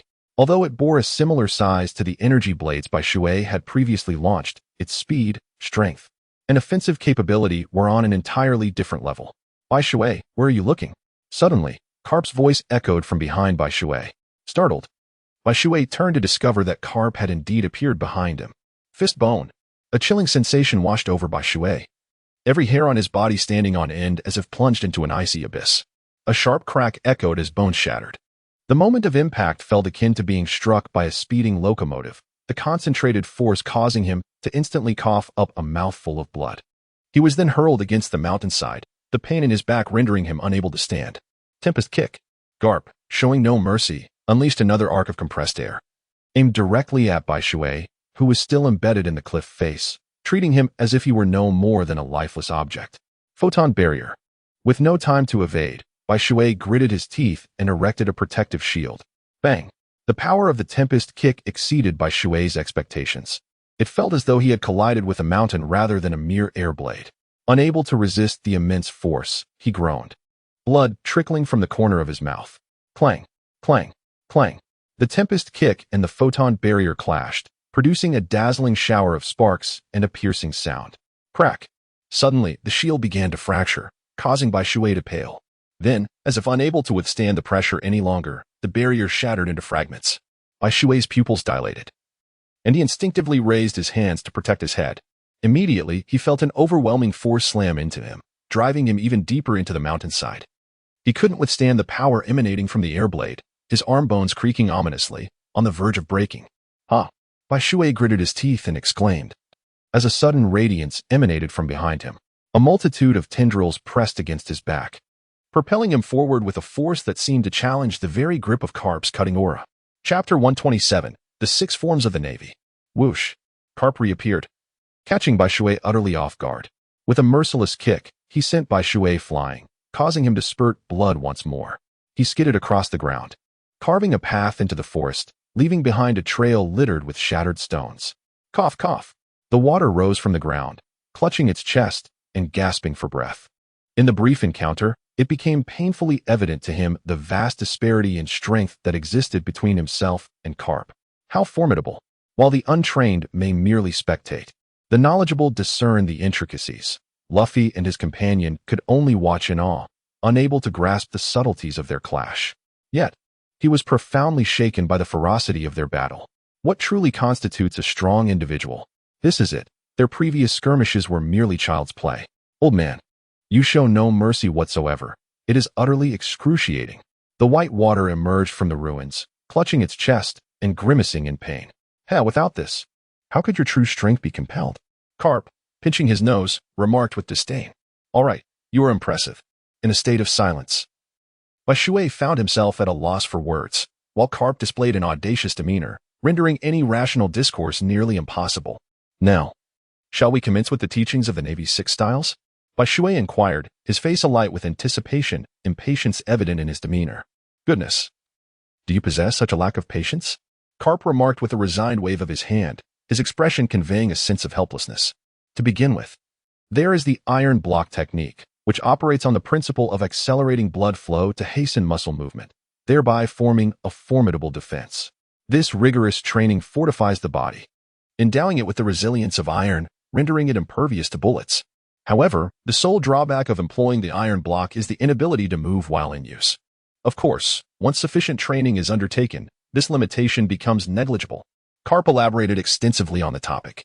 Thus, to master the iron block, a practitioner must possess a robust physical constitution. Rest assured, your physical capabilities are not a cause for concern. Karp cast a sidelong glance at Bai Shui, exhibiting no apprehension regarding his fitness level. Next, he delved into the paper drawing technique, which requires adept control of one's muscular movements to achieve various transformations. This necessitates keen observation of the opponent's actions to perceive the shifts in airflow, allowing the practitioner to deftly evade attacks at the moment they are executed. Enough with the lengthy explanations. Let us commence the practice. Karp concluded with emphasis. Bai Shui, however, had no inclination to listen to his lengthy discourse and urged Karp to commence his instruction. Well, it appears you are not one to heed grand philosophies. In that case, let us rely on muscle memory. It shall be more enduring. Karp, being a practitioner of action, was delighted by Bai Shui's disinterest in idle chatter, as he too preferred brevity over verbosity. Pay close attention and observe meticulously. Do not overlook the critical elements. Karp advised Bai Shui, and then, with a sudden surge, he emanated a robust and profound aura. Now come and strike me. Karp beckoned Bai Shui to launch an attack. Light particle cannon. With a swift motion, Bai Shui fired a shot, yet to his astonishment, Karp neither dodged nor evaded, allowing the light cannon to strike behind him, propelling him backwards. However, apart from his suddenly scorched clothing, he sustained no injuries whatsoever. Do you see? The essence of iron lies in its solidity. Thus, this serves as a significant test of your physical fortitude. However, to withstand the immense impact of accelerated blood flow, you must first enhance your heart's endurance. Chapter 128. You truly are a genius. How can one strengthen the heart's resilience? The method of breathing is particularly crucial. Come, follow my lead. This breathing technique is specifically designed for training in the iron block within the Navy. Karp declared, assuming a stable stance and extending his arms as wide as possible, resembling a whale consuming its prey, and astonishingly inhaled for over 30 seconds. Boom, boom, boom. A deep thunder resonated within Karp's body, prompting Bai Shui to glance over, only to find Karp's expression unchanged. He even scolded him. What are you distracted by? Following this, Karp delivered a swift slap to his head. Remember this, old man. Bai Shui grimaced in pain, touching his head with evident dissatisfaction, yet he inhaled deeply once more, much like Karp. After taking a breath, he meticulously guided the energy towards his heart, allowing it to flow through his veins and gradually release, thus enhancing the heart's resilience over the years. Karp exhaled deeply after his explanation. However, I can't help but feel that this method is not as efficient as simply diving. Bai Shui raised his hand to express his skepticism. Haha, indeed, some have attempted such an approach, but can you, as a capable individual, truly achieve that? Karp replied with a chuckle, his eyes seemingly conveying the message. Young one, you still have much to learn. Yet, isn't it possible to simply use something to shield oneself from the seawater? The pressure of the ocean is far more effective than this method. Bai Shui raised his hand once more to pose a question, yet Kapu stood there in a daze. Indeed, how could I have overlooked that? Kapu suddenly smacked his forehead, his face illuminating with realization. You are truly a genius, he exclaimed, giving Bai Shui's shoulder a hearty pat and bursting into laughter. Oh, are you foolish? Such a simple solution eluded your mind. Bai Shui couldn't help but roll his eyes, a look of utter exasperation on his face. Very well, I have made my decision. You shall be trained in this manner.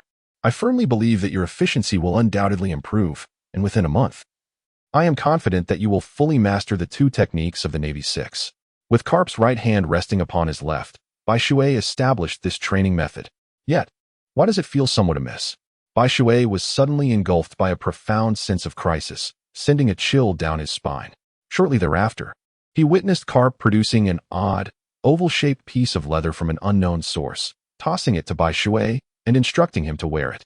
Without hesitation, Karp delivered a powerful kick, sending him plummeting downward.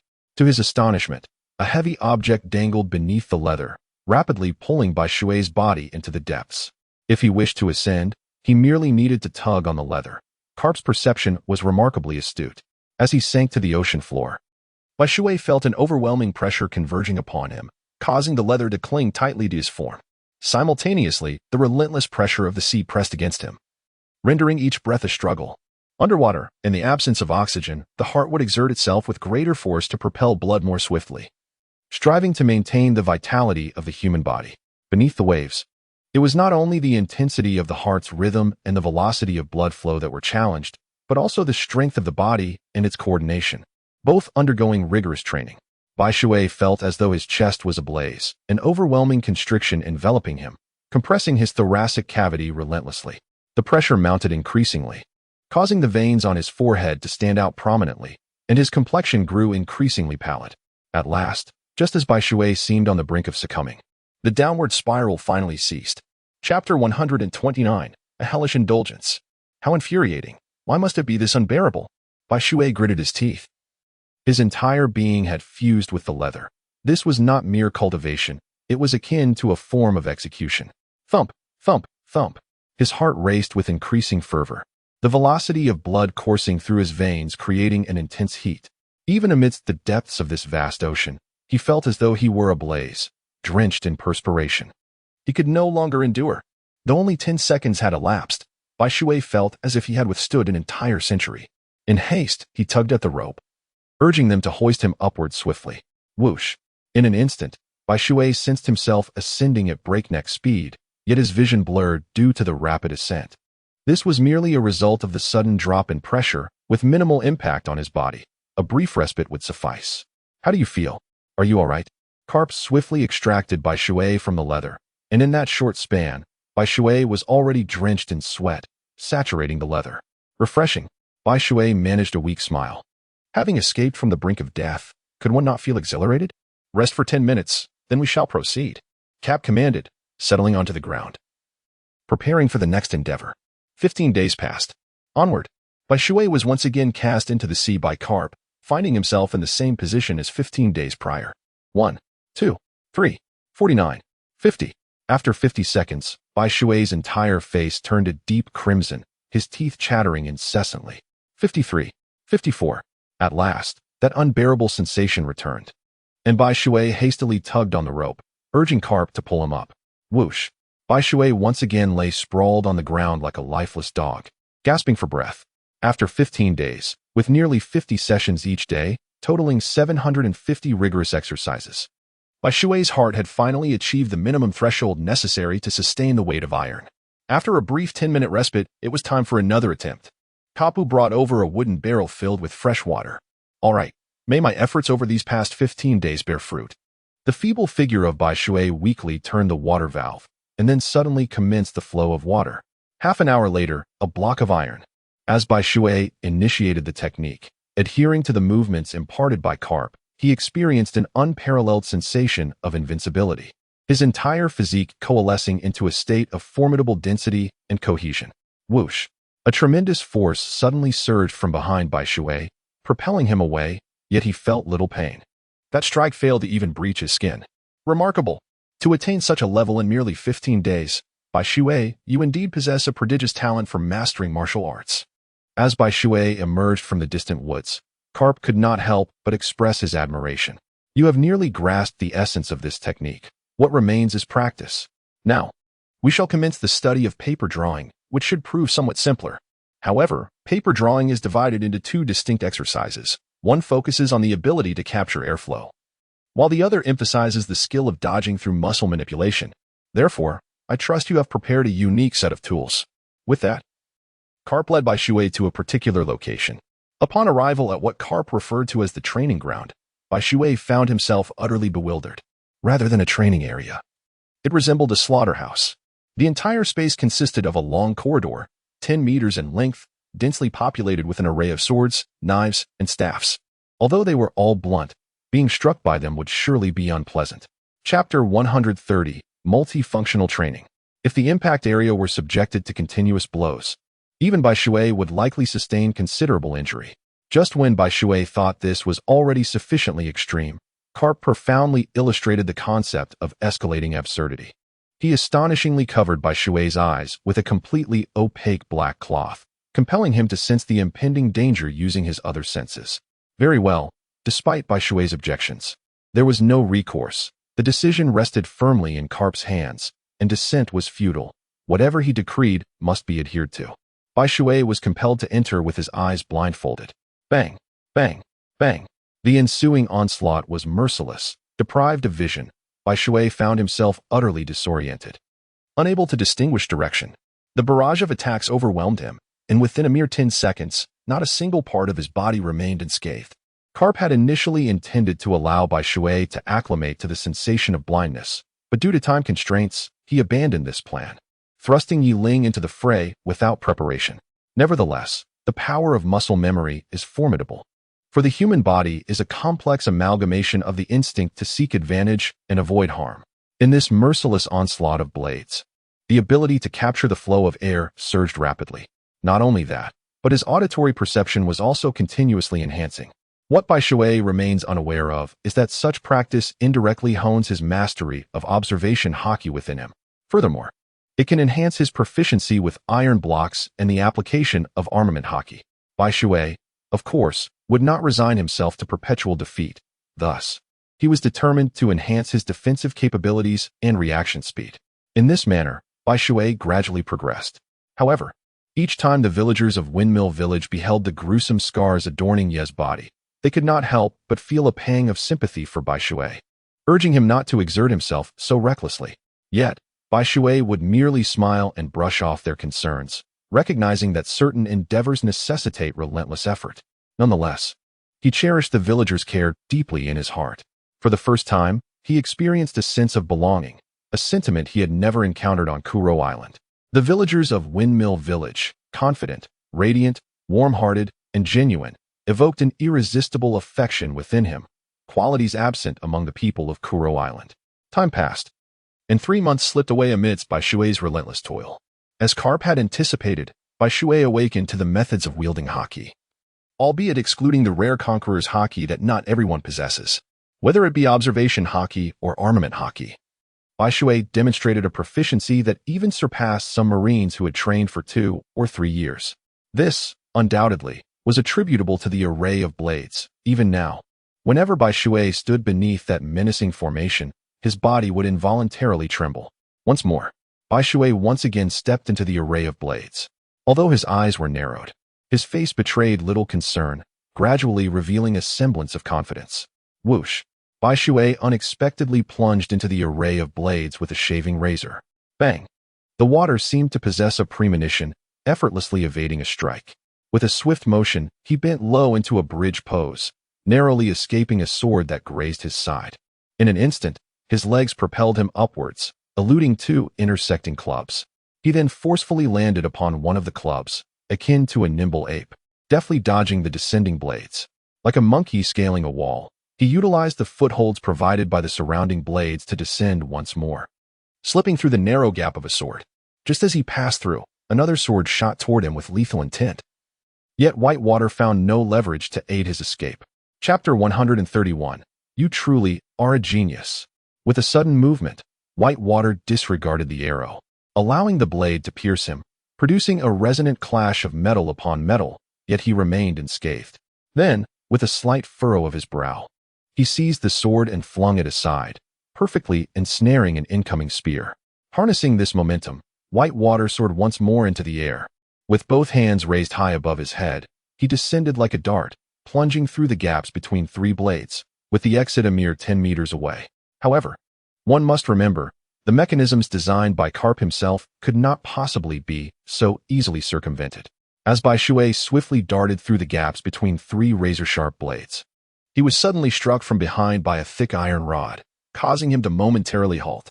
It was precisely this pause that plunged Bai Shui into the frenzied counterattack of the blade formation. The air was filled with a cacophony of slicing sounds. Bai Shui dared not be negligent as the armament haki enveloped him, with the potent energy coursing throughout his entire being. Bai Shui did not envelop his entire body with the armament haki, for such an action would significantly diminish its defensive capabilities. Instead, he relied solely on his own judgment in wielding this formidable power.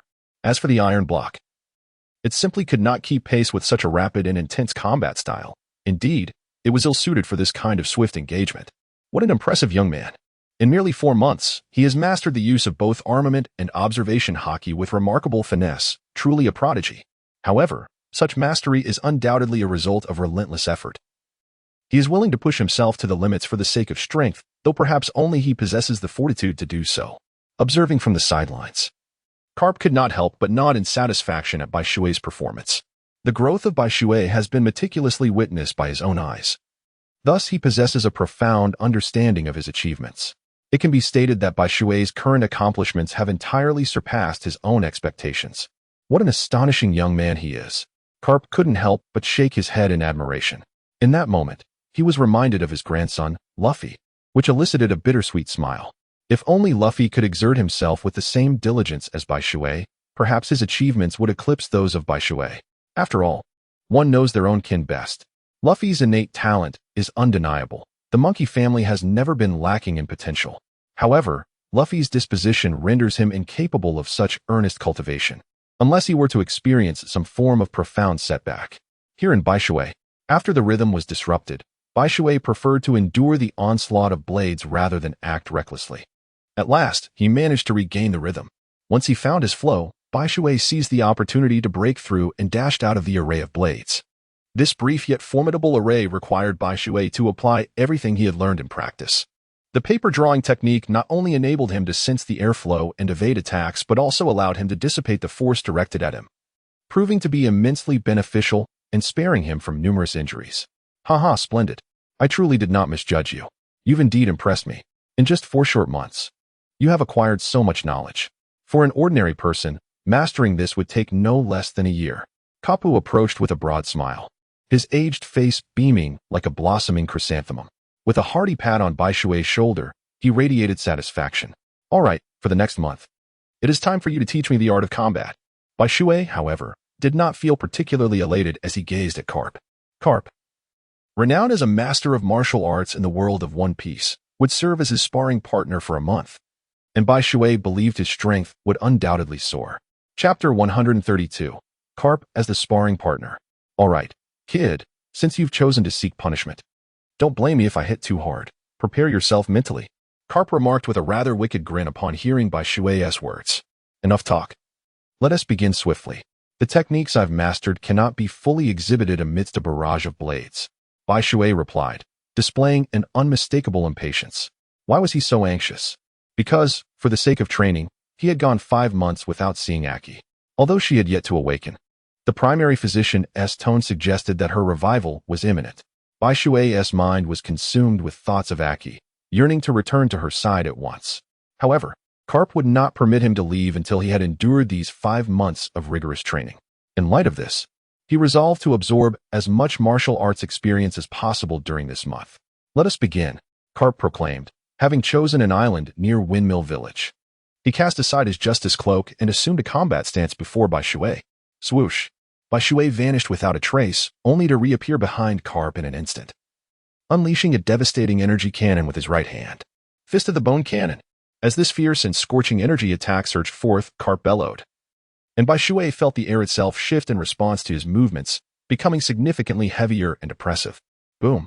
The energy cannon capable of sending Lane flying was effortlessly dispersed by Karp's punch, sending it soaring into the sky.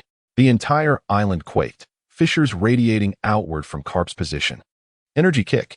While the yellow ape possessed a kick that moved at the speed of light, Bai Shui had his own version of the energy kick. In truth, both techniques were fundamentally the same, harnessing extraordinary speed to launch opponents into the air. Swish! Yet Karp seemed to possess foresight, his fist cleaving through the air to collide forcefully with Bai Shui's right leg. Bai Shui felt an overwhelming force, akin to the crushing weight of mountains, surging towards him, leaving him momentarily staggered. A low groan escaped his lips as a trickle of blood stained the corner of his mouth. Lanzak! Karp lunged forward, unleashing a razor-sharp blade of air directed at Bai Shui, causing an involuntary shiver to run down his spine. In that fleeting moment, he inwardly commanded, "Armament, pardon." With a resounding clash, the air blade struck his chest, sending a surge of blood rushing through him once more, and blood seeped from his lips again. Fist bone. Yet, this was not the most perilous of assaults. Karp suddenly materialized behind Bai Shui, his fist radiating an aura of sheer terror, imbued with both dominion and the weight of iron. The entirety of his power coalesced into that singular point, wielding a formidable destructive force. Light particle barrier. Bai Shui unleashed a barrage of iron blocks, subsequently expanding the barrier of light particles for protection. Crack. Pow. Such a combination might suffice against others. Yet it proved utterly futile in the face of Karp. Carp's fist shattered the barrier of light particles with ease, disregarding the iron blocks. Delivering a single punch that sent Bai Shui flying, blood spewing from his mouth. Bang! A small hill was obliterated by Bai Shui's force, debris cascading down to entomb him beneath the rubble. Secondary damage. Activate. Bai Shui gritted his teeth and exerted himself to break through the barrier of light particles, harnessing his abilities to push aside the enormous rubble that had been weighing him down, thus liberating himself from his predicament. Ha! Ha! Bai Shui knelt on the ground, his chest heaving rapidly as he gasped for breath. In such a brief span of time, he had been utterly overwhelmed by Carp. Meteor shower of fist. Yet Carp showed no signs of relenting. Massive stones, each the size of a grinding wheel, surged forth, propelled by his terrifying strength, hurtling towards the night. Bai Shui did not dare to be negligent. With his right hand, he unleashed a barrage of gunfire, each bullet piercing through the air and shattering stone after stone. Chapter 133, Carp's Slight Shock. Bai Shui, where are you looking? Carp suddenly materialized behind Bai Shui, his right index finger darkening ominously as he lunged forward to strike. Her irises dilated involuntarily, rendering her incapable of immediate reaction. The advent of Carp had been startlingly abrupt. Thwack! Bai Shui returned, once again spitting blood, crashing heavily into the mountain, causing the very earth to tremble violently and roar incessantly. Ha ha, young Bai Shui. Is this all you've got? Come again. Carp laughed heartily, his face alight with excitement. Suddenly, a searing and fierce energy beam hurtled toward him, magnifying in Carp's eyes at an astonishing speed, leaving no time for a reaction. Boom. Carp, however, responded with a powerful punch, concentrating his strength into a single point. And the energy beam shattered upon impact. Carp's expression sharpened as his right arm darkened, crossing in front of him just as Bai Shui appeared before him, delivering a swift kick of light energy. The earth shook with a thunderous roar, and a tempestuous wind surged forth, threatening to lift the ground itself, creating immense waves all around. Energy beam. Just as Carp prepared to unleash another punch, Bai Shui, as if anticipating his move, fired the energy beam, forcing Carp to abandon his attack. With a commanding shout, he executed a technique and vanished from sight. Flowing light. As Carp reappeared in midair, he found himself confronted by a dense array of light orbs, prompting an involuntary exclamation of admiration. What a clever boy. His eyes narrowed, and he executed a moonwalk while simultaneously employing a technique called paper drawing. The multitude of light orbs failed to land a single hit on Carp. Was this merely the beginning? Bai Shui surged forth like a rocket, a brilliant ray of light emanating from his right hand. Iron block! Carp exclaimed, realizing it was futile to evade, and activated his defense, allowing the luminous blast to collide with him. However, the force of this strike exceeded Carp's expectations, leaving him with an unfamiliar sensation of vulnerability and pain. Seizing this rare opportunity, Bai Shui unleashed a swift kick. By the time Carp regained his senses, it was too late. With a resounding thud, Carp was propelled into the earth like a mere ball, causing the entire island to tremble and resonate, with the ground fracturing over a vast expanse. Haha, good lad. Yet Carp, as if unfazed, promptly rose from the ground, showing no signs of injury. That's enough for today, Bai Shui. Carp brushed off the dust from his attire, addressing Bai Shui floating above. Agreed. Bai Shui nodded in agreement. It was not that he was unwilling to continue, but after an entire day's practice, he found himself somewhat fatigued. If given another month, when faced once more with the formidable beast, Lane, you might not need to exert yourself as you did before, Carp remarked on the journey back to Windmill Village. Bai Shui couldn't help but smile. Indeed, after a month of sparring with you, La En would no longer stand a chance against me. Bai Shui expressed his agreement with Carp's words. In Windmill Village, compared to Bai Shui's fulfilling life, Luffy's existence seemed rather bleak. Haunted by the profound psychological shadows cast by Carp's training, the mere sight of Carp instilled genuine trepidation in him. Furthermore, Carp was set to stay for another month, plunging Luffy, who was already struggling under Carp's mentorship, into deeper despair. Chapter 134. The Woman of the Four Emperors, Makino. After each training session with Bai Shui, Carp would carve out time to train Luffy. However, his methods had truly become a lifelong psychological burden for Luffy. Thus, every time Carp returned, it was akin to a nightmare for Luffy, and this particular nightmare seemed interminably prolonged. Hey, Bai Shui, you're back. A villager greeted Bai Shui with a smile on the way. Yes, I'm back. Bai Shui replied warmly. Come, let us head to Makino's tavern for a drink. Carp laughed heartily as he made his way to the villager's favorite spot. At the village's edge stood Makino's Tavern, the sole establishment of its kind in Windmill Village, and a renowned place in the East Blue where even the most audacious dared not misbehave. This sanctuary was under the protection of the four emperors, particularly the red-haired Shanks. And Makino was his beloved. Although it was not openly declared, the genuine joy on Makino's face whenever Shanks visited was unmistakable. Those who frequented the tavern were not merely locals from Windmill Village. It attracted travelers, bounty hunters, and others from afar. Naturally, no one dared to disrupt the peace. For everyone was well aware of the two formidable figures currently on the island, Carp, who was beyond their capacity to provoke, and Bai Shui, whose legendary exploits against pirates attacking the Green Fruit Kingdom were still fresh in the minds of many. Following that incident, aside from the swift escapes of the evil dragon pirates and Buggy the Clown-esque crew, all other pirates were swiftly apprehended. The people of the East Blue rejoiced, resulting in a significant decline in pirate presence on the seas, and those who remained were exceedingly cautious not to overstep their bounds. When Bai Shui and Kapu entered, the chatter in the tavern involuntarily quieted slightly. Bai Shui, Lord Kapu, welcome. What shall you drink? Remarked Magino with a smile upon seeing the two. As usual, a beer and an orange juice. Before Kapu could respond, Bai Shui spoke first. Very well, please hold on. With a grin, Magino turned and retrieved 2 glasses, placing them beneath the respective barrels, and then poured the requested beverages for Kapu and Bai Shui. It had become Kapu's daily habit to visit this place for a drink. As one grows older, it is only natural to seek out livelier locales. You are quite the oddity, at 20 years old, preferring orange juice over alcohol, Kapu remarked after taking a swig of his drink. I simply am not accustomed to the taste of alcohol, replied Bai Shui. Bai Shui set down his cup, responding with a nonchalant demeanor. The beer of this world bore a stark contrast to the flavors he once savored in his past life. These beverages tasted as if they were merely diluted with copious amounts of water, so insipid that they resembled plain water rather than beer. Indeed, even the flavor of orange juice was far superior. Moreover, ever since Aki mentioned her aversion to the taste of alcohol, Bai Shui had lost all desire to indulge in it. Alas, being peculiar has its drawbacks. His habits diverged from those of others.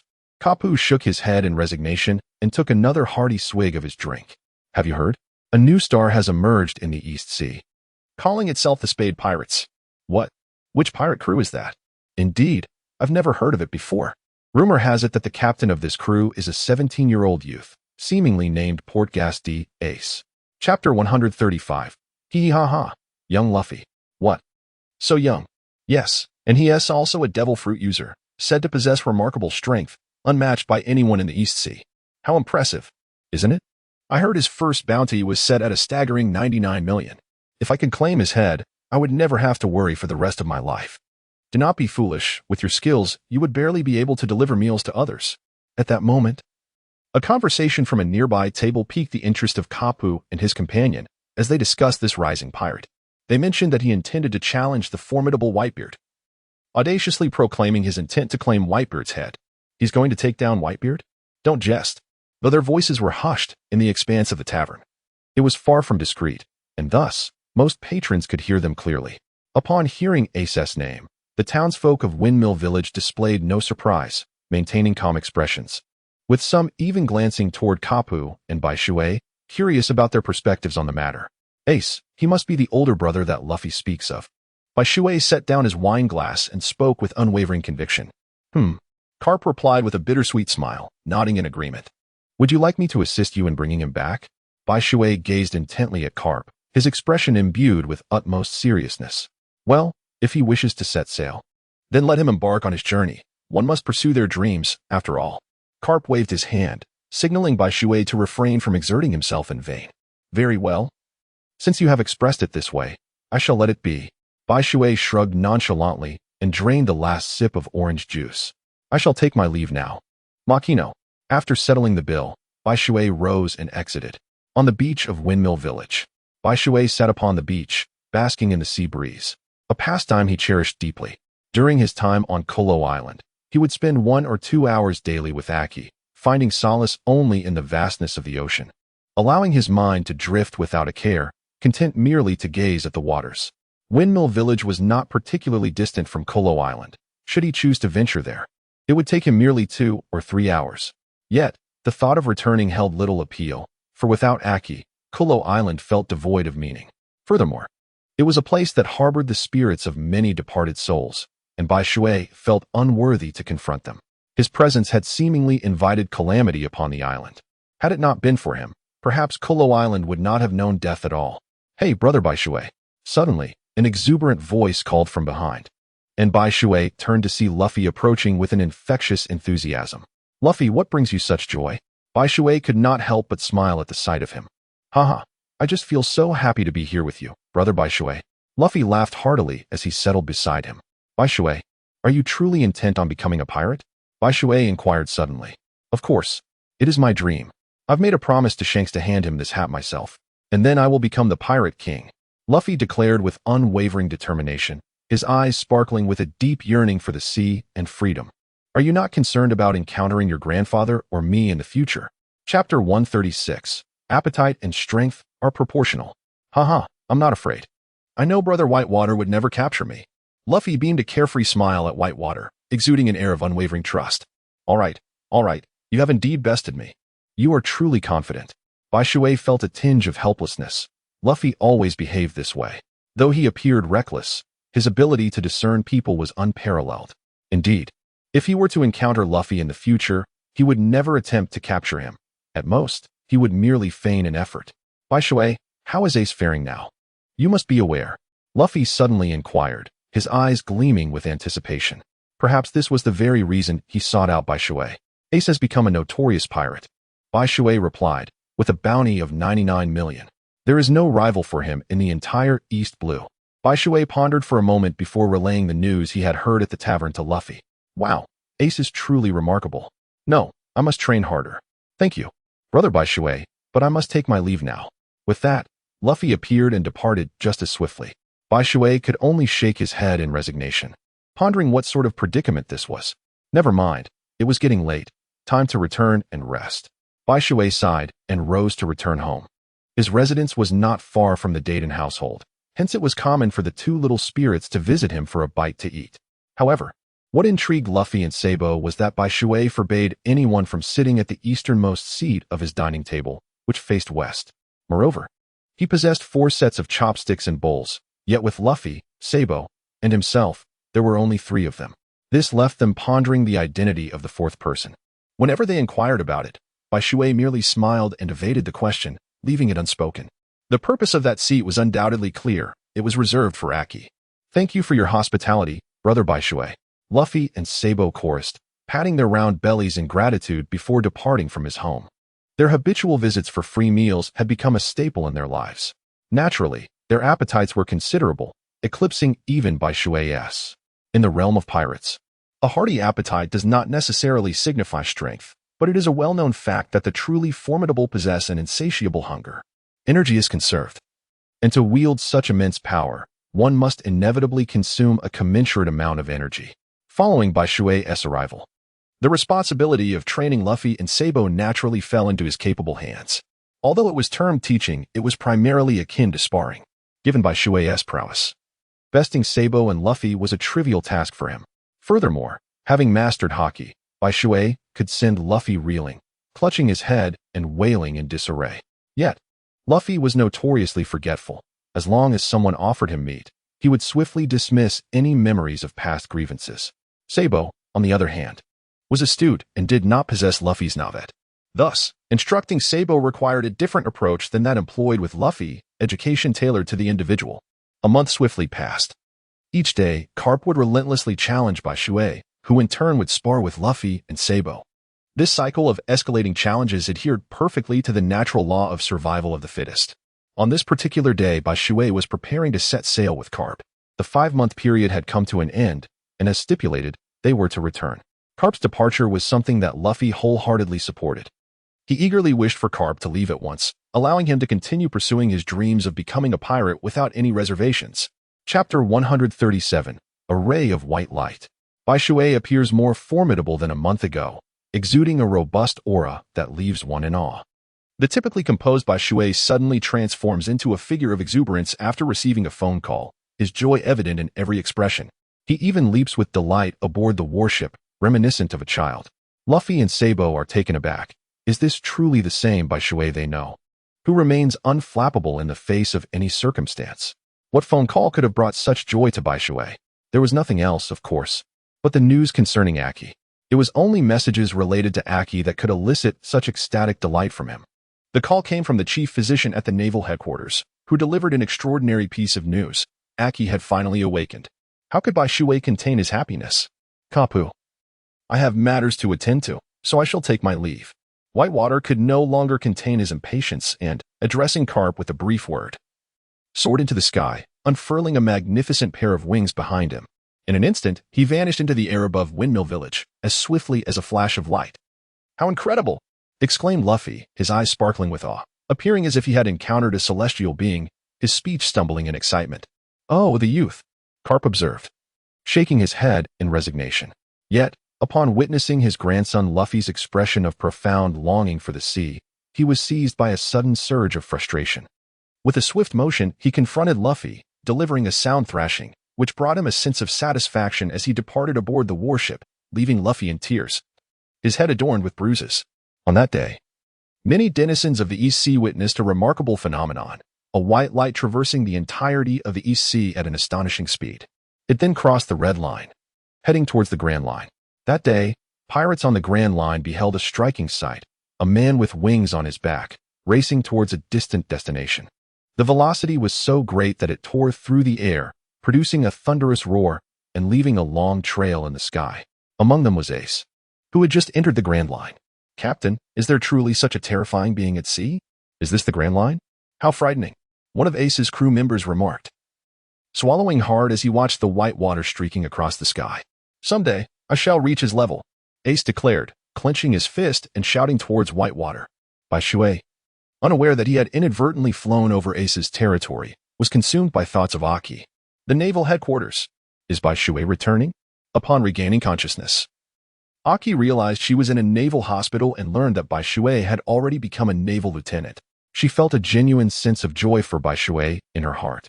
Bai Shui finds joy in whatever she does, as long as she is by her side. However, upon learning that Bai Shui is hastily approaching, Aki cannot help but feel a twinge of nervousness. What is there to be anxious about? She is already his, after all. Rest assured, when the time comes, we shall all depart, leaving you two alone to enjoy your private space. The attending physician, with the tone of someone who has been through it all, reassured her. Upon hearing this, Aki's face flushed instantly, turning a vibrant red akin to that of an apple. Utterly adorable. One cannot help but wonder what thoughts occupied her mind in that moment. In the marshal's office, Aki has awakened? Zhang Guo inquired, uncertainty lacing his voice. Chapter 138. It is not her I value, but him. Indeed, Marshal. Just received news that Aki has regained consciousness today after 5 months of coma. Excellent. Remarkable. Zhang Guo exclaimed, his voice resounding with uncontainable joy. May I dare to ask, Marshal, why you are so elated by Aki's awakening? She is merely an ordinary woman. A bewildered colonel ventured, unable to comprehend Zhang Guo's exuberance over the revival of an unremarkable woman. Could it be that Zhang Guo harbors some connection with her? Before I address that question, I shall pose one to you. Answer me truthfully. Zhang Guo countered, directing his attention to the colonel. Yes. The colonel saluted, his voice robust. Though he was puzzled by the marshal's inquiry, he understood that Zhang Guo's words were commands to be followed. What do you predict for the future achievements of Lieutenant Bai Shui? Zhang Guo gazed at the colonel, anticipation etched across his countenance. He is a promising young man, and under the guidance of Rear Admiral Karp, his future accomplishments should not fall short of that rank. He may very well become a vital asset to our Navy. The colonel replied thoughtfully. At merely 20 years of age, Bai Shui has already demonstrated the formidable ability to single-handedly vanquish the ferocious beast, Rain, leaving no doubt regarding his prowess. Moreover, with the guidance of Cap, his future in the Navy appears exceedingly promising.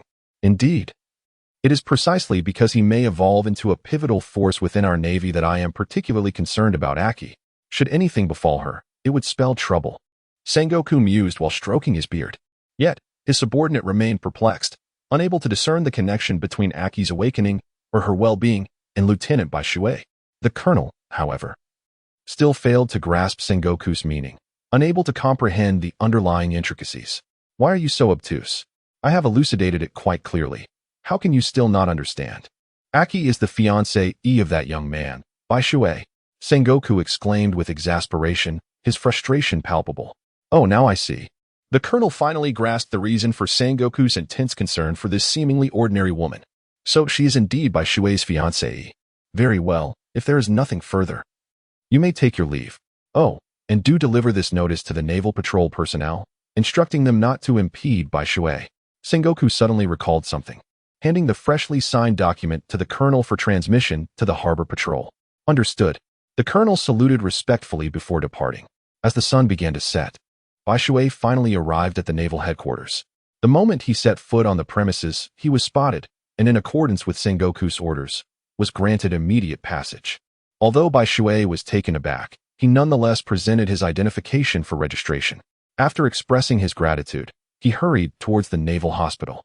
However, upon reaching the ward, he found himself unable to grasp the doorknob. Fear, anxiety, and trepidation surged within him, an amalgamation of emotions.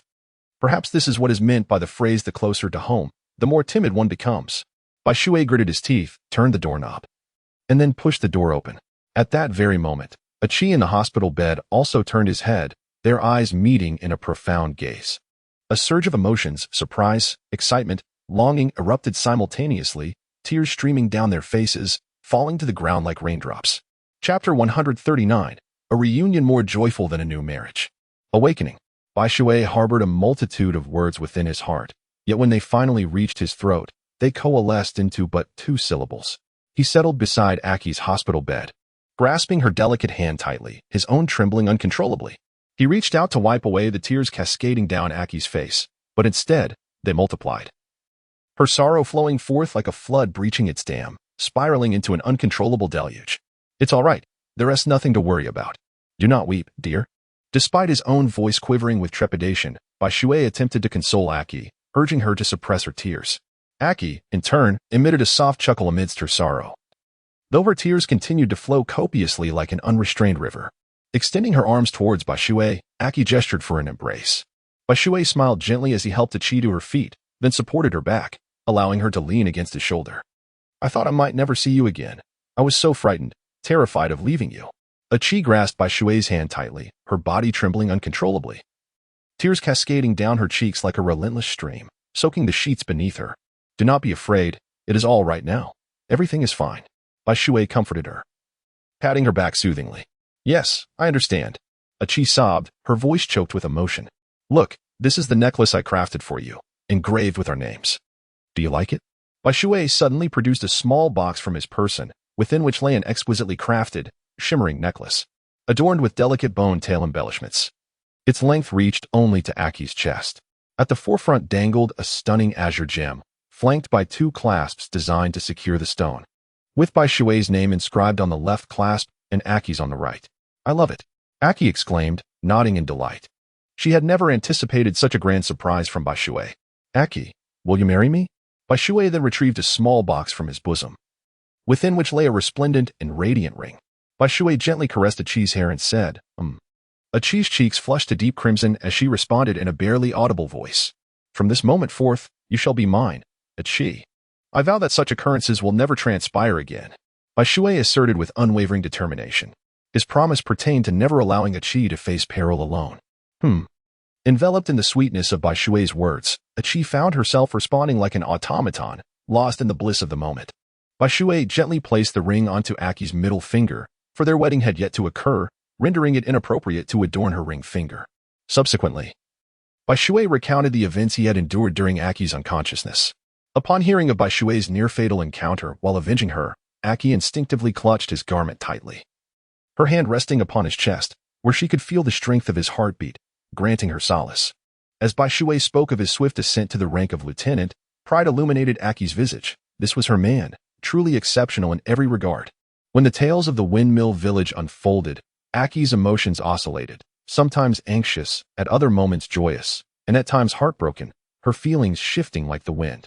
Unbeknownst to them, the hours slipped away, and it was already deep into the night. Though Bai Shui yearned to remain close to Aki, he ultimately had to take his leave. Aki had just awakened, yet the journey to complete recovery remained extensive. Although the internal injuries had significantly healed, her body still required a period of adaptation. Keeping Aki seated for too long would not aid her recuperation. Chapter 140. A room at last. You must heed the doctor's advice. Do you understand? I shall return to see you tomorrow.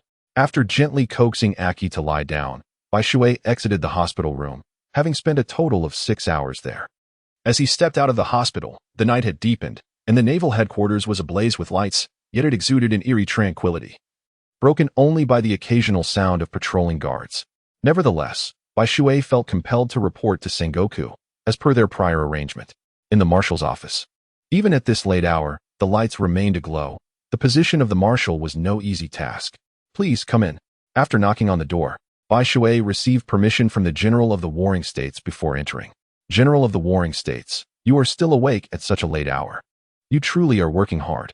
Bai Shui, with a flourish akin to a magician's trick, produced a flat-shaped bottle of liquor from his bosom and poured a glass for Zhanghua. You rascal. After seeing your girlfriend, you only remember this old fellow?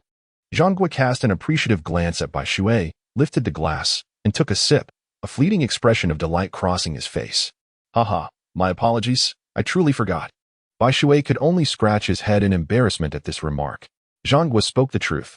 Indeed, after 5 months apart, you've made remarkable progress. Your aura has become notably refined, splendid. Zhanghua surveyed Bai Shui with keen scrutiny, his eyes gleaming with admiration, before nodding in satisfaction. Not too shabby, but if possible. I wish you could grant me a few more months, otherwise, I might have been even better by now. Bai Shui, with a nonchalant demeanor, remarked while rubbing his hands together. Sengoku couldn't help but roll his eyes.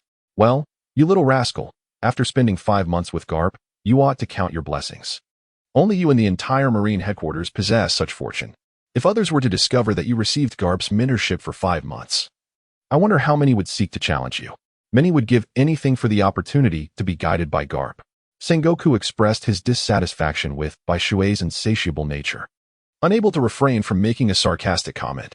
Yet, this Sengoku was the true Sengoku, a mischievous old soul akin to Garp.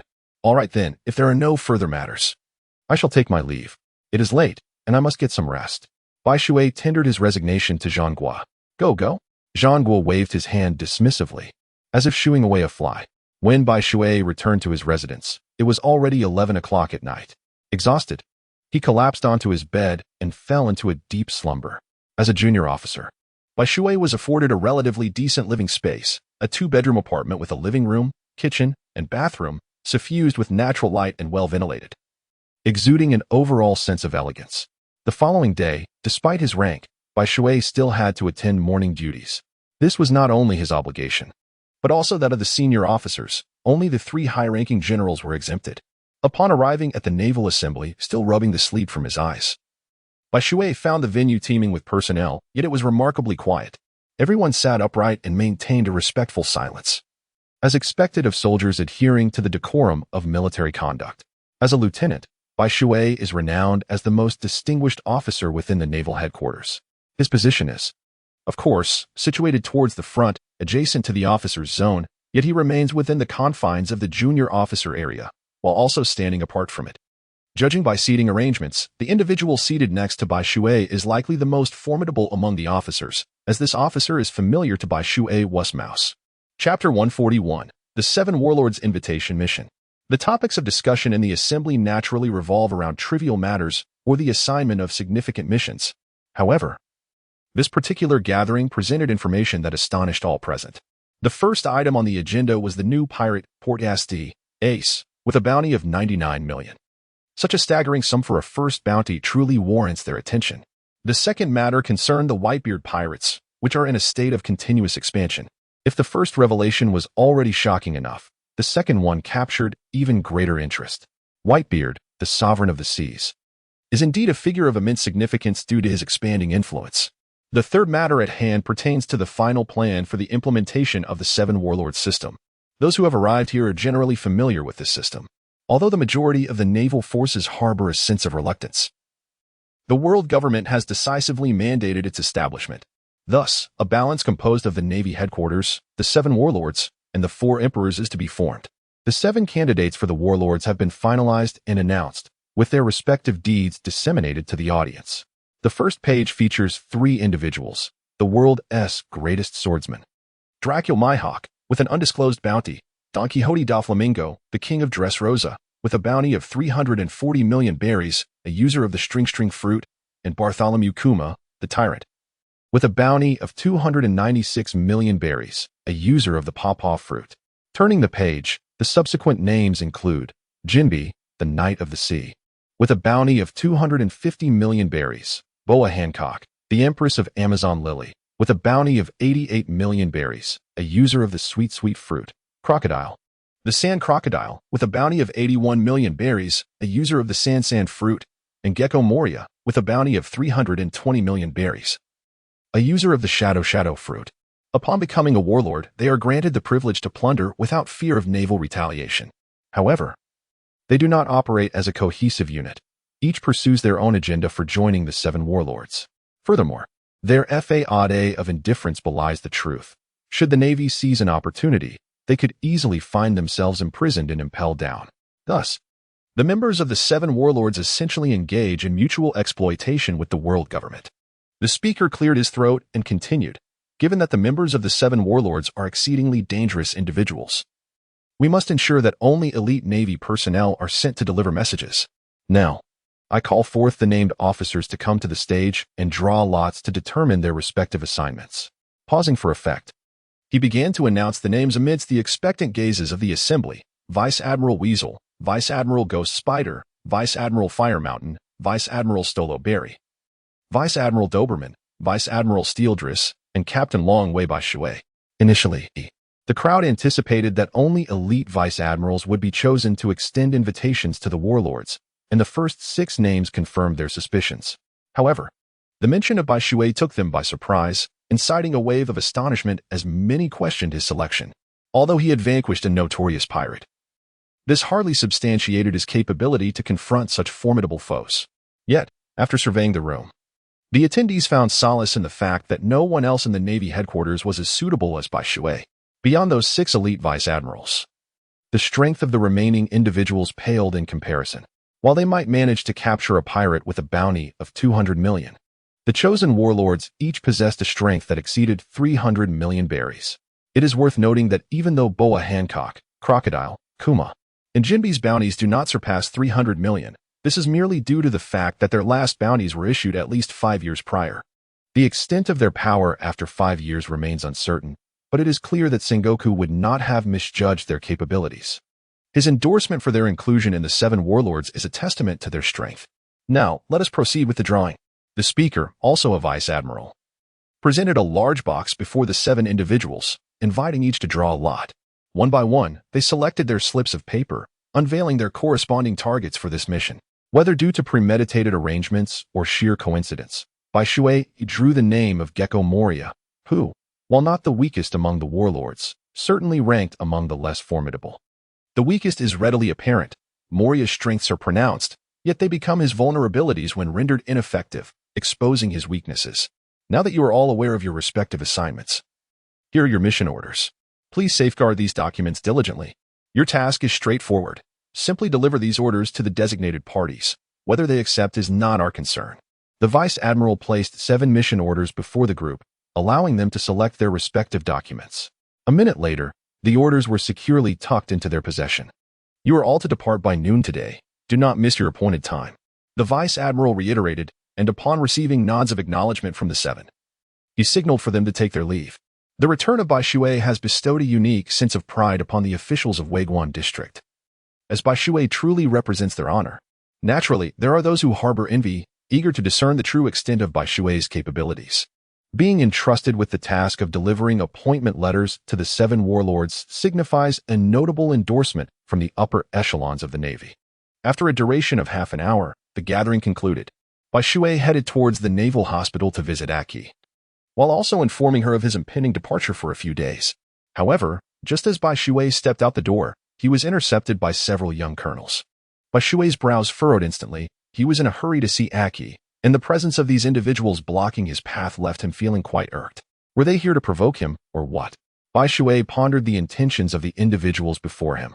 Lieutenant Bai Shui, I implore you to engage in a contest with me. Several colonels simultaneously bowed in respect. Very well, very well. Do inform me of the location. Bai Shui sighed at their eager demeanor and gestured to them. Let us proceed to the designated combat arena.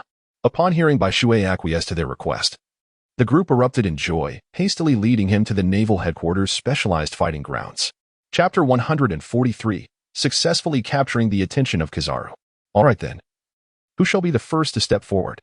The battle between Whitewater and the several colonels naturally attracted a multitude of spectators from the Navy. In truth, aside from Garp and Sengoku, everyone was quite curious about the extent of Whitewater's prowess. Merely hearing tales of his capture of the ferocious beast, Rayon, felt insubstantial. It was far more compelling to witness it firsthand. After all, seeing is believing. Allow me to take the lead, declared the colonel who had initially voiced his opinion. State your name. Bai Shui assumed a combat stance and inquired of him.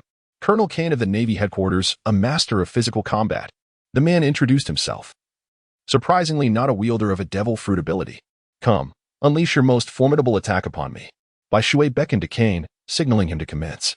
Without hesitation, Kane transformed into a fleeting specter, vanishing from sight. In an instant, he reappeared behind Bai Shui, his right leg emanating a fierce aura as he launched a strike. Confronted with Kane's formidable assault, Bai Shui uttered a low exclamation, and with a grace that suggested he possessed eyes on the back of his head. He evaded the seemingly inevitable blow with the agility of a paper figure. In a flash, Bai Shui disappeared and then materialized behind Kane, his right leg shimmering with brilliance as he delivered a powerful kick that sent Kane flying. Was that not the light-speed kick of Admiral Kizaru? How could he possibly replicate it? Could there be some connection between him and Admiral Kizaru? The crowd gasped in astonishment, speculating amongst themselves. Enough of this. Spare me your conjectures. This is our first acquaintance. At that moment, a languid voice echoed from behind the crowd, revealing a middle-aged man adorned with yellow frog-eye glasses. Sauntering forward, he sported a mane of black curls, a circle of dark facial hair, and donned the attire of an admiral, complete with a yellow and white striped suit. Towering at an impressive height of 5 to 6 meters. Though he appeared somewhat lanky, his visage bore an unmistakably lecherous demeanor, particularly evident in his speech. Despite his rather unsavory appearance, the assembly regarded him with solemn respect, refraining from laughter and instead bowing in unison. It was none other than Kizaru, Admiral Borsellino, one of the 3 great admirals of the Navy. Ah, come now, no need for such formality. Make yourselves at home, Kizaru remarked, infusing the atmosphere with humor while his gaze remained fixed on Bai Shui, glimmering with intrigue. Next, Bai Shui naturally noticed the yellow ape. It was nearly impossible for him to ignore his presence. His observation haki was incessantly on alert, causing every hair on his body to stand on end. Ryan, a practitioner of martial arts. Next to take the stage was another Navy officer, strikingly similar to the previous Kane, suggesting they might be brothers. Let the battle begin. There was nothing of significance to convey to Bai Shui. As soon as Bai Shui declared the commencement of his move, he vanished from his original position, only to reappear before him, delivering a powerful kick. Bang! Ryan found himself unable to mount any resistance, propelled through the air just like Kane had been. In truth, as a colonel of the Navy Headquarters, their strength was not insignificant. They could certainly contend with pirates boasting bounties around 50 million. However, they were unfortunately up against a formidable adversary like Bai Shui. Next, Bai Shui fixed his gaze upon the final individual, his expression remarkably composed. Darner, the wielder of the voice fruit, the last person proclaimed, ready for what was to come. Bai Shui beckoned him with a gesture, signaling him to commence. Chapter 144, A Heavier Hand. With the lessons learned from the previous 2 individuals, Darner refrained from hastily employing his abilities. Instead, he retreated and fortified himself with an additional sound barrier. How intriguing.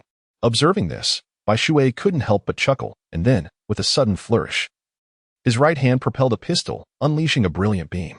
Oh no. Darner was utterly unprepared for Bai Shui's abrupt display of power. Boom.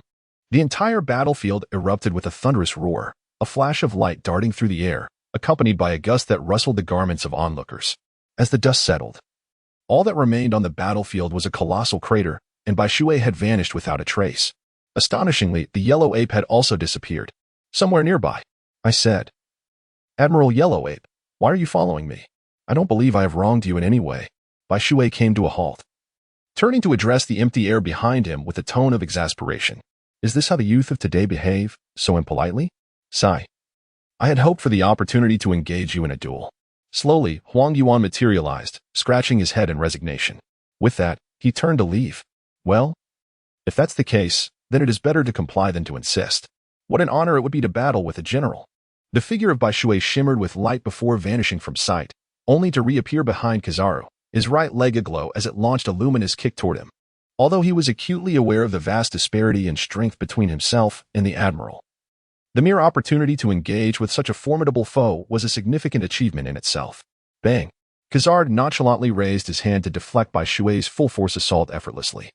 Your abilities bear a striking resemblance to mine, he remarked, while his left hand began to coalesce a sphere of yellow light, fixating intently on Baishui, poised to unleash it. In response, Baishui attempted to evade, yet Kizaru unexpectedly seized his thigh, closing the distance between them, and the beam was unleashed. Armament. Hardening. Light particle barrier. Iron block.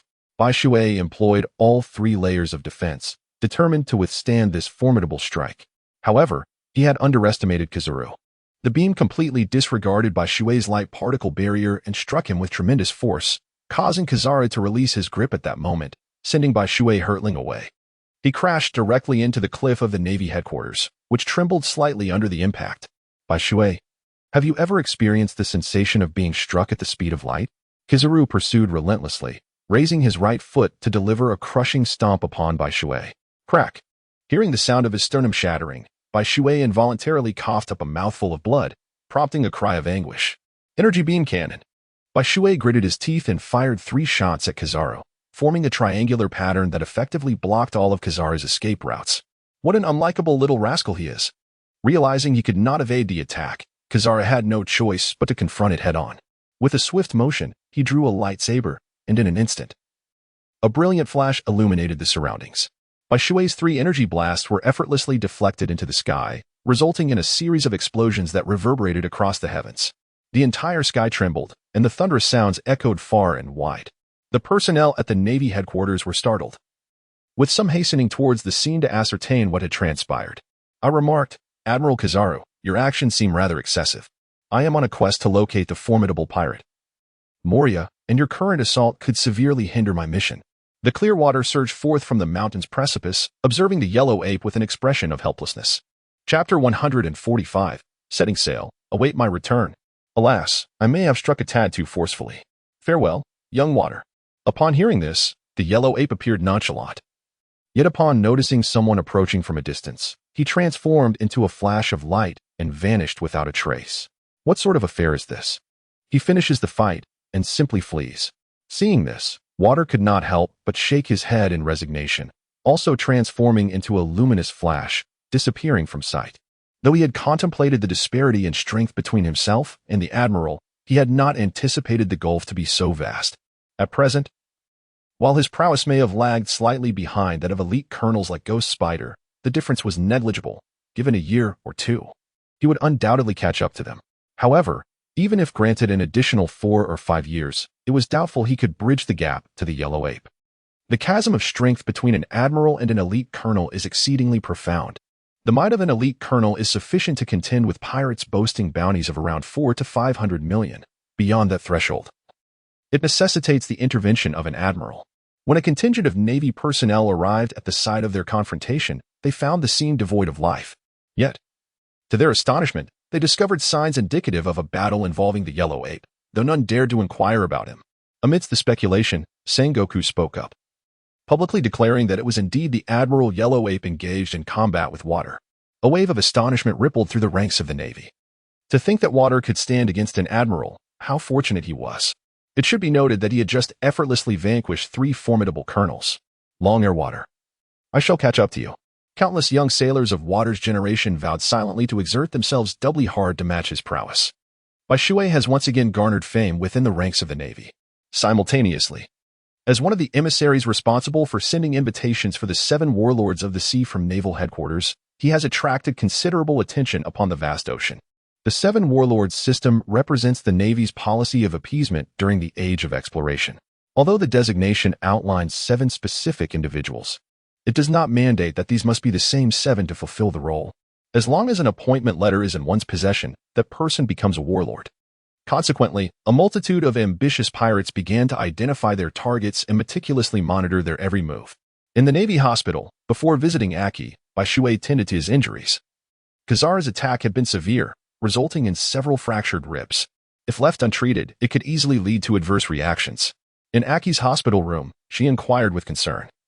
How did you get hurt? As she gently touched Bai Shui's chest, her face filled with confusion. Haha. I had a skirmish with someone else and unfortunately came out on the losing end. Bai Shui did not conceal his thoughts from Aki, smiling as he touched his head. Are you here today just to leave again? Aki seemed to sense Bai Shui's inner thoughts, posing the question before Bai Shui could speak. Yes. I may need to be away for about a week. Bai Shui gently caressed Aki's hair and sighed. You must take good care of your health. Do you understand? Do not worry about me. I am perfectly fine. If I cannot fight, I can always flee, can't I? Once you have recovered. We shall hold our wedding on a small island, shall we? Bai Shui planted a kiss on Achi's cheek, her face brimming with anticipation as she gazed at Achi. All right, I shall heed your words. Achi's cheeks flushed a vibrant red, exuding a captivating charm. Very well. Then, I shall take my leave now. Do take good care of your injuries. Bai Shui gently reclined Aki against the bed, placing a pillow behind her for support. He then peeled several oranges and set them down on the table before her, bestowing another tender kiss before contentedly departing from the naval hospital. Chapter 146. The Terrifying Three-Masted Ship. Upon Bai Shui's arrival at the naval headquarters port, he coincidentally encountered the departure of the remaining 6 elite admirals. 7 warships stood majestically aligned, occupying nearly the entirety of the port, an awe-inspiring sight. Each vessel boasted its own crew and combat personnel. Although we held a disdain for the 7 warlords, the necessary ceremonial display must still be upheld. One could not allow the grandeur to diminish. Ah, Lieutenant Bai Shui. Suddenly, a voice called out to him. Turning towards the sound, he recognized it as Admiral Shirtayalizi. Admiral Shirtayalizi, what brings you here? Bai Shui inquired. Haha, merely extending a greeting. Shirtayalizi chuckled heartily, his demeanor betraying none of the gravitas typically associated with an admiral. Who knows how many pirate attacks we will encounter on this voyage? After sharing a laugh, Shirtayalizi's expression gradually shifted to one of seriousness as he spoke earnestly. Alas, it is inevitable that we will face assaults. However, we must deliver the appointment documents to the designated recipient. Overthinking will only lead to unnecessary worry. Bai Shui shrugged his shoulders, his face revealing little concern. He chuckled, for it is often said that heroes emerge in their youth. And this assertion proved true at that moment. It was none other than the typically stern Ghost Spider who spoke up. Oh, come now, General Ghost Spider. I am already 20. I am no longer a youth. Bai Shui waved his hand, wearing an expression that suggested resignation. Well, it is time to set sail, everyone. May you have a smooth journey. Bai Shui's expression suddenly sharpened, and then with a swift motion, he bowed respectfully to the remaining 6 individuals. Subsequently, he took a heavy step and landed upon his warship. How intriguing. The other 6 exchanged glances, their eyes reflecting mutual recognition. Their brief exchange had merely served as a trial of Bai Shui's capabilities. They had anticipated that, given the gravity of his first high-level mission, Bai Shui would exhibit a degree of trepidation. However, his demeanor suggested otherwise. He faced the task with remarkable composure, as if he bore no concern over the possibility of failure. Such confidence is of paramount importance. The warlord of the warring states must regard Bai Shui as an equal to have entrusted him with this mission alongside them. From their earlier conversation, it was evident that while he might still lack in strength, his youth signifies that he will inevitably catch up. Testing me, are they? How amusing. I wonder if my performance will capture their admiration. Certainly, Bai Shui is not oblivious to the intentions of these individuals. As 7 warships departed one after another amidst the rumbling sounds that gradually faded away, the naval headquarters port returned to its tranquil state. On the deck of the warship Bai Shui, a colonel named Dearles was in charge of all the Marines, a standard arrangement aboard every vessel. Ordinarily, Bai Shui, as a lieutenant, would be expected to unconditionally obey Dearles. However, this time he was present as an envoy of the 7 warlords, granting him freedom of action beyond Dearles' jurisdiction. Moreover, considering Bai Shui's future career prospects, Dearles dared not impose any demands upon him. Consequently, Bai Shui reclined leisurely on the deck, draped in a naval coat. With his hands resting behind his head, whistling a tune, utterly relaxed. The azure sky and white clouds mirrored the vast sea. Moria's territory lay within the terrifying triangle. Not too remote, yet still somewhat distant. Meanwhile, the pirates targeting the warship Bai Shui began to stir in the shadows. This expedition was destined to be anything but serene. Not long after setting sail, the warship encountered an unusually fierce storm. Chapter 147. The The roadblock approaches. Reef the sails, steady the helm. Everyone find a place to take cover. Dearls, however, was evidently not inexperienced in such situations, issuing commands with remarkable composure. Yet, Bai Shui had little patience to wait for the tempest to subside. Rising to his feet, he raised his right hand and, facing the roaring winds and waves, fired 2 shots. Boom, boom, like thunderclaps reverberating across the heavens. The sound traveled far and wide. 2 massive mushroom clouds erupted upon the sea, and in the astonished gaze of the onlookers, the violent shock waves tore through the storm, unleashing terrifying waves that surged toward them like crashing tides. Light particle barrier. With a commanding shout, Bai Shui extended his hand, conjuring a colossal wall of light that stood resolutely before the warship, effectively dissipating the oncoming waves. Thud. However, the sailors aboard the vessel were violently jolted, with some unable to maintain their footing and tumbling to the ground. Perhaps I exerted a bit too much force, he chuckled. As the tumult subsided and he surveyed the disarray of those around him, Bai Shui couldn't help but smile sheepishly, acknowledging that he might have overdone it. Oh well. This is no longer my concern. The tranquil waters lay still, just as before, with Bai Shui reclining on the deck, humming a gentle tune and occasionally shaking his legs in utter leisure. After Diels rose from the ground, he promptly issued a command to proceed. Within hours, they encountered a Sea King, yet Bai Shui refrained from intervening, confident in Diels' ability to handle the situation. Fade/. As anticipated, recognizing Bai Shui's reluctance to act, Diels swiftly advanced to confront the Sea King, drawing his sword in a decisive strike. As he landed, sheathing his blade, the massive head of the Sea King erupted with blood before crashing heavily onto the ocean's surface, creating a tremendous splash. The warship continued its journey. Approximately 30 kilometers along their destined path, a colossal pirate ship lay in wait. Its flag depicted a menacing skull with crimson lips against a dark backdrop, exuding an aura of dread.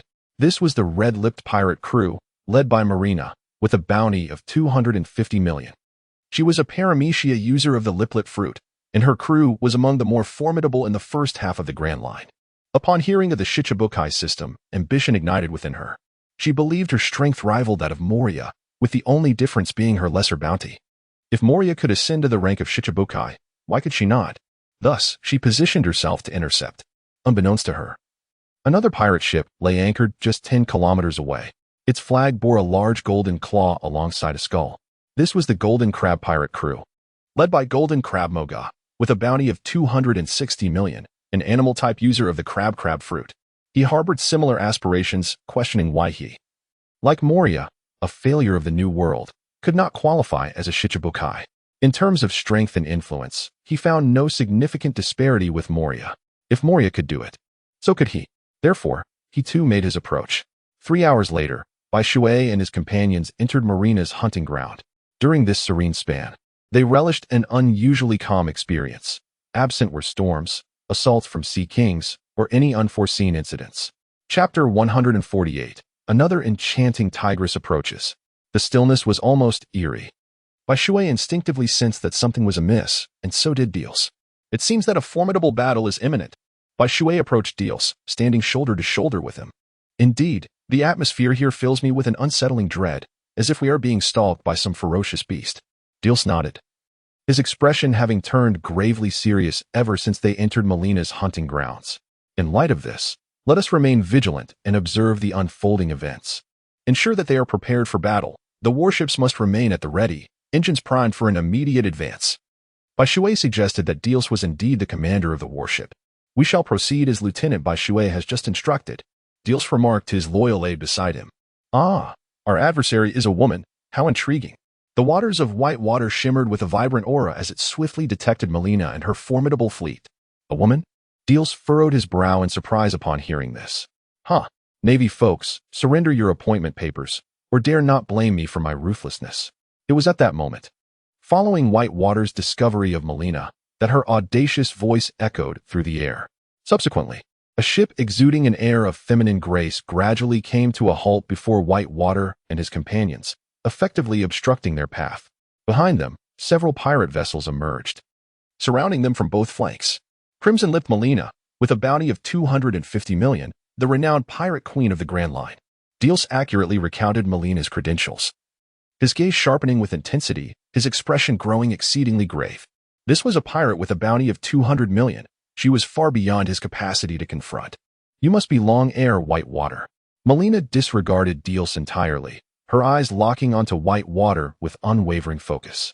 Madame Melina, a pleasure to make your acquaintance. Bai Shui approached with a beaming smile, exuding an air of harmlessness. The legendary genius lieutenant of the Navy headquarters was nothing extraordinary after all. A fashionably dressed woman beside Melina remarked disdainfully, her longsword hanging at her waist, marking her as a swordswoman. Her name was Fenty, the foremost among Melina's subordinates. With a bounty of 120 million, and she was indeed a formidable character. Hee. Upon meeting, don't you feel particularly disappointed? Fenty had expected that her contemptuous words would provoke an outburst from him, yet Bai Shui's reaction surpassed all her expectations. Bai Shui shamelessly acknowledged the truth. It was akin to her delivering a slap to Bai Shui's left cheek, yet Bai Shui leaned in to present the other side for a similar treatment. While you, Fenty, have encountered many individuals, it is indeed the first time you have come across someone as devoid of any semblance of authority as Bai Shui. Enough with the superfluous talk.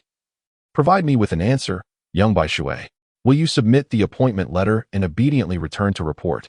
Or shall I take matters into my own hands and seize it? Melina was keen to avoid unnecessary discourse and demanded an immediate response from Bai Shui. Do you truly believe that, dear sister Melina? Bai Shui leaned against the mast of the warship and remarked softly, expressing that the situation was starkly different from the earlier shameless encounter. Since that is the case, do not blame me. He commanded. Onward, my subordinates. Upon receiving Bai Shui's affirmative response, Melina issued a direct order for an aggressive assault. Instantly, the impatient pirates surged forth like a pack of ravenous wolves. Chapter 149. Who says women are inferior to men? Everyone, prepare your weapons. Seeing the unfolding scene, Dios bellowed as he stood at the highest point of the warship, shouting, Fire! The roar of gunfire erupted, mingling with the thunderous booms of cannon fire, heralding the commencement of battle. As a warship venturing into the territory of the 7 warlords, its armament surpassed that of ordinary vessels.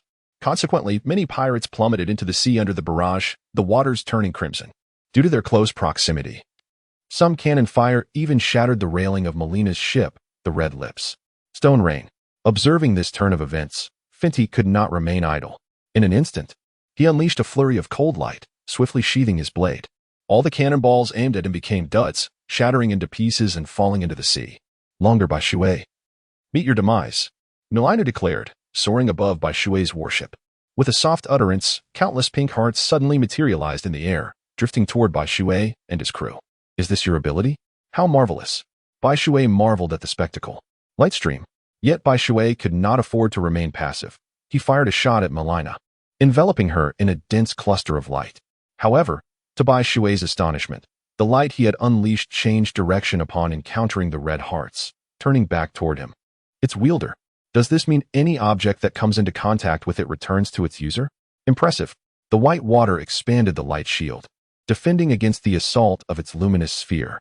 Suddenly, Dios and Fenty collided on the other side. A duel between swordsmen, despite being a woman. Fenty's swordsmanship was bold and vigorous, infused with a masculine vigor that overwhelmed Dios. He found himself retreating, possessing only the capacity to defend, lacking any means to counterattack. What is the matter, esteemed colonel of the Navy headquarters? Are you unable to best a mere woman? Fenty, emboldened by her advantage, began to taunt Dios. How infuriating! Dios felt a surge of frustration. After all, he was a man, and to be bested by a woman was quite the indignity. Yet, he understood his own limitations. In the face of Fenty's assault, he truly had no way to retaliate. Merely avoiding injury was the best he could hope for. Not enough, not enough. Still not enough. Fenty's onslaught grew increasingly fierce, each strike quicker and more forceful than the last.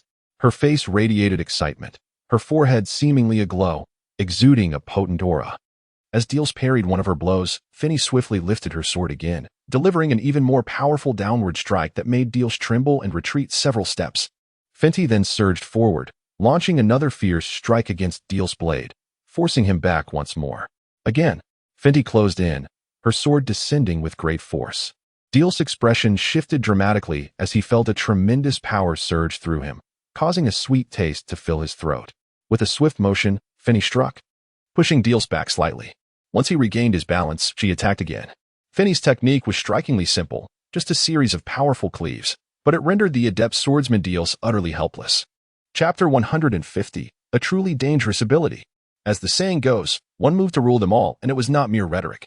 This was particularly evident in Finny's performance. The battle between her and Dios was overwhelmingly one-sided, with her completely dominating him. Meanwhile, the clash between the Whitewater and Melina was just beginning. What a fearsome ability! You all possess such formidable strength. The Whitewater dispersed like particles of light. And looking at Melina, I couldn't help but smile, for she resembled the yellow ape in her expression. Hee, since you are aware of the might of my abilities, why not hand over the appointment letter to me to spare yourself the trouble? Upon hearing this, Melina chuckled, her eyes sparkling with mischief. Well, it's of no use. This item has already been claimed by its master. No one, not even you, can possess it, save for Moria. Bai Shui shook his head, displaying an unmistakable refusal to hand the appointment letter to Melina. Very well, if that is the case, I shall seize it through my own prowess. Aware that Bai Shui would not readily relinquish the document, Melina resolved to make him suffer a bit first. With a playful glance, Melina suddenly winked at Bai Shui, who instinctively felt a surge of danger and swiftly retreated. However, the soldiers behind him transformed their expressions, now aligning themselves closely with the pirate Melina. Directing their hostility towards the naval lieutenant, their weapons aimed squarely at Bai Shui. What will you choose now? Will you opt to eliminate them? Or will you meekly surrender the appointment letter, allowing me to show them mercy? Melina wore an expression of assured victory, reveling in her apparent advantage over Bai Shui. In light of this, the only recourse left was to eradicate them. Weakness is indeed a sin. Melina anticipated that Bai Shui would hesitate, yet to her astonishment, he resolutely targeted the soldiers, preparing to fire. Cunning of you, she thought, but she dared not take the risk and hastily retreated. Where could she escape to?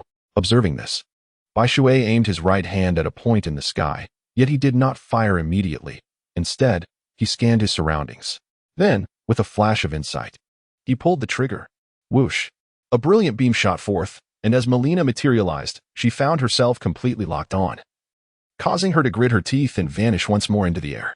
Boom! The light cannon erupted, sending forth a thunderous roar that rippled across the sea, creating tumultuous waves. I ask you, where do you think you can flee to? When Melina reappeared, she was startled to hear Bai Shui's voice resonate behind her, causing her pupils to constrict. Crisis struck with alarming rapidity. Even Melina, a bounty of 240 million, was not a mere triviality. She deftly twisted in midair, evading Bai Shui's kick, and then, with a clenched fist, she aimed a powerful blow at his chest. Armament hardened. Bai Shui let out a low growl, enveloping his chest in a layer of pitch-black hockey. A radiant bridge of light erupted beneath his feet, propelling him upward as he launched another kick toward Melina. Thud. Melina's determined punch struck Bai Shui, yet it vanished into the abyss, leaving her utterly astonished, her eyes filled with disbelief. But there was no time to evade Bai Shui's impending blow. Splurt. Melina coughed up blood and was propelled like a cannonball directly into her ship, creating a massive crater upon impact. Chapter 151, The Terrifying Fury of a Woman. Light particle cannon. The clear water erupted forth, unleashing a scorching beam of light that struck the vessel. Boom. The ship exploded, debris scattering in all directions, and waves of heat surged forth, flames reaching skyward. Thus, the flagship of Melina was annihilated. No. The crew let out anguished cries. They had believed their captain could withstand a prolonged battle against the Clearwater. Yet within merely 2 minutes, Melina was defeated, and her ship was reduced to ruins. The slashing warrior. A slender middle-aged man soared through the air, astonishingly employing the moonwalk technique, wielding dual blades that exuded a fierce and sharp aura. Missile cannon. Another roar echoed as a projectile, resembling an explosion, whistled towards them, instilling a profound sense of peril even within the Clearwater. Light particle wings. Yet, in aerial combat, the Clearwater feared no adversary. With a flourish, the wings unfurled, and it ascended into the sky, executing a swift maneuver to evade both attacks entirely. Do not think you can escape. The diminutive warrior remained undeterred, propelling himself towards the Clearwater with his moonwalk. Light particle stream. There was no technique more suited for confronting foes in the air than this. Zing, zing, zing. Faced with the oncoming torrent of violent light, the small warrior was taken aback, hastily brandishing his dual blades to fend off the assault. However, in his struggle against the light, his form seemed to remain suspended in the air. Light particle cannon. Bai Shui raised his hand, his right hand firmly squeezing the trigger. A sharp, piercing sound sliced through the air, and the diminutive warrior was instantly pierced through the chest, his gaze gradually fading to a lifeless gray as he collapsed. At that moment, a renewed sense of impending danger surged beneath Bai Shui. Another projectile, identical to the previous one, was hurtling towards him from less than 10 meters away. A particle energy cannon. Bai Shui did not dare to be negligent, unleashing a radiant energy cannon towards the incoming shell. Bang! The energy cannon collided with the projectile, resulting in a violent explosion that generated a scorching tempest, sending Bai Shui hurtling through the air, momentarily unsteady. Enthralling light arrow. Just as Bai Shui struggled to regain composure, a chilling voice resonated from the surface of the sea. There stood Melina, in disarray, as she conjured a colossal red heart, reminiscent of the Empress's skill activation, unleashing a barrage of densely packed light arrows directed at Bai Shui. Although Bai Shui was uncertain about the consequences of being struck, he understood that he must avoid the enemy's assault at all costs. Whoosh! With a graceful flap of its wings, Bai Shui adjusted its position ever so slightly before diving in a curved trajectory towards Melina. Damn it! Melina, realizing that her attacks were utterly futile against Bai Shui, clenched her teeth in frustration. She had underestimated Bai Shui's strength. At this moment, she found herself powerless to overcome it, with no opportunity to flee. Even her vessel had been shattered. Had it not been for her quick reflexes, she would likely be a lifeless corpse by now. There was no choice but to take a risk. As Bai Shui approached, she would unleash her abilities. Success or failure hinged upon this decisive moment, with no retreat available. The nearest ship was 100 meters away, far too distant for her to maneuver effectively. Whoosh! As Bai Shui approached Melina, a mere 10 meters away, he swiftly drew his weapon, unleashing a fierce beam. Such an opportunity was one he could not afford to disregard. However, at that very moment, he caught a glimpse of the madness lurking within Melina's eyes, which instantly heightened his vigilance. Chapter 152, We Will Fight You. Melina's gaze held an enchanting power. After locking eyes with Bai Shui, she delicately blinked. With a serpentine grace, she evaded Bai Shui's lethal shot in an unusual manner. Then, she touched a fragment of the deck that lay on the surface of the sea, her legs emanating tangible waves of force as she launched a kick towards Bai Shui. The bounty of 250 million was not solely due to her devil fruit powers. Mosha felt a sudden, potent force of subjugation surge within his mind, compelling him to kneel before Melina. Preposterous! He inwardly exclaimed. Bai Shui let out a mighty roar, unleashing a formidable aura that instantaneously dissipated the surrounding force. In that fleeting moment of dispersing the power, Bai Shui's body suddenly tensed, a visceral response signaling an imminent threat. As Bai Shui lowered his head, he found that Melina's legs were now less than an arm's length away from him. He dared not be negligent. He summoned his resolve and hardened his defenses, enveloping himself in a layer of armed hockey. With a swift motion, he prepared for the impending clash. However, even with his efforts, he was still sent flying. The sound of metal clashing resounding sharply in the air. But Melina would not let him escape so easily. Seizing the moment of vulnerability, she capitalized on the opportunity. Leaping onto the shattered fragments of the deck, her movements akin to that of a cheetah as she closed the distance. Photon kick. Bai Shui, sensing the imminent danger, unfurled his wings behind him and executed a swift maneuver, flipping his body in an unexpected direction. In a moment that took Melina completely by surprise, he delivered a powerful kick to her abdomen, causing her to spit out blood and retreat momentarily. As he neared the edge of the sea, Bai Shui once again spread his wings, generating a force that pushed the water down a fist's depth, propelling himself upward towards the sky. Red-lipped Melina, I shall capture you. In the air, Bai Shui executed a swift turn and dove down once more, entirely disregarding the barrage of gunfire from the red-lipped pirate crew, charging towards Melina, whom he had just blasted aboard the ship. Coughing, Melina leaned against a wooden wall, gasping for breath, her body racked with the tumultuous waves of pain. Her complexion pale and devoid of color. Damn it, if I don't rest for at least 5 minutes, I won't be able to stand at all. Gritting her teeth, Melina attempted to rise, only to discover that she was utterly powerless from the waist down, forcing her to concede defeat. Suddenly, a flash caught Melina's eye. And there stood Bai Shui before her, a smile gracing his lips. Regrettably, red-lipped Melina, you have been captured.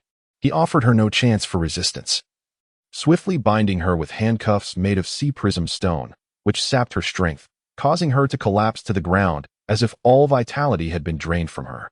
Already weakened, she in the clear water expands the barrier of light particles, allowing these individuals to strike as they please, yet they cannot inflict the slightest harm. Disperse. API call failed with status code 429. Error. Code. For 29, message. Resource has been exhausted, e.g. check quota. Status. Resource exhausted. As Bai Shui stepped out of the ship's door, he was struck by a blade, forcefully slashing against the barrier. The sheer power of the blow caused Bai Shui to tremble involuntarily. Bai Shui fixed his gaze and was taken aback to see Finney, the notorious pirate with a bounty of 120 million. Chapter 153. What do you have to fight me with? Ah, you have arrived. Splendid. For I was too lazy to seek you out. Upon recognizing Finty, Bai Shui felt a surge of joy. The Red Lip pirate crew consisted of merely 4 combatants: Captain Red Lip Melina, the Iron Sword Queen Finty, the diminutive warrior, and the one who could launch cannonballs. The diminutive warrior was already deceased, and Melina had been captured, leaving only Finny and the cannonball launcher. Swish, swish, swish. Yet Finny granted Bai Shui no opportunity for dialogue. In that fleeting moment, she had already struck the barrier 6 times, causing it to crack slightly. Light particles surged forth. Bai Shui raised his left hand, unleashing a dazzling orb of light that sent shivers down the spine, dispersing the barrier and fully revealing Finny before him. With a swift motion, Finty, unlike the diminutive warrior, adopted an even tighter defensive stance, leaving no opportunity for Bai Shui to mount a further assault. As she contended with the radiant orb, she remarkably retreated along the vast deck beneath her feet, maneuvering in a serpentine fashion that rendered Bai Shui unable to take aim at her. A clever strategy, yet ultimately futile. Bai Shui aimed without hesitation and fired another shot at him, eager to witness how long Finny could withstand the onslaught. With a series of piercing sounds, Finny found herself struggling against the sudden barrage of attacks. She was relentlessly struck by radiant orbs, each collision either carving grotesque wounds into her flesh or piercing straight through her. In no time, Finty was transformed into a figure drenched in crimson, staining the ocean beneath her feet. The luminous particles danced around her. Suddenly, Bai Shui materialized before Finny, her right leg striking like a whip, landing a powerful blow to Finty's chest with a resounding crack. In an instant, Finty transformed into a fleeting shadow, gliding heavily across the surface of the sea, where the waves, sharp as blades, relentlessly exacerbated her injuries. So, it ultimately comes down to you. The figure of Bai Shui vanished abruptly from her original position, only to reappear beside Melina. Again, she disappeared, this time materializing in midair, her wings unfurling gracefully behind her as she glided towards the warship. Keep an eye on her. With little regard for delicacy, she cast Melina onto the deck, leaving those words hanging in the air before soaring once more into the sky, then diving towards the ocean. A minute later, Bai Shui unceremoniously dropped the unconscious Finny before a group of sailors. Her gaze then turned towards the sea in the distance, where several ships were desperately fleeing. It was the man wielding the cannon who had escaped. I have been watching you for a long time. There is no way I will allow your escape. With a disdainful laugh, Bai Shui surged forth like an arrow released from its bow. Radiant particles cascaded around him as he ascended above a multitude of pirate ships, showing no mercy as he pulled the trigger. On the open sea, evading him was only conceivable for one possessing significantly superior strength. Explosive cannon. Realizing escape was futile, the man retaliated fiercely, launching 4 or 5 cannonballs imbued with a volatile aura towards Bai Shui. Whoosh! Bai Shui's figure vanished from sight in an instant, only to reappear before the man, unleashing a beam aimed directly at his head. With a piercing sound, the man's eyes widened in terror, yet he had no time to evade. Thus, a notorious pirate with a bounty of 87 million perished in such a manner. As for the rest of you, may you find your final resting place beneath the waves. The white water surged into the sky, followed by a relentless assault on the beleaguered ships. Chapter 154. Let us go. Bang, bang, bang. The sailors could only witness the continuous explosions on the sea, as the once formidable pirate vessels were reduced to mere splinters, the surface of the water strewn with bodies, drenched in a ghastly crimson. As the waves cascaded upon the warship, Bai Shui exhaled a long sigh of relief. The sailors gazed at him with expressions of admiration and reverence. No one had anticipated Bai Shui's formidable strength. It had surpassed all their expectations. Meanwhile, not far from their location, a small submarine silently departed from the lair of the Golden Crab pirate crew. Whether the battle had concluded was uncertain, but Melina should have sufficiently entertained Long Air Bai Shui to warrant an immediate offensive upon receiving word. Long Air Bai Shui would never suspect that after dealing with Melina, we would launch a sudden attack. Moger, the Golden Crab, chuckled heartily, thoroughly pleased with his ambush strategy. 30 minutes later, as his impatience grew from waiting, The reconnaissance team he had dispatched finally returned.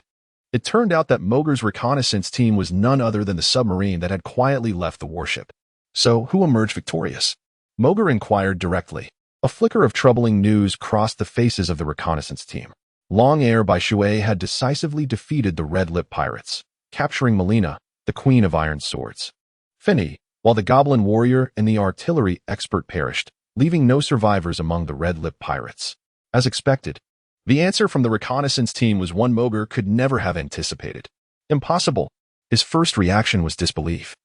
How could someone as powerful as Melina have her entire crew annihilated and herself captured? Are you certain you did not make a mistake? Moger pressed, his expression gravely serious.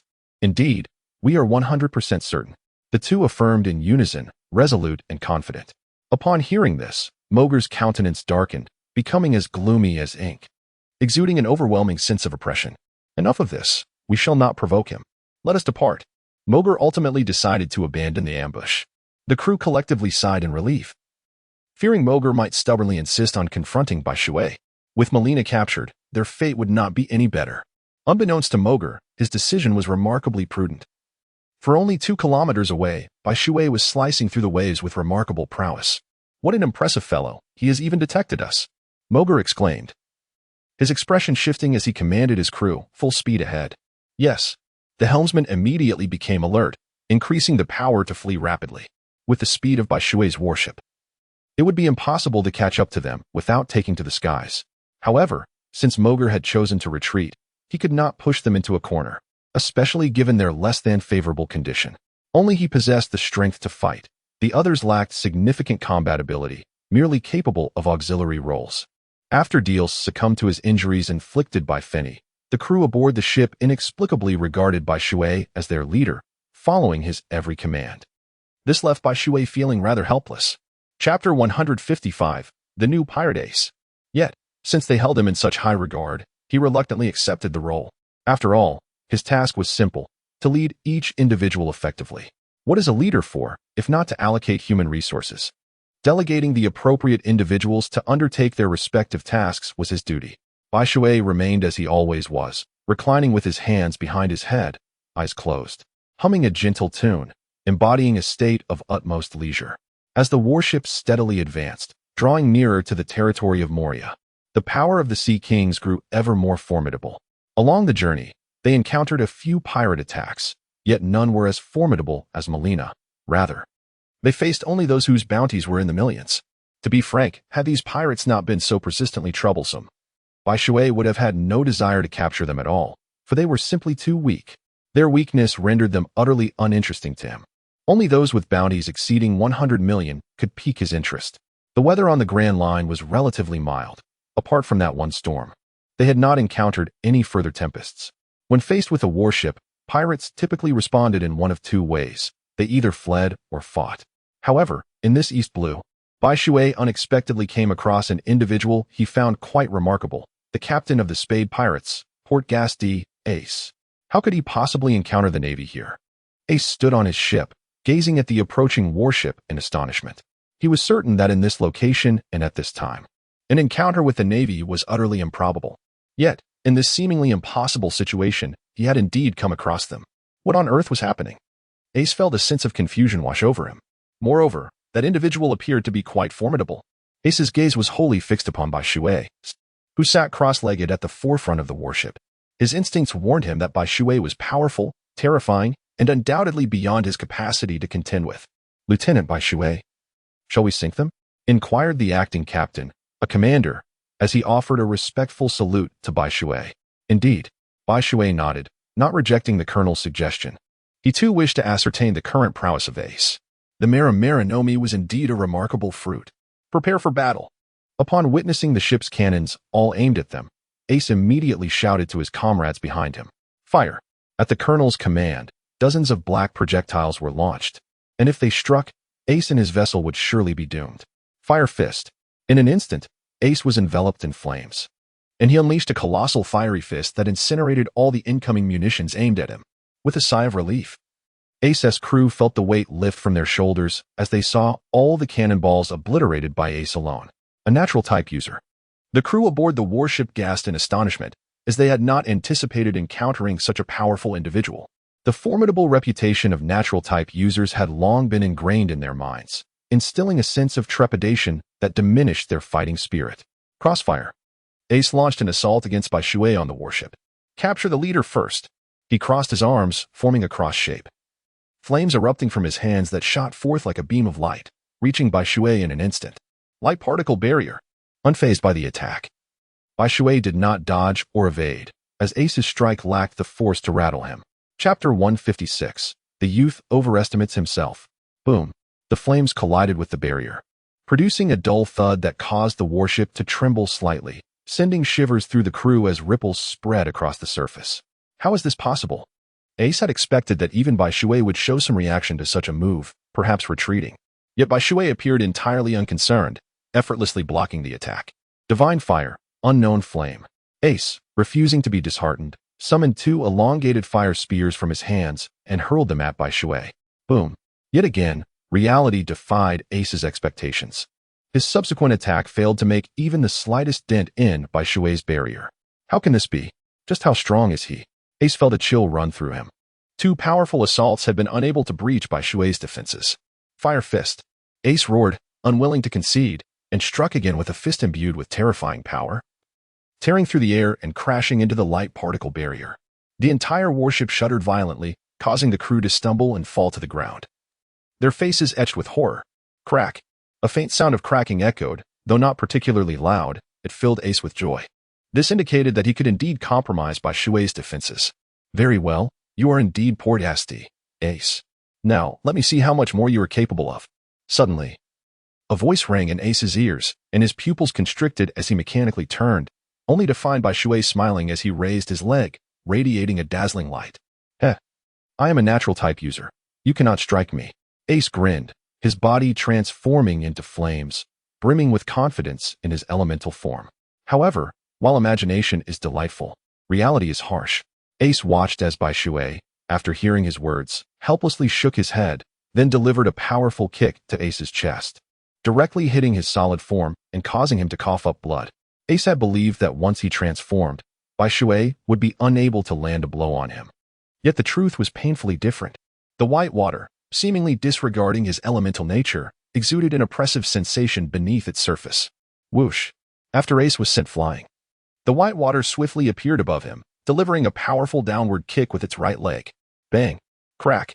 With eyes nearly bulging out of their sockets, Ace coughed up another mouthful of blood, as a fist-sized indentation formed in his chest, accompanied by the crisp sound of shattered ribs. Whoosh! Bai Shui vanished once more, only to reappear beneath Ace, delivering a swift kick that sent the soon-to-be submerged Ace directly into his pirate ship. The entire ordeal unfolded in less than 30 seconds, culminating in Ace's utter defeat. How could this be possible? The remaining members of the Spade Pirates gasped in disbelief. That was someone with a bounty approaching 100 million, easily bested without a hint of resistance.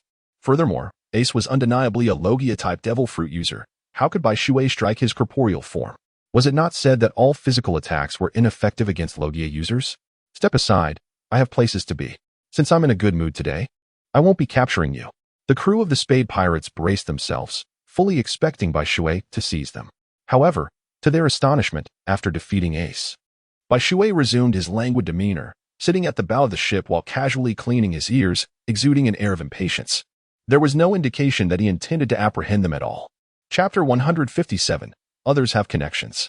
Bai Shui, this seems rather inappropriate. The lieutenant chuckled awkwardly, a hint of embarrassment gracing his features. Now, do you know who he is? A single beating is sufficient. Bai Shui couldn't help but roll his eyes, exclaiming with a mix of exasperation and disbelief. Who is he? Is he not merely a pirate? Could he possibly have some remarkable background?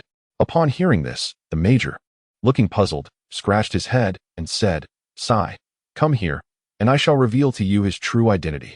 It was evident that the major was utterly unaware of Ace's significance. Bai Shui had no choice but to lean in and disclose Ace's identity.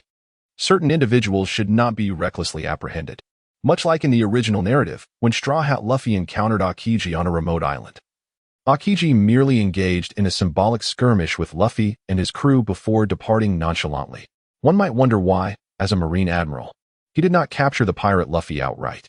Had it been anyone else, they would indeed have found themselves imprisoned and impelled down by Aokiji.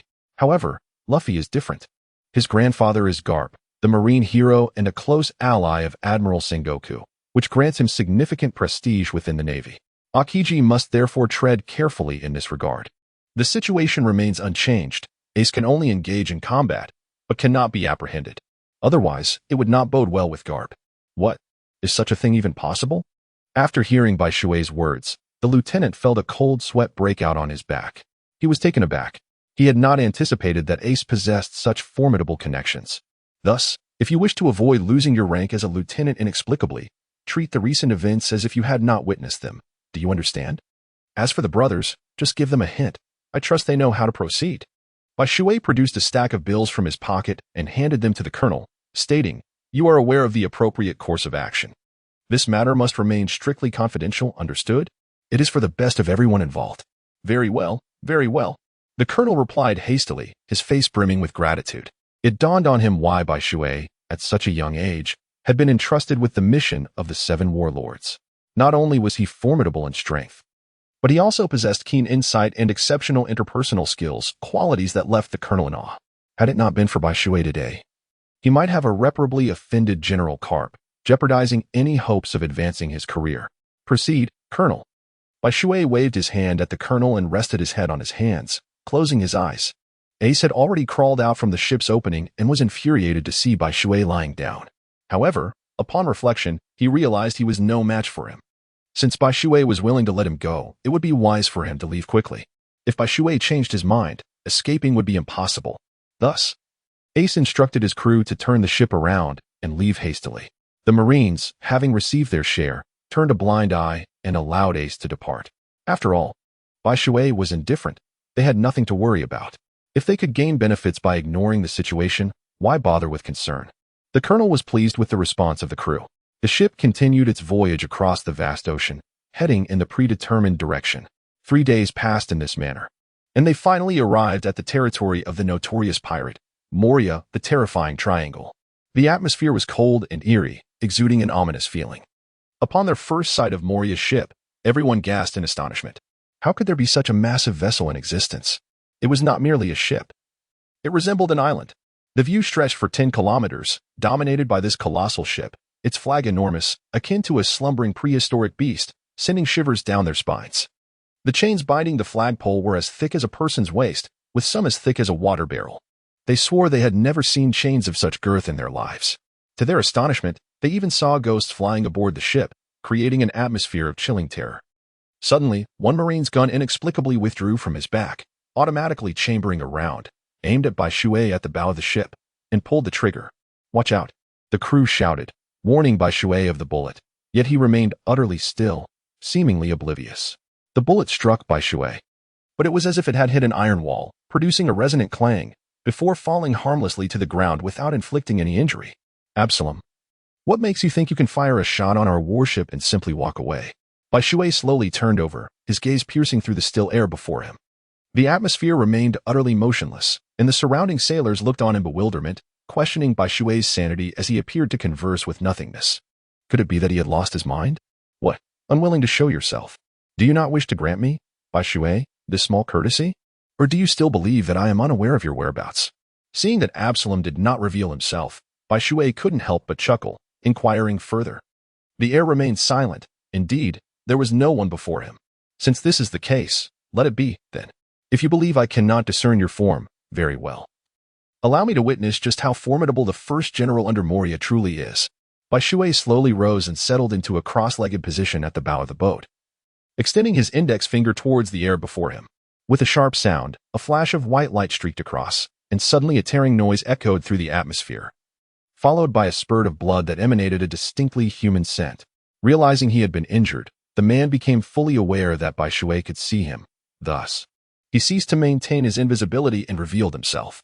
He was a long-haired man clad in opulent attire, with a visage that was both repulsive and striking.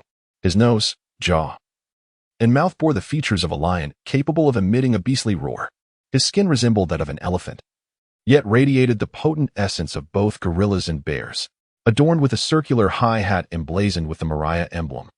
He sported spherical ear pendants and was dressed in a shirt and trousers, topped with a high-collared overcoat.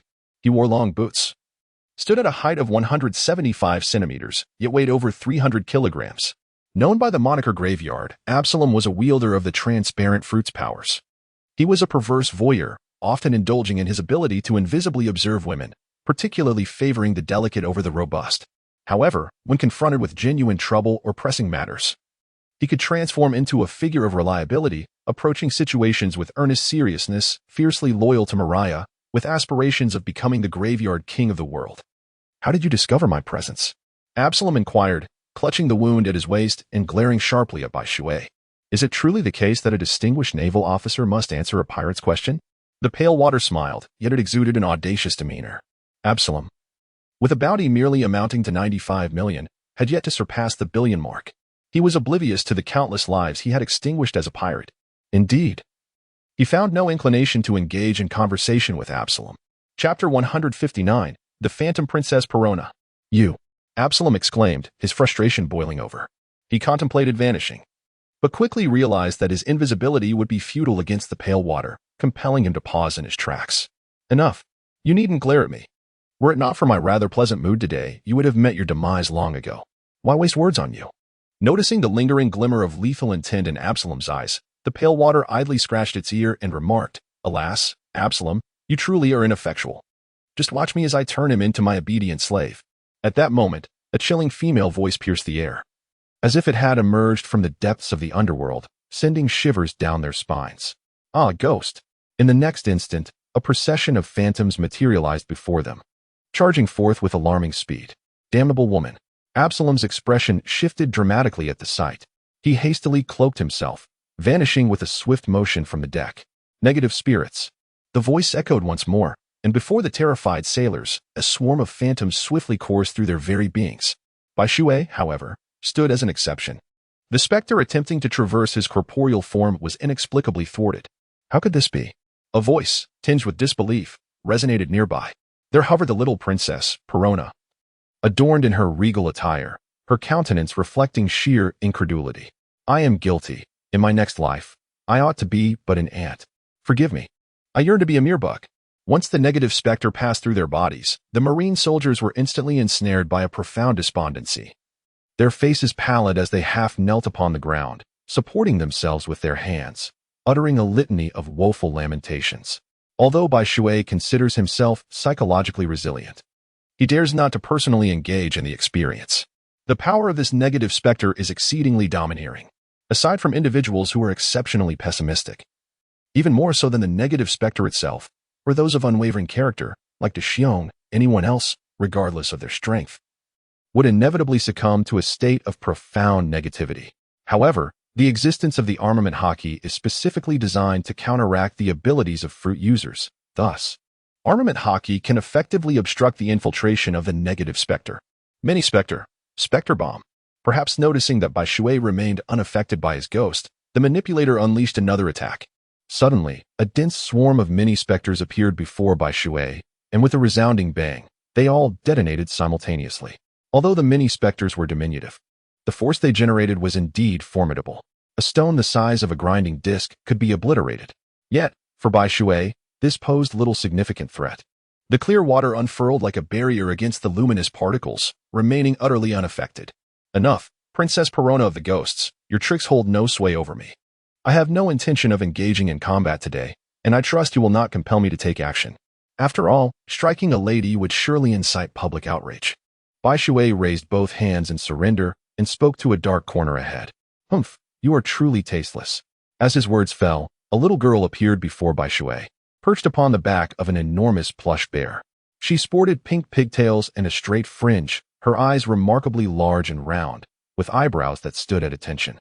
Adorned with a crown, she held a burgundy parasol. Her upper body was clad in a red fur coat, adorned with a bow at the chest, beneath which she wore a fitted white bodysuit emblazoned with the Mariah emblem. Her figure was slender, and she donned black and white striped thigh-high socks, complemented by a short red skirt. Her legs swaying playfully, a true embodiment of youthful charm. Chapter 160, The Perverse Dr. Hogabak. "Hey, why are you unaffected by the negative spirits?" Perona floated slowly to Bai Shui, nearly brushing against his face as she inquired. One must admit, her audacity was impressive. "Hee hee, That is a secret. Bai Shui took a few steps back, chuckling softly. Keep an eye on the warship. I shall return shortly. Major, follow me. Although Bai Shui's military rank is only that of a captain, his commands are willingly obeyed by all. The reason is simple. Might makes right. Now, I shall refrain from further idle chatter, for I must discuss certain matters with your master. Bai Shui stretched languidly before leaping forward with the grace of a leopard. Landing ashore. The lieutenant colonel followed, treading cautiously as if dancing to the rhythm of the moonlight. Upon reaching the land, Bai Shui was confronted by a scene reminiscent of a graveyard, dotted with various tombstones and mounds. The lieutenant colonel appeared somewhat apprehensive, trailing closely behind Bai Shui, casting wary glances in all directions as though anticipating some lurking menace. After all, it was merely a collection of corpses. Even if something were to emerge, it would simply be the manifestation of Moria's powers, nothing to fear. Noticing the lieutenant colonel's palpable tension, Bai Shui couldn't help but chuckle and offered a few words of reassurance. Oh, the lieutenant colonel replied, nodding mechanically, yet his fear remained unabated. Meanwhile, within the castle where Moria resided, Absalom was reporting the arrival of Bai Shui to the moonlit Moria. Oh, a young naval officer has arrived. It appears that fellow has finally come. After such a long anticipation, it is finally here. Moria's face lit up with a joyful smile upon hearing Absalom's report. He instructed Absalom to inform Hogback that he was permitted to summon the corpses of several generals to test the young naval officer's strength and, if possible, to spare his life. Understood. Absalom responded before withdrawing. Humph, young naval officer, you must be long ere Bai Shui. I shall see if you possess the capability to witness my true power. The purpose of Bai Shui's arrival was unmistakable to him. He was well aware of Bai Shui's true identity. However, he was genuinely curious to ascertain whether Bai Shui's prowess was indeed as formidable as the legend suggested. Capable of capturing a pirate with a bounty of 300 million. API call failed with status code 429. Error. Code. For 29. Message. Resource has been exhausted. E.G. Check quota. Status. Resource exhausted. Bai Shui did not make a move. The lieutenant colonel rendered it unconscious. In the second challenge, the two encountered a formidable centipede. Without any intervention from Bai Shui, the lieutenant colonel swiftly dispatched the foe. In the third challenge, they encountered a formidable giant spider. Bai Shui remained passive while the lieutenant colonel engaged in a fierce struggle, ultimately emerging victorious. By the fifth challenge, the duo had entered the castle, which was meant to be guarded by Perona, yet she was absent, allowing them to proceed unimpeded. In the sixth challenge, they finally confronted a more formidable opponent, the prodigious surgeon Hagaback and the enigmatic Cinderina.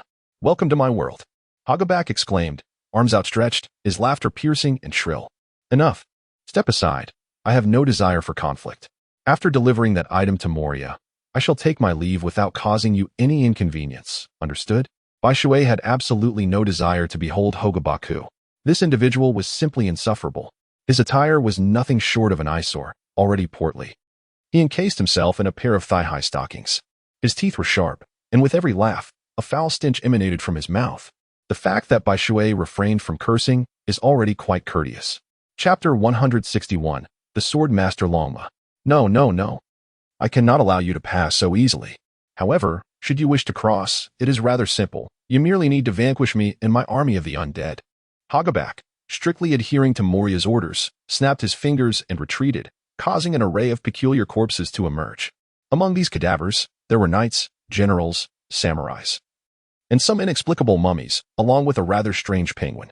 While Bai Shui paid little heed to the remaining figures, one particular zombie, clad in formal samurai attire with only its head visible, captured his attention. The sword master Longma wielded a long blade, the black blade Autumn Water, one of the 21 exquisite swords. Hagaback had placed Brooke's shadow into Longma's body, thus creating a formidable zombie endowed with swordsmanship. According to the original narrative, defeating him would grant possession of the treasured sword he held. Although he did not require the blade for himself, it could certainly be gifted to someone else. With so many sword-wielding rear admirals at the Navy headquarters, it would certainly be a worthwhile offering, would it not? Very well, then. Since combat is unavoidable, I shall engage in battle. Whoosh. At the outset, the penguin vanished in an instant, only to reappear before Bai Shui, its legs striking fiercely as it aimed to kick at him. Clang. The hardened arm of the Whitewater warrior defended against the strike. Subsequently, his right hand lunged forward, a beam of laser radiating from his palm. Before the penguin could fully comprehend the situation, A piercing ray penetrated through its body. Whoosh! In the next moment, the whitewater vanished from his position, evading two swift sword strikes from behind, and reappeared before the swordsman Ryoma, delivering a fierce kick. Swish! Ryoma's sword moved like a meteor. As swift as lightning, the lieutenant had no time to see how he drew his blade before he successfully parried the whitewater's attack. Whoosh! A beam of lasers suddenly erupted from the feet of the whitewater, shooting forth with such swiftness that one could hardly react. Whoosh!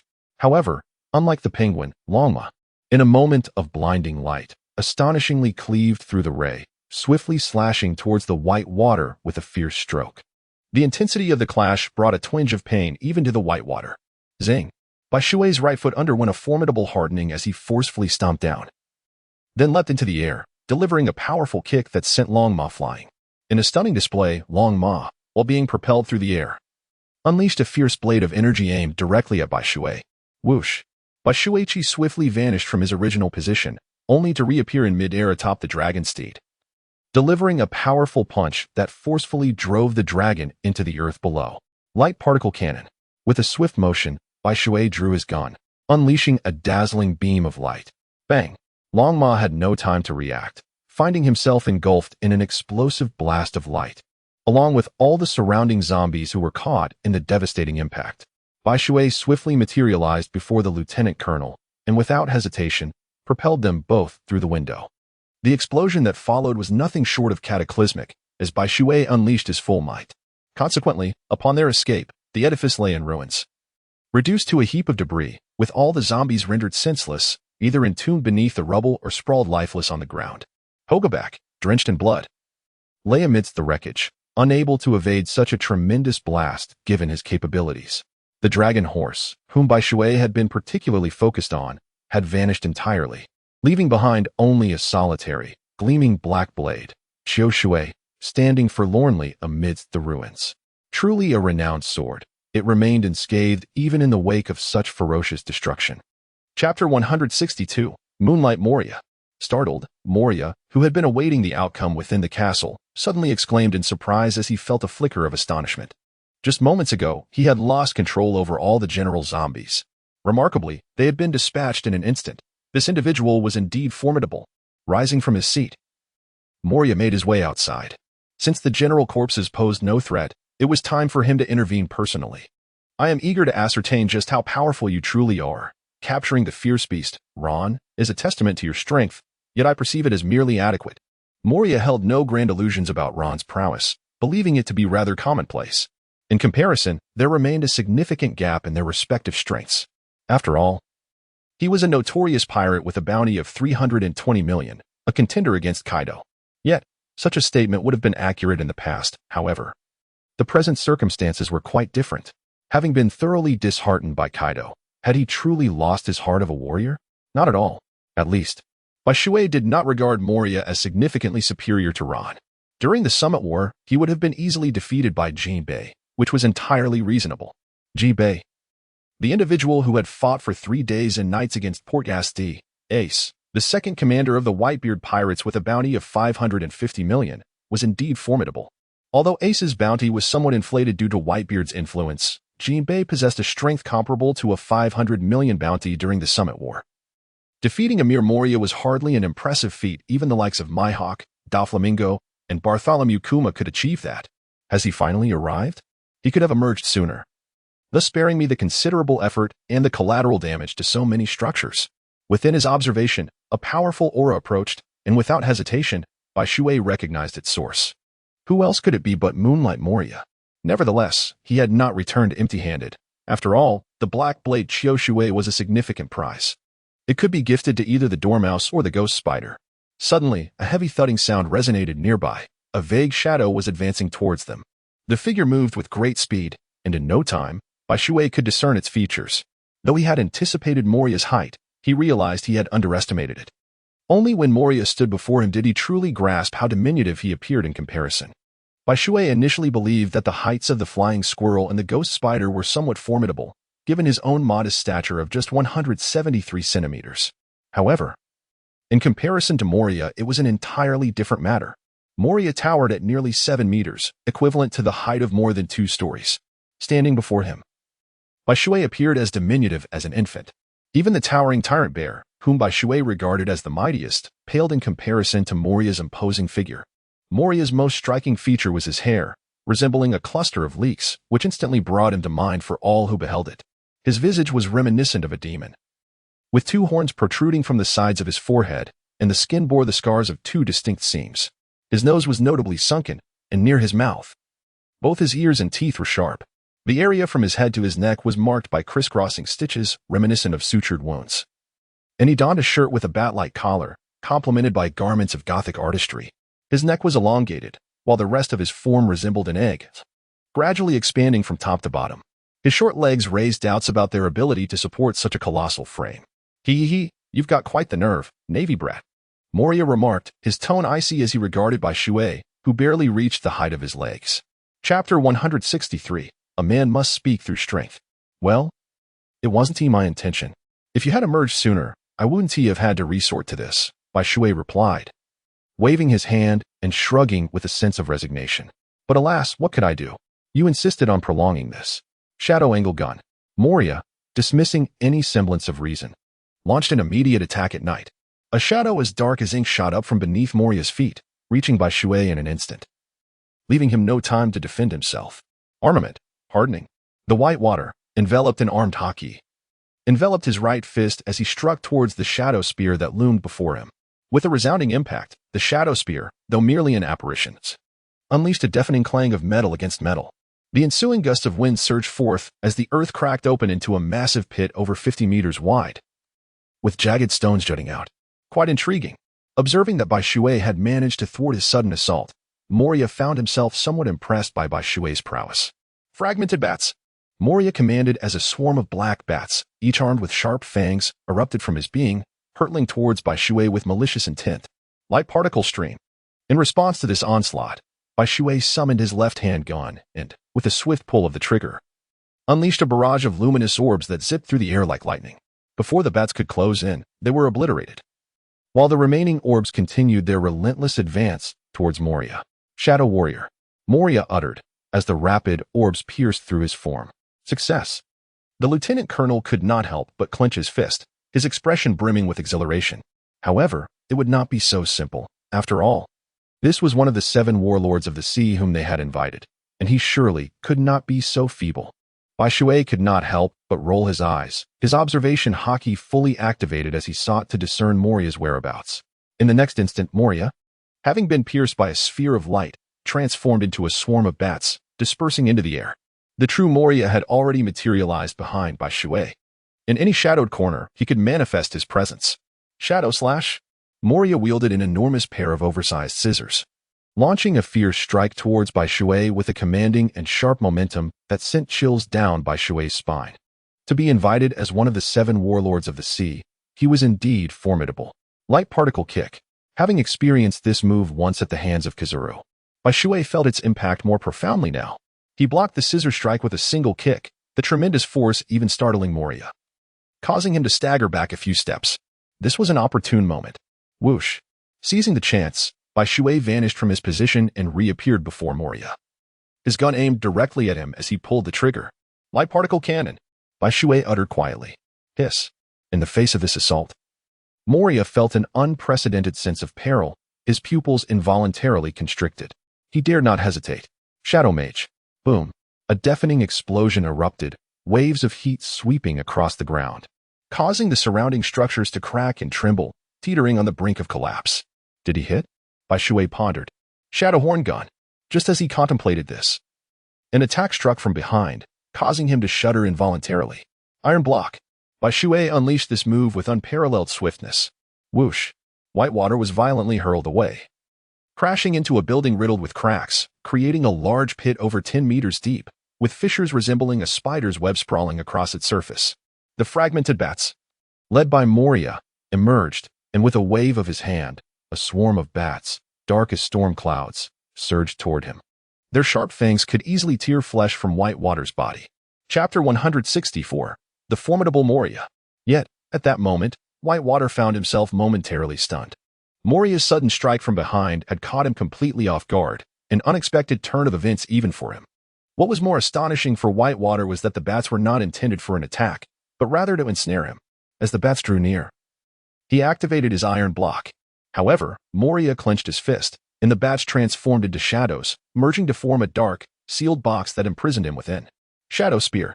Observing the situation, Moria waved his hand once more, unleashing a pitch-black illusion that charged toward the shadow box. With Whitewater trapped, evasion was impossible. Countless pirates had perished beneath this very attack. A sharp sound pierced the air, resonating through flesh, as blood trickled from the gaps of the Shadow Spear, splattering onto the ground, inciting terror in the eyes of the lieutenant. Such a powerful figure as Whitewater was utterly outmatched by Moria. Hee. Is this all the famed naval prodigy can muster? Moria laughed triumphantly, tightening his fist as the shadow box began to shrink. Those ensnared by this attack had no hope of escape.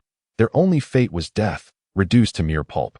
Yet, to Moria's astonishment, an explosion erupted from the shadow box, roaring like thunder, unleashing a violent shockwave that shattered the building behind it, sending tremors rippling through the earth. A swiftly advancing illusion loomed larger before his eyes, prompting a startled exclamation, Shadow Mage. The Shadow Mage was a remarkable skill, capable of disregarding all physical attacks and assisting Moria in combat. However, the very Shadow Mage he had placed immense hope in was sent flying by a single kick from the illusion. The force so great that it caused the air to quiver. Before he could fully register his shock, the illusion landed a crushing blow to Moria's chest, propelling him backward over 10 meters, leaving an indentation in his torso as he coughed up blood. The illusion was none other than Whitewater himself. Yet at that moment, Whitewater appeared somewhat disheveled, his waist stained crimson, clothes tattered, hair in disarray, and numerous areas bearing faint burn marks. Truly, Moria was not to be underestimated. Shui turned away, casting a glance at Moria, who had awkwardly risen to his feet, and thought to himself, "You scoundrel." Moria, infuriated, bellowed as he clenched his hand, summoning his shadow once more, which surged towards Shui, slicing through the air with a hissing sound. Whoosh! The white water vanished from its original position, only to reappear atop the Shadow Spear, where it began to sprint at an astonishing speed towards Moria. Light particle cascade. Within mere seconds, the white water reached Moria, and a firearm manifested in its left hand, unleashing a barrage of luminous projectiles. Shadow Warrior. Although Moria himself did not move swiftly, he possessed the technique of the Shadow Warrior. The Shadow Warrior lunged towards the white water, only to be pierced by countless luminous orbs. Yet it continued its advance towards Moria. However, this was sufficient. The greatest nemesis of the Shadow Warrior was close proximity. Thus, even with the slightest distance, Moria could execute a plethora of intricate maneuvers. In the very instant the Shadow Warrior was pierced, Moria, who was on the verge of being struck, executed a spatial exchange with the Shadow Warrior, deftly evading the oncoming light orbs. Chapter 165, I Promised. Shadow Spear. API call failed with status code 429. Error. Code. For 29, message. Resource has been exhausted, e.g. check quota. Status. Resource exhausted. Shui's pupils involuntarily contracted. Moria was indeed Moria. Although his strength was merely average among the 7 warlords, he still possessed the capacity to intimidate the majority of pirates. With a swift motion, Shui's form suddenly became ethereal, akin to the wind, deftly evading Moria's lethal strike. Shui executed a swift movement, vanishing from his original position only to reappear before Moria. With a resounding crack, he summoned a barrage of light particles, delivering a powerful punch aimed directly at Moria. Shadow Warrior. In response to this formidable strike, Moria resorted to his previous tactic, swapping places with the Shadow Warrior. Bang! However, Shui was prepared this time, unleashing an armed hockey-infused punch that sent the Shadow Mage flying. Subsequently, he simultaneously pulled the triggers of both guns. The light particle cannon surged towards Moria's true form, while the radiant particles scattered towards the Shadow Warrior. Shadow. As the light cannon approached once more, Moria instinctively attempted to employ the Shadow Warrior again, only to be suddenly overwhelmed by a chilling sense of danger, compelling him to abandon that strategy and instead summon the Shadow Mage. Bang! The Shadow Mage, true to its role as Moria's finest protector, extended its arms to brace against Shui's attack. Although it sustained significant damage, it effectively shielded Moria. Truly impressive. Moria observed Shui from a distance, a smirk gracing his lips, yet the desire to continue the fight had dissipated. Through their recent clash, Shui had unequivocally demonstrated his prowess. Even Moria himself would scarcely stand a chance against him. Moonlight Moria. The world government formally invites you to join the 7 warlords of the sea, becoming one of the 7 pirates sanctioned to pillage under the auspices of the world government. What say you? Noticing Moriya's lack of inclination to continue the battle, Bai Shui settled onto the ground, gazing at Moriya with a smile. Hiki, what are the conditions? Moriya inquired. There is no free lunch in this world. If the world government grants such substantial authority, they undoubtedly expect a corresponding price. Hiki. All that is required is for you to heed the navy when necessary and attend the meetings of the 7 warlords. For the remainder of the time, you are at liberty, and the navy shall not interfere. Bai Shui replied with a cheerful demeanor. Is that so? Who are the other 6 members? I am quite curious about them. Moriya continued to ask, his smile betraying his excitement. Although the navy had previously announced the news in this moment, Moriya felt a surge of exhilaration. However, the navy had not disclosed the list of the 7 warlords, a fact that left him somewhat dissatisfied. Dracul Mihawk, the strongest swordsman in the world. Don Quixote da Flamingo, the Flamingo. Bartholomew Kuma, the Tyrant. Jinbe, the Knight of the Sea. Crocodile, the Sand Alligator. Boa Hancock, the Empress. Bai Shui sequentially remarked, they are renowned pirates from various regions. So it is these individuals. How intriguing. I accept. Moriya narrowed his eyes and chuckled, agreeing to Bai Shui's proposition. In that case, let us seal this agreement with a handprint, so I may return and report accordingly. Upon hearing Moriya's affirmation, Bai Shui couldn't help but exhale in relief. He gestured for the lieutenant to approach, then retrieved a document from him and tossed it to Moriya. Chapter 166, Impel Down. Ah, what troubles you, Admiral Borsellino? Is this not a perfectly ordinary affair? Bai Shui replied in a lukewarm manner, stating that if there were no further matters to discuss, he would take his leave, addressing Vice Admiral Borsellino. However, he was met with a prompt acknowledgement of additional business before continuing towards the warship. Oh dear, why is the younger generation so unamusing these days?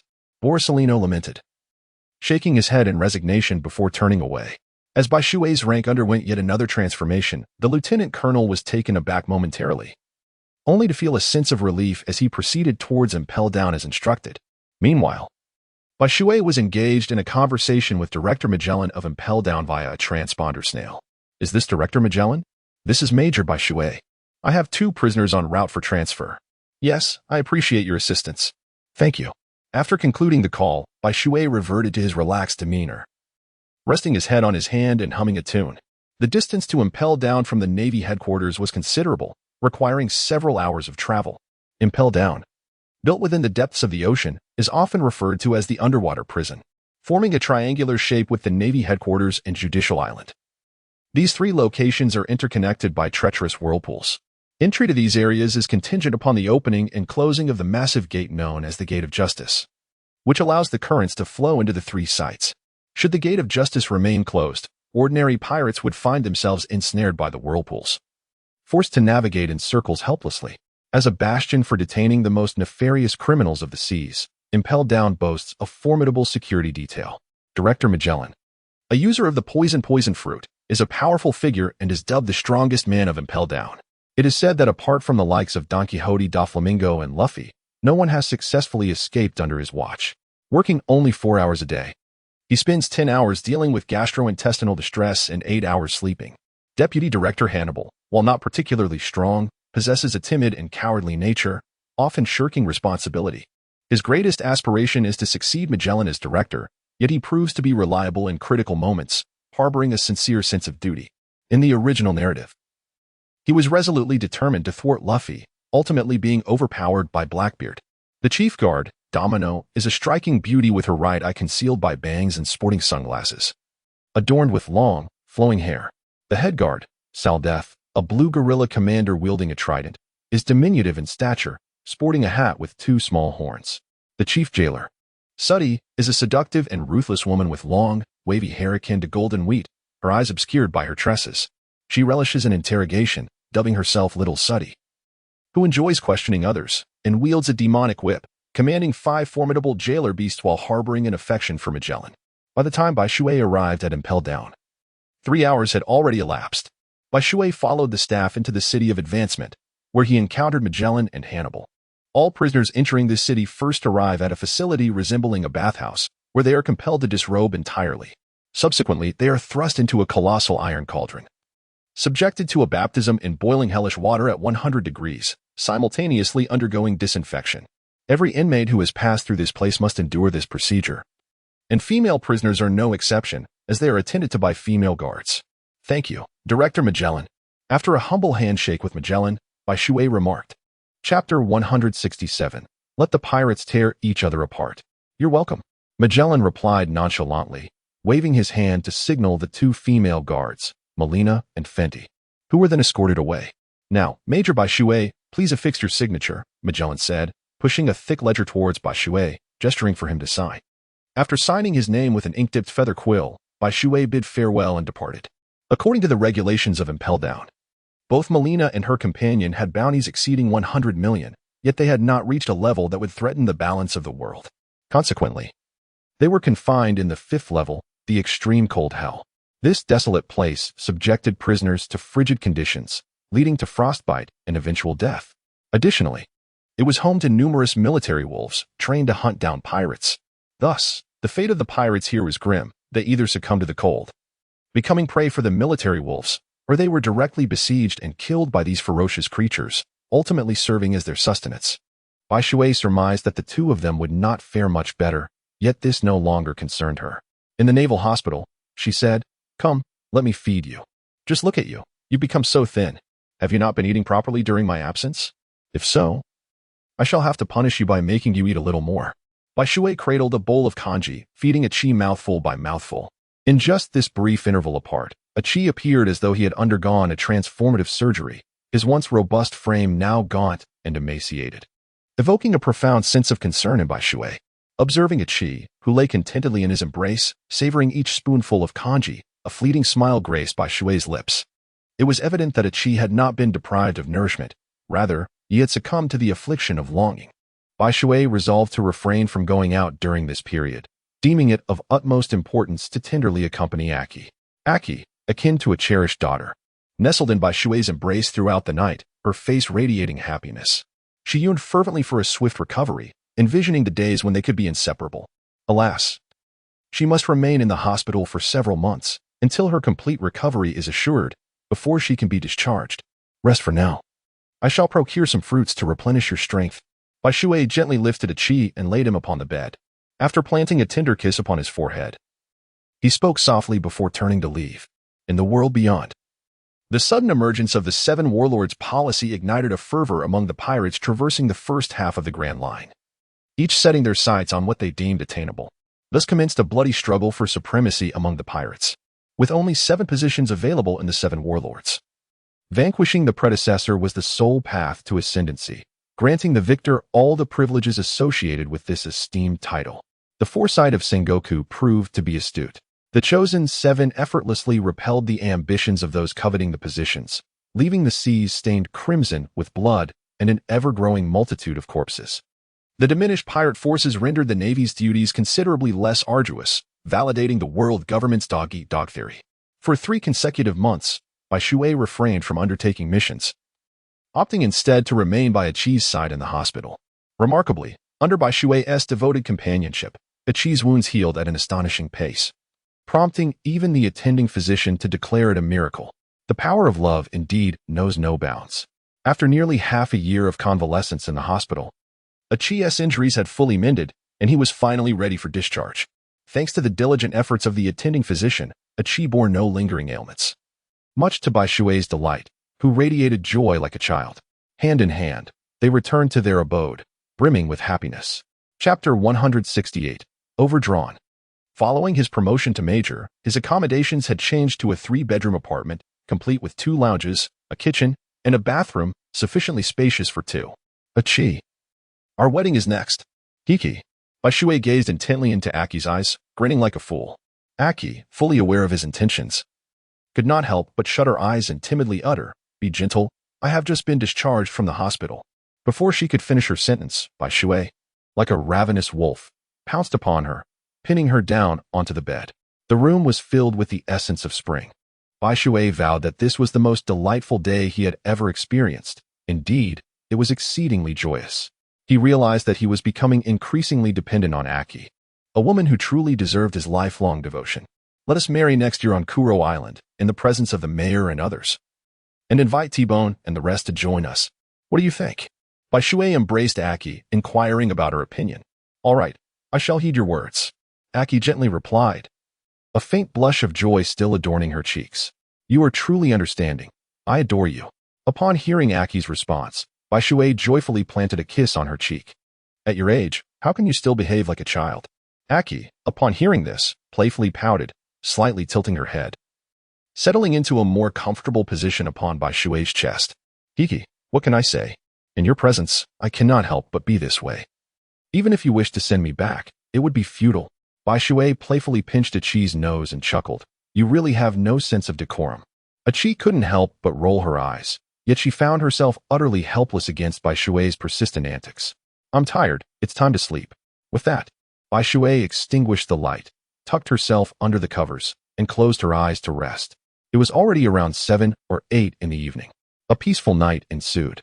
The following day arrived. Bai Shui appeared utterly exhausted, constantly rubbing his waist, and his demeanor suggested he was in poor spirits. The majority in the conference room regarded Bai Shui with ambiguous glances that seemed to convey a sense of, you're quite something. Those who had been through it all were well aware. However, not every meeting holds significant weight. Most of the time, convening feels more like a mere formality. Lacking any critical matters to discuss, Bai Shui was constantly battling drowsiness, his mental state far from optimal. It was inevitable, for the previous night had been quite wild. Even someone as vigorous as Bai Shui found it challenging to endure. The general on the stage was speaking, yet he could not catch a single word. In truth, he was not inclined to listen. In his hazy stupor, he only caught the phrase meeting adjourned, and then, like marionettes, he and the other sailors mechanically filed out of the conference room. There is a saying, the tree wishes to be still, but the wind does not cease. Ever since Aki had recovered, Bai Shui had completely lost his desire to undertake missions, wishing instead to spend every day by her side. However, it was evident that some individuals did not wish for Bai Shui to remain idle. Thus, shortly after finishing breakfast, he received an unexpected summons from Sengoku, instructing him to report to the office. Upon arriving, still bewildered, Bai Shui discovered that 3 others were already present in the office. There was Smoker, the guardian of Logetown, the future candidate for admiral, currently holding the rank of rear admiral, Peach Rabbit, and the future candidate for admiral, presently also a rear admiral, Chahawk. When Bai Shui beheld the 3 individuals, a sense of confusion washed over him. What were they planning to do with such a grand spectacle? Chapter 169, Preventing Certain Individuals from Being Lax. Old Man of the Warring States, I inquire, what is your intention behind this formidable display? Bai Shui gazed at the smiling Sengoku and inquired, you have arrived. Splendid. I shall now disclose the purpose of summoning the 4 of you. With the arrival of Yi, Sengoku nodded and continued. Firstly, each of you 4 stands as a distinguished representative of this generation of the Navy. In order to empower you to better uphold justice and to inspire a certain individual to shed their lethargy, I have resolved to enroll you in an intensive training program lasting 1.5 years. The location will be the 5th level of the deep sea prison, with the esteemed Captain Garp as your instructor. Upon hearing this, Bai Shui couldn't help but roll his eyes. For some inexplicable reason, he instinctively resisted this sudden training. Thus, he queried, Marshal Sengoku, is there any possibility of opting out? I am rather reluctant to participate. His reluctance stemmed from his desire to spend time with Aki. However, Sengoku was not inclined to grant him such an opportunity, firmly replying, out of the question. The other 3 may withdraw, but you, specifically, cannot. Your talent is commendable and must not be squandered. Sengoku's proclamation instantly extinguished all of Bai Shui's hopes. This cannot be. Marshal Sengoku, if I leave for 1.5 years, what will happen to my girlfriend? Bai Shui lamented, his expression filled with distress. You need not worry. You can communicate with her daily via the transponder snail. I trust that 1.5 years will pass without issue. Sengoku responded with a demeanor that suggested he had anticipated Bai Shui's objections. Nevertheless, this exchange between Sengoku and Bai Shui drew the attention of Peach Rabbit, T-Pig, and Smoker, who all turned their gaze towards him. Peach Rabbit and T-Pig regarded Bai Shui with keen interest, while Smoker's expression bore a hint of hostility. Among the 4, he was the weakest and the oldest, merely a lieutenant commander. The other 3 had all surpassed the rank of commander. Very well. Once you have signed this agreement, you may proceed with your preparations. Sengoku handed each of them a sheet of paper. Smoker clenched his teeth. The first to sign his name before departing. unable to endure the embarrassment of lingering there any longer. Excluding Bai Shui. Peach Rabbit and T-Pig were both still in their 20s, with T-Pig only appearing older than his actual age of 29. Regarding this unexpected training, Peach Rabbit and T-Pig displayed a nonchalant demeanor, citing their names before leaving as well. Only Bai Shui hesitated, dawdling until he could no longer withstand Sengoku's piercing gaze. Reluctantly affixing his signature. "Excellent, that is the spirit," Sengoku remarked, his expression one of satisfaction upon witnessing Bai Shui's compliance. Bai Shui returned home in a daze. His spirit languid as he gazed at the hopeful face of Aki. He found himself utterly incapable of uttering the words that he would be leaving for a year and a half once more. "What's wrong?" Aki inquired, noticing the internal struggle etched upon Bai Shui's countenance. "Alas, I am at a loss for words," Bai Shui sighed. It was unfathomable for him to disclose to Aki that he would soon depart for another lengthy period. He feared it might drive her to the brink of despair. "Go on, I'm listening," Aki said, her expression one of earnest attentiveness as she sat before him. "All right, but you must promise not to become upset after hearing this." Bai Shui, observing Aki's serious demeanor, sighed again, feeling the need to provide her with a gentle forewarning to prepare her heart for the potentially staggering news. Chapter 170. Remember to think of me. I may have to leave for a year and a half. Bai Shui lowered his head, his hands fidgeting restlessly. For the first time, he felt an overwhelming difficulty in articulating a single sentence. Upon uttering those words, he couldn't help but exhale deeply in relief. "Why?" In response, Aki's previously earnest expression vanished in an instant, replaced by a hint of despondency. "Alas, the Marshal of the Warring States summoned me unexpectedly, compelling me to partake in a training program, and I had no choice but to acquiesce." Bai Shui held Aki close once more, sighing deeply. He embraced Aki tightly, as if fearing she might slip away from him. "But do not worry, we can still communicate every day through the phone bug. Wait for me. A year and a half will not be too long, all right?"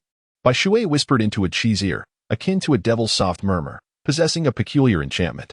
How tantalizing. Achi instinctively recoiled, feeling an unexpected warmth envelop her body. "You." Just as Achi attempted to utter a response, her delicate lips were silenced by Bai Shui's mouth. Achi's eyes widened instantaneously, yet before she could react, she was gently pinned down. However, Bai Shui did not lay hands upon her in a crude manner. Instead, he engaged her tongue in an intimate dance, a lingering caress that persisted for nearly 5 minutes. When Achi's lips had grown almost numb, Bai Shui finally withdrew, leaving a glistening thread connecting their mouths. Achi's face flushed crimson, her breath coming in soft gasps. "I must take my leave now. Do remember to care for yourself. Eat on time each day, and if anything arises, do not hesitate to reach out." Bai Shui bent down and placed a gentle kiss on Aki's forehead, offering a few words of comfort before departing the room. Just as Bai Shui turned away, a solitary tear of reluctance cascaded down. Aki's eyes brimmed with tears. They both believed that marriage was within their grasp. However, life is perpetually rife with uncertainties. The notion of fulfillment remained a distant dream for Bai Shui, forever elusive. When Bai Shui arrived at the port, the other three had already gathered. Carp, donned in a dog-headed mask, was frantically munching on rice crackers. "You finally made it. You slowpoke." Upon seeing Bai Shui's arrival, Carp appeared visibly relieved. "Let us go."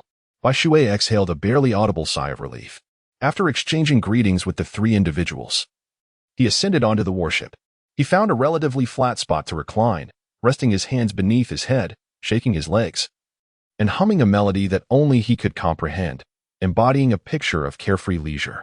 Advanced to the city, Magellan expressed his warm welcome to Bai Shui and his companions, acknowledging the significance of their arrival, especially since it was led by none other than Carp himself, thus necessitating proper decorum. At the entrance of the 5th level, Carp chuckled. "All right, Magellan, you may escort us only to this point. We shall proceed on our own." With that, Carp signaled Magellan to halt at the entrance of the 5th tier. "Very well, I shall take my leave now, Admiral Carp. Should you require anything, do not hesitate to contact me via the Den Den Mushi." Magellan saluted Carp before turning to depart. "Come, lads, our year-and-a-half training commences now," Carp exclaimed with joviality as he strode into the 5th level. Bai Shui and the others exchanged glances before following suit into the depths ahead. Bai Shui and his companions were perplexed by the sudden initiative taken by Sengoku. In truth, this was an elite training program devised by Sengoku, motivated by concerns regarding the insufficient combat prowess of the Navy's high-ranking officers. His aspiration was for all 4 individuals to experience substantial growth, but the ultimate outcome would depend on each person's individual performance. Chapter 171, The Frigid Abyss. Among these four, Sengoku's greatest apprehension was undoubtedly directed towards Smoker. Although he had been recommended by Akiji, Sengoku harbored little confidence in him. The fifth level, known as the Frigid Abyss, was characterized by an exceedingly low temperature, consistently hovering below freezing. This location was chosen for its harsh environment, which was particularly conducive to rigorous training. Additionally, the abundance of pirates imprisoned within Impel Down necessitated a reduction in their numbers. Naturally, the unauthorized execution of these inmates was strictly prohibited, yet with the silence of Magellan, by Shuei, and others, who would truly be aware. Even if the world government were informed, they would merely turn a blind eye. It is only through continual adaptation to various environments that one can truly grow. Thus, over the course of the next 18 months, your task is to engage relentlessly with the ferocious inmates here, absorbing their experiences to fortify yourselves. However, your perils extend beyond the prisoners. The treacherous weather of this fifth level and the presence of packs of snow wolves pose significant threats. Should you find yourself severely injured due to carelessness, do not blame me for failing to warn you. Moreover, even minor wounds in the frigid abyss can escalate into grave injuries, so may fortune favor you. Every 4 days, I will introduce 4 prisoners. You must either defeat or eliminate them. This choice lies with you. Of course, if you sustain serious injuries, there is no need to endure in silence. No one will mock you. Promptly report your condition and seek treatment. Do you understand? I shall remain here at the entrance, steadfast for the entirety of the 18 months. If anyone cannot withstand the challenges, I will receive a signal without delay. Therefore, if you encounter an opponent far beyond your capabilities, do not engage recklessly. Preserving your life is paramount, understood? Kapu, sitting with a serious demeanor, appeared a far cry from his usual comical self. Yes, the 4 responded in unison. Very well, let us commence. The prisoners will arrive shortly. With a commanding tone, Kapu produced a den mushi, placing it upon his shoulder before closing his eyes to meditate. Whoosh! No sooner had Kapu spoken than Bai Shui darted forward. His current strength was only sufficient to contend with pirates boasting bounties ranging from 300 million to 400 million. However, the 400 million here was not comparable to the bounties following the Marineford War, which reflected Luffy's formidable reputation and the considerable impact of his identity. Over the span of 18 months, Bai Shui aspired to attain a level of power akin to Luffy's 4th gear in the original narrative. In the world of pirates, this would place him among the upper echelons of the pyramid. Furthermore, it is essential to note that a bounty has never been an accurate measure of a pirate's true strength. Bai Shui felt fortunate that all the pirates he encountered had bounties that corresponded with their formidable strengths. There had never been a case of a powerful foe possessing a meager bounty. Yet, luck pales in comparison to the merit of strength. Reliance on fortune is far less desirable than that on capability. Strength is tangible, while luck remains ephemeral. The 5th level, neither excessively vast nor insignificantly small, comfortably accommodated 4 individuals. Constructed within the depths of the ocean, every aspect of the structure was reinforced, ensuring that the ground would remain intact despite the potential for combat. Moreover, with the intention of housing 4 individuals for an entire year, Magellan had further fortified the entirety of the 5th level, taking into account the likelihood of conflict. Chapter 172, Survival of the Fittest. Aside from a select few, very few could damage even a single brick of this place. This constituted the very reason Magellan felt confident in allowing them to battle on this 5th level. Come forth, let me witness who my adversary shall be. Bai Shui eagerly anticipated which pirate he might encounter.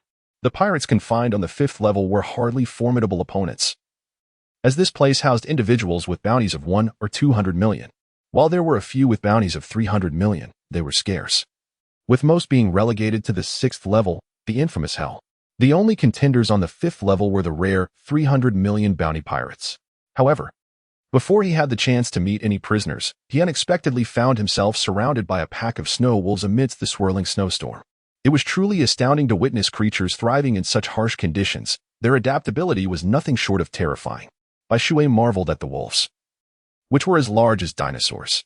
While he certainly felt the biting cold, it did not yet pose a significant threat to him. He regulated the flow of his blood, accelerating it to combat the chill. This was the only way he could stave off the effects of the cold. Yet, he could not maintain this state indefinitely, for his stamina was limited, and once depleted without replenishment, it would spell his demise. The snow wolves, on the other hand, appeared completely unfazed by the frigid environment. With a collective and fearsome growl directed at the diminutive figure before them, they lunged at Bai Shui, perceiving him as nothing more than an insignificant insect. This territory belonged to them, and they would not permit any creature, apart from themselves, to tread here. How audacious these beasts were to approach him. Seeing the snow wolves charge towards him, Bai Shui couldn't help but smile. In an instant, he vanished from his spot, reappearing above one of the snow wolves, and then delivered a powerful kick downward. Light particle kick. API call failed with status code 429. Error. Code. 429. Message. Resource has been exhausted, e.g. Check quota. Status. Resource exhausted. Bai Shui cast a cold, sweeping glance at the snow wolves. And the familiar sensation of battling on the Kuro Island surged within him once more, naturally accompanied by that very sentiment. To his astonishment, upon witnessing Bai Shui's formidable demeanor, the snow wolves, who an instant ago had bared their teeth and prepared to launch an assault, suddenly scattered in a frenzy, tail tucked between their legs. It was as if Bai Shui were a deity of death. Bai Shui extended his right hand, conjuring a formidable energy blade, which he used to strip the fur from the snow wolf's body. With this layer of pelt, he would no longer need to concern himself with the biting cold. The snow wolf's fur was exceptionally warm.